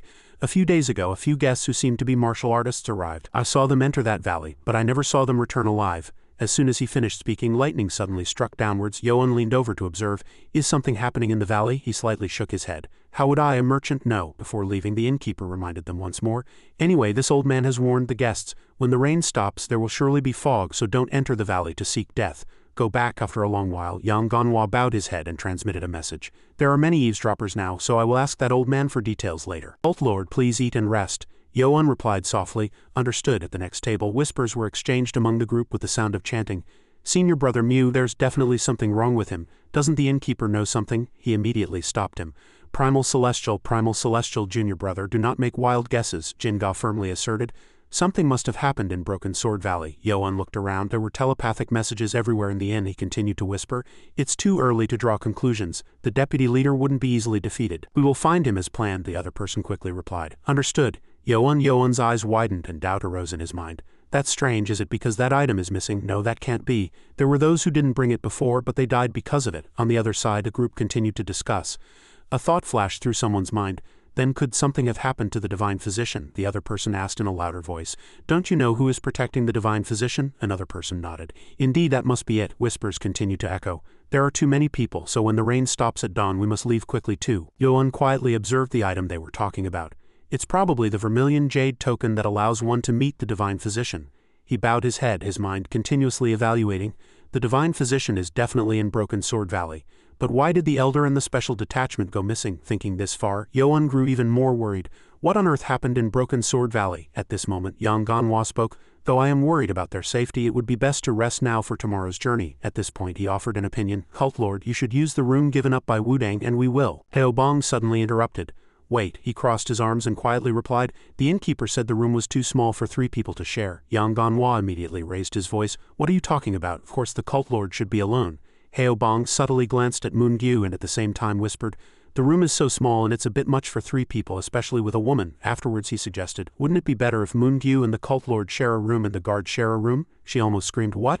Instead of letting the Cult Lord rest alone, Yang Ganhwa concentrated on his thoughts. It would be better to have someone to attend to him. He quickly approached Moon-gyu. Understood, unit leader Moon. No, Moon-gyu, stay with the Cult Lord. She replied in bewilderment. No, but that, in front of Moon-gyu's flustered expression, Heobong calmly pushed Yang Ganhwa. Then let's hurry back to our rooms. Suddenly he glanced behind him, his gaze fixed on Yoan. Heobong suddenly winked. Heobong, the Cult Lord's most loyal subordinate, has prepared everything. Cult Lord, have a pleasant night. Both their cheeks flushed red. Moon-gyu almost shrieked. Unbelievable. Chapter 142. After a long while, Yoan and Moon-gyu walked with heavy steps. The two were too awkward to even look at each other. She murmured softly to herself, I once shared a room with my lord in the demonic academy, but why does it feel so unfamiliar now? I need to recite scriptures to calm my mind. Just then he suddenly stopped and turned around. Shall we go in? Moon-gyu replied in surprise. Yes. Immediately after, the door slowly opened. Moon-gyu's eyes widened. Her eyes clearly held astonishment, and she looked around the room in a fluster. Quote, only one bed. See, Cult Lord, there must be some mistake. Before Yoan could reply, Moon-gyu left her words and ran out.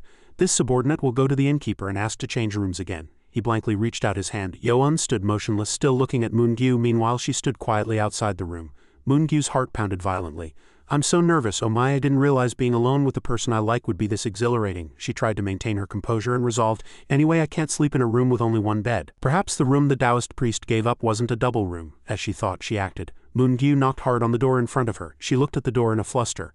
I can feel Heobong inside, so why is there no reply? After waiting for a long time, Moon-gyu grew increasingly impatient. She continued to knock on the door and called out loudly, Heobong. Just then Heobong peeked his head out. He whispered softly, what's wrong? She said irritably.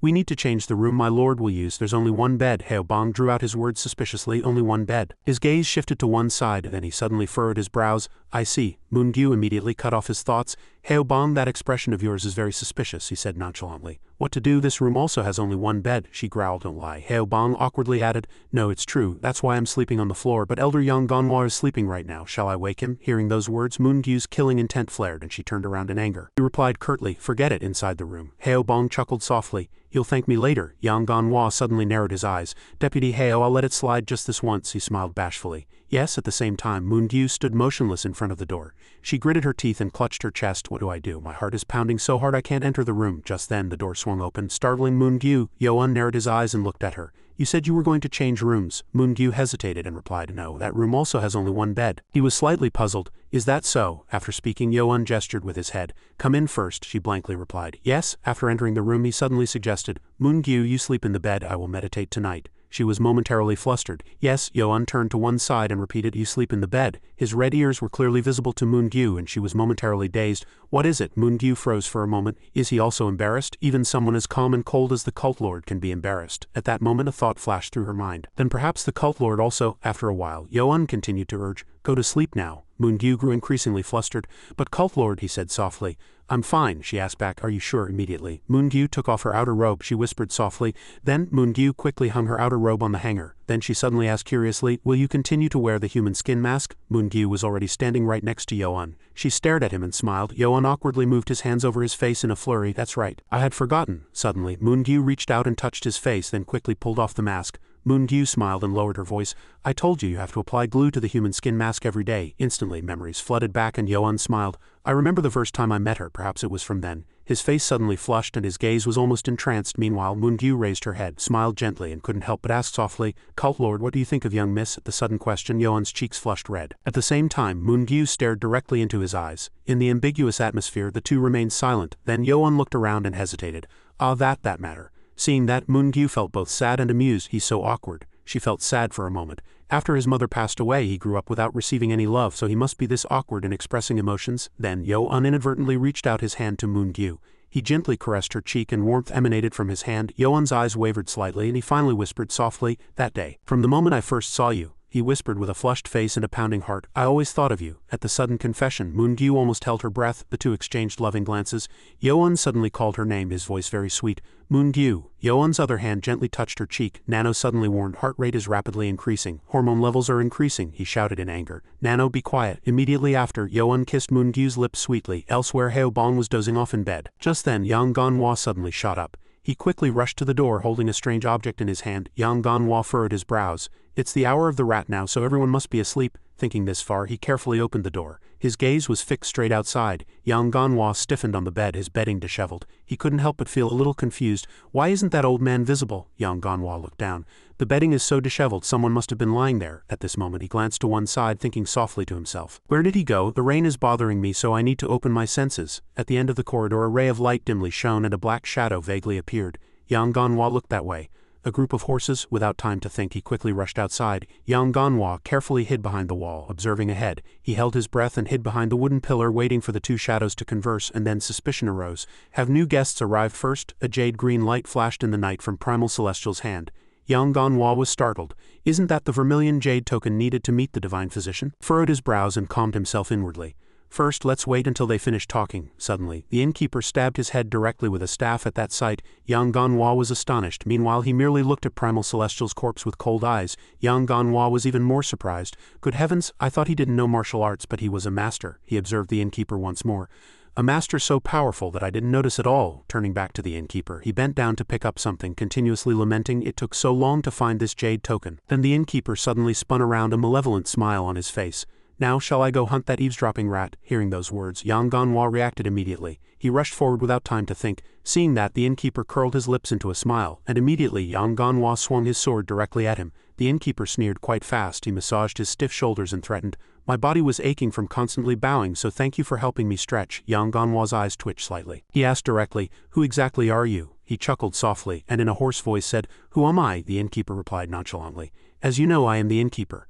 A thought flashed through Yang Ganhwa's mind. The heavy rain revealed him. Could he be wearing a human skin mask? He immediately denied. That can't be. Just then, the innkeeper suddenly charged, and the pressure from the old man's aura made Yang Ganhwa's heart tremble. His internal energy is too strong. He quickly retreated and he rapidly approached.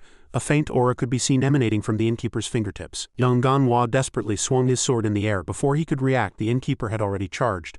A sharp tip flew like an arrow towards Yang Ganhwa's eyes, and he stiffened. Immediately, Yang Ganhwa leaned back, successfully avoiding the fatal attack. Suddenly, the innkeeper kicked the ground hard with his foot. He hastily leapt up, slamming his hand hard onto the ground. Immediately after, Yang Ganhwa gathered strength and chopped down. Despite losing his balance, he unleashed a magnificent sword strike. Meanwhile, the innkeeper sneered and slightly dodged. Turning back to Yang Ganhwa, he continued to pant. Then he mocked, "You know how to use your head. Do you think those useless fellows who are about to arrive will be your lifelines? They will also die in vain." Hearing those words, Yang Ganhwa burst into a nonchalant laugh.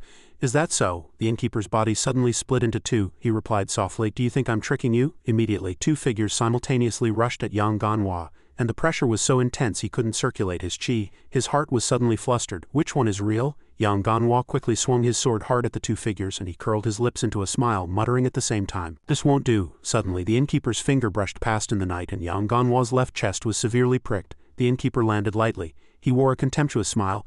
"Enough of this game," the innkeeper growled. "Now it's time to send you to the king of hell." Just then his eyes widened.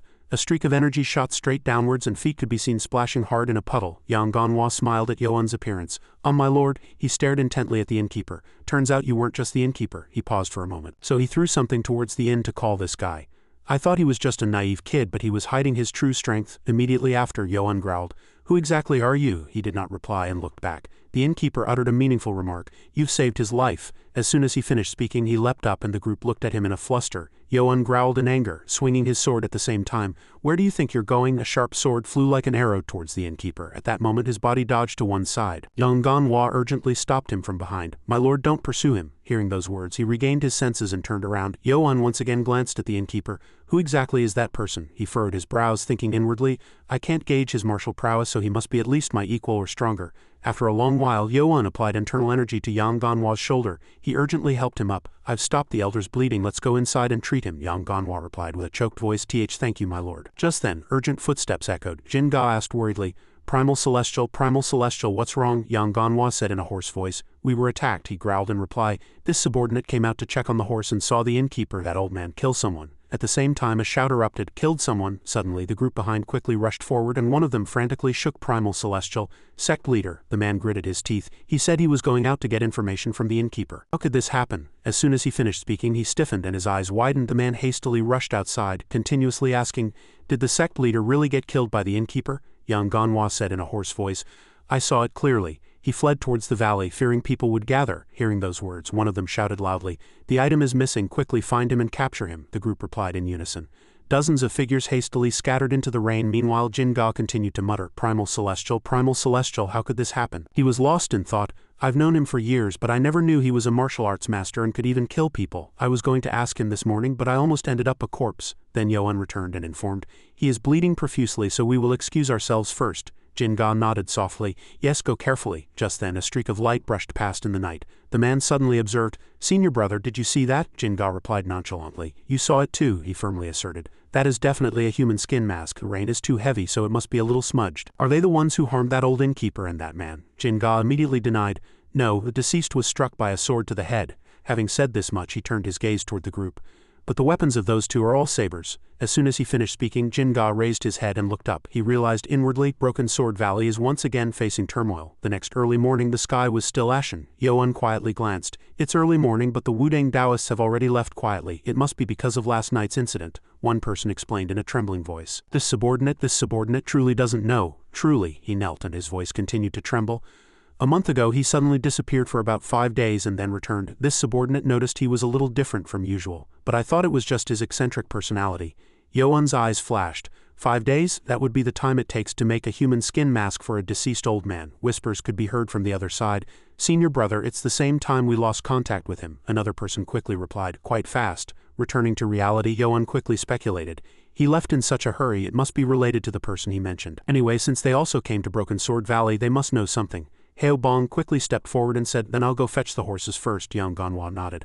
Understood, Deputy Heo. Outside, his gaze stopped at one spot. Yo-un smiled gently and pulled hard on the bottle. Please give it to me. Seeing this, Heo Bong unconsciously smiled and inwardly wished, My lord, may you have a happy time. After a long while, the overgrown grass continued to be cut back. Heo Bong looked around in confusion. Is this the right path? The grass is too dense to go further on horseback. At the same time, Yo-un surveyed every corner, thinking inwardly, I need to go a little further and expand my senses to find traces of people passing by. This is truly like finding a needle in a haystack, Nano reported. Generated 5 of the map. Yo-un replied tiredly, Only 5? This is truly daunting. Meanwhile, Heo Bong stared blankly at one side. Is this the right way? Yo-un immediately corrected him. No, we need to go left. He smiled faintly. Yes, my lord. He couldn't help but be grateful. Thanks to Nano, I don't have to worry about getting lost. Just then, a strange sound continuously echoed in Yo-un's ears. Yang Ganwa asked in confusion. Does everyone feel the same resonance? At the sudden question, Moon-gyu was momentarily stunned, and Heo Bong repeated, Resonance. Yo-un suddenly walked forward quickly and said in a stern voice, There seems to be something, let's go that way. He cupped his hands and bowed his head. I obey your command. Heo Bong was bewildered, his lips twitching. Which way is that way that my lord mentioned? After a long while, the group ventured deeper and deeper into the forest. Yo-un frowned. The resonance is getting stronger and stronger. This sound feels very sharp. At the same time, Heo Bong unconsciously sniffed. He quickly reported, My lord, I smell blood. Yo-un immediately tensed. It seems to be nearby. Let's go quickly. Something might have happened. As soon as he finished speaking, 4 figures quickly rushed through the forest. Yo-un and Moon-gyu paused. Before their eyes lay numerous blood-soaked corpses, and his gaze wavered for a moment. Are these the ones who were chasing that old man last night? Did they catch up to him? Heo Bong immediately turned around and reported, My lord, it seems to be the people we met at the inn last night. The time of death doesn't seem to be long ago. Yo-un examined the bloodstains mixed with wet soil. Last night, when they were chasing the old man, it was pouring rain. Judging by these bloodstains, they were definitely murdered. He quickly sent a signal. Nano, analyze it quickly. It quickly transmitted the information. Judging by the state of blood coagulation and muscle rigidity, the time of death is estimated to be about 1 Shichin ago. Hearing that, Yo-un came up with a conjecture.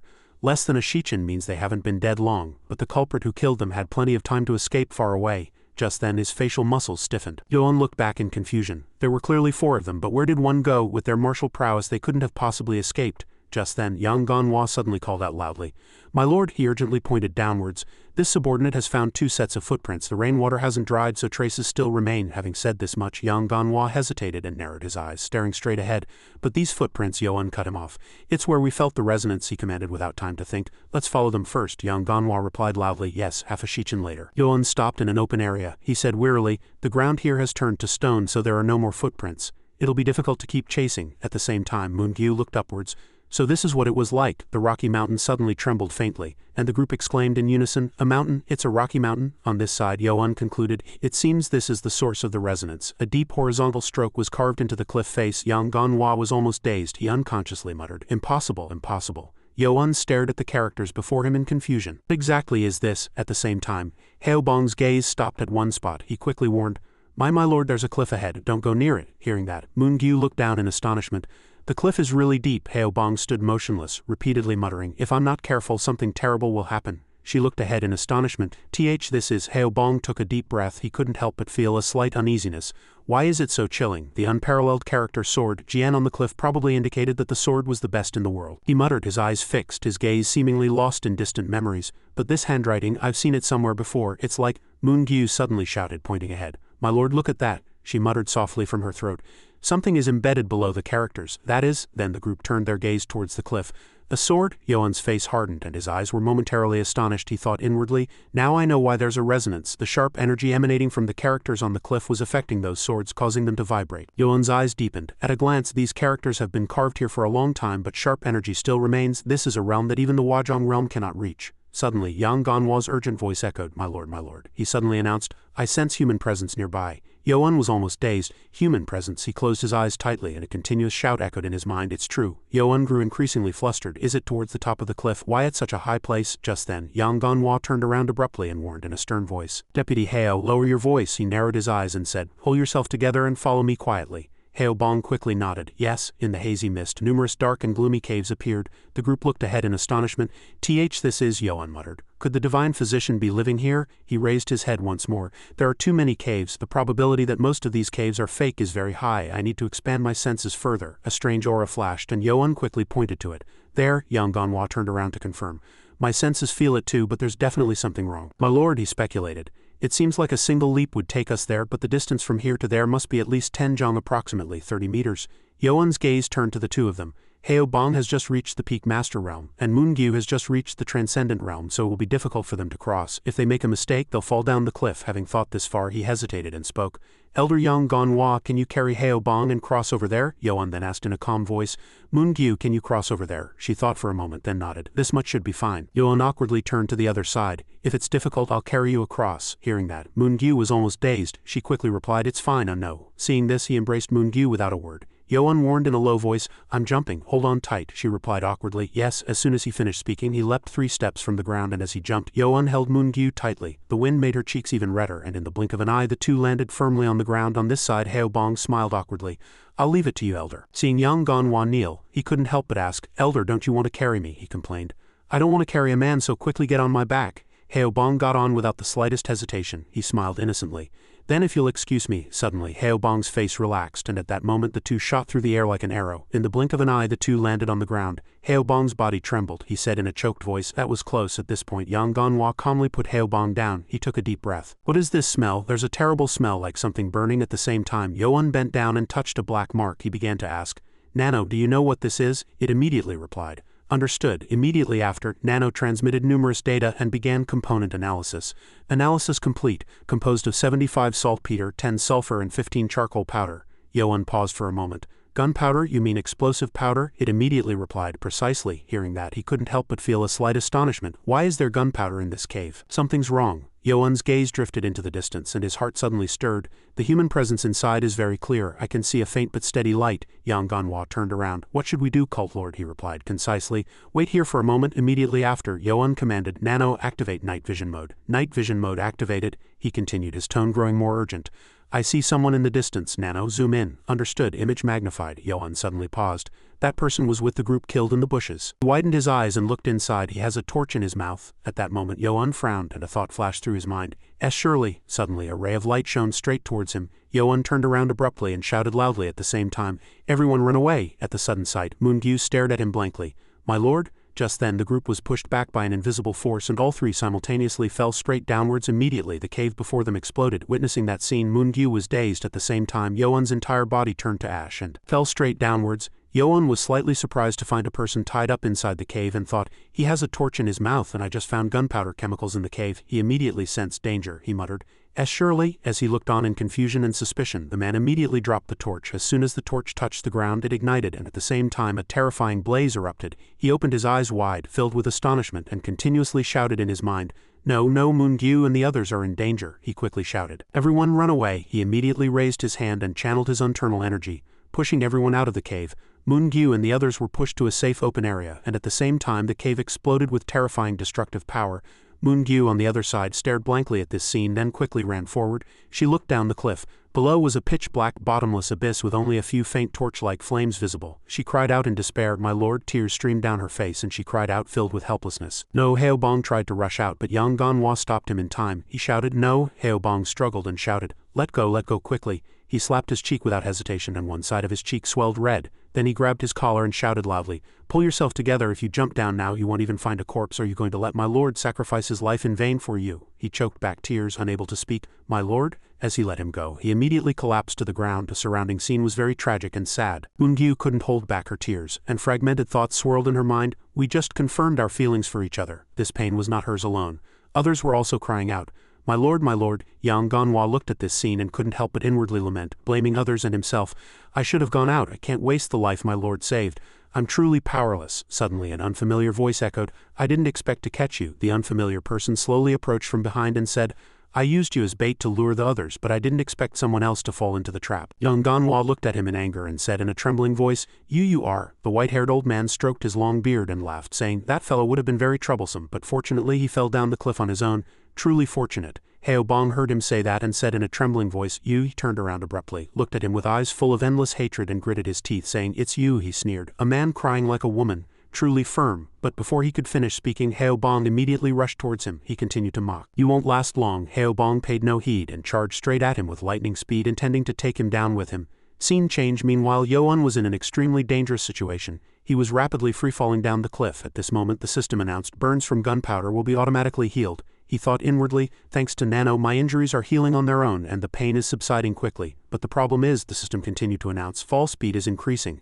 Danger, danger, he asked himself. Just how deep is this cliff? I feel like I'm being sucked into endless darkness. He gritted his teeth, straightened his body and thought of a solution. At this speed, even if I use body protection chi, my body will be instantly shattered. The system continued to report, heart rate is increasing very rapidly.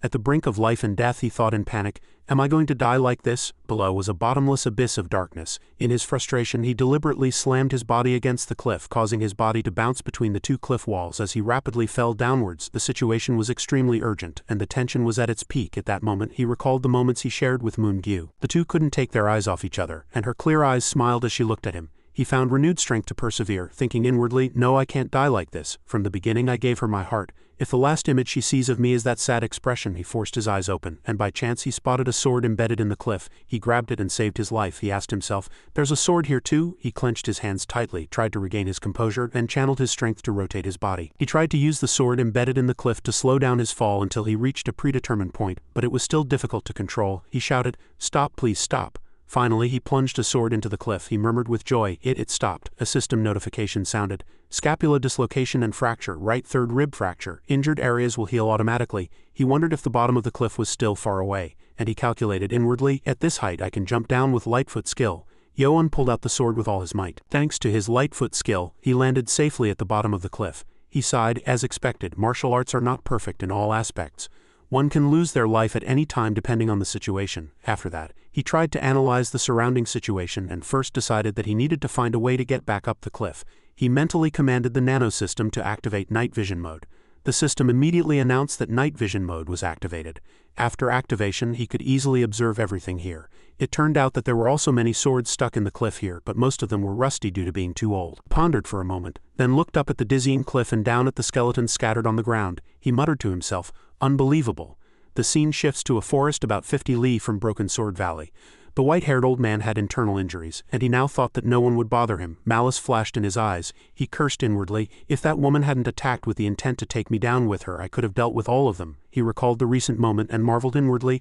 I still can't forget those eyes. He quickly shook off that thought. But it doesn't matter. Anyway, I found out which cave that guy came out of. Now I need to heal my internal injuries and find his traces. As he continued to move forward, his hidden subordinates appeared and immediately reported, Deputy Cult Lord, Yi Youngui greets Sword Gate Lord. He smiled meaningfully as if he had come up with a revenge plan that would soon take place. Returning to the situation at the bottom of the cliff, Yoan extended his hand. He thought to himself, my clothes are all torn. I'll have to borrow these people's temporarily. It's a bit old, perhaps, because it belonged to the dead. He wondered, but why did these people die at the bottom of the cliff? It doesn't seem like they died at the same time. Swords were scattered everywhere. If there wasn't a vortex blowing from the middle of the cliff downwards, it would be impossible to go up from the bottom. Perhaps that's why there isn't much information about this place. He looked at the scattered corpses of warriors and asked himself, is there another way? I should look around. As he approached a cliff, battle traces were scattered all over it. He thought to himself, traces of sabers and swords, why are there traces of fighting at the bottom of such a deep cliff? He thought in astonishment, I was blown here by explosives, but did these people come down here to fight? He suddenly realized something and thought, wait, these sword traces. He raised his head and examined them more closely, thinking in great surprise. Is it heavenly demonic sword gong? Except for a few other traces, they're all the same. Could it be that these traces were carved earlier than the ones on the jade slab? He marveled. No wonder the character Sword Jian I saw from above looked familiar. It was the heavenly demon ancestor's handwriting. Since the ancestor went to conquer Sichuan, Hubei and Anhui, he probably fought someone here. But he looked at the saber traces next to them with some doubt, then finally confirmed. Those saber traces are definitely the extreme saber divine art. He first appeared 500 years ago, so did he also have an ancestor? He continued to think. Moreover, I've never seen these moves before. Compared to the 6 moves of the extreme saber divine art I learned, the power of these moves is much more terrifying. Except for the last move of heavenly demonic sword gong, they are all at the same level. He leisurely walked around, surveying the scenery below. Thinking that he had escaped death and encountered such a fortuitous opportunity, he immediately commanded, Nano, scan everything. The system replied, understood. While scanning, he discovered one sword trace that was completely different from the others. It was repeated many times, like the traces of demonic sword gong carved on the jade slab. As his gaze brushed past the word impossible, he pondered, unable to understand. Why is the word impossible below the sword traces? He asked the Nano system. Have you extracted all the sword traces here? Nano replied. Yes, it's complete, he continued to request. Recreate those sword traces in a 3-dimensional holographic image for me, the system replied. Understood. Recreating the scanned sword traces in a 3D holographic image. First categorizing the sword traces, then recreating them. Converting the categorized sword forms into moves, then recreating them. He watched the image created by Nano, feeling a sense of familiarity, and thought to himself, it's the same as the extreme saber divine art. It's a sword art that adds sword forms that exceed the limits of human movement. A thought flashed through his mind. Could it be that the heavenly demon ancestor tried to combine heavenly demonic sword gong and the extreme saber divine art? A smile spread across his lips. The scene shifts to Broken Sword Valley, a secluded cave, the Divine Physician's hideout. A voice echoed. Outside the cave's room door, 2 soldiers stood guard. Inside the Divine Physician Gamso-ru's room, she grumbled as she stitched a wound. You're not a child, are you? Can't a man endure this much pain? Yang Ganhua lay on the bed, his face contorted in pain. His right eye had been slashed by a sword, and he thought to himself, my right eye is useless now. At least I survive. He thought that he would usually lose his reason and rampage in such situations. But Unit Leader Moon very calmly helped me attack the old man's weak points. Thanks to that, I was able to hold out until that person appeared. But unexpectedly, another woman who could rival Elder Jian Muhua might appear within the next 20 years. He recalled the moment Moon Gyu sobbed, my lord. He probably thought that prophecy had come true. Moon Gyu hugged her younger brother and sobbed, unable to hold back her tears. Why did this happen? A sorrowful atmosphere hung in the air and everyone cried, mourning the death of their lord. He still couldn't believe it was true and kept muttering, unbelievable, my lord. They were all close comrades. The divine physician Gamso-ru said, there are many ways to grieve, but your lord must have been a virtuous man to make everyone cry like this. Yang Ganhua softly called out, Divine Physician Gam Elder, he made his request, as I just said, please treat him. As soon as he finished speaking, he sprang up and knelt on the ground, and she stammered in surprise, what did you say? Outside, the 2 guards seemed to hear something moving. He thought worriedly, were we discovered? Anyway, the atmosphere here is very strange, she said sternly. The wound needs to be treated frequently like this, so it will heal soon. Then you were about to say something. Jian Muhua appeared and reminded him in a low voice. Elder Yang, you should also be careful. As she stared intently at Yang Ganhua, he also replied in a low voice, it seems the elder is being watched. She asked, what is happening? He continued, we encountered those people when we came here. He spoke of how they were discovered by the manor's hidden soldiers as soon as they arrived at that time. Tried to use his moves to escape but was blocked. After that, the 2 sides fought fiercely. When the battle remained undecided for a long time, the black-masked warrior spoke. "We are warriors from this hidden manor. Who are you? What brings you here?" He presented a jade token and replied, "We came to see the divine physician." The masked warriors were surprised. One of them immediately said respectfully, "You are guests of the divine physician. We apologize for the misunderstanding." He breathed a sigh of relief and thought, "Thanks to the jade token I was able to easily persuade them to let us go," he continued. But suddenly the innkeeper and 3 other masters appeared from somewhere and attacked us. In my judgment, although the old man was strong, the other 3 were also peak masters. In the blink of an eye they killed the Yumjong soldiers, and the 2 warriors who appeared from the manor also lost their lives. That innkeeper was truly strong. I could barely hold him off with all my strength. Then that person appeared and helped me chase away the old man." She was very surprised to hear the story and asked curiously, "Yongganhua also needed help. Who helped you?" "That person's name is," he acknowledged the familiar name, "one of the 9 great sects of the martial world and an elder of the Wudang sect. Wudang's overlord Sword He-Woon. He was rumored to be one of the 5 great masters of the Central Plains, and the 9 warriors under his command were said to be his successors. They were known as the 9 great sects, and one of them was Overlord Sword He-Woon. He was one of the most famous elders in the martial world. He helped us chase away the old man and enter this place," he said sadly. "As you can see, we have not yet persuaded the divine physician." Yongganhua guessed that there must be a reason behind the divine physician's attitude. "Fortunately, He-Woon doesn't know our identities yet," she said. "But he will soon find out. They have all reached the Wajong realm. Perhaps he has already realized and is trying to use us." He realized and asked, "So that's why we lost contact with martial uncle He-Woon?" Elsewhere, He-Woon spoke, "There's no other way. That old man and his gang have surrounded Broken Sword Valley." The person next to him asked, "Martial uncle He-Woon, why don't we move to Wudang or another major family? If the divine physician has perfected her divine medicine, there's no reason for us to stay here," he calmly replied. "Even for the sake of Chun Chung, there are things we must protect. But since we found this place, they will soon find a way to break through the blue jade stones and the 8 trigram formation." But another person said, "We must move elsewhere." "But martial uncle, why did you help them? They seem to be from the unorthodox or demonic sects." Another person also offered an opinion. "Senior brother Mew is right, martial uncle, that person is not visible now." One of them took off his mask, so they must have ulterior motives. "What else? Are they also after the divine physician?" He-Woon said, "Let them kill each other." Everyone was surprised by his words and his thoughts. He clasped his hands on the desk and said firmly, "We will use them as shields to stop those guys and return to Wudang Mountain with the divine physician." Returning to the deep cliff of Broken Sword Valley, sounds continuously echoed from the bottom of the cliff. Yo-Un practiced tirelessly, and the surroundings were filled with traces of his recent training. He panted, thinking to himself, 4 hours have passed. It's not easy at all. He thought of the heavenly demon ancestor who had been at the bottom of this cliff. The heavenly demon ancestor is different from me. He didn't just master martial arts. From the word impossible left on the cliff, he tried to analyze the reason. He thought that the ancestor had tried to learn from the extreme saber's sword moves and create something new. Although he ultimately failed, it was probably due to the limitations of the human body. The extreme saber had developed saber moves to the limits of the human body. Even with a perfect physique for learning martial arts, humans always have limits. So he must have concluded that it was impossible. He thought confidently, "But I am different from him. I have already developed moves that surpass the limits of the human body. I can even easily perform the movements the ancestor created as experiments." He tightly gripped the sword in his hand and firmly resolved inwardly, "I can do it." His only worry was one thing. But because it is not a completed martial art, the most difficult part is having to combine the movements the ancestor created myself. This is because the current heavenly demonic sword gong is very suitable for sword movements. It was like creating a new sequence of moves himself. He decided to try again. Qian Yo-Un used nano-simulation to analyze the sword movements. More than anything, he wanted to break his own limits and achieve enlightenment directly, so he continued to combine new sword moves in as many ways as possible. 4 hours passed since his attempts and failures began, and Qian Yo-Un continuously performed heavenly demonic sword gong until his internal energy was depleted. He thought to himself, "The existing sword moves and the limit-breaking sword moves are not harmonizing. They should harmonize in some way." He opened his eyes wide as if he had realized some truth. He thought, "That's right, there's no need to use all the existing sword moves. If it's not effective, I can just discard it. If I set my own limits, I cannot be free. Harmony comes from freedom. It comes not from restricting oneself but from opening one's mind." At that moment, something amazing happened to Qian Yo-Un. He felt like a different person, someone who had just realized the truth. Since enlightenment comes from the process of seeing through what you have done, he reached a state where he could completely control his internal energy himself. But at a higher level, one becomes free by being tied to someone and controls that person's energy. When inside and outside harmonize, energy can circulate freely. Warriors call that state of enlightenment wushang wushang. Finally, he reached the state of wushang, completely controlling his internal energy and achieving absolute freedom in martial arts. In the divine physician's hideout, the divine physician Gam So-Ru spoke unpleasantly.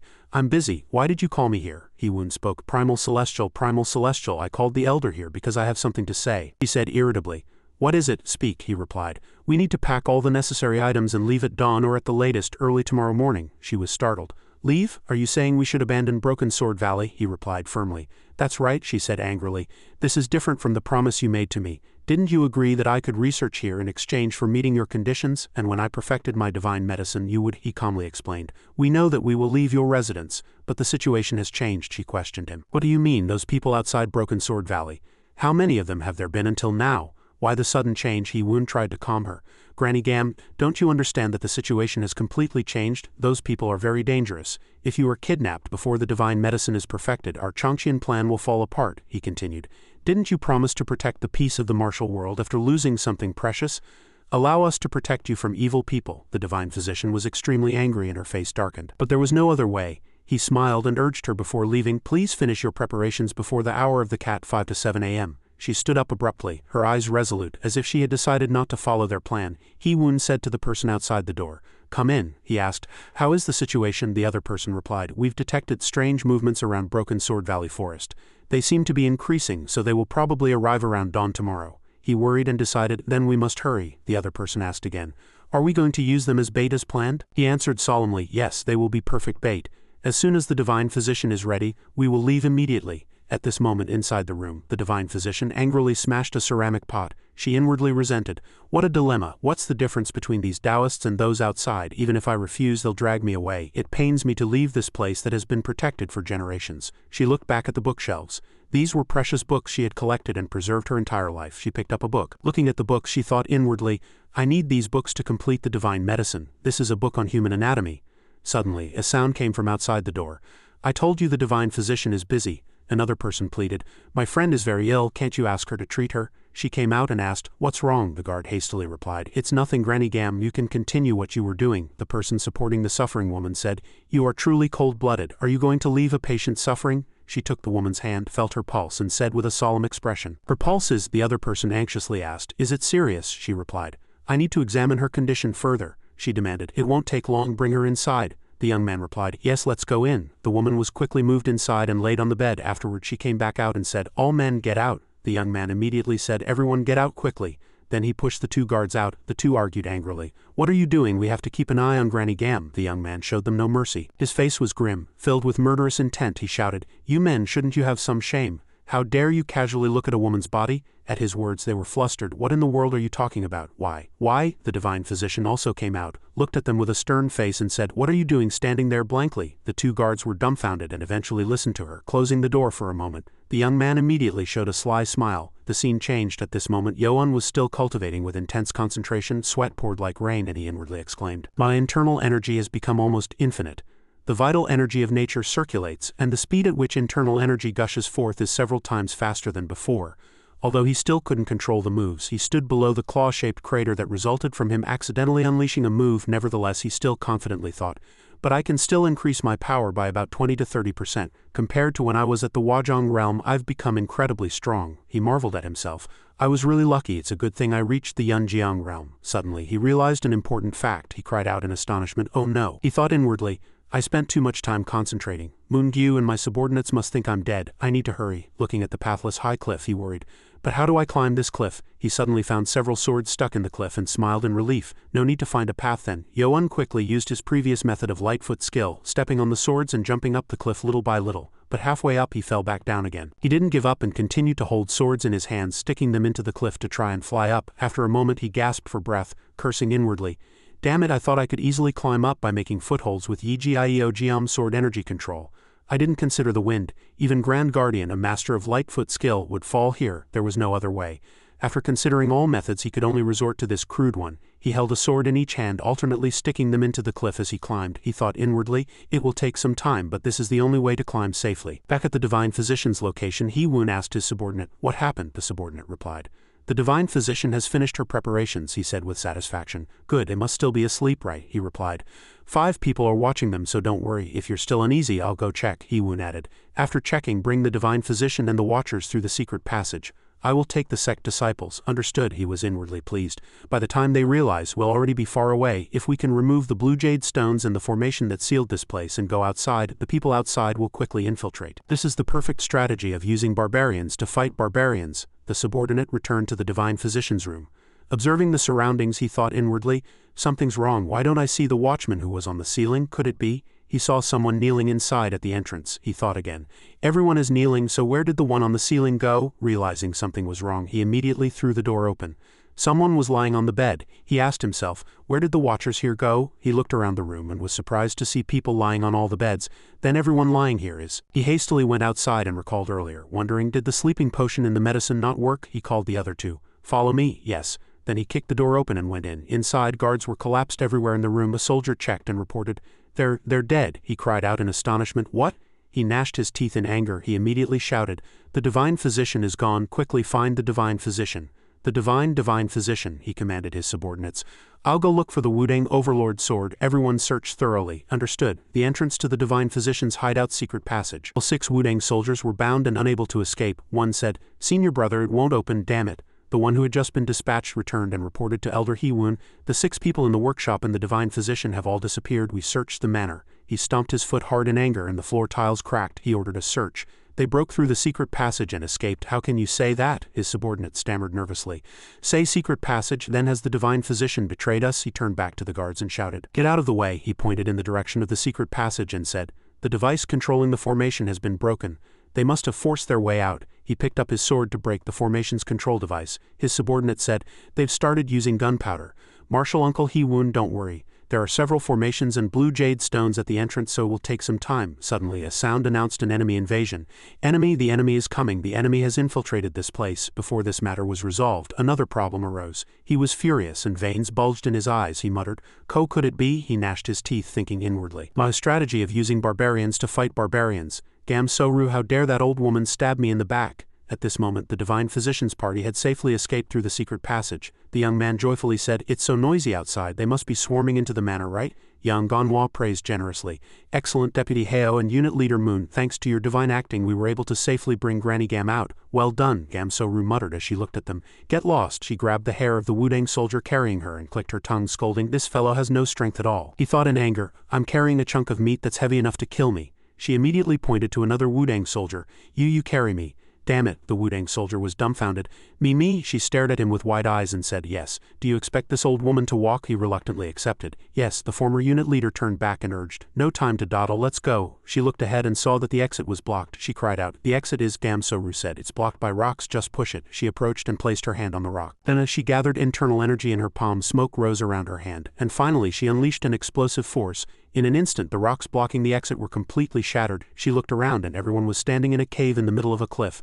A group of black-clothed figures was already waiting below. They shouted, there they are, Yang Ganhwa worriedly said. There are at least 20 of them. She immediately said, I'll charge first. Everyone follow closely behind me. Instantly her figure blurred and a rain of blood poured down. She glared at the last remaining one. As he raised a flute-like object to his lips, she immediately charged towards him. Suddenly someone rushed forward, pushing him aside and shouting, get out of the way. She cursed inwardly. Damn it. She turned her body, her eyes extremely vigilant. Fortunately, she blocked the attack. The opponent seemed to have no intention of stopping, continuously launching attacks at her. She asked herself, what is this feeling? Both sides continued to fight, and moves were unleashed one after another.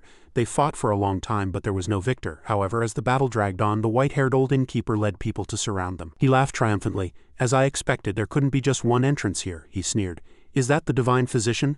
I didn't realize the divine physician was so old. At this moment, Moon Gyu looked at him with hateful eyes. Yang Ganhwa worriedly whispered, Elder Go, we're in big trouble. She tried to reassure him. It's only difficult to deal with that old man whose martial prowess is unknown. Seeing the second unit leader standing next to him, her eyes hardened. She thought inwardly, the aura of the one standing next to him is also extraordinary. He's at least a master at the early Wajong realm. After the old man brandished his sword, he instructed, Second unit leader, I'll deal with those two. You take care of the rest and bring the divine physician.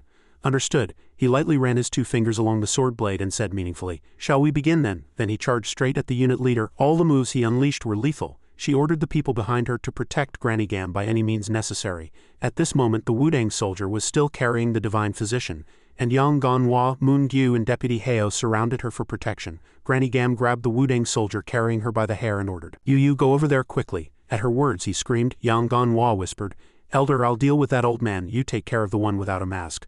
Understood. The sly old man had already understood the intentions of the two and immediately blocked their front. He said, "Where are you going? Both of you are mine." As the second unit leader charged and attacked, the unit leader immediately met him. He suddenly countered the attack as the sword in his hand broke in two. He stared in astonishment, unable to believe his own eyes. Egieo. She gathered strength to deliver a decisive blow. He hissed, "What was that just now?" As both sides were in a tense standoff, his subordinate suddenly cried out urgently, Unit leader, the cliff is shaking." Only now did she realize this fact. She cried out, "The cliff is," then she suddenly realized, it wasn't the cliff but the sword stuck in it. All the swords stuck in the cliff or scattered at the bottom of the abyss suddenly shook violently and flew up. His subordinate's eyes widened in astonishment, crying out, those swords." This phenomenon seemed to herald the return of a powerful and mysterious force, to be able to control thousands of swords simultaneously. At the same time, Yang Ganhua, confronting the old innkeeper, also saw this sight. He cried out in surprise, "Who is doing this?" All eyes turned towards the cliff, their faces filled with bewilderment, unable to comprehend what was happening. A familiar figure appeared before Moon-gyu's eyes. He stood under the setting sun, his long hair fluttering in the wind, his eyes wide as he looked up. It was Yo-un, who had broken through his realm and returned from the abyss. He smiled as he looked at his beloved comrades. A moment ago, Yo-un was climbing the steep cliff in the dark night. Looking down at the deep dark abyss, he nervously thought inwardly, "The wind has subsided a lot. It seems I've passed the windy section." Yo-un suddenly paused. An ominous premonition unconsciously crossed his mind. "I sense many presences from above." Suddenly, 3 streaks of light appeared in the distance, carrying a chilling aura. Yo-un immediately followed one figure with his eyes, inwardly judging, "This aura is very familiar." In an instant he recognized it as Moon-gyu and was astonished. Yo-un tightly gripped the sword in his hand, frowned, and inwardly resolved, "At this rate I'll be too late." So after a very brief moment he stepped onto a sword filled with spiritual energy. Yo-un looked down at the deep abyss with momentary worry. Good, in the blink of an eye he shot into the sky, creating a whirlwind that shook heaven and earth. The scene shifted to another side. At this moment, Moon-gyu was astonished, her eyes wide. Amidst the brilliant halo, a familiar figure suddenly appeared. It was Yo-un. He momentarily showed a meaningful smile. Moon-gyu, unable to believe her eyes even after seeing him, tightly closed her eyes. When she opened them again, tears were already welling up. Moon-gyu, facing the beloved figure, mournfully called out 2 words, "My lord?" She was overcome with emotion. Tears streamed down her face, and she thought to herself, "You were alive." The people around them, seeing this, also rejoiced and exclaimed in unison, our Lord is alive." Contrary to them, Manhwa frowned in astonishment beside them. Could the cult lord have reached the Yunjiang realm? Yang Ganhua also couldn't hide his surprise and exclaimed, "He has become a completely different person overnight. Is the cult lord truly chosen by the demonic god?" This in turn irritated the old man. He gnashed his teeth in anger. Could that be the same fellow who fell off the cliff? The old man asked himself, full of doubt. He should have died in that explosion. He survived. Is that even possible? He unknowingly felt fear and speculated. It seems his survival wasn't just luck. He has become a completely different person from before. At first I estimated his realm was at the peak of Huazhong, but now he has clearly reached the Yunjiang realm. The old man then suddenly became wary and realized, if so, is there something mysterious beneath the cliff that elevated his realm? No, that must be the divine physicians. He hesitated for a moment, looking worriedly at his subordinates behind him. If I leave this as is, it will be very dangerous. Having finished his thought, the old man desperately laughed loudly and provoked. You're still alive? Congratulations on reaching the ultimate realm. He continued to provoke Yo-un. Don't just show off there. Come here and fight. I know very well that you can't control all those swords. As soon as he finished speaking, the old man cursed inwardly. Fool, how dare you try to deceive me, a master of the same Yunjiang realm. Even those who continuously use internal energy are limited to controlling at most 12 swords. He's definitely using a trick. In this situation, Yo-un, enraged, growled and questioned, Do I look like I'm using a trick? The childish old man continued to boast, or what? At this, Yo-un could no longer tolerate it and commanded Nano. In the blink of an eye it activated the fan remote control system with 128 swords according to the user's command. Target confirmed, a resolute declaration. He decisively activated the fan explosion. Immediately, numerous sword blades, fully charged with spiritual energy, shot forward like arrows. The assassins were caught off guard and struck by the attack. They didn't even realize they had been pierced. Before the old man's astonished eyes, an immense amount of blood gushed forth, and once again 4 sword blades charged forward with murderous intent. At this moment the old man gnashed his teeth and swung his sword just in time, barely escaping death. His face instantly turned pale as he asked himself, Is this truly possible? What on earth is that guy's brain structure like? Another man, seeing this, rushed forward to attack the divine physician, seizing the momentum, but the very next moment, Moon-gyu noticed in time and leaped out to block the attack. She was momentarily terrified, her face filled with fear. The assassin's sword blade flew straight at her. He aimed a fatal blow at his opponent. In this moment of crisis, Moon-gyu couldn't help but panic. Barely gathering a small amount of spiritual energy in her palm, she gnashed her teeth in fear, thinking, Wrong, it's too late. There was no way out. Moon-gyu simply closed her eyes helplessly. An astonishing thing happened. From a distance, Yo-un suddenly flew forward like the wind, and a streak of killing intent immediately grazed the assassin's neck. Before Moon-gyu's extremely astonished eyes, his sword blade trembled violently. In the blink of an eye, blood began to seep from the wound on his neck. As a tremendous amount of blood poured out, the assassin immediately collapsed. Seeing this, the old man couldn't hide his anger and shouted, "You damned bastard!" Yo-un, with a single kick, slammed the assassin's face into the ground. A sudden intense headache startled Yo-un, making him gnash his teeth. Moon-gyu, standing nearby, couldn't help but worry and urgently called out, "My lord!" The system simultaneously sounded an alert. Energy consumption exceeding 75. Fan remote control system halted due to cerebral overload. Numerous sword blades suddenly faltered and immediately fell to the ground, astonishing the assassins. The swords are no longer controlled. Realizing the situation was not good, Yo-un was momentarily afraid and frowned. That was truly pushing it. Even with Nano's help, I can only last for half a quarter of a quarter, he thought. I need to recover my internal energy and deal with the remaining bastards. At this moment, the black-clothed assassins trembled with fear, unable to speak. Monster, is that guy really a demonic god?" The childish old man once again stubbornly counterattacked. "Now's my chance." He instantly rushed towards Yo-un like the wind, but Yo-un quickly rushed forward, directly protecting Moon-gyu. Yo-un resolutely raised his sword to block the old man's attack. A streak of imposing killing intent immediately spread in all directions. Moon-gyu, standing nearby, was startled and questioned, "Just by clashing swords?" On this side, the old man was trembling with fear at the threat. "I thought he had run out of internal energy." Before he could think, Yo-un suddenly changed positions and in the blink of an eye launched an attack aimed directly at his shoulder. The old man narrowly escaped death and hastily commanded, "Quickly seize the divine physician." The assassins, hearing his words, obediently replied in unison, "We obey your command." Without the slightest hesitation, they swarmed towards the divine physician like ants. A sudden fatal blow flew faster than the speed of light. The assassins were immediately and neatly dealt with by Manhwa's sword blade. Having reached this point, the old man was cornered, his face turning black, and he thought to himself, "Damn it, everything's gone to waste because of this monster." He was momentarily afraid and wondered, "That guy looks only about 20 years old, yet he's already reached a realm comparable to the 5 great masters. Who on earth is he?" At this moment, the old man was at a dead end, and in extreme tension. He thought to himself, "Even if that guy is exhausted, a few of us are enough to take them down. Damn it, the situation has completely turned around." He gnashed his teeth, his heart burning with resentment.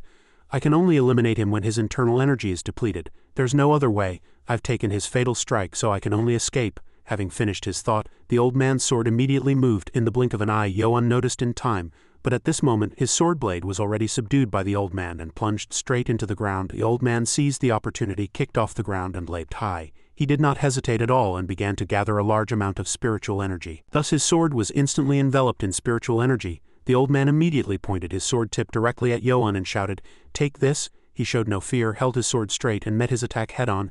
An imposing clash immediately erupted before the group's eyes. The old man, with profound power, easily dodged several of Yo-un's fatal attacks, but his power still remained. Yo-un did not back down and launched a fierce attack. Suddenly, the old man abruptly turned his body, surprising him. He tried to eliminate Yo-un with a strike that pierced directly through his shoulder. The old man confidently brandished his sword and declared, "This is the end." But unfortunately, Yo-un blocked the sword blade just in time. At the last moment, he immediately opened his eyes wide and shouted loudly, You are a member of the Extreme Blade 6 art sect." These words immediately terrified the old man, startling him. "Damn it, that guy knows our sect's martial arts. This isn't good. I need to escape from here." Thinking this far, the old man hastily launched a fierce move, searching for an escape route. Damn it. But Yo-un easily dodged all those attacks. The old man's eyes suddenly widened as he realized that footwork. Memories suddenly flashed and he gnashed his teeth in anger. "It's the same as what I saw in Zhejiang a few months ago." The old man couldn't contain himself and immediately questioned, You are that demonic cult bastard who wore a mask back then in Zhejiang." At these words, Yo-un suddenly frowned and snapped back to attention. Come to think of it, he suddenly recalled an old conversation. The Grand Guardian said he fought someone in Zhejiang who used the extreme blade-style sword techniques. At the same time, even in this difficult situation, the old man stubbornly gnashed his teeth. "If this damned bastard is a demonic cult member, I must eliminate him even if it costs me my life, at least for the sake of our sect." He desperately stomped hard on the ground and dirt and stones shattered and scattered as the old man charged straight ahead like an arrow. Yo-un was surprised. Numerous fatal attacks followed immediately after from him. He was momentarily excited and burst into laughter. "This is the move that put you in a dilemma. This time you will never escape." A massive spiritual energy suddenly appeared, creating a large vortex in the air, and a dragon's shadow appeared imposingly with it. Yo-un resolutely swung his sword, and the ground and stones shattered. Seeing the scene before him, the old man's face turned pale as he asked himself, how can this be? Just then, Yo-un instantly charged forward like a ghost. He, without hesitation, resolutely swung a fatal sword. The old man was once again in a dilemma, bitterly blocking the attack. He gnashed his teeth, and at the brink of death his face turned pale. Suddenly, numerous cracks appeared on his sword, surprising him and making his eyes widen. In an instant, the sword shattered into pieces. The old man was utterly despairing, stunned and motionless. Yoan immediately passed by him like the wind.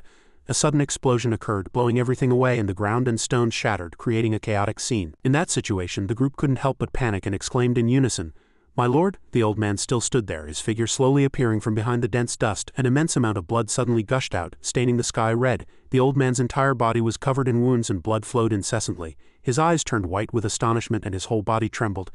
How do you know his saber techniques?" But before he could question further, the old man lost all strength and fell face down on the ground. Seeing him, Yoan calculated inwardly. "I controlled my strength so he wouldn't die. I have many questions to ask, so I can't let him die now." At this moment, Yang Ganhua suddenly bowed his head and loudly said, my lord, please punish this subordinate." At these words, he immediately hastily reassured him, "This happened so suddenly, it's no one's fault. It's all right, please get up, Elder Yang Ganhua." After a moment, Yoan was momentarily frozen by the sight before him. Baekji, facing him, was overwhelmed at this moment. "Our lord is dead, and it's this young man. He's so young, yet he can control so many swords." Not caring about his scrutinizing gaze, Yoan immediately said in a cold voice, "But the person you're carrying." A streak of killing intent suddenly brushed past Yoan's consciousness, stiffening him. Yoan unconsciously turned his head and looked into the distance. In the blink of an eye, two large black shadows appeared in the middle of the forest, constantly running away in a panic. One of them was He-Woon. He was running with all his might as if being chased by a ghost. "I need to hurry. Even though I am a member of the 9 great sects, I am still not strong enough to confront that guy." He-Woon instantly gnashed his teeth and firmly resolved, "I must return to Wudang and gather all the troops. Perhaps I should ask the Alliance's Hubei joint forces for support." Having finished his thought, he did not hesitate at all and commanded the person next to him, "Just a little more strength." At these words, he was out of breath but panted in reply, "Yes, Martial Uncle."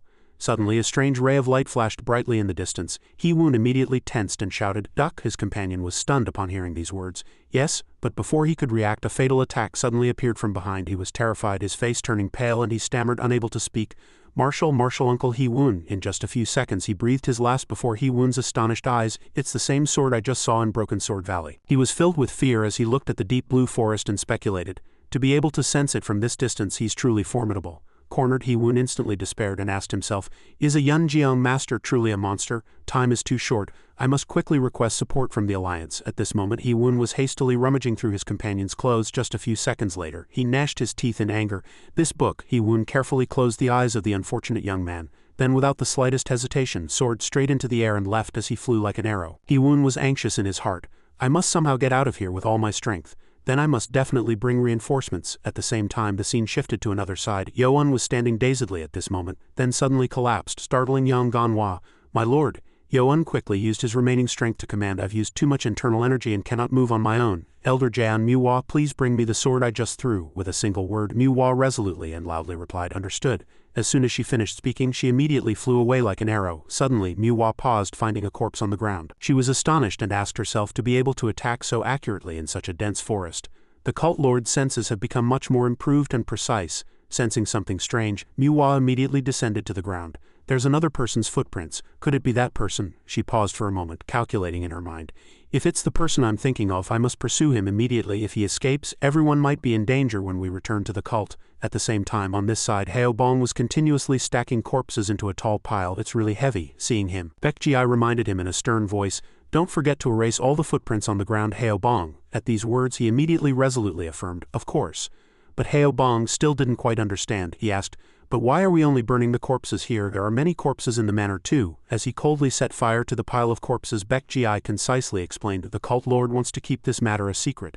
This is a fight between the Wudang sect and the masked figures." After a moment, the scene shifted to the divine physician's manor. There were large bloodstains everywhere. So Yu was momentarily frantic, rushing into the room and beginning to search. No other drawers. Another drawer opened. She exclaimed in disappointment, "It's gone." As a pile of books fell, So Yu still thought helplessly to herself, "It's nowhere." She stood there dazedly for a long time as if in despair. So Yu's face turned pale with terror as she asked herself, "She definitely had it on her. Where did it go?" Suddenly, Yoan appeared, opening the door from behind, startling her.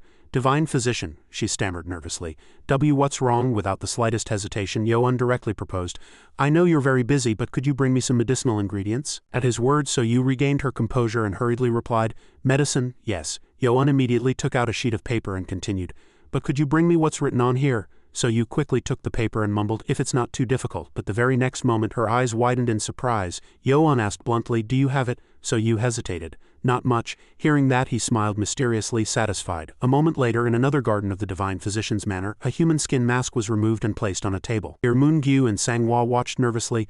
One person couldn't help but ask, confused. He spoke like an old man, so I thought he was old, but once the mask is off he's much younger than I expected. Another person heard that and agreed. Indeed. Suddenly he twitched, startling both of them. Moongyu asked in astonishment. Did he just move, really? Sanghua replied, confused. Yes, it will take him a while to wake up. With no other options, one person suggested. You stay here, I'll go fetch the Lord. Once decided, the other person readily complied. Understood. At this moment, Yi Byuk was bound. He stared blankly at the floor, wondering if he was still alive. Even in his dazed state he regained his senses and speculated.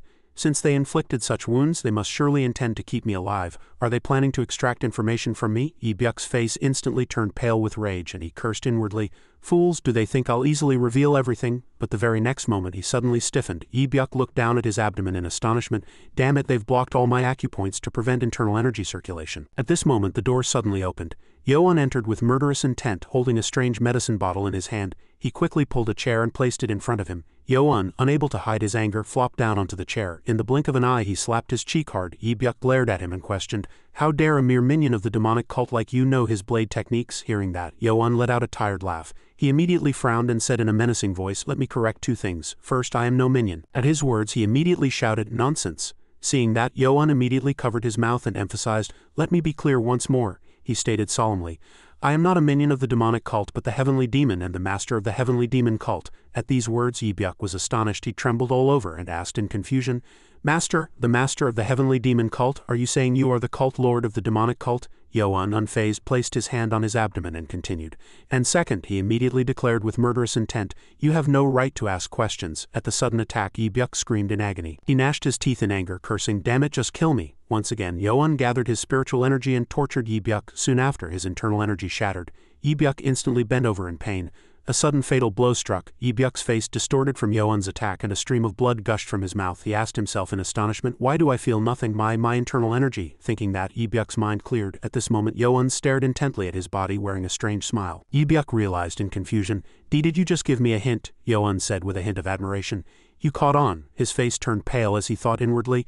There was someone among the gate masters who prided himself on his mastery of dark arts and infiltrated the demonic cult, but then he disappeared without a trace. Could it be that he lost everything and died? Suddenly, Yi Byuk glanced at Yoan, but he instantly made a strange sound that drew Yoan's attention. Yi Byuk provoked triumphantly. I was worried your martial prowess was too great, but it was a needless concern. How dare a fool like you claim to be the demonic cult lord? Do you think our sect can't stop a single person like you? Before he could say more, Yoan immediately covered his mouth tightly. He suddenly opened his eyes wide and emphasized, You are the fool. Yoan immediately smiled demonically. Did you think I wouldn't have anticipated that? Yoan suddenly gripped the medicine bottle in his hand. He curled his lips, asking triumphantly, Did you think I wouldn't have anticipated that? In an instant the medicine bottle was poured directly into Yi Byuk's mouth. He choked on the medicine, continuously coughing. In this situation, Yoan merely stared at him with cold eyes. Yi Byuk still did not stop his provocation. I told you it was useless. You're truly stubborn. You may know how to make medicine, but our endurance. As he said this much, Yi Byuk's vision suddenly blurred. He was too surprised to speak further. Endurance? What? He trembled all over and questioned, You bastard, what did you put in the medicine? It was originally a neurological drug primarily composed of Ritalin and methylphenidate, which help stimulate the central nervous system.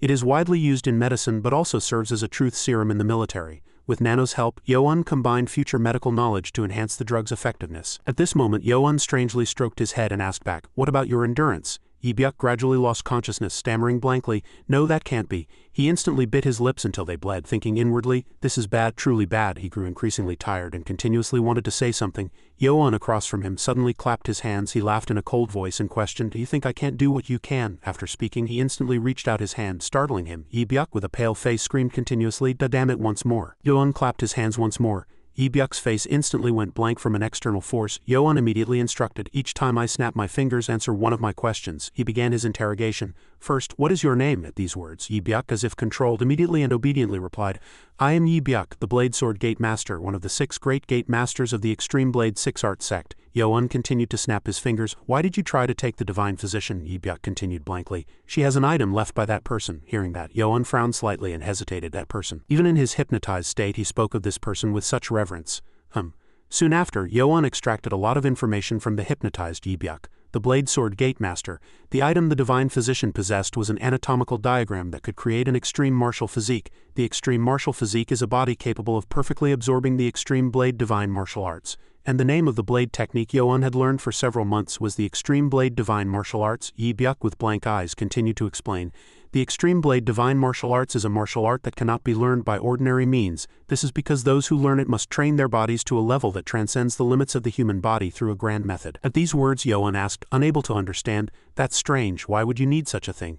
And how did you know the divine physician had that anatomical diagram?" At these words, Yi Byuk in a daze said, "Thanks to a spy from the Orthodox Martial Alliance's hidden organization, Sanctionho, their plan involves using the divine physician's grand method to cultivate martial artists who transcend human limits. In other words, they know about the extreme martial physique." Finally, Yoan understood to some extent. He immediately smiled and snapped his fingers. "So you were after the divine physician. My curiosity is satisfied. Now tell me about the Extreme Blade 6 art sect." Simultaneously, the scene shifts to another pitch-black location. Here, a black-clothed man approached in anger. Flames suddenly appeared, accompanied by a mournful scream. The black-clothed man slowly opened the box lid. "I've come to retrieve the item." The man slowly reached deep into a strange small box. A GU worm was taken out. The man roared in anger, "You were talking nonsense." In the blink of an eye, the man suddenly squeezed tightly, and the GU worm burst, seeing the copious blood on his palm. The man curled his lips and laughed triumphantly. "I don't know who you are, but if you think you've extracted any information from him, you're greatly mistaken." Returning to Yoan, he continued to snap his fingers at this moment. "Is the one you call that person the Extreme Blade God?" At these words, Yi Byuk suddenly closed his mouth and did not reply. When he suddenly faltered, Yoan frowned unpleasantly. "Truly stubborn," Yi Byuk panted and opened his mouth. Then, once again, Yoan snapped his fingers and asked, "Is your power divided into 6 sects as your name suggests?" But he still trembled and did not reply, and Yoan, unable to understand, thought inwardly, strange. His condition is deteriorating very rapidly. If this isn't due to internal energy but merely strong mental resistance, it's truly strange. Unconsciously, Yoan suddenly realized, could it be? As he expected, his head swelled for an unknown reason. Yi Byuk provoked stubbornly. "I told you you wouldn't get anything out of me, didn't I? The moment I'm about to reveal information I can't leak, the Guha worm implanted in my head will send a signal." Without the slightest hesitation, Yoan quickly cast his spiritual energy onto his head, and Yi Byuk was astonished. "His palm is glowing." He quickly instructed, "Nano, activate augmented reality. Scan the swollen area." The system replied professionally, scanning the designated target's brain with magnetic resonance imaging. Just a few seconds later, the system announced the scan results. Confirmed the GU worm implanted in the target's brain is swelling. Hearing that, Yoan sighed unpleasantly for a moment. Yi Byuk still sneered triumphantly. "In the end, you won't learn anything." Suddenly, a strange stream of energy brushed past his head, and Yi Byuk screamed in agony in the blink of an eye. Yi Byuk was burned and stiffened. The system immediately displayed, "The target's GU worm has stopped moving due to electric shock." Hearing that, Yoan was satisfied, thinking inwardly, good. And he continued to suggest, "Take out that GU worm. Nano, help me so his brain isn't damaged." Once decided, the system obediently complied. "Understood." A voice suddenly echoed from outside. Hey, everyone was bewildered as So Yu rushed in frantically. "Granny Gam." Yang Ganhwa immediately opened his mouth and asked, "What's wrong? You haven't found it yet?" So Yu instantly panicked and said loudly, "There's nothing in the medical hall. Has anyone seen a special paper book that fell outside?" Hearing that, the group immediately looked at each other, and So Yu seemed to fall into the abyss of despair. She instantly plopped down on the ground and shouted loudly, What do I do?" From a distance, a person suddenly approached. Sensing his presence, Yang Ganhwa turned his head in the blink of an eye. Baek Ji and Heo Bong were also astonished in shock. The group quickly assumed a defensive stance. Yang Ganhwa roared, "It seems an uninvited guest has arrived, Granny Gam. Don't say anything and stay still." But the very next moment his eyes widened. The figure before them gradually appeared. Manhwa walked forward amidst the group's astonishment. "Elder." Yang Ganhwa approached Manhwa and asked, "Elder, the blood on your clothes." She turned around resolutely, without the slightest hesitation, and the group continued to be surprised. "Isn't this the Wudang Overlord's sword?" Why, seeing the sight before him, Yang Ganhwa unconsciously curled his lips into a smile. "Truly unbelievable. She's really amazing to defeat one of the 9 great sects." Standing to the side, So Yu was silent at this moment. She instantly stiffened in terror, thinking inwardly, "All 4 limbs are severed? These people are truly cruel. They can't be from the Orthodox faction." Just as Yang Ganhwa was about to speak, "Elder Jaeon, did you defeat the Wudang Overlord's sword? That's truly amazi." A loud explosion suddenly occurred behind him. Yang Ganhwa, startled, spun around and asked, "An explosion?" Baek Ji immediately exclaimed in astonishment. That is, they all rushed towards the house from which black smoke billowed. Lord Yoan continued to command at this moment, "I need to take out that GU worm. Nano, be careful not to damage his brain." Once decided, the system obediently complied. Understood. In an instant, it sounded an alert. Controlling the GU worm within the user's energy range. Remote energy control acquired. A strange phenomenon suddenly occurred in one of Yi Byuk's eyes. Yoan instantly pulled that eye with his spiritual energy, and he screamed in agony. He resolutely threw the eyeball into the air, startling him. In the blink of an eye, the eye flew at the speed of light. The larva inside that eyeball suddenly flashed. A great explosion that shook heaven and earth immediately occurred. Yi Byuk, facing Yoan, asked in astonishment, "Can he so easily break my seal? Who on earth is he?" The system suddenly sounded. Brain damage has been minimized, but he will not last long. With no other choice, Yoan made a decision. Then I must do this as quickly as possible. Thinking that, he reached out his hand towards his head and said, it will be very painful, so I will do it quickly. Yi Byuk was astonished to hear that. What? Yoan suddenly snapped his fingers and the door suddenly opened. Yang Ganhwa rushed in anxiously and shouted loudly. Cult Lord, he instantly stiffened. Here, Yi Byuk was using his last remaining strength to reply. Hangzhou Zhejiang Province, that is the base. As soon as he said this much, he lost all strength and bowed his head. Yi Byuk with blank eyes died in agony. At this moment Yang Ganhwa cautiously opened his mouth and asked, are you alright? But Yoan did not care at all and asked in a cold voice, I found their base. Hearing that, Yang Ganhwa asked in astonishment, the base of the Extreme Blade 6 Art Sect, where is it, Cult Lord? Yoan without the slightest hesitation emphasized, Wangshen, Hangzhou Zhejiang Province. A moment later Manhua, unable to hide her worry, asked, are you alright? I stopped the bleeding and came as quickly as possible. Seeing that, So Yu frowned and complained, how could he be alright? She emphasized, he will only last for half a shichen at most. Witnessing his critical situation, Yoan suddenly approached from a distance and asked, how is he? Hearing his voice, Manhwa replied, Lord. Immediately, So Yu said with a stern face, he will not last long. Even at these words, Yoan remained calm. It's fine, we just need enough time to get the information we need. Hearing that, So-ru immediately became lost in thought. She suddenly knelt on the floor and said loudly, my lord. So-ru sincerely cupped her hands and asserted, I have a request to make of you, my lord. She pleaded with a serious face, if you intend to use that medicine on Taoist priest He-woon, please allow this old woman to question him first. At these words, Yoan asked in confusion, question him? So-ru honestly admitted, I was asked by an organization called the Changchenho. I have been researching a grand method here that can enable one to reach the limits of the human body. They said they would train powerful martial artists to create a righteous world. I originally did not wish to get involved in the affairs of the martial world. Having said this much, she suddenly lowered her voice. However, a year ago my only granddaughter was kidnapped by the Unorthodox Alliance for revenge, and I accepted the Changchenho's offer. So-ru spoke in confusion. They said they would win and find my granddaughter, but their current power was insufficient to do so. Then she suddenly said loudly as if in disbelief. But as time went on it felt strange. The Changchenho is strong enough to be one of the 9 great sects, yet they couldn't even find out if my granddaughter was alive or dead.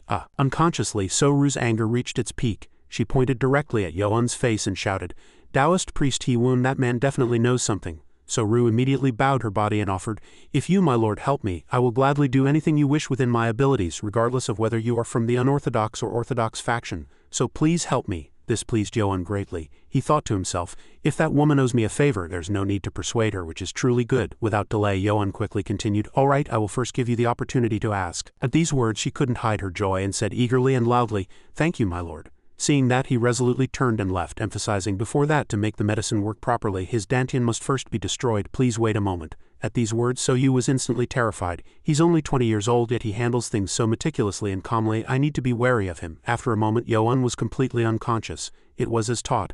As So-ru suddenly let go of his hand, she questioned in a stern voice, do you really not know where my granddaughter Gamyang Rang is? At these words, he replied very honestly, Grandmother Gam's granddaughter is at Yonghachai, one of the 18 water strongholds. At these words, So-yu was astonished. What did you say? She was momentarily enraged, gritting her teeth with hatred. I asked you dozens of times. Each time you only said you were diligently searching, but it turns out you already knew. Having said this much, she immediately clenched her fist and questioned, why did you know and not tell me? Yoan continued to explain. The Heavenly Lord ordered us not to tell grandmother until she had completed the grand method. We have been in continuous contact with Yonghachai. Once grandmother completes the grand method, we will immediately bring her there. Hearing those words, Haobong, who was standing beside him, could no longer hold back and cursed. These so-called righteous sects act no different from the unorthodox. They're no different from cunning Taoists. Immediately, Sanghua nudged him, startling Haobong. Quiet, grandmother Gam has already been through enough. At the same time, So-ru, completely enraged, tightly gripped Yoan's neck. You damn bastard, how dare you do such a thing to my granddaughter? She continued to question him furiously. Are you truly a Taoist priest? So-ru kept speaking, continuously tightening her grip on Yoan's neck. Die, while she unleashed her rage. A familiar voice suddenly echoed, Divine Physician. Yoan was startled and quickly intervened. Divine Physician, stop. Then he sighed tiredly. He really doesn't know his place. Having thought this far, he immediately performed a magical technique. As a streak of light brushed past, So-ru was immediately pushed back. She still stubbornly continued to shout loudly, Let go, that damn bastard harmed my granddaughter. At these words, Ganhwa was flustered. Grandmother Gam, please calm down. Immediately, Yoan ordered Ho Sanghua, quickly take the divine physician somewhere else. With a single word, Sanghua obediently complied. Yes, without hesitation, Yoan continued in a stern voice, pull yourself together. What is the purpose of the Changchenho? Yoan suddenly trembled and was unable to speak. The Qian Changchenho is simply, just now, the righteous faction. The system suddenly alerted at this moment. Due to shock and excessive bleeding, his cardiopulmonary function is weakening. Probability of death 98. Hearing those words, Yoan froze for a moment. He was slightly flustered and gave instructions. Nano, quickly stimulate his cardiopulmonary system with an electric shock. Understood. After a moment, the system kept trying, but to no avail. No response. He has died. Yoan looked at the person opposite him and clicked his tongue tiredly. Damn it, he instantly thought to himself unpleasantly. I couldn't extract any information about the Chongqingho, the secret organization of the Martial Alliance. If I had known this would happen, I would have asked first. I misjudged. Yoan glared with tired eyes. It's no use now. I can only hope the divine physician knows something about the Chongqingho. Having thought this far, he suddenly looked at So-Ru in confusion. It's strange for a physician to strangle a Taoist priest. Yoan thought that whether they were righteous Taoist priests or physicians, people were all the same. I fundamentally thought they would be different from our cult, but it turns out they weren't. Manhwa suddenly approached from a distance and called out softly, "Cult Lord." She cautiously held out a charred book. "This is it?" Yoan immediately asked in confusion. "This is," Manhwa replied in a stern voice. "I hadn't mentioned it earlier because it was a bit difficult to speak. He wound burned this with Sammei Jinhua before I brought it." Ganhwa saw it and quickly approached, continuing, "Is this what the divine physician was looking for? The material is very special." Looking at the book in his hand, Yoan was filled with doubt. Compared to ordinary hanji, it's thicker and smoother. What on earth is this? Nano, what is this? The system instantly responded. Attempting analysis. After a moment, an alert sounded. Program locked. Cannot analyze the age and material of the paper. At these words, Yoan was astonished. Hearing Nano's notification, Yoan was surprised. It's been a really long time since Nano's information was locked. Looking at the characters remaining on the paper surface, he hesitated and asked again.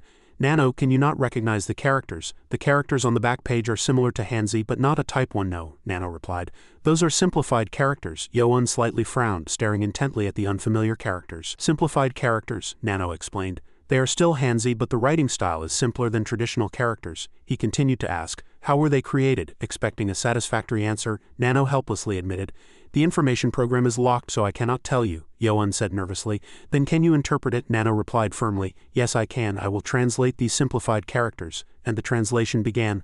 "I made a mistake targeting him. He truly lives up to his reputation as the founder of the demonic cult. I was too greedy and messed things up. It would have been better to stick to the plan." He listened, confused. "What does this mean?" Yoan paused, and a thought came to his mind. "I heard this is the anatomical diagram for creating the extreme martial physique that the divine physician was looking for. But the content is a bit different, and it even mentions the founder of the demonic cult. Could it be the heavenly demon ancestor?" At these words, he recalled the previous rock. If this person's meaning is that he attacked the heavenly demon ancestor and failed, then does it have some connection to the saber traces of the extreme saber divine art left below that cliff? Doubt arose in his mind. Could it be that the one who left this book and tried to create the extreme martial physique's anatomical diagram was the founder of the extreme Blade 6 art sect? It's quite logical to think that the divine physician obtained this by some method. Yoan regretted inwardly. If the latter part hadn't burned, I could have known more information. And he gave the book to Ganhwa. "It has no other use, so return it to the divine physician." Having finished the task, Yoan went to the door and ordered, "Let's prepare to leave." The two behind him obeyed the order. Understood. They gradually left the blood-stained hall. At the door, So-Ru bowed her body in respect. "My lord, this old woman acted too rashly." Yoan calmly reassured her. "Don't mind it too much." Suddenly she knelt. "I still have one more request," Gamsu earnestly pleaded. "My granddaughter has been trapped in the hands of the Yellow River bandits for over a year now. How can I, an old grandmother, stand by and do nothing?" Yoan stared intently at her, and the pleading voice lingered in his ears. "Please help this old and weak woman find her granddaughter, my lord." Hearing those words, he closed his eyes tightly in regret. Yoan helplessly refused. "I'm sorry, that's a bit difficult," Ganhwa immediately explained to her. "We have already spent quite some time here. If we have to go all the way to the 18 water strongholds now, we will be in danger." When I added, "Grandmother's situation is very unfortunate, but we cannot put ourselves in danger." After speaking, the three of them turned sharply and bid farewell. "Then we will take our leave." Suddenly, with a swoosh, a strong force was felt. It turned out So-Ru had completely knelt. She pleaded earnestly, If you, my lord, save my granddaughter, I will serve you as your dog and horse for the rest of my life." They couldn't help but be surprised at this sight. Only Yoan was interested. "Obtaining the divine physician's loyalty is a beneficial offer for our cult." Sweat poured from her, and in her mind she repeated the two words, "Please." Suddenly, a streak of force appeared. Around So-Ru, it lifted her from the ground. It was Yoan who did it. He accepted the plea and said, "You must keep that promise." Hearing those words, she looked at him with teary eyes. Tears streamed down So-Ru's eyes and her voice trembled. "Oh my lord," Ganhwa excitedly turned to Haobong. "Then as Deputy Hao wished, we will be going to one of the 18 water strongholds," he replied blankly. Yes, he barely recalled what he had mentioned earlier. "Ah, my lord, there are things to be careful about when crossing the river. I read the chronicles of the Central Plains. It said there are skilled martial arts bandits called the 18 water strongholds on the Yellow River, although your martial prowess is undoubtedly much superior, my lord. But the river bandits, as 7,749 scenarios flashed through his mind, Ganhwa cut him off. Deputy Heo no Heo Bong. At his words he was greatly shocked. The 18 water strongholds target merchant ships passing on the river, not small rafts crossing the river, so Ru asked, moved. I haven't asked your distinguished name yet, my lord. It's a bit late, but could you tell me? Yoan grinned, and he proudly introduced himself. I am Yoan. Wiping her tears, she thought, Yoan, an unfamiliar name, but it feels like I've heard it somewhere. Suddenly, a thought flashed through Soru's mind. Yoan that can't be, the new cult lord of the demonic cult. At this moment, she realized in astonishment, no way, did I just agree to become a subordinate of the demonic cult lord? The group hastened their march, and at this point, Yoan finally had time to ask, Elder Yang Ganhwa, where is Yang Hachai? He honestly replied, I'm sorry, I don't know where it is either. He frowned irritably, and a sense of frustration welled up in his heart. And what to do? I can't go around all 18 strongholds every day to find her. Suddenly, Ganhwa turned around and reassured him. Don't worry, my lord, he said in a mysterious voice. I don't know, but there's someone who knows a lot about the water strongholds in the forest. 3 figures swiftly passed through the trees, and one reported, Lord, it's 8 li more to Broken Sword Valley. Muwal replied coldly, Suddenly, he sensed something strange. Muwal quickly landed on the ground. The person behind him looked at him in confusion. Lord, what's wrong? Muwal said nervously. I vaguely smell blood from somewhere. He pointed straight ahead, signaling, let's go that way. They went up a little further and found something astonishing. Unidentifiable traces were imprinted on the ground. Muwal exclaimed in confusion. This is, he looked around and realized, judging by the residual energy in these sword traces, I can confirm that masters who have reached at least the Wajong realm fought here. The person behind him immediately reported, Master. This ground here is a bit strange at this moment. Muwal followed the direction he mentioned. The soil here seems to be piled up very strangely compared to other places. One area was deeply dug, he ordered. Dig it up. They immediately obeyed the order. Yes, the 2 men dug up the soil with their hands, and everyone's faces changed color. They looked inside in surprise. This is, from under the soil, a blood-stained arm and leg appeared. They exclaimed in astonishment, its severed legs and arms. This is a Wudang Taoist robe. Muwal realized and ordered them to search the area for the Wudang overlord sword He Wun. Immediately search the surroundings, the 2 replied loudly. His eyes were filled with tension. He thought and feared, why did a Wudang elder, one of the 9 great sects, suffer such a fate? Something must have definitely happened. I need to hurry to Broken Sword Valley. Suddenly someone shouted, there are characters here. Muwal saw the symbol on the tree and realized, this is definitely our Changchenho's mark. One of his disciples swiftly descended from the tree. He quickly reported, this is it. He held out a blood-stained book. It seems the Lord hid it. Muwal curiously read it page by page. Suddenly he chuckled cunningly. So this is what the Wudang overlord sword risked his life to hide. Looking at the characters before his eyes, Muwal realized, a grand method to push the body to its limits. Northern justice, Western evil, Southern demon. The North was the righteous martial alliance, the West was the unorthodox alliance, and the South was the heavenly demon cult. For hundreds of years the martial world had been divided into 3 major factions, and bloody wars constantly erupted at their borders. But even amidst the bloody battlefields there was one quiet place, the only neutral area that bordered all 3 major factions but had no owner and no conflict. Hubei Province, Sichuan Province, Mukyang Province, Hunan Province. That place was Mukyang Province. Nevertheless, Mukyang Province was peaceful, not because the 3 major factions desired peace, but because if they fought, the balance would be broken, so all 3 major factions were unable to act. As Yoan's group entered the capital, darkness was gradually setting in. Heo Bong scanned the surroundings vigilantly. He looked at the fierce-looking man and whispered to Baek Ji, somehow those guys really feel similar to the unorthodox. Look at that guy's scar. He frowned. Be quiet. Baek Ji, helpless against Heo Bong's nagging, told him there was no need to attract attention. Understood, he replied weakly. Though outwardly docile, he was silently fuming. Good heavens, this fellow talks too much. It's a good thing Moon Gyu isn't here. No sooner had Baek Ji warned him than Heo Bong leaned in close to his ear again, whispering, I wonder if Moon Gyu, Yang Ganhwa, and Granny Gam have reached the Hubei branch, but since Elder Wan is with them, I guess there's no need to worry. Meanwhile, Yang Ganhwa was inwardly grateful. Thanks to Unit Leader Baek, this journey will be peaceful. After entering a small alley, he turned to Yoan. My lord, it's just a bit further. Yoan looked ahead and asked, that alley? Following Yang Ganhwa's guidance, Yoan entered the alley. As soon as they stepped in, they were met with a chorus of calls from touts. Sir, our establishment has received some excellent strong wine today. Please come in and have a drink. Seeing him pass by, a woman called out in a sweet voice, Gentlemen. A woman holding a long pipe alluringly cooed, Don't you wish to enjoy yourselves tonight? We have many beautiful ladies here. She even gave a charming wink. Heo Bong was instantly seduced, his face turning bright red as he whispered to Baek Ji, Unit Leader Baek, did you see that? Those women are showing off their chests. Baek Ji, embarrassed, snapped, Heo Bong, can you please shut your mouth? Good grief. Baek Ji stormed off following the group while Heo Bong lagged behind, trudging along. Heo Bong's expression saddened as he looked at Baek Ji. Sai, I really miss Moon Gyu and Go Guang Hyuk. If those 2 were here, they would definitely take my side. After walking for a while, Yang Ganhwa spoke. There it is, my lord. In front of them stood a grand pavilion called the Osingnu, brightly lit with lanterns inside. Yoan observed his surroundings as he walked. At first glance it seems to be only courtesans greeting guests. Can I really obtain information in a place like this? As soon as Heo Bong entered, he didn't know where to look. Where should I look? There are even more courtesans here than in that alley earlier. Suddenly, he shrieked. A young woman had suddenly linked arms with Heo Bong. Not only that, Baek Ji was also being pestered by the calls of young women. Oh my, have you come to enjoy yourselves? At that moment, Heo Bong wished he could become a novice monk and escape this temptation. Please come and have a drink with us. What's there to be so shy about? Baek Ji's face turned completely red after a few words. Oh my, look at this arm, it's truly to my liking. Suddenly, Yang Ganhwa shouted, stopping them. Excuse me, he tried to rescue the two, instructing the young women. I would like to go to a table with 3 teacups, she blankly complied. Yes, and she led them. Gentlemen, please come this way. As soon as they arrived at their seats, Yo-un slumped into a chair. He surveyed his surroundings, seeing the people drinking alcohol here. He immediately realized, unlike the first and second floors, all the people on this third floor are martial artists. The waiter respectfully said as he brought the tea, Please call me when you have chosen your food. Yang Ganhwa and Yo-un were conversing telepathically at this time. He introduced to him, Cult Lord, this place is the Aman, a shadowy organization that sells information in Mukyeong province. It's similar to the beggar sect of the orthodox factions or the Harmoon of the unorthodox factions. Yo-un nodded in response. I see. Yang Ganhwa continued. Since this is a neutral territory, neither our cult nor the orthodox forces have an information network. They use this to their advantage to earn money. And he explained as he looked at the 3 teacups. The 3 teacups here represent the grade of information.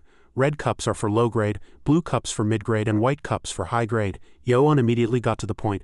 So what grade is the information we're looking for? He thought for a moment and then replied, it's probably mid-grade. At this point, the waiter beside them was pouring tea. After finishing pouring the tea, he asked, Have you chosen your food? Yang Ganhwa quickly ordered a few dishes. The waiter respectfully said, Please wait a moment. After a short while of sitting quietly, a waiter suddenly approached and announced, Do you mind moving to an upstairs table? The madam herself wishes to meet with you. Yang Ganhwa looked at him in surprise.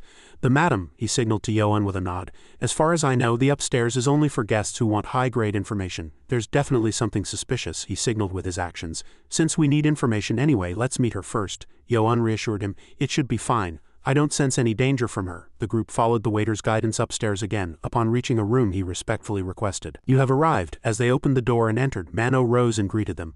I am truly delighted to host such distinguished guests. He respectfully introduced himself. I am Mano, the Madam of Osingnu. Yang Ganhwa returned the greeting on behalf of the group. It is our honor that the Madam herself has come to greet us. Then Mano gestured. Please be seated. Yang Ganhwa immediately asked him, Why have you summoned us here? We only requested mid-grade information. Mano stroked his chin and said in a mysterious tone, I apologize, but that information actually belongs to the high-grade category. No, perhaps it's more accurate to say it's a bit ambiguous. Yang Ganhwa, flustered, asked again, What do you mean by that? Mano placed a sword on the table. Information organizations like ours have many sponsors. He picked up the sword and asked, This is one of them. Do you happen to know where this place is? Heo Bong saw the sword and immediately recognized it. 18, could it be the 18 water strongholds? Mano held the sword and smiled contentedly. This young hero is truly perceptive. My mentioning this does not mean I won't sell the information, so please don't be too disappointed. He cunningly proposed a deal between the two parties. If you promise that you are not seeking the location of Yang Hachai for malicious purposes and if you pay me a suitable price, I will sell you the information. As soon as Mano finished speaking, a series of strange sounds echoed, startling them. Heo Bong roughly estimated and reported, We're surrounded. Approximately 30 enemies. Yang Ganhwa quickly stood up and probed. I heard you recently returned from the 100,000 Mountains. Mano looked at Yang Ganhwa and said, Isn't that right, Sir? Yang Ganhwa, the branch leader of the demonic cult's northern branch? Then he approached Yo-un, an enigmatic expression on his face. Also, I'm curious about the identity of this young master, whom even a high-ranking figure in the demonic cult like Sir Yang Ganhwa treats with such deference. Baek Ji and Heo Bong were shocked by his intelligence. What did you say? Mano stroked his beard and smiled cunningly. Don't you need information? I'm merely discussing the price you must pay. He inwardly rejoiced. This man is clearly a high-ranking figure in the demonic cult. He will surely refuse to obtain information to conceal his identity. If he still wants the information, then his reason for seeking Yang Hachai must be extremely important. Perhaps I'll even get some interesting information. Just then, Yo-un spoke. I'll know as soon as I capture the person behind this place. Mano was startled and looked at him. What did you say? Immediately, a hand filled with immense power reached out. Du Hyeon was instantly struck by his blow. Yo-un grabbed his neck tightly. Mano furiously demanded, What are you doing? Yo-un looked him straight in the face and revealed his true intentions. I have no intention of speaking with a mere subordinate. Mano, hit where it hurt, was dumbfounded and didn't know what to say. What? Du Hyeon, trembling with fear, looked at Yo-un. Why are you doing this to me? As soon as he finished speaking, Yo-un tightened his grip on his neck even further. At this point he exposed the true identities of the two. Rather, I should be asking you, why is the madam pretending to be a bodyguard? Mano, trembling with fear, sent a telepathic message to Du Hyeon. Madam, It was too late for regret now. I thought he was just some young master, but he's a master capable of projecting energy into the void. He must be wearing a human skin mask and concealing his identity as the demonic cult lord. Young Ganhwa's eyes widened in surprise. He's the real madam. He reached for something behind his clothes. Mano, oblivious, continued to deny what he had said. He's the madam. What proof does this young master have to say such a thing? He's just my bodyguard. Yoan scoffed, disbelieving him. A bodyguard, how absurd. He looked toward the closing door and continued, but outside 4 or 5 assassins are already surrounding us, awaiting orders to attack, and killing intent is emanating from all directions. Yoan pointed out the strange aspects, furrowed his brow and glared at him. Do you mean to say that they are reacting so violently just because I touched one of your bodyguards? Mano remained silent and signaled to Du Haion with a telepathic message asking for help. Madam, what should we do now? Before he could even speak, Yoan tightened his grip on his neck, threatening him. Du Haion struggled to breathe, his facial expression slowly contorting. This man is clearly a monster. His life was now like a tiny ant in his hands. Even I, who has reached the peak master realm, can't move a single finger. If he exerts just a little more force, if Yoan tightened his grip just a little more, my head will surely be severed from my neck. He was now in the position of the weak. Du Haion racked his brain. There's nothing I can do in this situation. How can I make him spare my life? He painstakingly uttered each word. Please, the next 2 words, Du Haion shouted with all his might so that those outside could hear. Spare my life. His subordinate outside heard him and repeated to himself, spare my life, he vaguely guessed. Spare my life? It's a signal from the madam. The next moment those outside immediately kicked open the door and rushed in. Mano shouted to stop them. No, but it was already too late, and his disciples and subordinates had entered. They fearlessly charged at Yoan's group. One of them raised his sword high, intending to strike Yang Ganhwa, but he instantly broke the sword with just a finger. The man's face turned pale at Yang Ganhwa's exceptional martial arts. With just a finger, he assessed their level by observing their attack. They're at most second-rate masters. Truly pathetic. On the opposite side, one man was punched in the face and another was struck directly in the stomach. As Du Haion's disciples all charged at Hao Bong, he recognized them at once. Like master, like disciples, Hao Bong was able to knock them down with a single punch. He feigned surprise and said, "Oh," his subordinate ordered the remaining disciples. Everyone attacked together. Upon receiving the command, they all charged at Hao Bong. This time he carefully observed them to decide how to fight. Hao Bong grasped the weakness in their fighting. He leaped up and mercilessly struck each of them once. Sounds of urgent support rushing in were heard. Baekji rushed forward to finish them off more quickly. As he delivered a kick, Du Haion's disciples were sent flying. One of them tried to ambush Baekji when he was off guard, but he easily dodged it. A fat man stumbled forward. Baekji easily dealt with him with a single kick. The men all collapsed on the ground, unable to get up. He was already tired of such childish games, as weak as a snail. On Hao Bong's side, as soon as he drew his sword, the disciples retreated a few steps. They trembled with fear at the faint light emanating from the sword. That is. Hao Bong scoffed and drew back his sword, gathering energy. They gaped in fear, all wearing the same expression. They've probably never seen a sword before. Is that sword energy? Hao Bong scoffed and didn't forget to inform them. Do you want to keep playing? I'll tell you one more thing. I'm the weakest one in this group. The words carved into the large rock. I achieved enlightenment by observing the sword traces left by the ancestor in Broken Sword Valley. Hao Bong was full of energy. As he moved forward, spiritual energy continuously flowed from his body. Now I too have broken through to the transcendent realm. Perhaps I also... He wore a strange smile. He's ridiculously strong, isn't he? Just Hao Bong standing there alone and smiling terrified those disciples. Even before he could extend his sword to attack, they begged for surrender. We surrender. Seeing Hao Bong's increased strength, Yoan was somewhat relieved as he released his hand. Du Haion collapsed to the floor as if he had found gold. He gasped for breath like someone who had never breathed before. Du Haion knelt before Yoan and confessed his sins. I apologize for concealing my identity. I am Du Haion, the Madam of Osingnu. Mano saw this and bowed his head, begging for forgiveness. I am Mano, the general manager here. I sincerely apologize. Without beating around the bush, Yoan immediately got to the point and asked the two, you said you were sponsored by the 18 water strongholds, right? Does that mean you are their direct subordinates? Du Haion continued to deny it. And no, we merely cooperate for mutual benefit. There is no superior subordinate relationship. The sponsorship here merely means... Baekji, not wanting to hear his ramblings, slammed Du Haion's head to the floor. He snarled threateningly. Don't say anything useless in front of my lord. Yes, Du Haion and Mano stood up intimidated. Yoan said, let's get straight to the point. Where exactly is Yang Hachai? He hesitated, unable to answer. Well, Madam Mano was still dazed. He continuously sent telepathic messages to Du Haion. It would be better to call the people in the private room. If this continues, things will get serious. No, do you think they'll come here willingly? Those here are terrifying, but at least they're open to negotiation. Yoan clearly heard their telepathic messages. A private room. It seems there's someone in the private room they greatly fear. Du Haion asked him worriedly. Great hero, would you mind leaving for today? Why, he, trembling with fear, revealed the truth. Actually, the three ghosts of the Yellow River are here.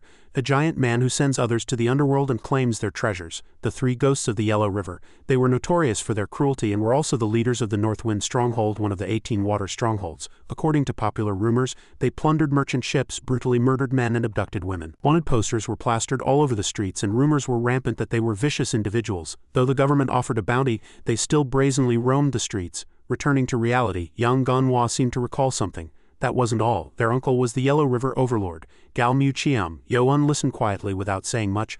I have heard that name before. Behind his sturdy back, Mojam appeared. I heard he is one of the 9 great powers of the martial world. He turned his body slightly to the right, and he is also the 4th ranked among the 8 leaders of the Unorthodox Alliance. Soon Mojam revealed an unimaginably strange smile. He was a peerless master. The Yellow River Overlord, though cruel, cared deeply for his brothers and family. Assassins dashed across the ship like the wind. Once the ship of the North Wind Stronghold, led by the three ghosts of the Yellow River, was attacked.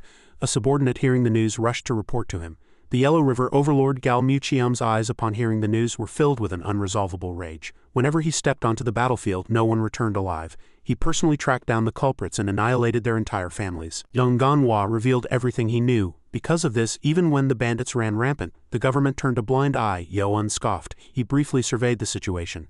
It seems they have quite a solid backing. Du-hyun had something important that couldn't be spoken aloud here, so he could only relay it through telepathy. Great hero, the North Wind Stronghold is currently the patron of our main hall. Only Yo-un was aware of this telepathic message.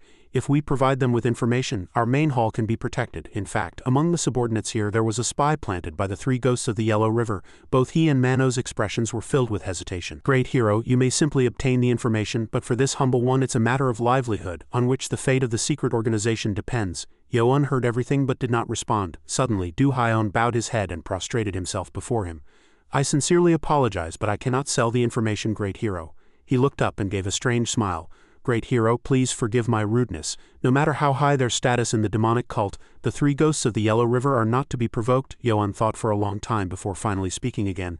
I didn't know such circumstances existed. So are these three ghosts of the Yellow River or whatever they are downstairs? Du-hyun was overjoyed. Yes, thank you for understanding. He informed Yo-un of Mojam's whereabouts. The three ghosts of the Yellow River are currently in a private room on the 2nd floor. Yo-un asked the two, Haobong Baek-gi, did you hear that? The two immediately understood and swiftly accepted the command. Go downstairs to the 2nd floor and bring back the three ghosts of the Yellow River, understood? The next moment, Haobong and Baek-gi dashed out like arrows. Du-hyun, sweating profusely, stammered, Gee, great hero, didn't you just say you understood? Yo-un scoffed, completely denying what he had said. When did I say such a thing? Du-hyun's face turned pale with concern for his safety. What exactly is your intention? While he was still confused, Yo-un extended his hand and clenched his fingers. Yo-un lightly twisted his wrist and flicked it to the side. This act, there was still a subordinate standing. With his ability, the next moment he twisted his own neck backward. Soon after, that subordinate passed away. The other disciples, upon checking, exclaimed in shock, What? Dead. With just one blow, the two spies exchanged telepathic messages. Damn it, Go-soon has been dealt with. Forget the three ghosts. We need to save our own lives. Right, let's escape quickly. Yo-un clearly heard every word of the telepathic message, and channeling his chi, he spread his 5 fingers and extended them forward. Found them. Yo-un pressed down with light force on his entire palm. Both spies were instantly flattened to the floor. The two trembled trying to get up, but it was impossible. So those two were the spies planted by the three ghosts of the Yellow River. Seeing this scene, Du-hyun wore a surprised expression. We took a month to find 3 spies from the North Wind Stronghold, but he found them in no time after arriving here. A faint human figure lay on the floor. It turned out Haobong and Baek-gi had returned with the men. The gods have completed their mission. Du-hyun and Mano were terrified. Before them were 3 fat men tied with ropes, and not only that, but their entire bodies were covered in blue bruises.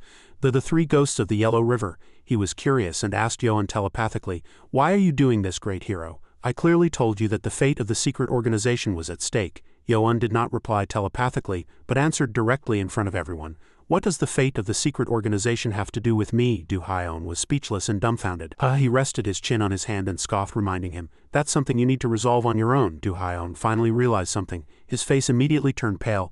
Damn it, I misjudged. That man will never be swayed by others. This is dangerous. Everything our sect has built will crumble. Yo-un struck the table with his hand and he flinched and stepped back. As Haobong grabbed the leader's hair, he approached them. Yo-un lightly raised his hand and the man's head followed. The man, in a fit of rage, threatened Yo-un loudly. Damn it, you bastard. Do you know who I am? Release my acupoints quickly, you damn bastards. Before he could finish speaking, the fat leader was struck on the head by Haobong.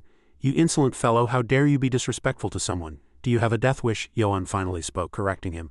I don't care who you are, but there's one thing I want to ask. His voice was cold, as if it had just risen from hell. If you don't answer, your dog-like lives will be gone. The fat men, still out of their wits, continued to shout loudly. What, how dare you kill someone? Don't you know who our uncle is? When Yoan didn't respond, he turned to Du Hyon and Mano and cursed them. Damn it, hey Master Du, what are you doing standing there? You're just standing there while these bastards bark so loudly. The fat man was too noisy. He ordered in a low voice, cut him down. Before he could open his mouth to say anything, he was already dead.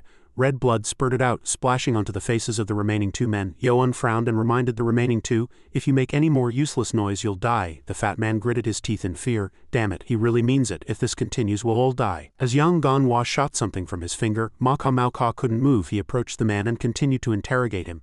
Tell me the location of Yang Hachai. Yang Hachai. The man glared at Yoan for a long time and did not answer. Are those bastards going to attack Yang Hachai? Do you think I, Galma, the eldest brother of the 3 ghosts of the Yellow River, would betray my comrades? Maka continued to glare at Yoan. He gave him the wrong directions, but he didn't realize this was a bad decision. You'll find a mountain called Tumen Mountain. If you follow the Yellow River east for about 100 li, Yang Hachai is at the entrance where the river splits in that mountain range. But if I told the truth, they would kill me. So I need to save my own life first. Yoan turned around without a word and looked at Du Hyon. He bowed his head slightly in fear, and Yoan smiled and breathed a sigh of relief. Then I won't need to interrogate the secret organization anymore. Maka boldly demanded of Yoan. Now release me. I've told you what you needed. You seem to be mistaken about something. He stared intently at the man and gave an evil smile. I never said I'd let you live, did I? The 2 men then realized, bewildered.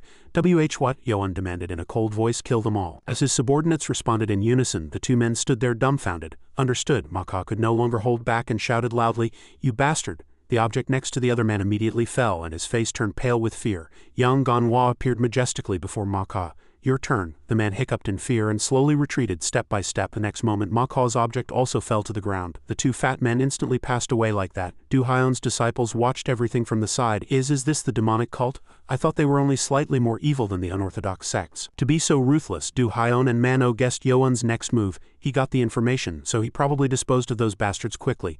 Perhaps us too. But as he got up and left, the 2 were bewildered. Let's go. Understood. Suddenly he called out to Yoan, trying to resolve the issue.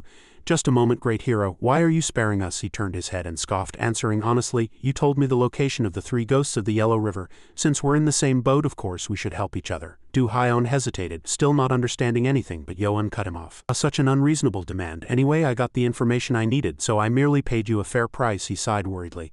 If those spies were alive, we would have been misunderstood. If we say everything was done by the demonic cult, they probably won't blame us. After walking a few steps, Yoan suddenly spoke. Oh, and one more thing, you seem unaware, but his next words astonished the 2. There's one more spy. Following Yoan's hint, he immediately ordered, Everyone, stay in this private room. The 4 men wandered along a small path.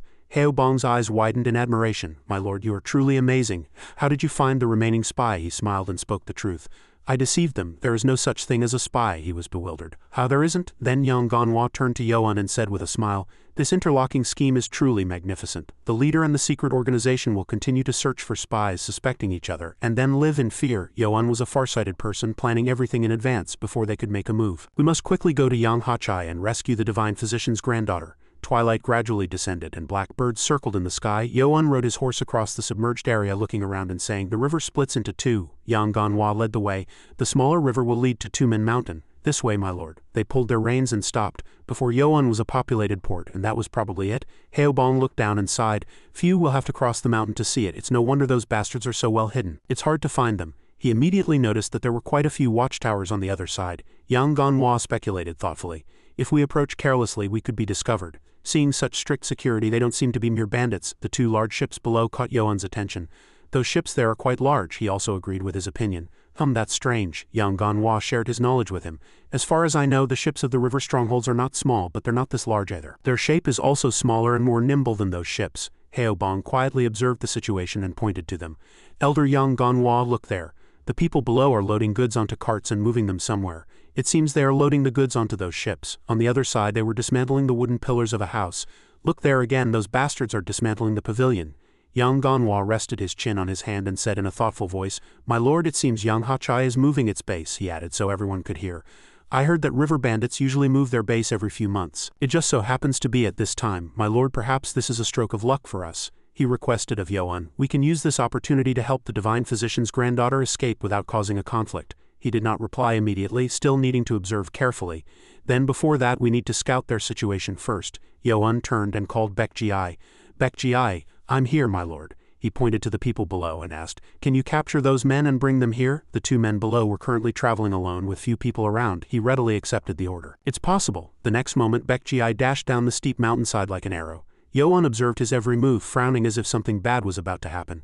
It turns out 2 other men were coming. The other bandits were heading towards the watchtower. From Baek Ji's side he had already arrived below their watchtower. He knocked out 1 bandit with a single blow, and the remaining one, hearing a strange sound, turned around but saw nothing before being instantly knocked out.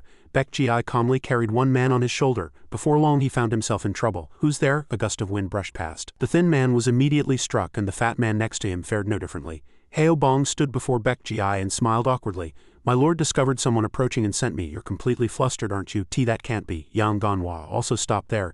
He ordered the 2 to quickly dispose of the bodies. Understood. After a moment, the bandit suddenly opened his eyes wide and woke up. As soon as he glanced down, a knife was at his throat. Yang Ganhwa said to him in a cold voice, if you scream, you'll die. If you understand, nod your head. He began his interrogation. It seems Yang Hachai is moving its base today. Why today? The bandit trembled and replied, our base's location was exposed, so we had to move. Yoan supervised everything from the side. We dealt with the 3 ghosts of the Yellow River and came straight here, but how did those bastards know? Yang Ganhwa's second question to him followed. How did the information leak? He stammered in fear, barely completing a sentence. Gee, great hero, I'm just a guard. I don't know anything about such matters. His third question made the bandit slightly confused. Then where is the divine physician's granddaughter imprisoned? Granddaughter? Divine physician, he did not answer. Yang Ganhwa pressed the knife closer to his throat, making him bleed. How dare you pretend ignorance? The bandit trembled and spoke without stopping. And never heard that name before, really? There are currently no prisoners in the stronghold, let alone the divine physician's granddaughter. His answer made Yoan hesitate. That's strange. Wudang's overlord sword must have taken a truth serum, so he couldn't have lied. Then do you know a woman named Gamying? Yoan described her so the bandit could easily imagine her. He seemed to recall something as Yoan described her as muscular with a mole on her nose. A muscular woman? You mean the prize? No. Is it the mistress of the stronghold? Baek Ji and Heo Bong exchanged whispers behind him.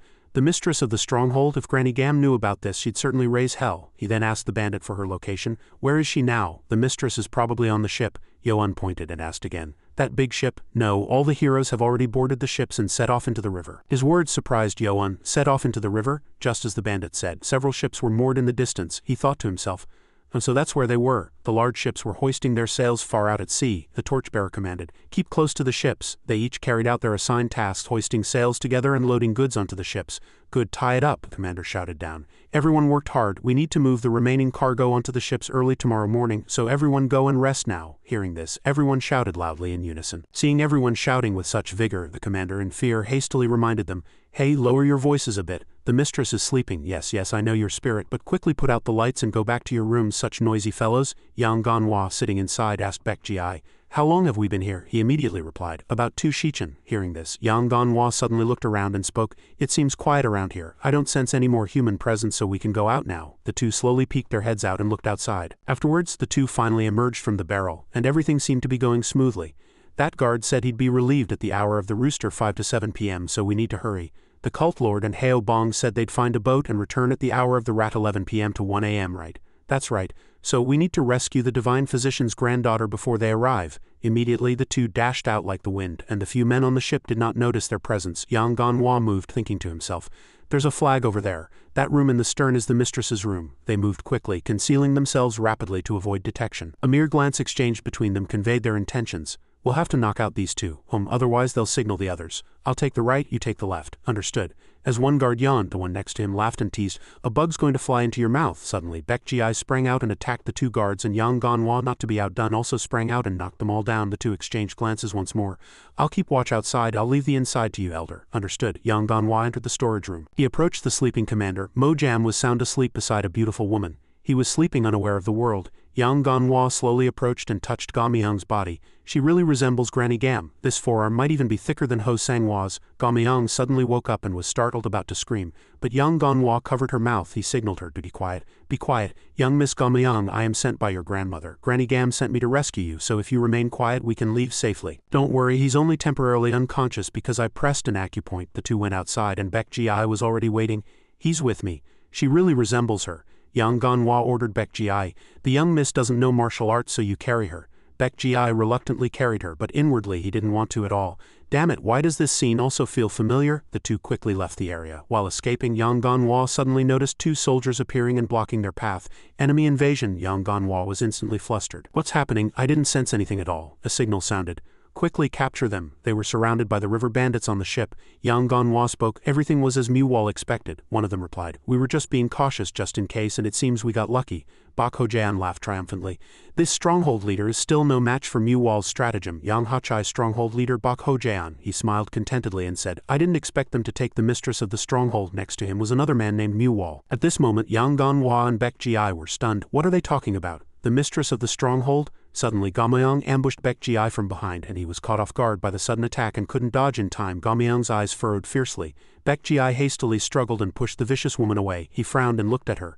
The divine physician's granddaughter. Why, so the mistress of the stronghold is that lady? Gamyang clutched the dagger in her hand, trembling. Baek Ji-ai thought to himself, it seems she knew we were coming. Mu-wall spoke. You'd better surrender. Even if you defeated the Wudang Overlord sword, you won't be able to handle all the heroes on this ship. You know you can't escape in the middle of this strong current. Hearing his words, Yang Ganhwa's face hardened. It was a trap, he realized inwardly. I wondered why they moored their ships in the downstream connected to the Yellow River. It was to isolate us from the start. Thinking this far, he sighed. Mu-wall laughed triumphantly. It seems he has given up. Tie them up. He held out a rope and commanded. Tie yourselves up quietly. I won't hurt you. But the rope was quickly torn by Baek Ji-ai. Yang Ganhwa drew his sword ready to fight them to the death. The two stood back to back. Mu-wall laughed and said, just the two of you won't be able to do anything against us. Yang Ganhwa retorted, who said there were only two of us? Don't talk nonsense. Who in the middle of this river? But suddenly he widened his eyes in surprise and quickly rushed to the side of the ship.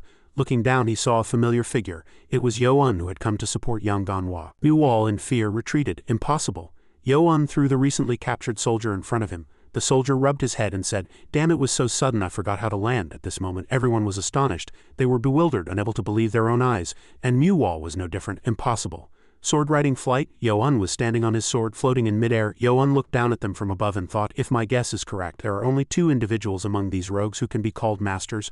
One is the man in the straw hat who has reached the Wajong realm, and the other is the stronghold leader who has reached the transcendent realm. Mu-wall looked at him with extremely astonished eyes. He thought to himself, sword riding flight is a legendary top-tier realm in the martial world. It requires a combination of swordsmanship and lightfoot skill. So the one who killed the Wudang Overlord sword must be, he stammered and asked. Yo-un, if I may be so bold, is the deceased a master of the Extreme Blade 6 art sect? Yo-un looked down at him with sharp eyes and thought, it seems they saw the traces left after the fight in Broken Sword Valley, and that blue sash. After a moment's thought he spoke, are you from the Sanction Ho? Mu-wall was instantly startled upon hearing this. What? How does he know about the Sanction Ho? From this side, Yang Ganhwa, seeing Yo-un, was finally relieved in his heart that reinforcements had arrived. Cult Lord, the divine physician's granddaughter, has sided with the enemy. It seems she cooperated with them to lure us in. Yo-un looked at the base Gamyang with sharp eyes. She was momentarily afraid when her eyes met his. Yo-un pointed a finger and said, I'm taking the person you kidnapped. Then he used a magical technique to pull Gamyang into the air. She screamed in fear. No, she struggled incessantly. No, Gamyang struggled to break free, but it was useless. She desperately clawed at the ship's deck trying to hold on. Seeing Gamyang holding a blood-stained dagger, Baek Ji-ai approached, snatched the dagger, and didn't forget to say, young Miss Gamyang, please cooperate quietly. Gamyang resisted for a long time, but eventually Yo-un's magic forced her towards Yang Ganhwa. At this moment Yo-un drew his sword and commanded, Baek Ji-ai, protect her. Understood. As soon as he finished speaking, he slashed forward, leaving a mark on the ship. The bandits retreated in fear. He smiled triumphantly and said, cross this line and you die. At this moment Mu-wall shouted, wait, Venerable One, calm down. I know you've reached the highest realm, but do you think you can just take that woman on a lonely ship in the middle of this river? Hearing his words, Yo-un merely smiled and said, are you worried about me? Then with a cold face he said, why don't you try? Seeing Yo-un's terrifying appearance, Mu-wall immediately frowned. This guy isn't shaken by this threat. Stronghold leader is that child on the ship. In this situation, Bak Ho-jan also guessed inwardly, Mu-wall is trying to use the child I ordered him to bring, but since the deputy stronghold leader personally asked, I hid the child in my quarters. Anyway, they don't know, so it's useless. The two planned inwardly. First, stronghold leader, distract them. I see. If they can't rescue the granddaughter, the divine physician won't help them, right? Realizing the problem, Bak Ho-jan began to stall for time. Ahem, both her husband and son are in our hands. Do you think she'll cooperate with you? Hearing that, Yang Ganhwa was startled. Son? Only then did he realize why Gamyang had become so impulsive. Henry, her attitude was really strange, so this was the reason. She must have had no choice but to cooperate with them to save her child. The man continued, if this stronghold leader gives the order, the child on the ship will die. He uttered each word threateningly. If you lay a single finger on a subordinate of this stronghold, or if Lady Gam takes a single step off this ship, that child will die. Understood? One of the men on the ship heard his words and felt indignant. Despicable bastard can't do anything, so he's holding a child hostage. From above, Mu-wall shouted triumphantly, Stop causing trouble and quickly return, Lady Gam. Then we'll let you live nicely. But Yoan merely replied calmly, what if I refuse? Mu-Wal raised an eyebrow and thought he's bluffing. Even so, it's tantamount to you killing the Divine Physician's kin. Do you think the Divine Physician will help you after you do that? At this moment Yoan's eyes darkened and he commanded with his mouth, kill. Hearing the words from Yoan's mouth, Mu-Wal was also startled. What? Do you know what you're saying? Why wouldn't I know? Without much talk, he immediately dealt with the men cleanly with his sword. As soon as he killed a few men, Yoan quickly retracted his sword, clutching it tightly in his hand, looking very triumphant. Everyone was startled by Yoan's sudden action. Bok Ho-jaeon shouted in anger, what are you doing, you bastard? Do you really want to see that child's head cut off? He replied very confidently. You said if I touched a single finger of your subordinate you'd kill the child. Anyway, you're the leader of these river bandits, so you wouldn't go back on your word. Hearing that, Bok Ho-jaeon became even angrier. You damn bastard, he growled and shouted. If this stronghold leader's arm falls off, kill the child. This is my last warning. Before he could finish speaking, a ray of light suddenly flashed past. The soldiers stared blankly, unable to believe that Yoan had just made a move. Immediately, the man's arm was cut off. Bok Ho-jaeon cried out in pain, clutching his severed arm. My arm, my arm? Yoan curled his lips and said, what are you doing? Your stronghold leader's arm has fallen off, so quickly follow orders. Seeing his confident demeanor, everyone was furious. Damn it, what should we do when the child isn't even on this ship? To prove his words, Yoan kicked the man straight. Bok Ho-jaeon was trampled by him and thoroughly beaten. His soldiers, seeing the sight, immediately shouted, stronghold leader? At this moment he spat blood and uttered each word with difficulty, kill the child. But Yoan had already seen through his trick. Did you think you could deceive me with a non-existent bluff? One of Yoan's men laughed and said. As expected of our lord, Yang Ganhwa also thought to himself, a bluff? How could the cult lord be so sure? Sometimes I mistake the cult lord for being able to read other people's thoughts or telepathic messages. Now I understand why the cult lord was able to overthrow the 6 great clans. He looked back at Gameyang and thought, but the biggest problem is that woman. As long as she worries about her child, this will keep happening. Mu-Wal gnashed his teeth in anger. How does he know the child isn't on the ship? This is bad. I need to make my move while his attention is on the stronghold leader. Then seizing the confusion, Mu-Wal signaled Hyo-myung.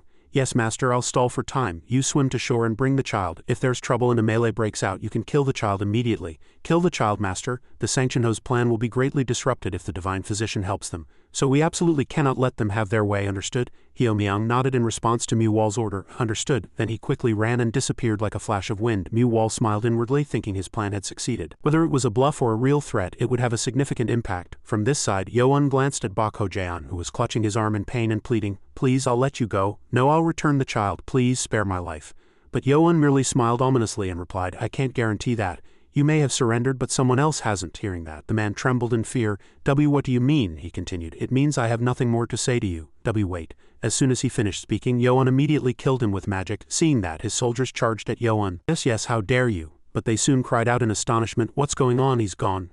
He instantly moved in another direction. How dare you try to play tricks on me? Then he once again manipulated his sword with magic, striking them down one by one. Wherever his sword flashed, they fell. Meanwhile, Hyo-myung's group seized the opportunity to quickly escape, but unfortunately all of them were spotted by Yoan. Did you think I wouldn't catch you if you swam in the river? HMPH. Suddenly lightning flashed, while Yoan manipulated the swords to relentlessly pursue Hyo-myung's group right behind him. Another man flew in and attempted to ambush Yoan from behind, but he still fended him off. Seeing his agile movements, Mu-Wal gritted his teeth and thought, how can he do that? Yoan leisurely executed his sword art, assassinating the escaping group, yet he didn't forget to turn his head and scoff. A despicable tactic. Did you think such a petty trick could break my concentration? Hyo-myung's group, pursued and terrified, shouted loudly, damn it, quickly dive! The group immediately dove into the water to avoid Yoan's sword strike. Seeing his comrades escape, Mu-Wal smiled triumphantly. Yes, even a monster who has broken through to the Yunjiang realm won't be able to maintain sword energy control from such a far distance. If only 2 of them survive, it's enough. He turned and sneered, Yoan, no matter how great you are, you won't be able to stop them. You probably know where they're going. Now go see for yourself if it's a bluff or the real thing. At that, he merely curled his lips and smiled, then continued to use magic to call Yang Ganhwa. On this side, Yang Ganhwa clasped his hands and accepted the command. Understood. Yang Ganhwa also broke out in a cold sweat, for he was currently standing on Yoan's sword. Without a moment's delay, Yang Ganhwa flew, standing on the sword. Seeing that, Mu-Wal gritted his teeth with envy. What? Yang Ganhwa sped across the water like the wind. Upon reaching his destination, he swiftly leaped from the sword. At this moment, Yang Ganhwa let out a sigh of relief and regained his composure. Yoan curled his lips and scoffed at Mu-Wal. What will you do now? My subordinate has arrived first. Hearing that, he was terrified. What nonsense is this? Can he really transport people like that with sword energy control? Then he cursed. Damn it, you're talking as if you know the child's location. He stood at the edge of the ship and asked him, isn't it the stronghold leader's quarters? What? Mu-Wal was deep in thought at this moment. The stronghold leader clearly informed me of this through telepathy, but how did he know? Could he have overheard the telepathy? He looked at Yoan, agonizing over a solution. Now the child and the divine physician are no longer the problem. The real problem is that monster. I need to keep them here and rush to the Sanctionho to report. Then he looked down at his trembling subordinates. Fortunately, one Wajong realm master has already escaped from here. So if I, along with the river bandits, launch a full-scale attack, we might be able to contend with that guy. I just need to keep him tied up here. After that, the men exchanged codes. Deputy Stronghold Leader, what are you doing? Are you just going to stand there while they kill the Stronghold Leader? There are only 3 and we're over 30 brave warriors. What is there to fear? One man gritted his teeth in anger and looked at Muwal. Are you going to break the oath between the Stronghold Leaders and our sect? I know. But how am I supposed to deal with that monster? Muwal also replied with a code. He's alone. These so-called heroes of the 18 water strongholds were just trembling with fear and staring. While exchanging codes, a strike came from somewhere, splitting his straw hat in half. Seeing that, everyone went on alert. It turned out Yoan had attacked when he was off guard. As soon as Muwal fended off his sword, a grim and threatening expression appeared on his face. But Yoan would not leave him alone. He delivered a fatal blow. As soon as he blocked the sword, his hands trembled violently. What kind of ridiculous power is this, he thought, looking around for an escape route. No, I have to escape. I'll gather internal energy behind me, then use his power to get away. But Yoan continued to slash down, testing how much he could endure. Eventually, he took a blow and was sent flying. Muwal's eyes widened, and he thought, that guy won't be able to pursue me if he leaves the divine physician's woman and his subordinate among the river bandits. Then I can escape by piercing the bottom of the ship. While he was making his escape plan, Yoan pulled him with magic and he was terrified. Gravitational pull already. Damn it! When he was pulled back in front of him, Muwal became even more enraged and shouted, You damned bastard, this position is more advantageous for me. You've made a huge mistake. Seeing him in a frenzy, he was even more satisfied. A mistake? Is that really true? On this side, Muwal began to unleash his ultimate technique. Extreme Blade Divine Martial Arts, Soaring Dragon ascending to heaven. But none of his attacks hit Yoan. Muwal gritted his teeth in anger. Impossible, the downward force should be stronger. Instantly, the saber in his hand shattered. My saber. Now it was his turn. Yoan flew up and inflicted several wounds on his body. Muwal screamed in pain, but at this moment a thought flashed through Yoan's mind. I can't let him die yet. So he slashed Muwal a few times, then landed. As he fell to the ground, Yoan stood before Muwal. His face darkened, and he thought inwardly, his straw hat isn't covering his face, but I can't recognize his face in this state. Well, it doesn't matter. As Yoan's hand touched Muwal's body, he cried out in astonishment. Wait, what are you doing? He curled his lips into a smile and replied, This. As soon as he finished speaking, he delivered a blow. His subordinates, seeing that, cried out in astonishment, Muwal, Muwal. Soon after, he lost consciousness. Yoan used magic to lift his body and brought him to Heobong. He commanded, Heobong, take care of this fellow. Understood. Having dealt with Muwal, he now turned to his subordinates. Now, hearing those words, they trembled. Yoan spoke in a low but menacing voice, It's your turn. Seeing that, they cowardly decided to retreat. Monster, everyone abandon your weapons and jump into the river. Before they could even make a move, Yoan caught them. It's no use. He manipulated all the swords scattered on the ground with magic. Yoan's eyes glowed. Nano, activate the fan system.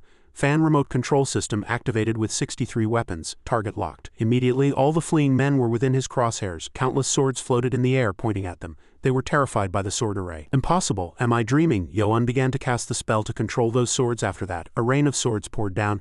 No, don't come. Everyone looked at Yoan with fearful eyes. Is that monster really a demon risen from hell? One of them shouted. Quickly cut the chains and create distance. He won't be able to do anything once his internal energy runs out. One man, clinging to a nearby pillar, suddenly heard something. It was the sound of chains clanging and sparking. He was terrified. Please break. Yoan smiled coldly and said, If you wish it so much, I'll help you. Then he immediately struck the chains with magic, shattering them. The two large ships immediately separated and continuously swayed. One man thought, good, but why is he helping us? He wouldn't save us after what we've done. After that, a rain of swords poured down once more. The ship was instantly shattered and the men on board swayed. The ship is tilting. Impossible. Can he attack even from this distance? The commander ordered, quickly drop the anchor. No, we can't. The ship, seeing the horrific sight before its eyes, slumped in despair. I was wrong. No matter what we do, we can't survive here. Blood splattered everywhere and corpses lay strewn about. Heobong smiled contentedly. This is hell. Baekji and Gamyang merely watched the scene in silence. Gamyang trembled and sobbed, as expected of the cult lord. To deal with all these river bandits in such a short time, Baekji looked at her and thought inwardly, all the river bandits are dead, so why does she look so sad? He knelt and comforted her. It's all over, young miss. Just a little more. We'll bring your child soon. At this moment, Gamyang suddenly flinched and looked at him with murderous eyes. Feeling something was amiss, Baekji coded to Heobong, I don't want to say this, but why is the person we rescued looking at us like we're her sworn enemies? On Yang Ganwa's side, one man was patrolling with a torch, but with a whoosh his neck was instantly broken by Yang Ganwa. Having finished the task, he dragged the man away, thinking inwardly, this is the 9th one. It seems everyone except the female guards and that child has boarded the ship. Seeing how luxurious this place is, it must be the stronghold leader's residence. Yang Ganwa entered the house before him. Inside there was a woman who fainted in fear as soon as she saw him. Seeing that, Yang Ganhwa quietly said, I apologize. Since you've seen my face, I can't let you live. Then he pressed the child's acupoint. I'm sorry, if you cry it'll be noisy, so I'll have to put you to sleep for a while. After that, he quickly left. Suddenly, Yang Ganhwa's eyes flashed. He landed gracefully and quickly stopped. Seeing the horrific scene before him, he realized inwardly, did he destroy all the ships in such a short time? Did he use that? Suddenly, Elder Yang Ganhwa was called from above. Heobong was waving and calling him. Over here, over here. Then the two left together. Upon reaching Youn, Yang Ganhwa bowed his head and said, I have completed the order. Youn smiled and replied, well done. Suddenly his gaze turned to Muwal. Indeed, a cult lord's skill. Holding the child in his arms, he finally realized inwardly, now I remember. I heard that the cult lord once severed half the arms of the junior cult lord candidates. Why is my right arm suddenly feeling chilly? Suddenly, Gamyang knelt and sobbed. She looked at everyone with resentful eyes. Yang Ganhwa, why is young Miss Gam acting like that? I don't know either. Her condition is quite strange, so I haven't released her acupoints yet. She looks at us as if we are her sworn enemies. Yang Ganhwa approached Gamyang and said, we have safely brought your son. As soon as she saw the child, she burst into tears again. Youn commanded, Yang Ganhwa, release her acupoints. Yes. As soon as she was struck, she screamed and Yang Ganhwa hastily covered her mouth. Young miss, what are you doing? If you scream again, I'll press your acupoints again. At that, Gamyang gradually began to listen to him. Gamyang's eyes widened and she said, did you think I would forgive you after you drowned my husband? Yes, Yang Ganhwa asked in surprise. Husband? Is young miss referring to that deputy stronghold leader? Gamyang shouted once more. That's right, you knew he was my husband, yet you laid a hand on him. Baekji, standing nearby, spoke in a low but absurd voice. This is truly unbelievable. Who would have known those tears were tears of sorrow? She continued in anger. You relied on your strength to cruelly kill those brave warriors, didn't you? You truly are a devil. Hearing those words, Heobong couldn't help but exclaim, is that woman crazy? Youn merely curled his lips and said, a devil. Then he turned on the system to examine her condition. Nano, why is she siding with the river bandits? The system immediately provided information. She is suffering from Stockholm Syndrome. My lord, Stockholm Syndrome refers to a phenomenon where victims under extreme fear and pressure mentally sympathize with and actively support their captors. If this symptom worsens, the victim may form an emotional bond with the captor. So this sort of thing happens too? It turns out everything was related to those wicked fellows, he thought inwardly. So after the divine physician's woman was kidnapped, she formed a strong bond with the deputy stronghold leader of Yang Hachai. It turns out that was true. Then he inwardly sympathized with her. Many sacrifices were made, but on second thought it was worth it. They incurred the divine physician's hatred, so everything won't go according to their plan. Gamyang still shouted in anger. The purpose of you coming to rescue me with my grandmother's consent is obvious. You clearly intend to ask my grandmother to save someone, Yang Ganhwa replied at this time. Young Miss Gam, please calm down. We heard that you were kidnapped, and moreover they threatened us with the child, so we didn't properly assess the situation for a moment. But she still did not change her mind and looked at them with hateful eyes. Do you think saying you didn't know will be the end of it? Let me tell you clearly. You will never get what you want? Heobong asked in surprise. What do you mean? Gamyang gritted her teeth and replied, I will stay here. I will not go anywhere. If you try to drag me away by force, I will persuade my grandmother to prevent you from achieving your goal. You too should lose someone you love. That night, the atmosphere was tense due to Gamyang's situation. Heobong suddenly burst into laughter and said sarcastically, how amusing. Does young miss think we're like the righteous faction? If not, then young miss doesn't know our cult lord. Hearing those words, she was slightly flustered. Cult lord? On this side, Muwal was tied up but still narrowed his eyes, listening to their conversation and guessing inwardly. Cult lord? In the Central Plains martial world, only one person uses the title cult lord. Could it be that guy? Youn spoke. Does young miss think she's the only one who has lost a loved one and suffered? He looked at her with sharp eyes. Whether young miss cherishes or has fallen in love with her kidnapper, that has nothing to do with me either. But Gamyang now was like a crazy person, pretending to be an innocent victim and refusing to listen to anyone. No matter what threats you make, my resolve will not change. My grandmother will surely. Youn curled his lips as if devising a scheme. The dead tell no tales. Gamyang finally understood the hidden meaning in his words. She looked at Muwal with terrified eyes. Youn spoke. Elder Yang, what do you think of these words? He immediately replied. This subordinate does not know either. It is common to kill hostages during a melee. They would only be grateful to recover the family's body. Although the divine physician will be sad, we have no other choice. Hearing this much, Gamyang began to feel afraid. Wait, surely you're not really going to kill me. Weren't you here to rescue me? Youn prepared to kill her. He said with a mocking voice, that's right, we came to rescue you because you are the divine physician's granddaughter. Beyond that role, you are nothing. And it was you who abandoned that role yourself, wasn't it? Gamyang was flustered, tears welling up in her eyes. That's Youn, not wanting to hear more, quickly made his move and she was instantly struck. She collapsed to the floor. Having finished his task, he turned to Yang Ganhwa and said, it's fortunate that the elder put the child to sleep. Seeing that, Muwal, who had just woken up, immediately pretended to faint again. He thought inwardly, that crazy bastard, did he really kill the divine physician's granddaughter? At this moment, Yo-un approached him step by step and with his hand grabbed Mu-Wal's neck. Did you think I wouldn't know just because you closed your eyes? He trembled all over in fear. Yo-un said in a cold voice, now it's your turn. At the same time, the stronghold leader of Yonghachai walked step by step through the quiet night and suddenly stopped by a bonfire. He looked around and inwardly sensed presences. Strange, by this time those fellows should have returned to rest. Well, it's not my business anyway.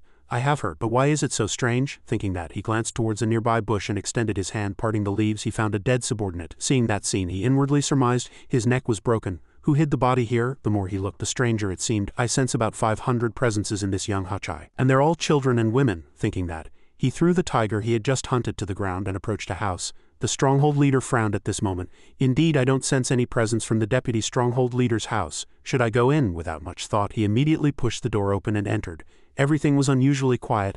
The stronghold leader continued to knock on the doors of nearby houses, and a person came out and shouted at him, "What in the middle of the night?" But as soon as they saw his face, they immediately trembled and stammered, "Gee, great hero, what brings you here?" The stronghold leader growled and asked, "Where is Lady Gam?" The man stammered, pointing with his finger. "Lady Gam is currently on the ship docked at that ferry." Hearing this news, the stronghold leader smiled. "Thank you, so that's it. Thank you." Then he turned and left. The man who had just faced the stronghold leader immediately collapsed, his face showing clear distress. My heart almost stopped. I need to move elsewhere quickly. If I provoke that young man, that monster will appear directly. Scene changed. The Sanctionho, a secret organization of the Orthodox faction, united to create a clear blue sky. The organization was led by 5 chiefs, including the Heavenly Chief, Earth Chief, Mu-Wal, Yin Chief, and Yang Chief. Orthodox warriors who followed them joined the Sanctionho, and their goal was to create a world where no unrighteous individuals existed. All of the above was Mu-Wal's statement. With his face covered in scars, he painstakingly spoke word by word. That is the structure of the Sanctionho. Yang Ganhwa sighed. I never knew there were such radical individuals among the Orthodox factions. They're truly insane. Suddenly, Haobong angrily burst out. Even if that's your Orthodox world, the idea of killing everyone associated with the unorthodox in our cult seems rather absurd. Even Bekgi's expression sharpened at Mu-Wal's words. I didn't know you would stop at nothing to achieve your goals. You are not worthy of the name Orthodox faction. Yo-un thought, heaven, earth, man, and yin-yang, exactly what I'd expect from the Orthodox faction. He snapped his fingers and asked, are the 5 chiefs ranked? He replied painfully, and no, all are equal except for the head chief. He continued to ask, then who are they? But Mu-Wal seemed unable to speak further at this moment. Yo-un also couldn't help but think, although his dantian was destroyed, he's a Wajong realm master, so his mental endurance is still very good. Even after drinking more truth serum than others, he's still holding out this much. After a long time of groaning in pain, Mu-Wal finally confessed, the Heavenly Chief is Namding Jiang of the Namding clan, the Earth Chief is Yanunja of the Wudang sect, and the Yin Chief is Dang Pil-Su of the Sichuan Tang clan. As soon as he heard that, Yang Ganhwa was surprised. Namding Jiang? At this moment, Mu-Wal struggled even more and continued to scream. Yang Ganhwa, the opponent's brain is damaged from drinking too much truth serum. Yo-un frowned. Is he still resisting the truth serum? He rolled his eyes, painstakingly uttering the last few words. This chief is Bang Mu-Wal of the Hebei Bang clan. The situation was urgent at this moment. The system displayed a notification that the opponent's breathing was weakening. Yo-un gritted his teeth, trying to keep him in a normal state. Damn it, since his dantian is destroyed, injecting internal energy is like pouring water into a bottomless pit. But I must make him hold out until he reveals the head chief's identity. After a long time of effort, he returned to a normal state. Yo-un raised his hand and asked, listen carefully, who is the head chief? He replied with hazy eyes. Oh, only the young lord. He finished his words and bowed his head, taking his last breath. He has passed away. At this moment, Yo-un turned to Yang Ganhwa and asked, does his last statement mean that Namding Jiang knows the identity of the Sanctionho's head chief? Yang Ganhwa replied, perhaps so. This information is quite useful, but it will still be very difficult to find out the person's true identity. Having finished his reply, he fell into thought. Both Yanunja of Wudang and Dang Pil-Su of Sichuan Tang clan are renowned throughout the world. But Namding Jiang, the clan head of the Namding clan, is the leader of one of the 5 great martial clans and is known as the Heavenly Mandate Swordsman. Moreover, before becoming a chief of the Sanctionho, he was one of the 3 heroes among the 17 heroes of the Orthodox Martial Alliance and also the commander of the demonic Punisher Squad. Hearing that, Yo-un turned his head. It will be difficult, but anyway, we have enough information. At his words, Yang Ganhwa thought inwardly, Cult Lord, a suspicious person has appeared. It seems to be from the Sanctionho. Suddenly, Yang Ganhwa signaled them to be quiet. He whispered to everyone. Just as he said, rapid footsteps were heard from a distance like the wind. It's the stronghold leader, he's here. Yang Ganhwa shouted a warning to everyone. Inside the ship, his figure was faintly visible in the nearby bushes. As soon as he saw them, he muttered, 6 people. The stronghold leader frowned and fell into deep thought. I only sense the presence of 2 people, excluding the dead. He suddenly widened his eyes. What is this? Lady Gam. Seeing his wife murdered and lying on the floor, the stronghold leader roared in anger. Did you kill her? After those words, he immediately drew his sword, ready to avenge Gam Myung. Seeing the sword in the stronghold leader's hand, Bekgi was slightly surprised. A great sword. The stronghold leader did not speak much and immediately swung his sword and rushed towards Baek Ji. But fortunately, Yang Ganhwa blocked the attack on Baek Ji's behalf. Seeing Yang Ganhwa's moves, the stronghold leader frowned. That guy's sword chi. Yang Ganhwa on this side also growled as he looked at him. Is he a transcendent master? So the two attacked each other and charged, and the unyielding Yang Ganhwa immediately launched a surprise punch. The stronghold leader's eyes momentarily showed a hint of surprise. As his punch landed, the stronghold leader was pushed back. He curled his lips and said, "Damn it, I intended to deal with the weakest one first." Baek Ji frowned and asked, "What the weakest?" Yang Ganhwa turned around and signaled, "Unit leader Baek, don't let your guard down. That guy is a level above you." "What? A level above?" Yang Ganhwa inwardly rummaged through his memories. "I'm sure I saw you using 2 swords somewhere." Thinking this far, he finally realized who the opponent before him was. Surely that's the peerless swordsman, one of the 5 great masters, Northern Righteous, Southern Demonic, Eastern Brawler, Western Tyrant, and Central Twin Blades. Since when people had traditionally referred to 5 peerless experts in that manner. Northern Righteous Du Rim Mok, the sect leader of the Orthodox faction and the leader of the Martial Alliance. Southern Demonic Ju Qian Wujan, the successor to the title of Grand Cult Lord Qian in Ji. He subdued the Unorthodox Alliance in the Battle of Guzhou Province. Western Tyrant Wang Hangyin, who seized the position of leader of the Unorthodox Alliance after fierce internal battles within the Unorthodox faction. Eastern Brawler Shin Akui, not much information but known as a master of unarmed combat. Finally, the peerless swordsman Wang Jian. He was originally one of the 10 great tyrants of the Central Plains, and now one of the 9 tyrants. The 18 water strongholds were formerly known as the 30 water strongholds. There was a time when tens of thousands of river bandits controlled the Yellow River, striking fear into government troops and warriors. Then one day, Wang Jian's wife was murdered, and in his rage he killed over 3,000 river bandits after that incident. His anger towards the Unorthodox Alliance grew and he killed countless people. Because of this, he was severely criticized by the Orthodox Martial Alliance. After that, no one saw him again. The stronghold leader's side, he was sweating profusely, frowning and thinking, his words were right, I really shouldn't use these 2 great swords unless absolutely necessary. Now I've been exposed. What should I do? That one-eyed guy seems stronger than me. Although I'm angry that Lady Gam died, I can't do anything. Is that the only way? Thinking this far, the stronghold leader suddenly had a good idea and continued to flee. Fleeing is the best option. The stronghold leader's speed was truly fast, and in an instant he left Yoan's group far behind. He ran, turning his head to check the situation behind him. Surprisingly, Baek Ji caught up with him. Baek Ji shouted, "Where do you think you're going?" Baek Ji immediately launched a punch directly at the stronghold leader with his bare hands. Seeing that, the stronghold leader also immediately blocked it. He's not falling behind at all. Baek Ji swung his leg and kicked the stronghold leader in the face. In a disadvantageous situation, the stronghold leader frowned and thought, this is the kid I was aiming for. His realm seems lower than mine, so why does he dare to challenge me? Baek Ji placed his hand on the ground, winding up for a spinning kick towards the stronghold leader's face. At this moment, the two stood facing each other, one with a sword, the other unarmed. At this moment, both were pushed back. The stronghold leader curled his lips into a smile. He looked at Baek Ji with sharp eyes. Quite good, Baek Ji thought with a hardened expression. That guy must have broken through to the transcendent realm. He's a level above me, and to use such a large sword so skillfully, I need to find an opening. Suddenly, the stronghold leader spoke. Hey you leg user, I'm not running because I'm afraid of you, I'm just busy. Seeing him take a stance, Baek Ji gritted his teeth and said, You surely? Before he could finish speaking, the stronghold leader delivered 2 blows. As his blows struck the ground directly, the ground exploded. Dust filled the air. Taking advantage of the obscured vision from the dust, the stronghold leader quickly flew away. As he fled, he turned his head and looked at Baek Ji thinking, I don't want to fight a peer I just met anyway. Since they recognize the peerless swordsman, I need to go back and report to him quickly.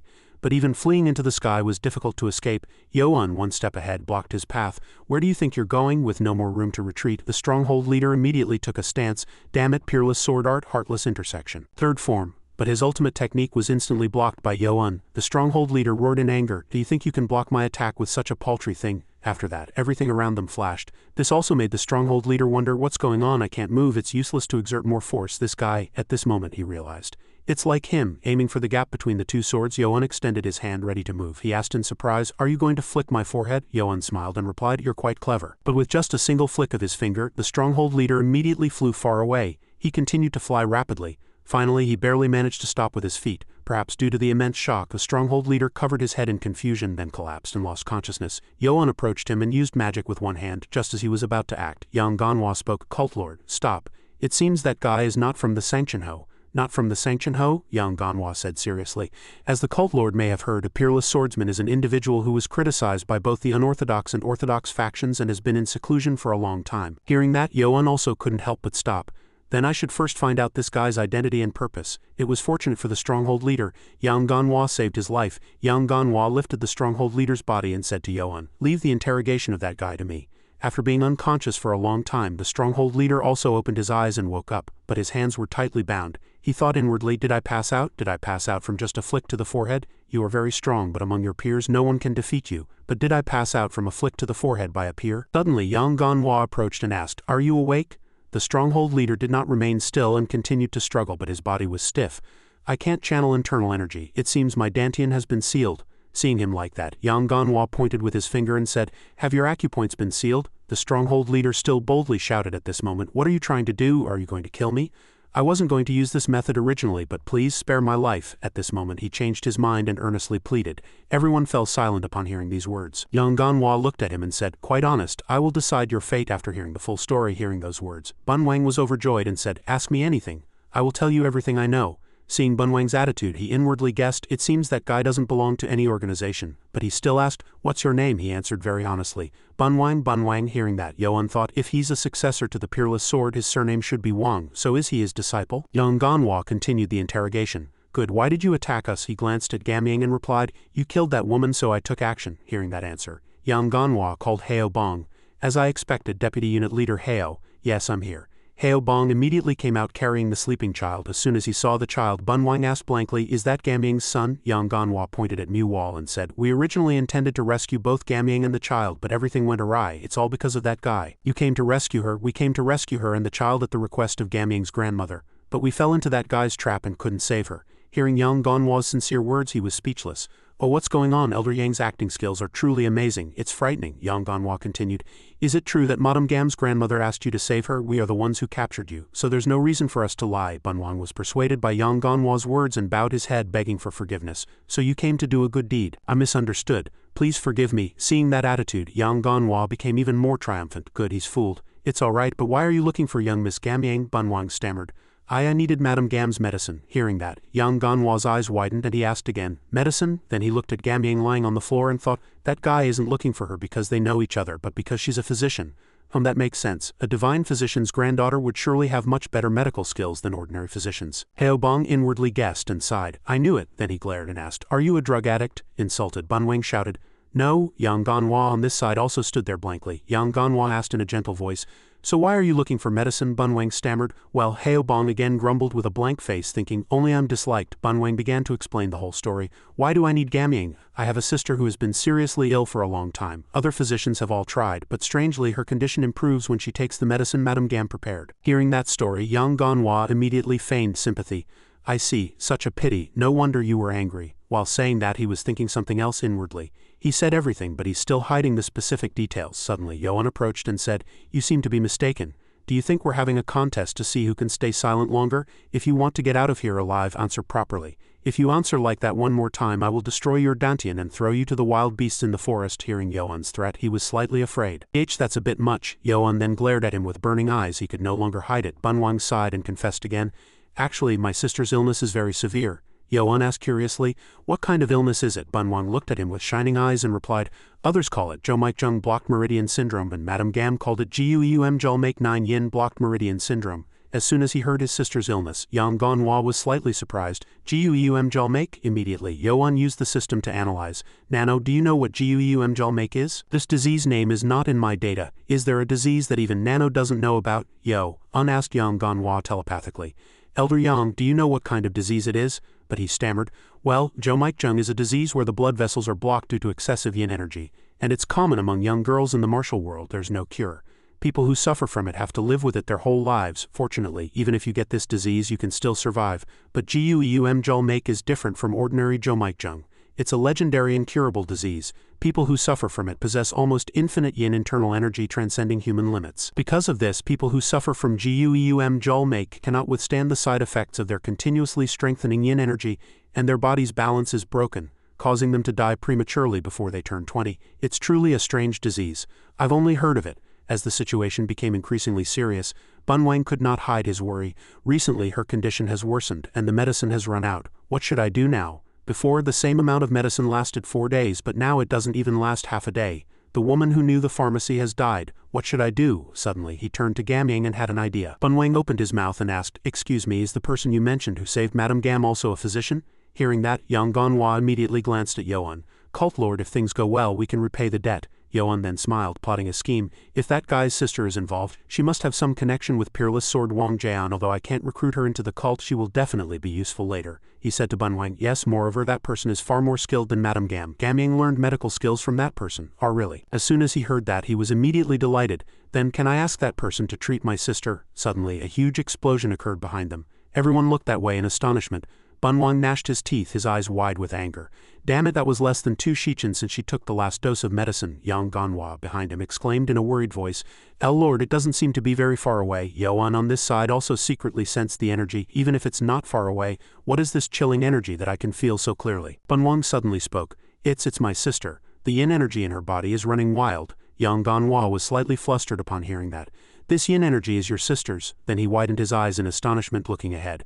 I heard that people with Gueum Jul make have abundant yin energy, but I didn't expect it to be this much. At this moment, Bunwang pleaded in an imploring voice, please release me. If I don't immediately seal her acupoints to calm her, she will be in danger. Hearing the plea, Yoan immediately granted his wish as he brandished a few moves. The ropes binding Bunwang's body immediately snapped. Then Yoan commanded, you lead the way. Bunwang also nodded in agreement. Yes. Before leaving, he didn't forget to turn his head and say, Baekji, only you need to follow me. Elder Yang and Heo Bang, stay here and protect the child. Understood, Lord. As soon as he finished speaking, the 3 of them immediately departed. They darted through the forest like arrows, moving swiftly. They flew like shadows, leaving no trace. Baekji glanced and thought, it feels like winter has arrived. If I don't circulate my internal energy, I'll freeze to death. The 3 of them finally arrived at the place where Bunwang's sister had appeared. As soon as he saw her, Yoan was astonished. Everything around was covered in white frost, and the woman's entire body was covered in a cold aura. Her eyes had turned white, looking very dazed. Seeing her, he immediately felt it. Even the air around her is moving. This true energy is truly terrifying. At this moment, Bunwang shouted, Sister! Shouting, he rushed towards her. As expected, I need to seal her acupoints and block the true energy in my sister's body. Wait! As he approached, he was suddenly pushed back by the aura. He hastily covered his face with his hands. It's too cold. I'm operating my 10th level internal energy, but I'm still trembling all over from the cold. The cold energy is on a different level from when she last flared up. Then he still tried to approach Yun step by step. Sister, wake up, it's your brother. At this moment his heart was filled with guilt. I'm sorry, sister, I need to subdue you first. Just as he was about to touch her body, Yun unexpectedly turned her head, leaving him blank and his eyes wide in astonishment. Damn it, my sister's pupils. Suddenly, Yun grabbed Bunwang's hand tightly and his hand instantly froze. Bunwang cried out in pain, Sister, what are you doing? Stop. But Yun's eyes only showed a cold indifference, like ice and snow. He realized at this moment, damn it, I'm operating my internal energy, but this strong yin energy is piercing through it. If this continues, my whole body will freeze. Having no other choice, Bunwang immediately bent his legs, ready to attack. I'm sorry, sister. But Yun quickly created an ice shield to prevent him from hitting her. Bunwang was immediately astonished, gritting his teeth as he assessed the situation. What? The surrounding frost gathered and blocked my kick. She continued to launch successive attacks at him. As Yun's hand touched him, Bunwang's body gradually froze. He stared intently into her dazed eyes, trying to find a way to escape inwardly. She's having a flare-up and doesn't recognize me. If this continues, I'll freeze to death. Just then, a figure suddenly leaped down from above them. A man stood tall before them, and because of the cold air, Yoan's words resonated softly. That's enough. Yun suddenly released Bunwang's hand, which she had been holding tightly. Then she suddenly rushed towards Yoan. Bunwang hastily overcame the pain in his throat caused by the cold, shouting to warn Yoan, it's dangerous, it's the cold energy. Yun's eyes suddenly widened, staring intently at something in front of her. Yoan was tightly gripping her wrist, but instead of freezing, it was emitting a strange heat. Bunwang behind him was blank at the sight before him. That guy not only blocked the cold energy but melted it. That guy's internal power is truly profound. Yoan raised the hand that was operating the power towards Yun and growled, I told you to stop. But she quickly created a solid ice shield in front of her to block his attack. Yoan frowned, astonished and amazed. Can Frost create such a solid ice shield? Truly a strange ability. His hand dug deeper into the ice shield, finally creating a large crack.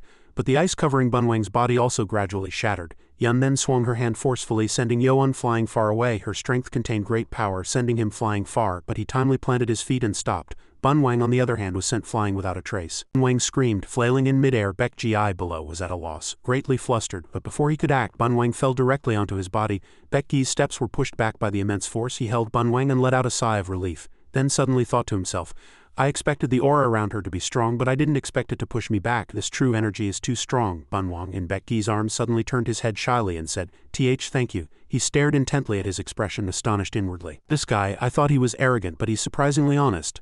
Bunwang, completely unaware of what Baekji was thinking, blushed and mumbled, how embarrassing. The cold energy from his body suddenly surged, and Bunwang bent over in pain. Just then, Baekji's hand suddenly reached behind his back, and with hot true energy it eased the pain caused by the cold energy. Bunwang glanced at him happily and praised, "You're really amazing." Baek Ji blushed and quickly reminded him, "Stop talking nonsense and quickly circulate your energy to melt the cold." Bunwang then spoke loudly to the battlefield with a serious expression again. But there's no time for that now. If we don't stop my sister, something even more terrible will happen." He irritably recalled last time she wasn't alone, so we managed to stop her before the yin energy completely flared up, but this time it happened when that person wasn't here. If not for that person, no one would be able to handle that child's yin energy. Suddenly, a sight on the other side astonished Bunwang, making his eyes widen. "Huh?" Yoan was focusing intensely, continuously sending streaks of sword light towards Yun. Bunwang was blank at the situation over there. "He was there. He's much more monstrous than I thought." Baek Ji behind him spoke in a low voice but then immediately contradicted himself.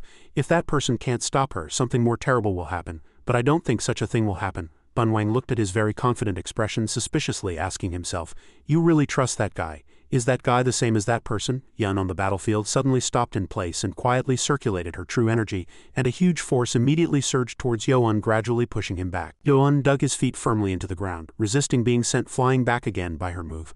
"Is that guy's internal energy limitless? He's emitting such strong true energy, yet he can still get stronger. The aura that guy creates is completely different from that of martial artists who cultivate internal energy."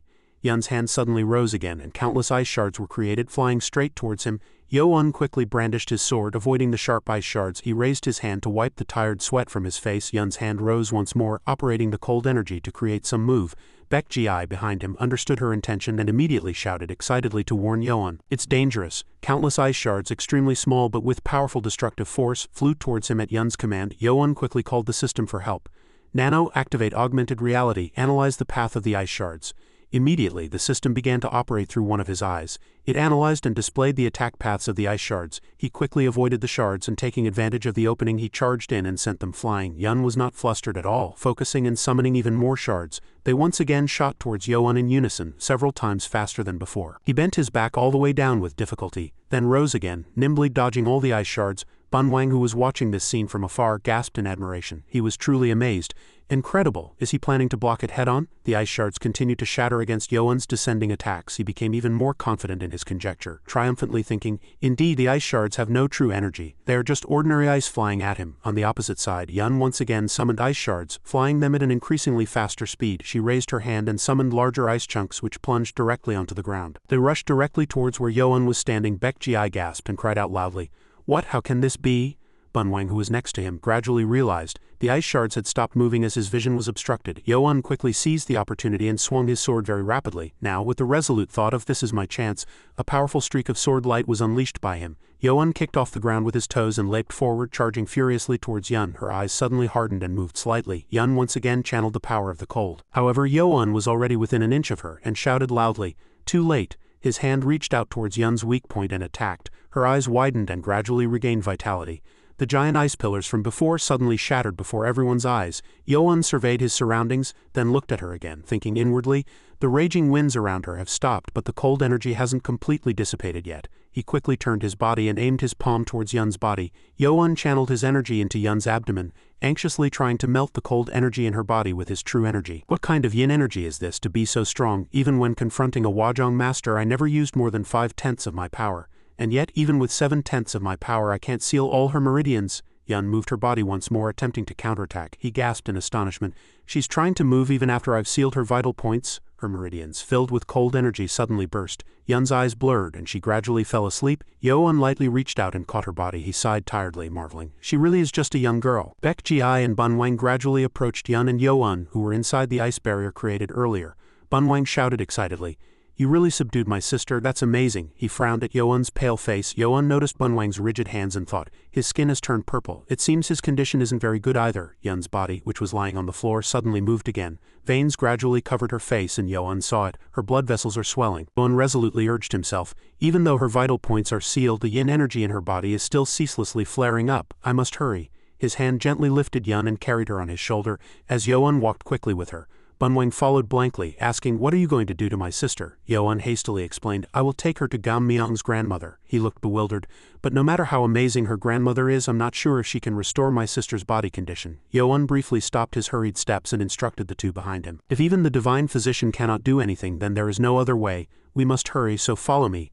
Bunwang still had many questions he wanted to ask, but Yoan had already shot forward like an arrow. "Huh, a divine physician? Where is she? At this moment Baekji suddenly spoke up and explained, Gam Myung's grandmother is the divine physician. He immediately widened his eyes in astonishment. What? Bunwang gritted his teeth and thought inwardly, I brought her medicine many times, but I never heard her say such a thing. It would have been good if I had known earlier. He suddenly recalled something, realizing at this moment, and thought inwardly, no wonder she asked me to forgive her in exchange for making the medicine. It's natural that she didn't say anything. She had to live too. Baekji glanced at his blank expression and, unable to hold back, urged him loudly, don't just stand there blankly, hurry and follow us. The next scene showed Yoan returning to the rest of the group who were waiting for him and quickly finding a boat. Fortunately, it was just dawn, but there was a boat, so they safely crossed the Yellow River. They quickly rushed towards the branch's gate. After crossing the river, they continued to use their Lightfoot skills without resting. In the early morning, they arrived at the Heavenly Demon Cult's branch in northern Hunan. Numerous people ran out and knelt before them. The man at the front, along with his subordinates behind him, respectfully cupped his hands to his chest and shouted, This humble subordinate greets the cult lord. Long live the cult lord, long live, long live. Numerous people continued to repeat the same phrase to Yoan. Long live the cult lord, long live the cult lord, long live. Bunwang was astonished once again. I knew he was very strong, but for him to be the cult lord of the demonic cult, he must have used a body transformation technique to be so young. Yoan, on the other side, was not one for many words and quickly got straight to the point. The situation is very urgent. Where is the divine physician now? The man standing at the front quickly answered him. Yes, the divine physician is currently in the first guest hall. He quickly turned and walked, but did not forget to instruct them. Elder Yang and Unit Leader Beck, please move the child and her body to another guest hall and wait. Everyone shouted loudly in unison, understood. The group was guided by the man to the door of a branch, and the man pointed to a group of people happily eating and drinking, announcing, Ah, there she is. As soon as Moon-gyu saw Yoan, she excitedly stood up and called out loudly, Cult Lord. She quickly ran out and greeted him with an eager voice. You've returned. Moon-gyu's step suddenly faltered, and she looked at the woman lying on Yoan's shoulder with a complex expression. Moon-gyu hesitated blankly and called out, Cult Lord. She looked bewildered and frowned. Who is this young lady? After a moment, everyone held their breath, waiting for Gamsu to diagnose Yun. She held Yun's hand, carefully listening to her faint pulse. Heo Bong and Moon-gyu suddenly met each other's eyes and communicated telepathically in worry and surprise. So the Cult Lord intends to bring her here to make her indebted to him. Moon-gyu suddenly smiled in relief and murmured softly, Is that right? Indeed, the Cult Lord I know is not such a person. She happily looked at the woman lying on the bed and thought inwardly, at first glance she only seems to be an ordinary patient, and what's more, a beautiful woman with skin as white as snow, which made me very concerned. As expected, the Cult Lord is not a man who is swayed by beauty. Heo Bong suddenly raised his hand, thinking for a moment, then quickly sighed and said, it just occurred to me I once read in a book that this disease called 9-yin blocked meridian syndrome can be alleviated if there is someone with extremely strong yang energy to balance the yin and yang. Moon-gyu looked at his strange words with a bewildered expression. Balance of yin and yang. His face suddenly turned inappropriately red. That refers to sexual intercourse between a man and a woman. Moon-gyu angrily glared at Heo Bong and retorted, What nonsense are you talking about? Don't lie, you're caught. Yoan on this side helplessly listened to their conversation. Heo Bong playing tricks again. I can't even tell them I'm eavesdropping on their telepathy. Gamsu on the opposite side suddenly sighed with a complex expression. She irritably spoke, 9-yin blocked meridian syndrome. I never thought I would see this disease again in my lifetime. Bunwang, who was next to her, quickly asked, Is my sister's condition very bad? Gamsu looked at Yun's pale face on the bed and speculated who had prescribed the medicine for her. But it seems someone temporarily prescribed her medicine to boost her yang energy. That's why she was able to survive. Bunwang turned his eyes towards her, thinking inwardly, that person is your granddaughter, and I want to say that. Yoan suddenly whispered to him, If you want her to be treated, it's best not to speak carelessly. Bunwang immediately composed himself and bowed his head, thinking it's better not to say anything for now. He suddenly approached Gamsu and asked, You just said you never thought you'd see this disease again, so have you treated it before? But she suddenly shook her head and refuted him. Bunwang immediately stood up excitedly and shouted, No, what do you mean you've never treated this disease before? That's right. Gamsu sighed and irritably shouted, Hey young hero, I haven't finished speaking yet. She bowed her head and murmured in recollection, The first time I diagnosed 9-yin blocked meridian syndrome was 30 years ago. At that time I basically learned how to treat it.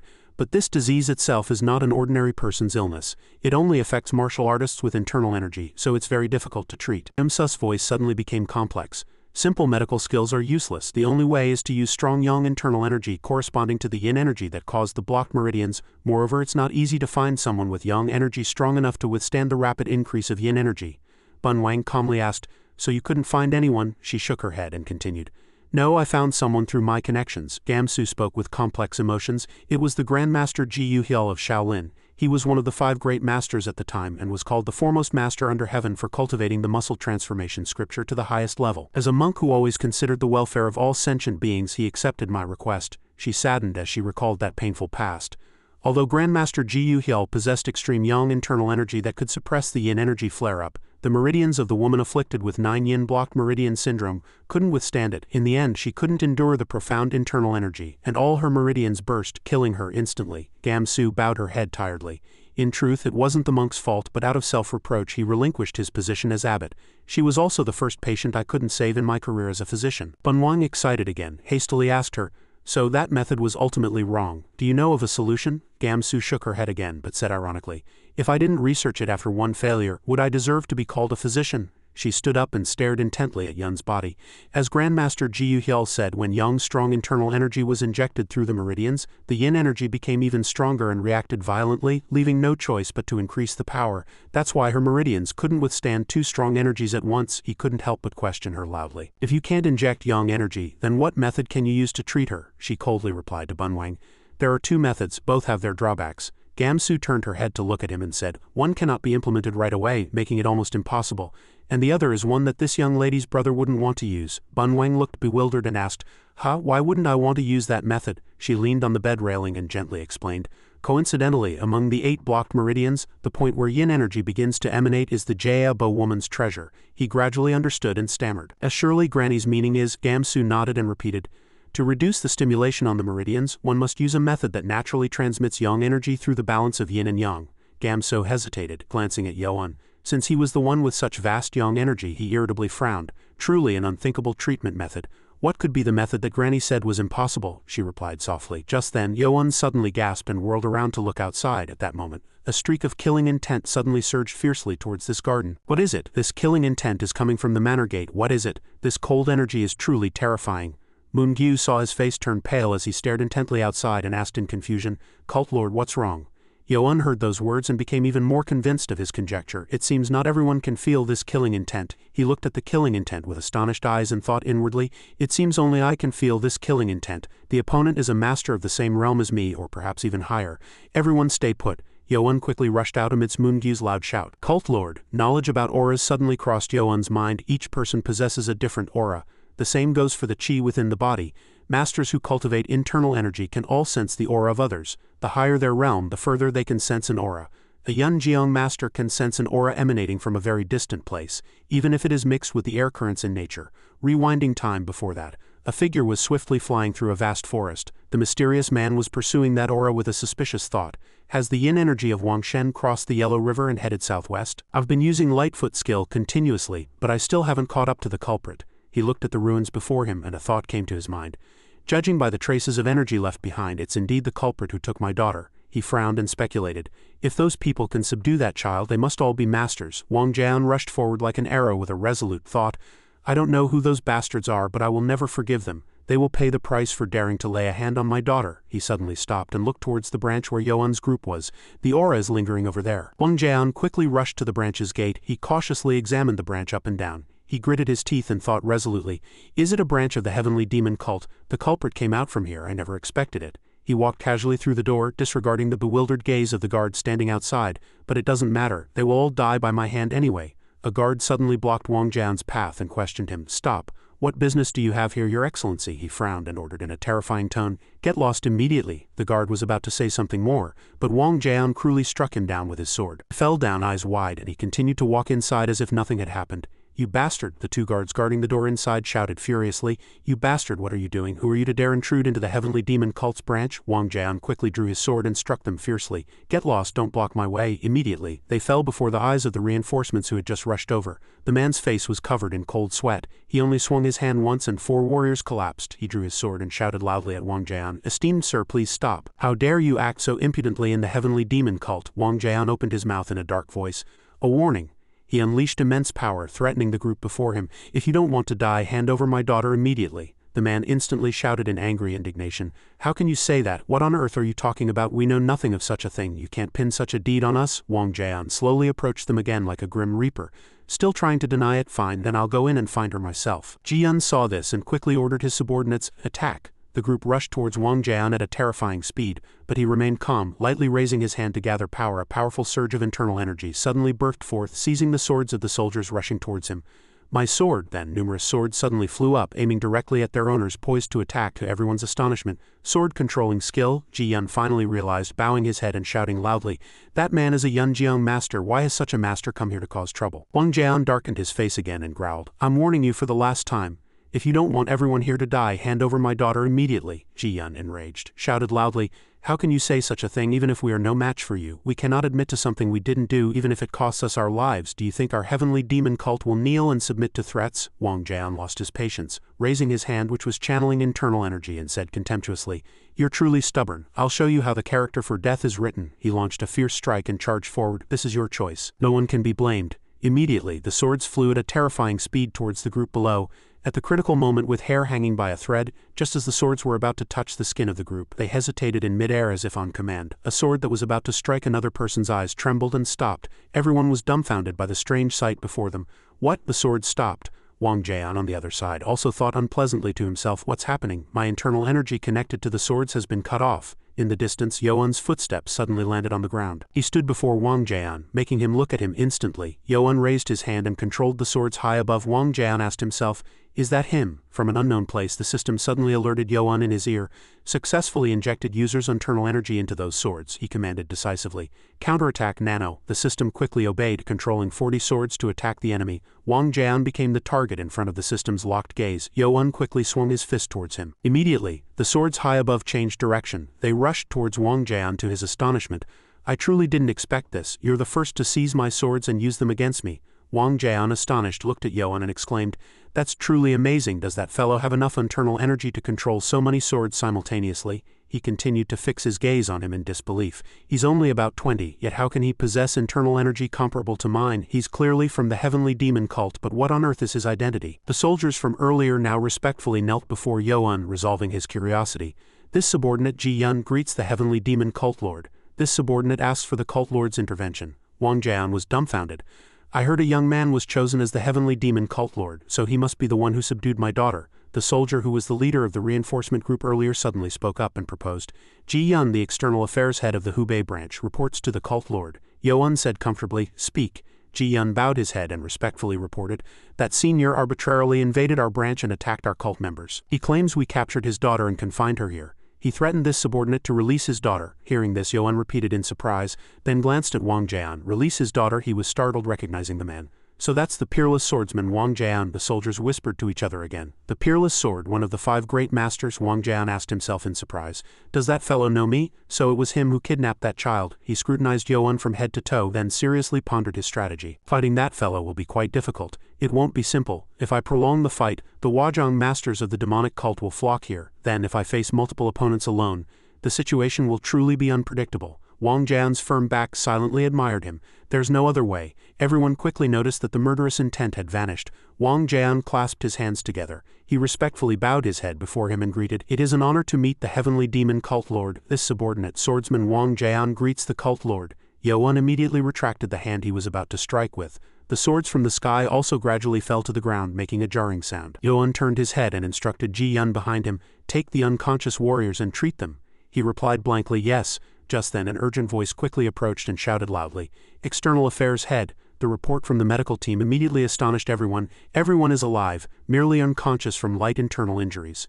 Yuan heard that and respectfully said to Wang Jian, "Thank you for resolving this matter." He sighed tiredly and thought to himself, "I could feel the children's aura, but there's no need to incur resentment due to a hasty assumption. I merely intended to warn and teach a lesson to the one who subdued my daughter, but who knew it would be the cult lord of the demonic cult."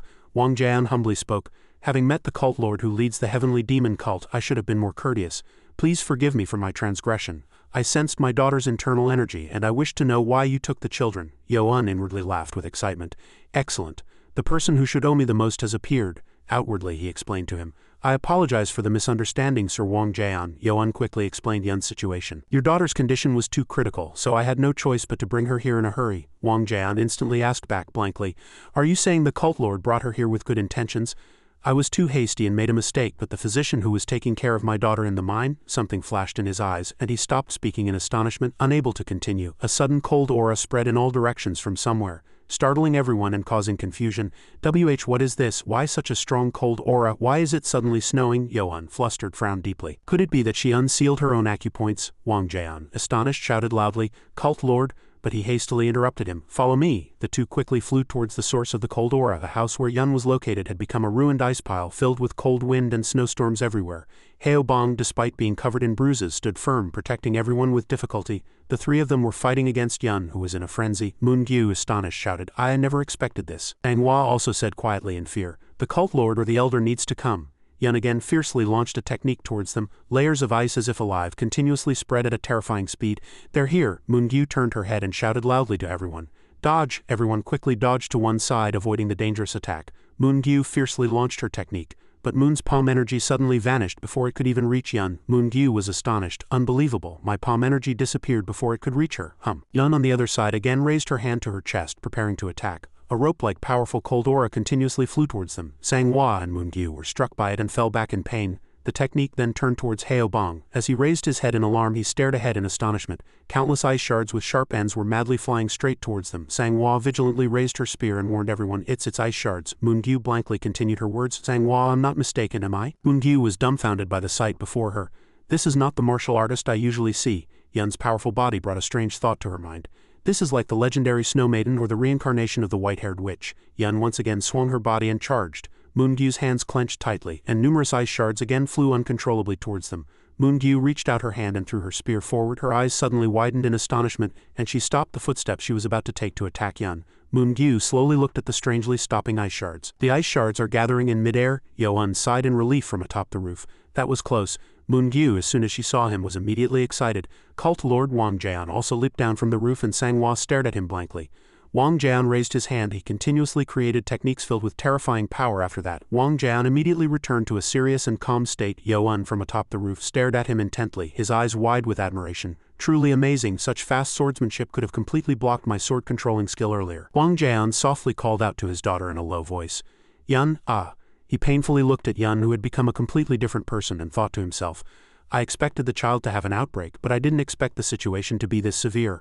I need to hurry. Wang Jian's body quickly rushed forward, pushing his entire body forward. Yun also began to create powerful layers of ice to block his path, but Wang Jian was still able to pierce through the ice layers and rush towards her. His fingers moved with his body, waiting for an opportunity to seal Yun. She continuously retreated and evaded, but some meridians in her body burst.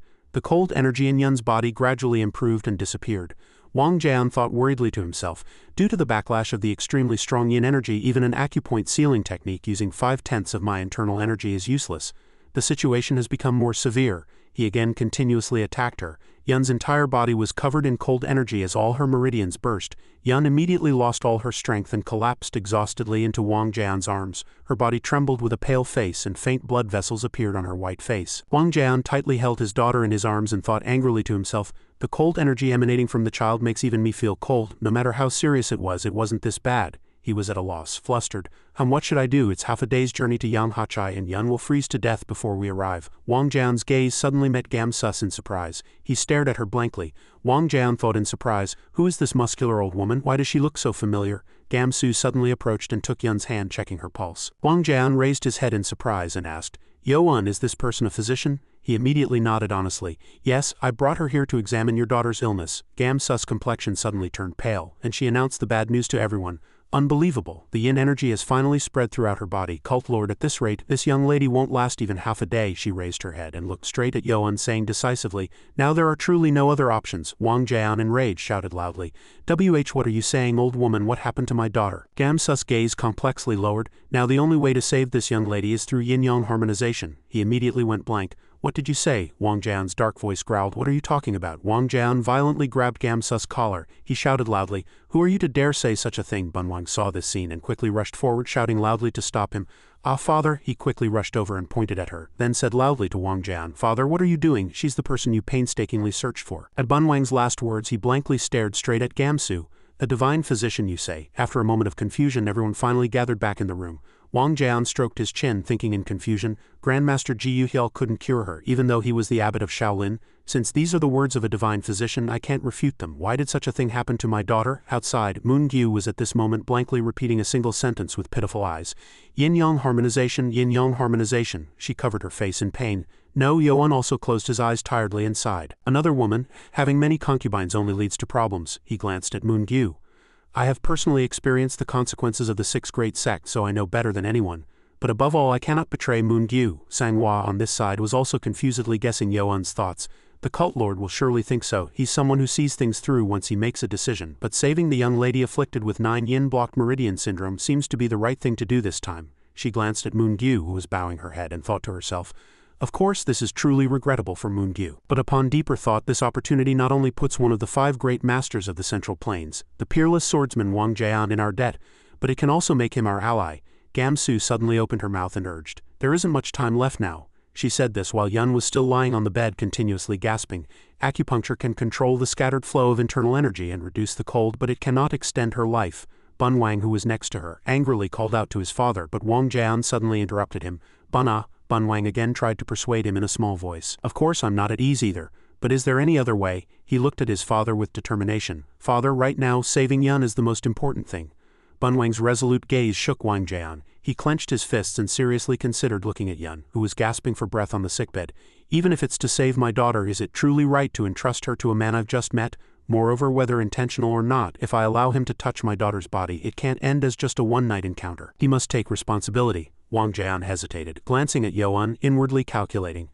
I have to entrust my daughter to him, although he is of very high status and possesses martial prowess comparable to one of the 5 great masters. But he saw Yo-un continuously glancing towards Moon-gyu and understood everything. Though he doesn't show it, he must surely care deeply for that young lady. She's also from a prestigious family of the demonic cult, so she's bound to be the cult lord's wife. Wang Jian couldn't help but inwardly lament. My daughter, the daughter of Wang Jian, won't be the official wife but a concubine of the demonic cult lord? He wrestled with his thoughts again.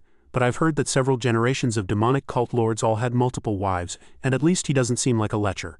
Yun's breathing suddenly became audible again, and he turned his head in surprise. Wang Jian gritted his teeth and made a decision. Wang Jian, you truly are foolish. Right now, saving Yun is the most urgent matter. He clasped his hands together solemnly before Yo-un. Wang Jian respectfully pleaded with him. Heavenly Demon Cult Lord, I, Wang Jian, have never asked anyone for a favor in my life, but today I must break my own principles. His body sank heavily to his knees. Yo-un was flustered and immediately went to help Wang Jian up, but he firmly shook his head. Sir Wang Jian, what are you doing, sir? Please get up. Wang Jian pleaded softly in a desperate voice. Please save our Yun. He bowed his head firmly to the ground. This is not as one of the 5 great masters, but as a father earnestly asking the cult lord. Yo-un frowned in embarrassment and thought, if I refuse when he's begging, even sacrificing his pride, let alone owing a favor, he will probably become an enemy. He seriously weighed the pros and cons of this transaction in front of everyone. Of course I'm not afraid of him becoming an enemy. I would lose the opportunity to gain one of the 5 great masters, but I must not let the disaster of the 6 great sects repeat for the cult. Yo-un hesitated and thought, it won't happen, but if another woman besides Moon-gyu becomes pregnant, as if reading his mind, the system displayed a notification. If you wish to prevent pregnancy, you can activate the vasectomy function. His eyes widened in surprise. What? Vasectomy? The system quickly explained. The vas deferens is the passage through which sperm travels. Nanomachines in the body can block the vas deferens more effectively than surgery. Yo-un helplessly thought to himself, can such a thing really exist? But he still hesitated and turned his head. But still, Moon-gyu. Suddenly, Moon-gyu sent a telepathic message to Yo-un. Cult Lord, she puffed out her cheeks and said unhappily, I'm in a lot of pain right now. My heart feels like it's being torn apart. Yo-un glanced at Moon-gyu with a pained heart and softly called out, Moon-gyu. Moon-gyu understood the situation and spoke words she didn't mean to reassure him. But before I am a woman who stands shoulder to shoulder with the cult lord, I am also a member of the great heavenly demonic cult and your loyal subordinate. Of course I see no reason to refuse something beneficial to the cult. She tilted her head slightly and smiled, but tears were welling up in her eyes. I know the cult lord is worried about me, so please accept Sir Wang Jian's request. Yo-un resolutely declared, Moon-gyu, if you don't want it, then I won't. Sang-hwa next to him was bewildered. Are they speaking telepathically? Moon-gyu complained. I don't dislike it. She looked at the pitiful sight of Wang Jian bowing his head before Yo-un for his daughter. But he's doing so much for his daughter. If I had a father, he would surely do the same, and besides, Moon-gyu admired. That young lady is so beautiful it would be a pity for her to die from 9 yin blocked meridian syndrome. But Yo-un suddenly shouted unhappily, and her face turned red. What's beautiful? To me, you, Moon-gyu, are the most beautiful in this world. Moon-gyu puffed out her cheeks and turned away in a huff. Don't say such embarrassing things so easily. You're just saying that because you feel sorry for me. Yo-un still repeated sincerely, it's true, you are always my top priority. She frowned and looked at him directly.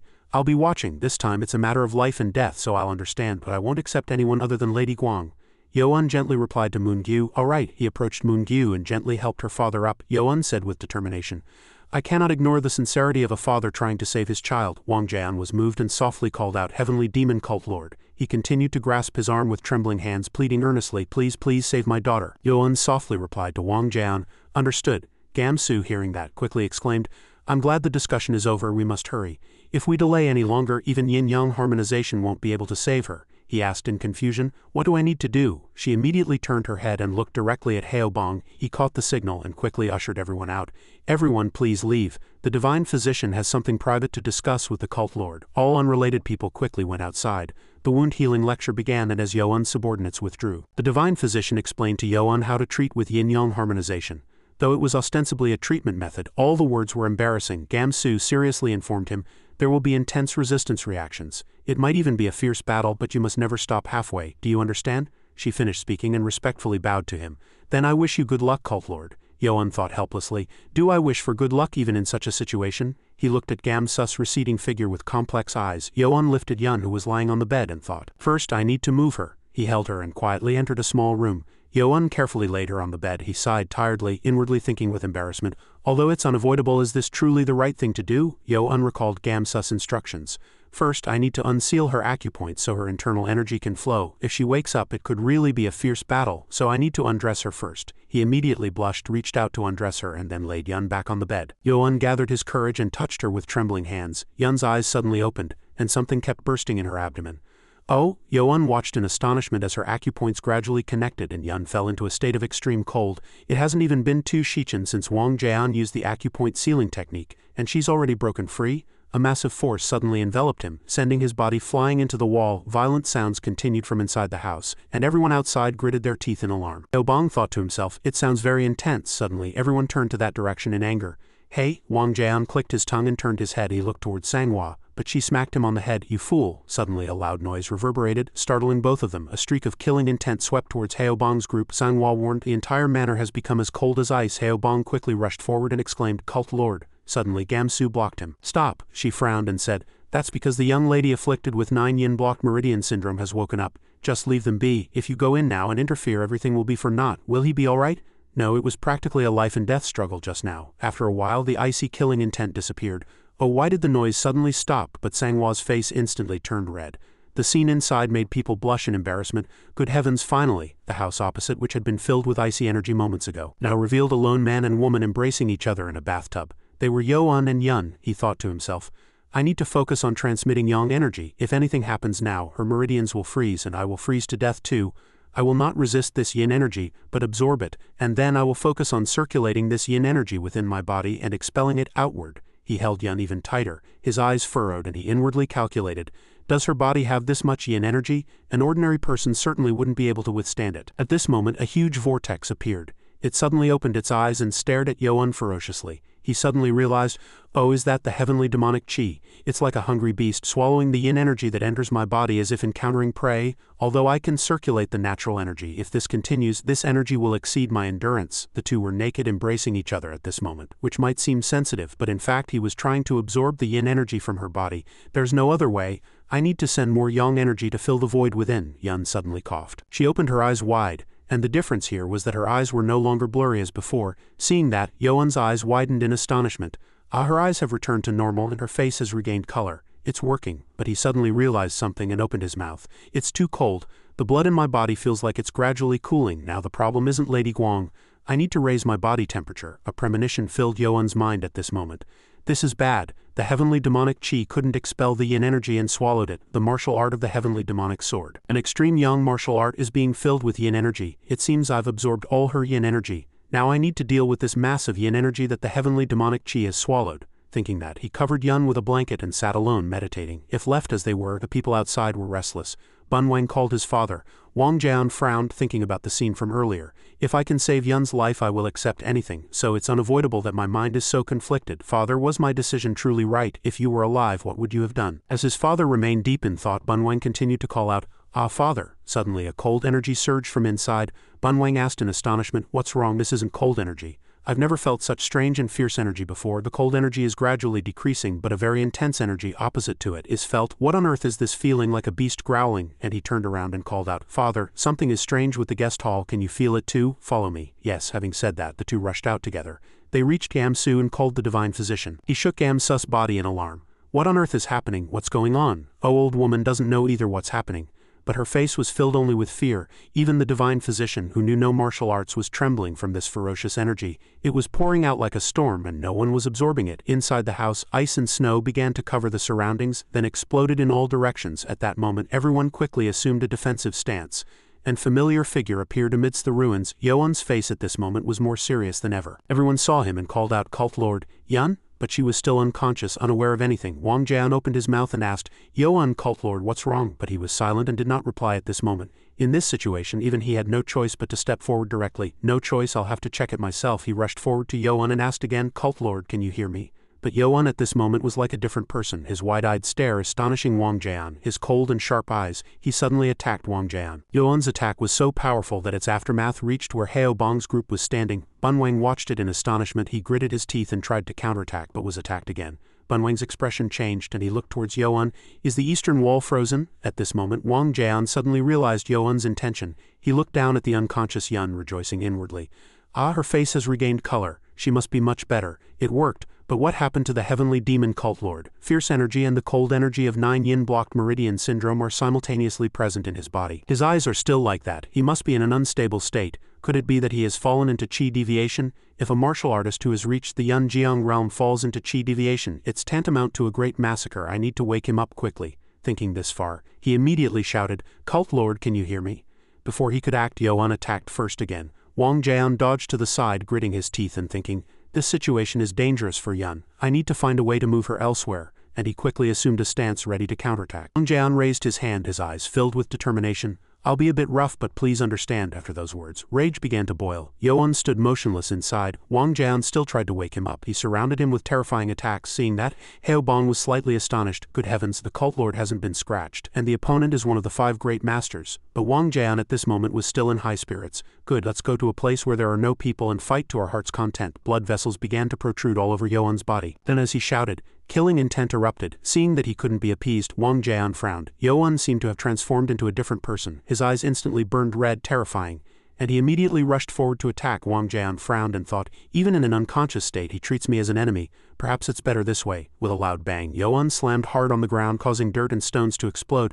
"Then I need to lure that fellow to a safe place." Without further thought, Wang Jian immediately rushed to lure him, but Yoan's body was very strong and agile. With a single swing of his hand, the ground and stones trembled once more. Then he dashed out as fast as lightning. In an instant he stood before Yoan. Wang Jian urgently shouted, calling Bunwang. Upon receiving the command, he immediately replied, "Yes, father." Taking the sword his son handed him, he immediately took a stance and rushed to spar with Yoan. As they fought, Wang Jian frowned and thought, "Is there cold energy in the saber?" But his strength was completely different from Yoan's. In a short moment, Yoan overwhelmed him. Just then, Soru was suddenly thrown back. For someone like a divine physician who knew no martial arts, this attack was very dangerous. But fortunately, Hao Bong caught her in time and moved her to a safer place. Soru opened her mouth. Thank you, be careful. Has the Cult Lord truly fallen into chi deviation?" But Yoan and Wang Jian's side was still very tense. What a nuisance. Wang Jian was in a predicament. Finding it difficult to defeat Yoan, that fellow's internal energy is on par with mine, but now with the added cold energy it's becoming troublesome. I must find a way to disperse that cold energy with internal energy. The cold energy continuously emanated as if 9 yin blocked meridian syndrome was flaring up. The more he thought, the more he realized something strange. Could it be that that fellow didn't expel the cold energy but absorbed it all into his body? Why is he so foolish? Although one can circulate natural energy upon reaching the Yun Jiang realm, if someone who cultivates yang martial arts absorbs yin energy, their internal body will clash, leading to chi deviation. Now the only way is to knock out the heavenly Cult Lord. Thinking that, he raised his hand and called Bunwang. Bunwang received the command once more and threw a sword towards him. "I've been waiting." He apologized inwardly as he looked at Yoan before him. "Cult Lord, please forgive me." Thinking that, he struck Yoan with a palm. Seeing him act recklessly, everyone was surprised. No, but it was already too late and blood splattered everywhere. Everyone watched it with wide eyes and worry. "Oh, heavenly demonic sword!" Wang Jian was tightly gripping his sword at this moment. The smoke had just cleared, but Yoan was still standing completely unharmed. Everyone watched it with gaping mouths and astonishment. Truly amazing. A sword in his right hand, a saber in his left. Blood vessels protruded all over his body again, growing increasingly numerous. As Yoan's darkening speed increased, Wang Jian realized, could it be that that fellow is simultaneously controlling both extreme yang and extreme yin internal energy? The saber in Yoan's right hand carried a dark killing intent, while the sword in his left hand was enveloped in yang energy. Seeing the bizarre sight, Wang Jian also frowned and thought, "I've never seen anyone control 2 opposing energies simultaneously while in chi deviation. Such a thing had never appeared in the martial world." He watched him without taking his eyes off him for a moment, but surprisingly Yoan's subconscious mind was still very clear. Heavenly Demonic Chi is the name of the dark and ferocious internal energy residing in the heavenly demonic sword. Unlike ordinary internal energy, it is ferocious and very vibrant. That internal energy had been dormant in Yoan's dantian. This is a very difficult internal energy to deal with. Yoan would not awaken this internal energy recklessly. He sat down to cultivate, trying to calm the demonic energy within his body. Heavenly Demonic Chi is believed to be able to explode internal energy, but in reality it's a hunter. It swallows all kinds of energy, even almost opposing yin energy, which is why I can't expel it from my body. But he was injured and coughed up blood. The more yin energy in my body, the more corresponding yang energy I must generate. Having two opposing energies in my body is one problem, but it's even beyond what I can handle. The damage to my internal organs is recovering on its own. If Nano hadn't treated my internal injuries, I would have already fainted. Yes, if I can't eliminate one of the two energies, I must force them to coexist. If two opposing energies can coexist without clashing, but he suddenly realized. Was I unconscious just now? This is unbelievable. After overwhelming the demonic energy in his body, he was now fully conscious. Wang Jian rushed over and called out, "Cult Lord Yoan, are you conscious?" Seeing him, he guessed inwardly. When I was in an uncontrolled state, Sir Wang Jian blocked my attacks. Then he bowed his head and said, "Thank you, Sir Wang Jian." After speaking, he looked down at the two sabers and swords. The white saber has turned black, and cold energy is emanating from the sword. Could it be that the yin energy and heavenly demonic chi in my body are no longer clashing but harmonized? Suddenly someone spoke. "Sir Wang, how is the cult lord?" He immediately replied. "He has completely harmonized the two opposing energies." Even as he spoke, he was secretly worried. The internal energy that exploded is so immense that it's doubtful if a human can withstand it. The internal energy I briefly sensed just now was much stronger than when I was fighting him. With just internal energy, he far surpasses me. He has reached a realm I cannot achieve. Perhaps a colossal monster has just been born. Yoan put down the two swords. At this time, he focused on readjusting his internal energy. The demonic energy from before was gradually leaving his body. Everyone secretly thought to themselves, "Oh, the cult lord has reached a new realm." Suddenly, a fellow rushed forward. Sanghua realized at this moment. Sanghua shouted, "Everyone stop!" Hearing that, everyone was surprised and asked, what's wrong with the cult lord? We just heard a very loud noise. What on earth is this terrifying internal energy?" She blocked their path and said loudly, "The cult lord is undergoing a great transformation." Really? We must not disturb the cult lord, so you all retreat." Understood." So Ru was currently examining Yun's pulse. How is it?" The divine physician Wang Jian asked anxiously from the side. "Is my daughter all right?" Suddenly, the divine physician's eyes widened as if she had realized something. She immediately turned her head and said, "Sir Wang, it was successful. The yin energy of her granddaughter in her body has subsided." Really? First, I need to take her to the apothecary to examine her and observe her further." Speaking, she embraced her. Wang Jian finally breathed a sigh of relief. "Thank goodness, Yana, truly thank goodness." So Ru opened her mouth and asked, "Will you come with us?" "No." Wang Jian immediately clasped his hands and replied, "I am content to know that my daughter is safe. I entrust my daughter to the divine physician." Then he turned his head and said to Bunwang, "Bana, you follow the divine physician and assist her." "Yes." "Then what about you, father?" He stood with a stern expression without replying. "I must repay the debt I owe to cult lord Yoan." The ice and snow had not yet melted at this time. Heobong sighed and thought, "This internal energy is terrifying and chilling, giving me goosebumps. It's even hard to breathe. But Sir Wang is truly a good person for such a great master to stand guard for the cult lord. It's truly a blessing." Suddenly, Moon-gyu realized something. A streak of magic suddenly enveloped her, and she couldn't react in time. Impossible. As soon as she saw it, she guessed the internal energy emanating from cult lord Yoan. He's absorbing it again, isn't he? Yoan's entire body was enveloped in a powerful aura, swirling as if to absorb everything inwards. His face suddenly cracked, and everyone watched it with a slight astonishment. The cult lord's skin, everyone thought the same thing. To still be undergoing bone and muscle transformation at this realm, could this be the second time? I too have witnessed the cult lord's bone and muscle transformation firsthand.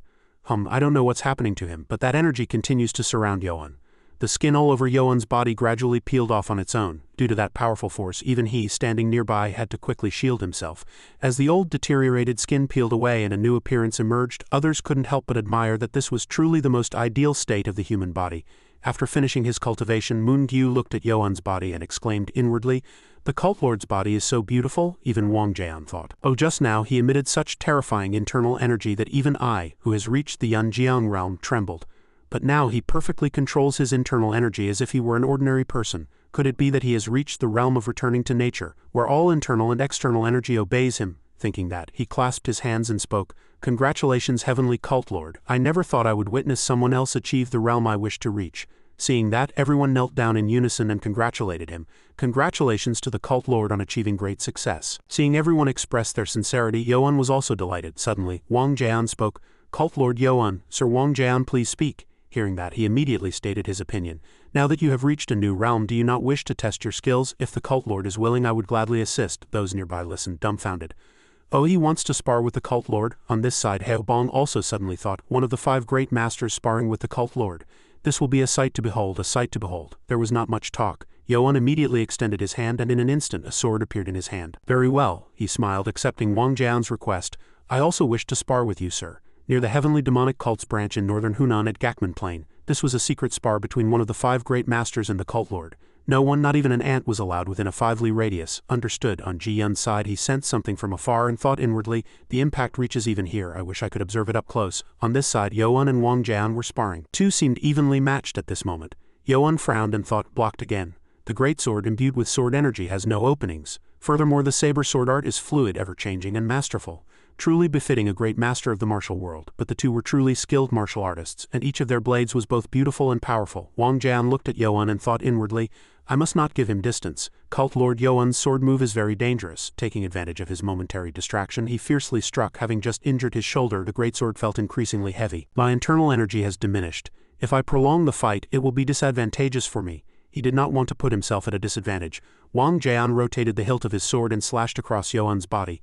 Let's end it with this move, but he suddenly realized, is it an afterimage? He's gone. On this side, Bunwang urgently shouted, Father.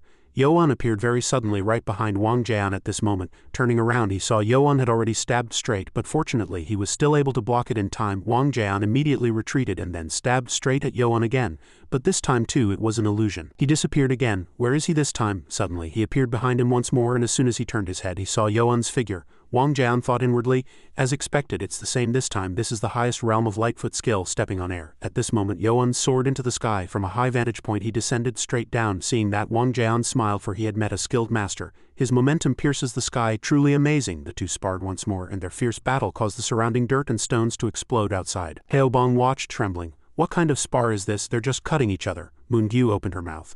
At this rate, one of them will be severely injured. Ganhwa crossed his arms and said, you two don't need to be so scared for them. Neither of them is using ultimate techniques or killing blows, but the power is still terrifying. If they fight any longer, Gakman Plain will be shattered. At this moment, numerous holes were continuously dug where the two had just fought. On this side, Wang Jian said, our moves are enough for now. Cult Lord Yoan, may I ask you for something? Please speak. Could you show me the enlightenment you gained when you reached the peak of the Yunjiang realm? Yoan also replied seriously, it might be dangerous. Are you still all right with that? But he still replied calmly, don't worry about that. Although I am a step below you, there's a reason I'm called one of the 5 great masters. Even as he spoke, he thought inwardly, I haven't used my secret technique yet. If necessary, I can use it to block. Yoan no longer declined. Very well, in fact, I also wanted to test it myself. He's sheathing his sword. Is he going to show it to me? He watched Yoan quickly sheath his sword. Wang Jian was slightly astonished. Is it an enlightenment close to energy manipulation? He raised his hand forward and murmured, I have comprehended 2 things in total. Hearing that, Wang Jian asked in confusion, 2 things, what on earth are they? As soon as he finished speaking, his face immediately darkened, and the ground transformed at this moment. Everything around was covered in frost. Black frost, an ice shard shattered. Wang Jian watched in surprise. The frost has condensed into the shape of an ice sword. This is what Yun created when she had an outburst. Although he absorbed the yin energy, can he do even this? It turned out that those ice shards shattered and became hundreds of sharp ice swords. Yoan manipulated them with magic, aiming those ice swords at Wang Jian. He frowned and exclaimed, Cult Lord Yoan, truly amazing. You've exceeded my expectations. With this, you alone could easily face an army. The number of swords has increased since I first sparred with Cult Lord Yoan, but if I accurately predict the direction of the swords, it's not impossible to block them. At this moment, Wang Jian was in a disadvantageous situation. The ground was slippery and sharp ice flew from all directions. He gnashed his teeth and cried out in surprise, as if he had never imagined Yoan could reach such a level. What on earth is this? Cult Lord, why have you stopped attacking? Are you mocking me? Yoan calmly replied, this is nothing compared to the second realm I have comprehended. What do you mean? At this moment, Yoan's lips curved into a smile, and hundreds of ice swords surged towards Wang Jian. This is the second realm I have comprehended. Yoan thought to himself. Though it only lasts about half a month, he said triumphantly, here I come. Immediately the ground exploded. Wang Jian couldn't help but be astonished at the sight. Good heavens, it's insane. It's like 12 masters combining their strength to attack simultaneously. Ice shards grazed his body, leaving several wounds. No matter how frantically Wang Jian swung his sword, he couldn't block all the ice shards. He felt extreme fear inwardly, thinking he's truly insane. Those watching from outside also widened their eyes. Good heavens, what are we seeing right now? The peerless swordsman is retreating. Even Bunwang looked astonished and disbelieving. Father is frantically blocking the attacks. Baek Ji broke out in a cold sweat, thinking, not only has he materialized sword energy, but he's also using different techniques for each of those thousands of swords. I've never heard of such diverse techniques in sword controlling arts. Watching the two fight, everyone thought it was like sworn enemies battling it out. The cult lord's ability clearly transcends human limits. Wang Jian was in an increasingly difficult situation. Damn it, attacks are pouring down relentlessly. There's no time to use my secret technique. If I show even the slightest opening, it's over. This level is not just great. The cult lord must have expended an enormous amount of internal energy. Or is his internal energy infinite? How long has it been? Is it over? He shouted, Heavenly Cult Lord, Heavenly Cult Lord. Stop for a moment, but the answer to his words was a continuous barrage of sharp ice shards. Wang Jian was astonished, but then he threw down his sword and slumped to the ground, breathing heavily. From this side, Yuan asked, will you continue? But Wang Jian turned his head and thought angrily. He asks if I want to continue when I'm in such a ragged state. Only after seeing him completely battered did Yuan finally stop. Wang Jian stood up and said, I concede, Cult Lord. The people on the other side also murmured, the great hero has admitted defeat. Good heavens, the Cult Lord won. Really? Heobong suddenly shouted with joy, continuously praising Yuan. The Cult Lord has become one of the new 5 great masters, 3 mountains southwest of Jiamnang Gangsa province. This was indeed a magnificent and splendid main hall. A voice was heard from inside the main hall. In the end, Yi Byuk failed. Yes, the man in the chair frowned and asked, wasn't he supposed to retrieve what he left behind? His subordinate below replied, yes, but he failed to retrieve it in the end. Suddenly, he slammed his hand down on the table, shouting angrily, how dare you say such a thing? You should have at least brought back the body of my brother Yi Byuk. The subordinate immediately bowed his head and pleaded, my lord, please forgive me. We sent spies to search, but in the end we could not find the Blade Sword Master's body. We couldn't even find the bodies of the other disciples of the Blade Sword sect. Hearing his every word, he couldn't help but be surprised. All the people of the Blade Sword sect, a sect of nearly 150 people, has disappeared, the subordinate replied. Not all. Officially 105 bodies have disappeared, and the remaining 50 are in the hands of the Sanctionho. Hearing this, he became even more enraged and shouted, weren't there only about 40 people in Broken Sword Valley? Did those 40 people and a mere youngster defeat such a large group? Seeing his expression, the subordinate also felt fear. As far as I know, the other forces of the Sanctionho did not move. Someone else must have intervened, but the man merely shouted loudly. Who dared to do such a thing? If I cannot obtain what he left behind, it means my brother died unjustly without accomplishing anything. At this moment, the subordinate presented an artifact.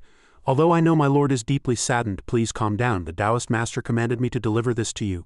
This is what my lord has been waiting for. The scroll floated into the air and was drawn into his hand. Finally, the third grand plan begins. He unrolled the scroll and read its contents. As he read, he said aloud, Tonga Prefecture, isn't that below there? Wasn't it to be done there? The subordinate heard the question and immediately replied, it seems it has never been done there before. Hearing this, he suddenly smiled sinisterly. That's right, that place is too dangerous. Suddenly, the man's face darkened and a calculating smile appeared. It doesn't matter. Wherever it's done, the purpose of the grand plan is only one.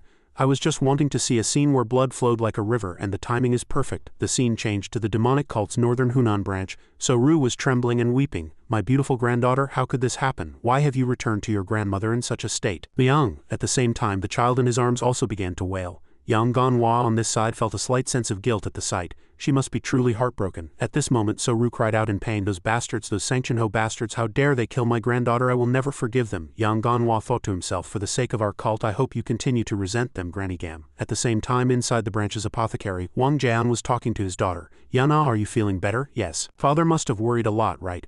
I'm sorry for making you worry. She lifted a strand of her hair and said, but my hair hasn't returned to black yet.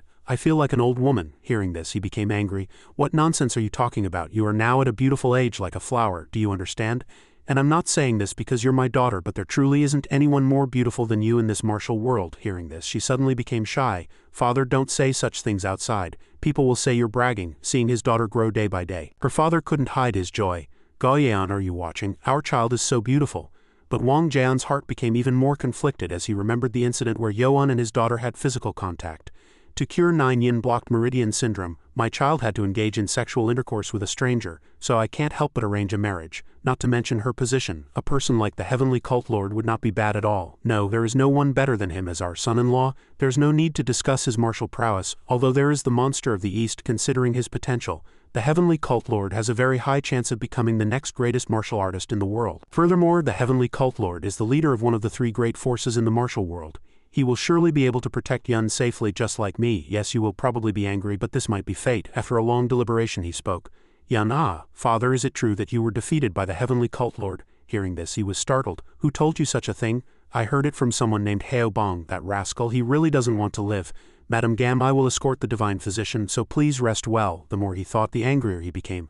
Madam Gam, don't tell that story. But Yun was still resolute. Father, I have made a decision. What are you talking about? If you allow it, I will follow the heavenly cult lord. At this moment, he couldn't help but widen his eyes in surprise. Why is she suddenly saying such a thing? Although something happened, she's not the kind of child who would open her heart so easily. Could it be that she's saying such a thing because I was defeated by the heavenly cult lord? But she still spoke with a firm attitude. No, I won't follow the heavenly cult lord just because of that incident. Then why suddenly? But he still found it incredibly hard to accept. I heard from Heo Bong and my brother that he already has someone in his heart, but he still saved me. It's not easy for a man with someone in his heart to make such a decision to save another woman, but you don't need to worry about such things. Men are not as loyal as you think. Father already told you, Yun retorted. Father is also a man. Hearing that, he shouted. Is father like those other rascals? She still replied with sharp logic. Of course father is different from them. But father seems to be misunderstanding something. He was puzzled. Then she continued. My intention is not to marry the heavenly cult lord. That time my illness was so desperate, yet the heavenly cult lord helped me. This kindness is as vast as the sea, so I cannot simply ignore it. At this moment, he gradually understood the meaning of her words. Could it be that you are? Yun replied. Yes, I wish to join the heavenly demonic cult to repay that kindness. Didn't father also teach me that kindness must be repaid? Yun, do you know what you are saying right now? He asked with a worried expression. Since things have come to this, I will speak frankly. To cure your illness, the heavenly cult lord and you had to sleep together. Yet instead of discussing marriage, you are thinking of joining the demonic cult? Hearing this, her expression turned to anger. Father, I am also a martial artist. I dislike the idea of suddenly marrying someone just because we spent a night together. Moreover, the heavenly cult lord already has someone in his heart, doesn't he? Wang Jian immediately shouted loudly, Can't you get married just because he has someone in his heart? You are the daughter of me, Wang Jian. What are you lacking?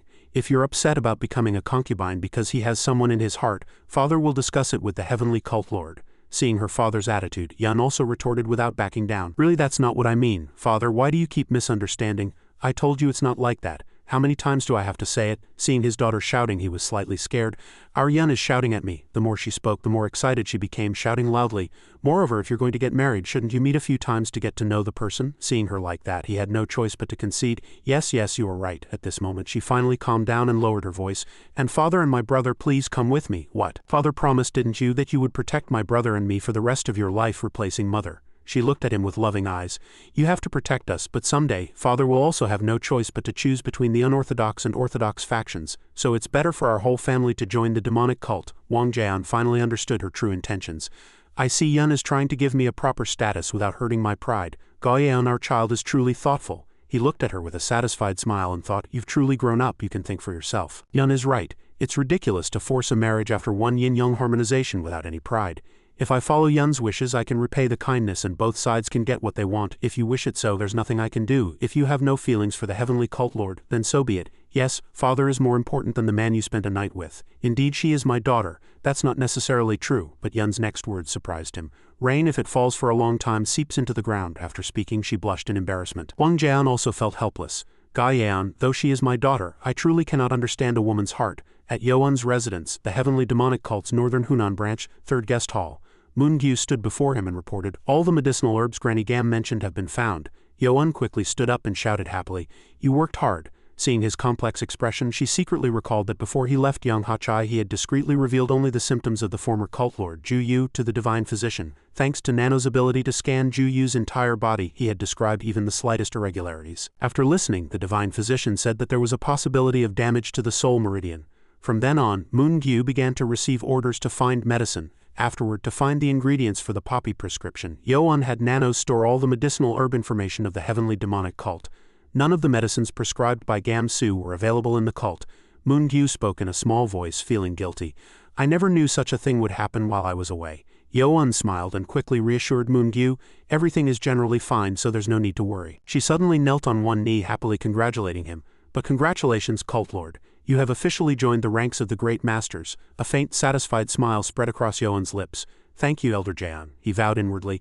Now that all the necessary medicine has been found, all I need to do is resolve the divine physician's matter. This journey has been longer than expected. I need to hurry back to the main cult. Just then, a voice was heard from outside the door. Cult Lord, it's the branch leader. Yoan quickly invited the person outside in. Let him enter. A man slowly entered the room upon his invitation. Yoan widened his eyes in surprise at the sight of the man. The branch leader immediately knelt on the ground and respectfully greeted him.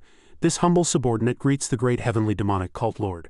Yoan glanced at him with suspicious eyes. Who are you? The branch leader, without further ado, immediately raised his head and replied, Elder Wan, the sect leader of the Yin sect, sent me here with an urgent matter. Hearing his words, Yoan pondered suspiciously.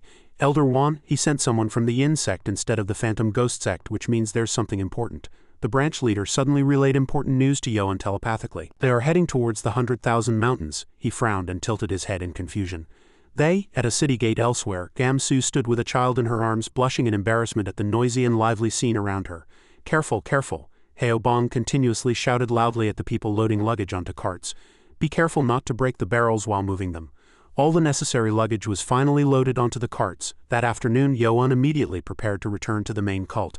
He had originally planned to depart after the funeral of the divine physician's granddaughter, Gammyang, but he had to return in a hurry due to uninvited guests. He only managed to calm the divine physician and bring her along after promising a grand funeral for her granddaughter. A soldier approached Moon-gyu and respectfully reported, All preparations are complete. You may now return to the main cult, she replied softly. Understood. Moon-gyu suddenly turned to Heobong and asked, Where is the cult leader? He thought for a moment, then replied honestly, He went with Elder Yang to meet Grand Hero Guang. Her brow furrowed with fear. Because of the matter with young Lady Guang, Grand Hero must have subtly brought up the marriage proposal with the cult leader. Could he have gone there to discuss that? Sanghua suddenly approached her and asked worriedly, Moon-gyu, are you all right? Moon-gyu composed herself and nodded slightly, replying, I'm fine, thank you for your concern. Moon-gyu's hand touched her chest and clenched into a firm fist. There's nothing to worry about. I just need to trust the cult leader as I always have. She turned her eyes towards the fortress and thought inwardly, I'll trust the only person I love. Meanwhile, Yang Ganhwa and Yang Ganhwa looked awkwardly at those kneeling on the ground before Yang Ganhwa. My, how did this happen? Wang Jian and his two children Bunwang and Yun were kneeling firmly on the ground before their puzzled gaze. The peerless sword Wang Jian and his children want to join our cult. Yang Ganhwa frowned in embarrassment and softly called out, Sir Wang Jian. But Wang Jian remained resolute in his pleading posture. Heavenly cult leader, please do not refuse. Please allow us to join the cult so we may repay the kindness of saving my daughter's life. Yang Ganhwa's lips curled into a smile of surprise.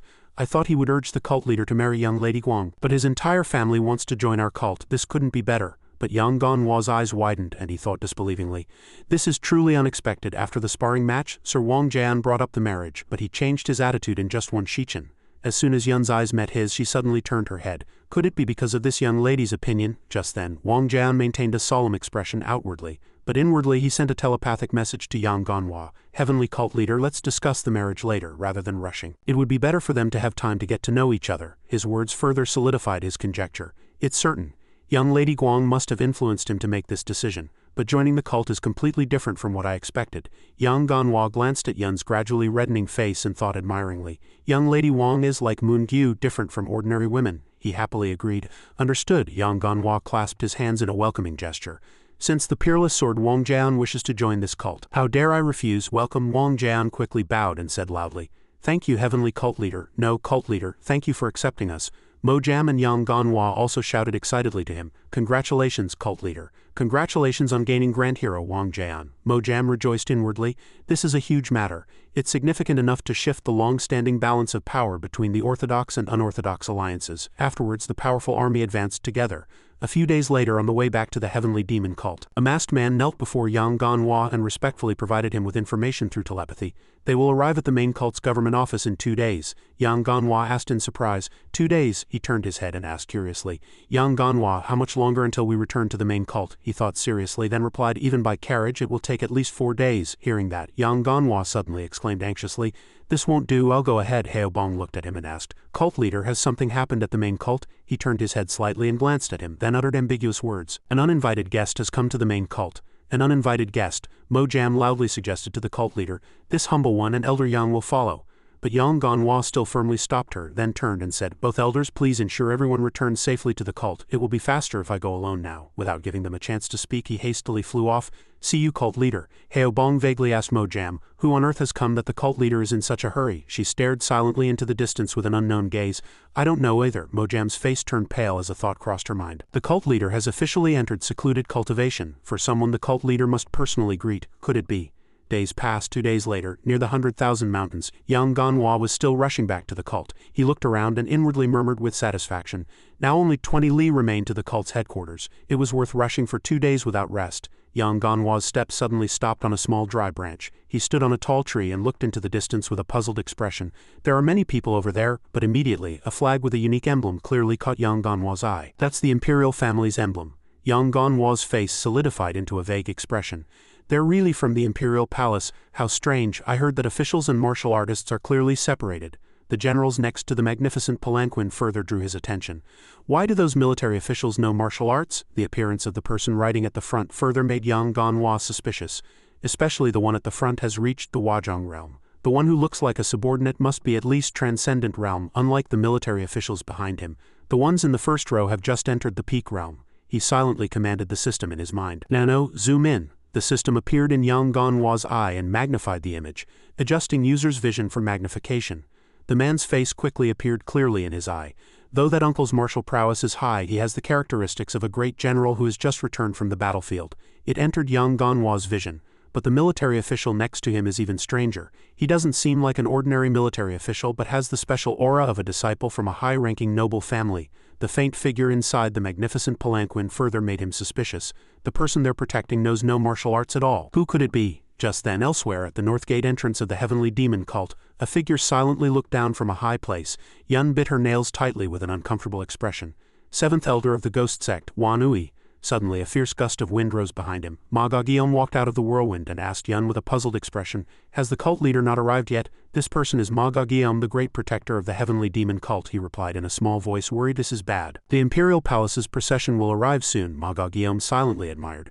"This is troublesome." Just then his eyes suddenly moved slightly, and he glanced in a certain direction. A nimble figure flying swiftly towards them made Ma Guillaume suspicious.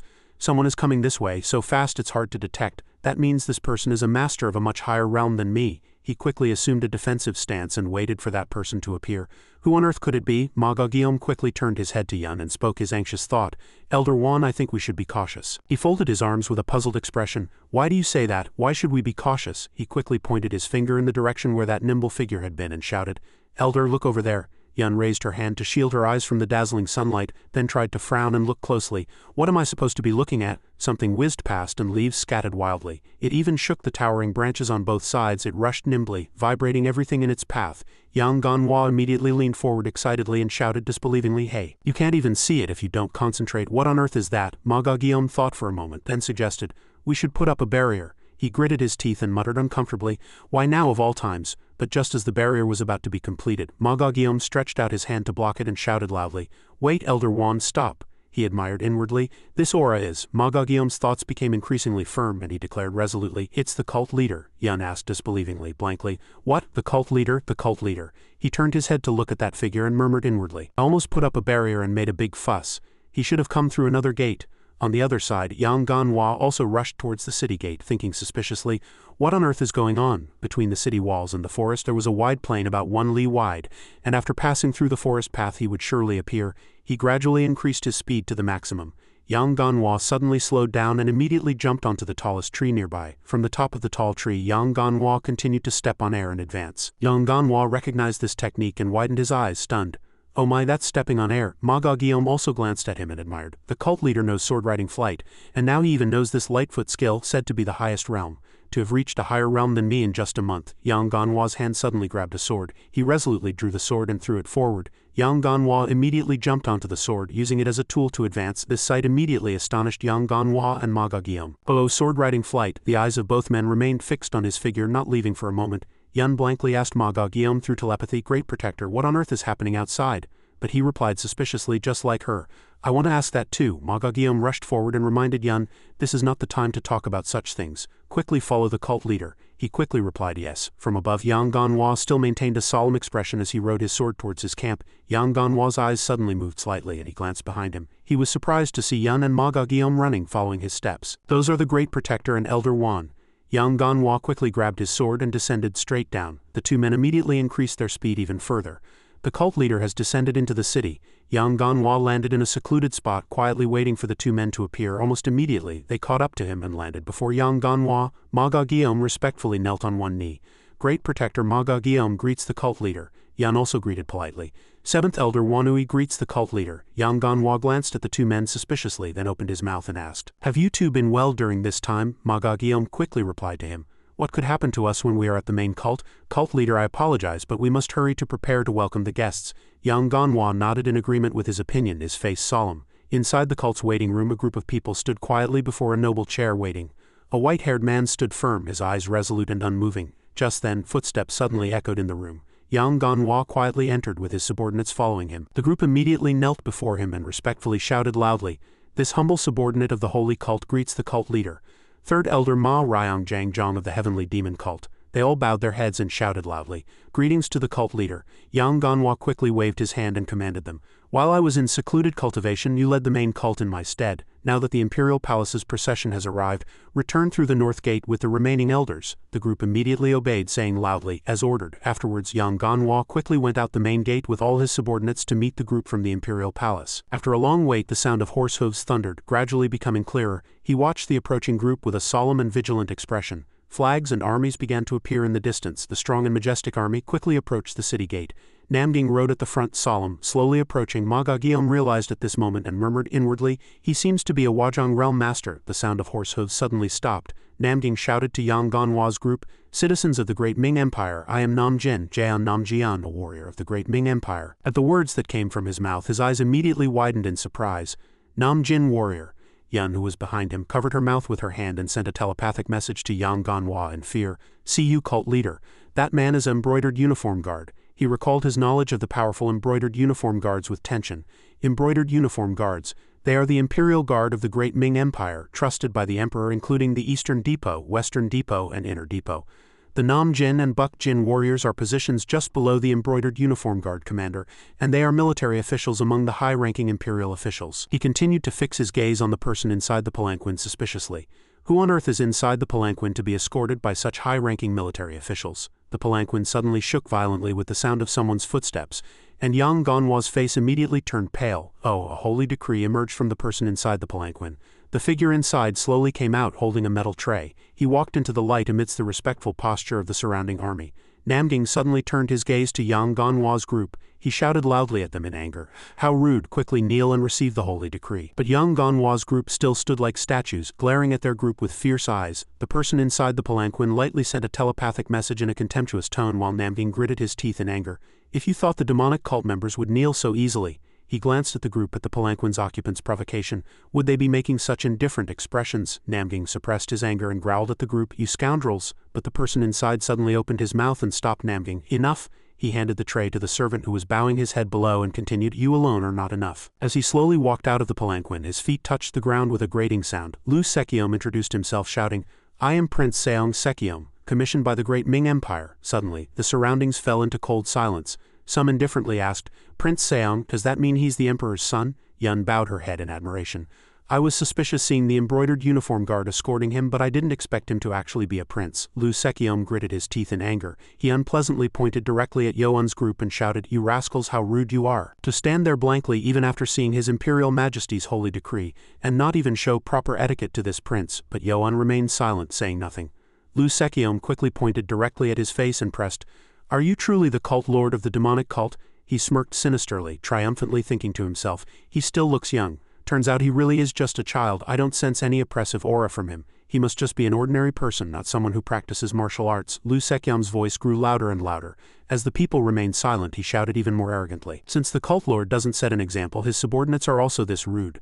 Lu Sekiom arrogantly pointed to his feet. "Come here and kneel to receive His Imperial Majesty the Emperor's decree."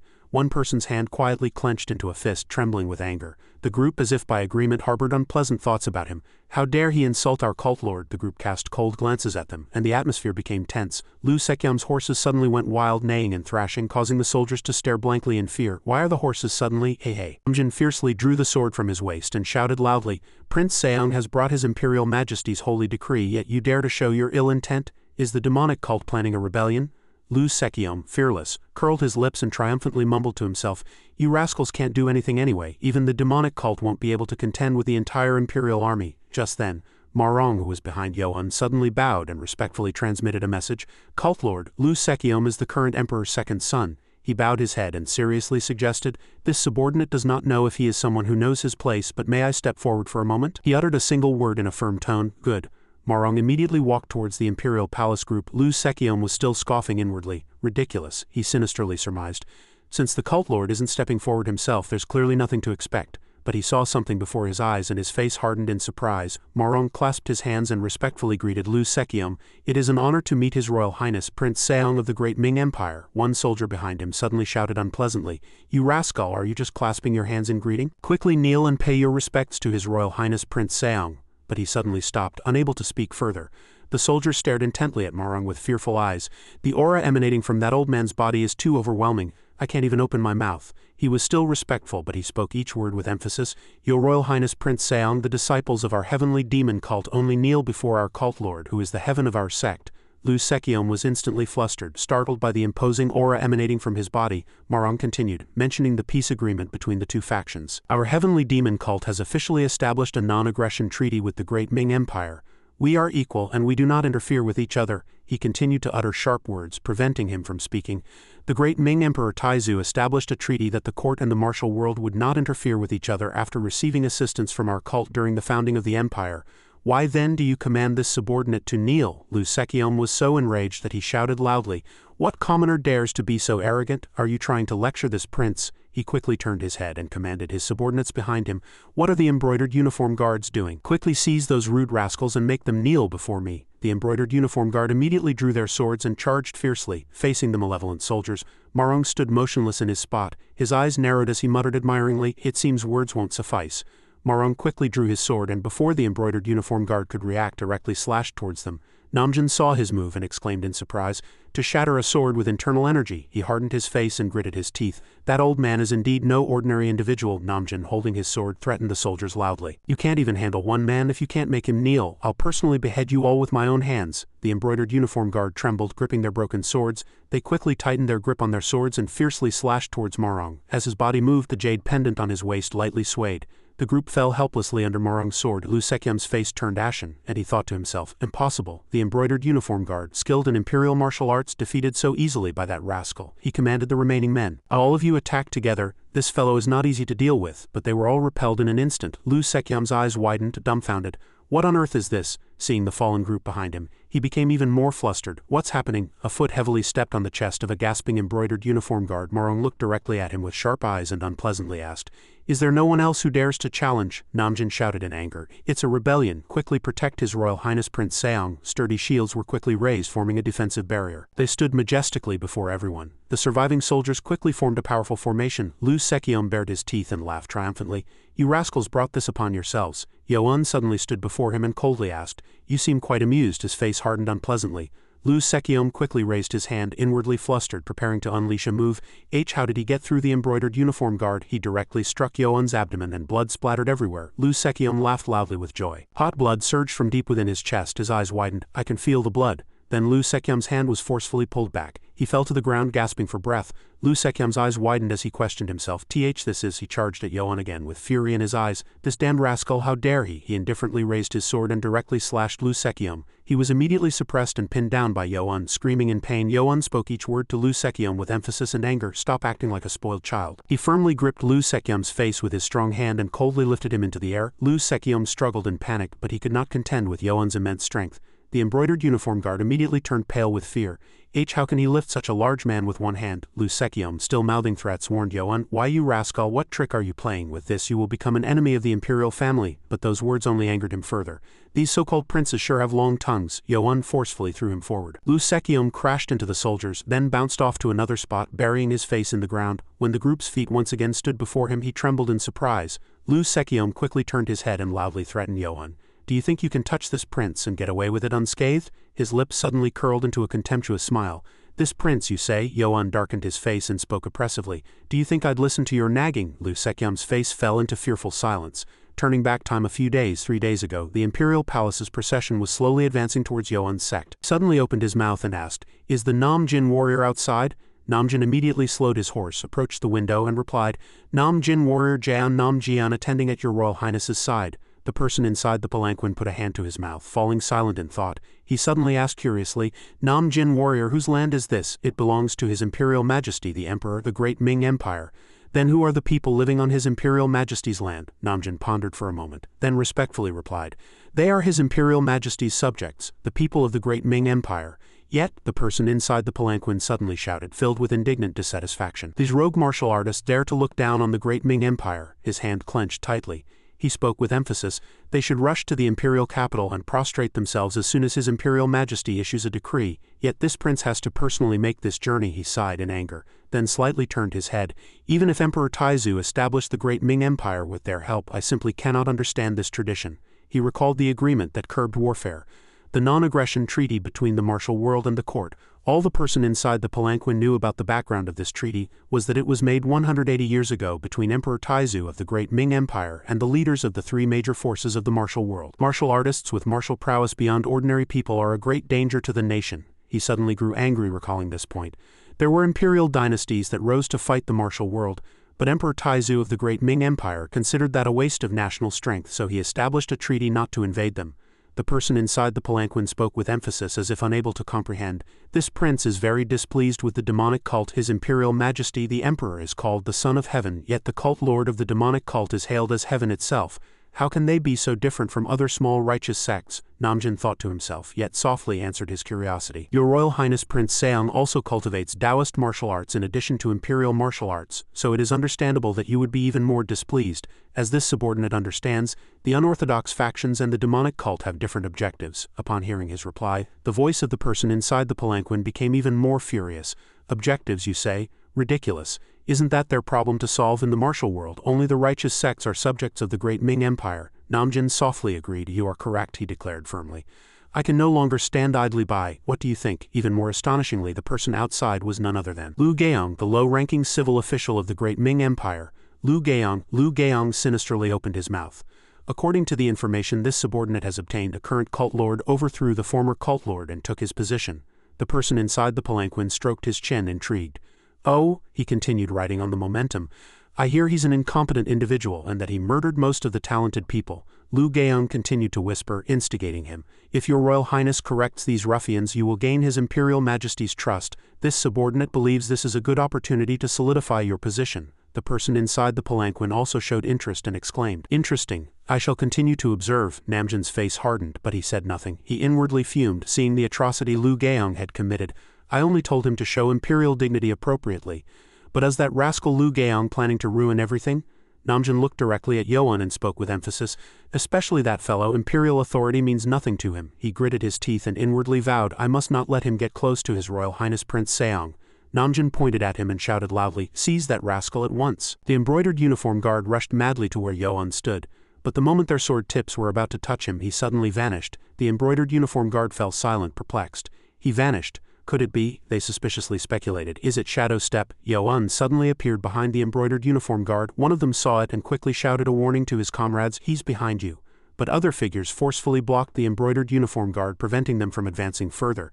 The 3 people glared at them with unpleasant eyes. While the embroidered uniform guard were still bewildered, a sword immediately flew in. Ungang pointed the sharp tip of his sword at them and spoke with emphasis, If you wish to cross this line, be prepared to lose an arm. The embroidered uniform guard immediately froze in place, unable to move. I can't move. The moment he finished speaking.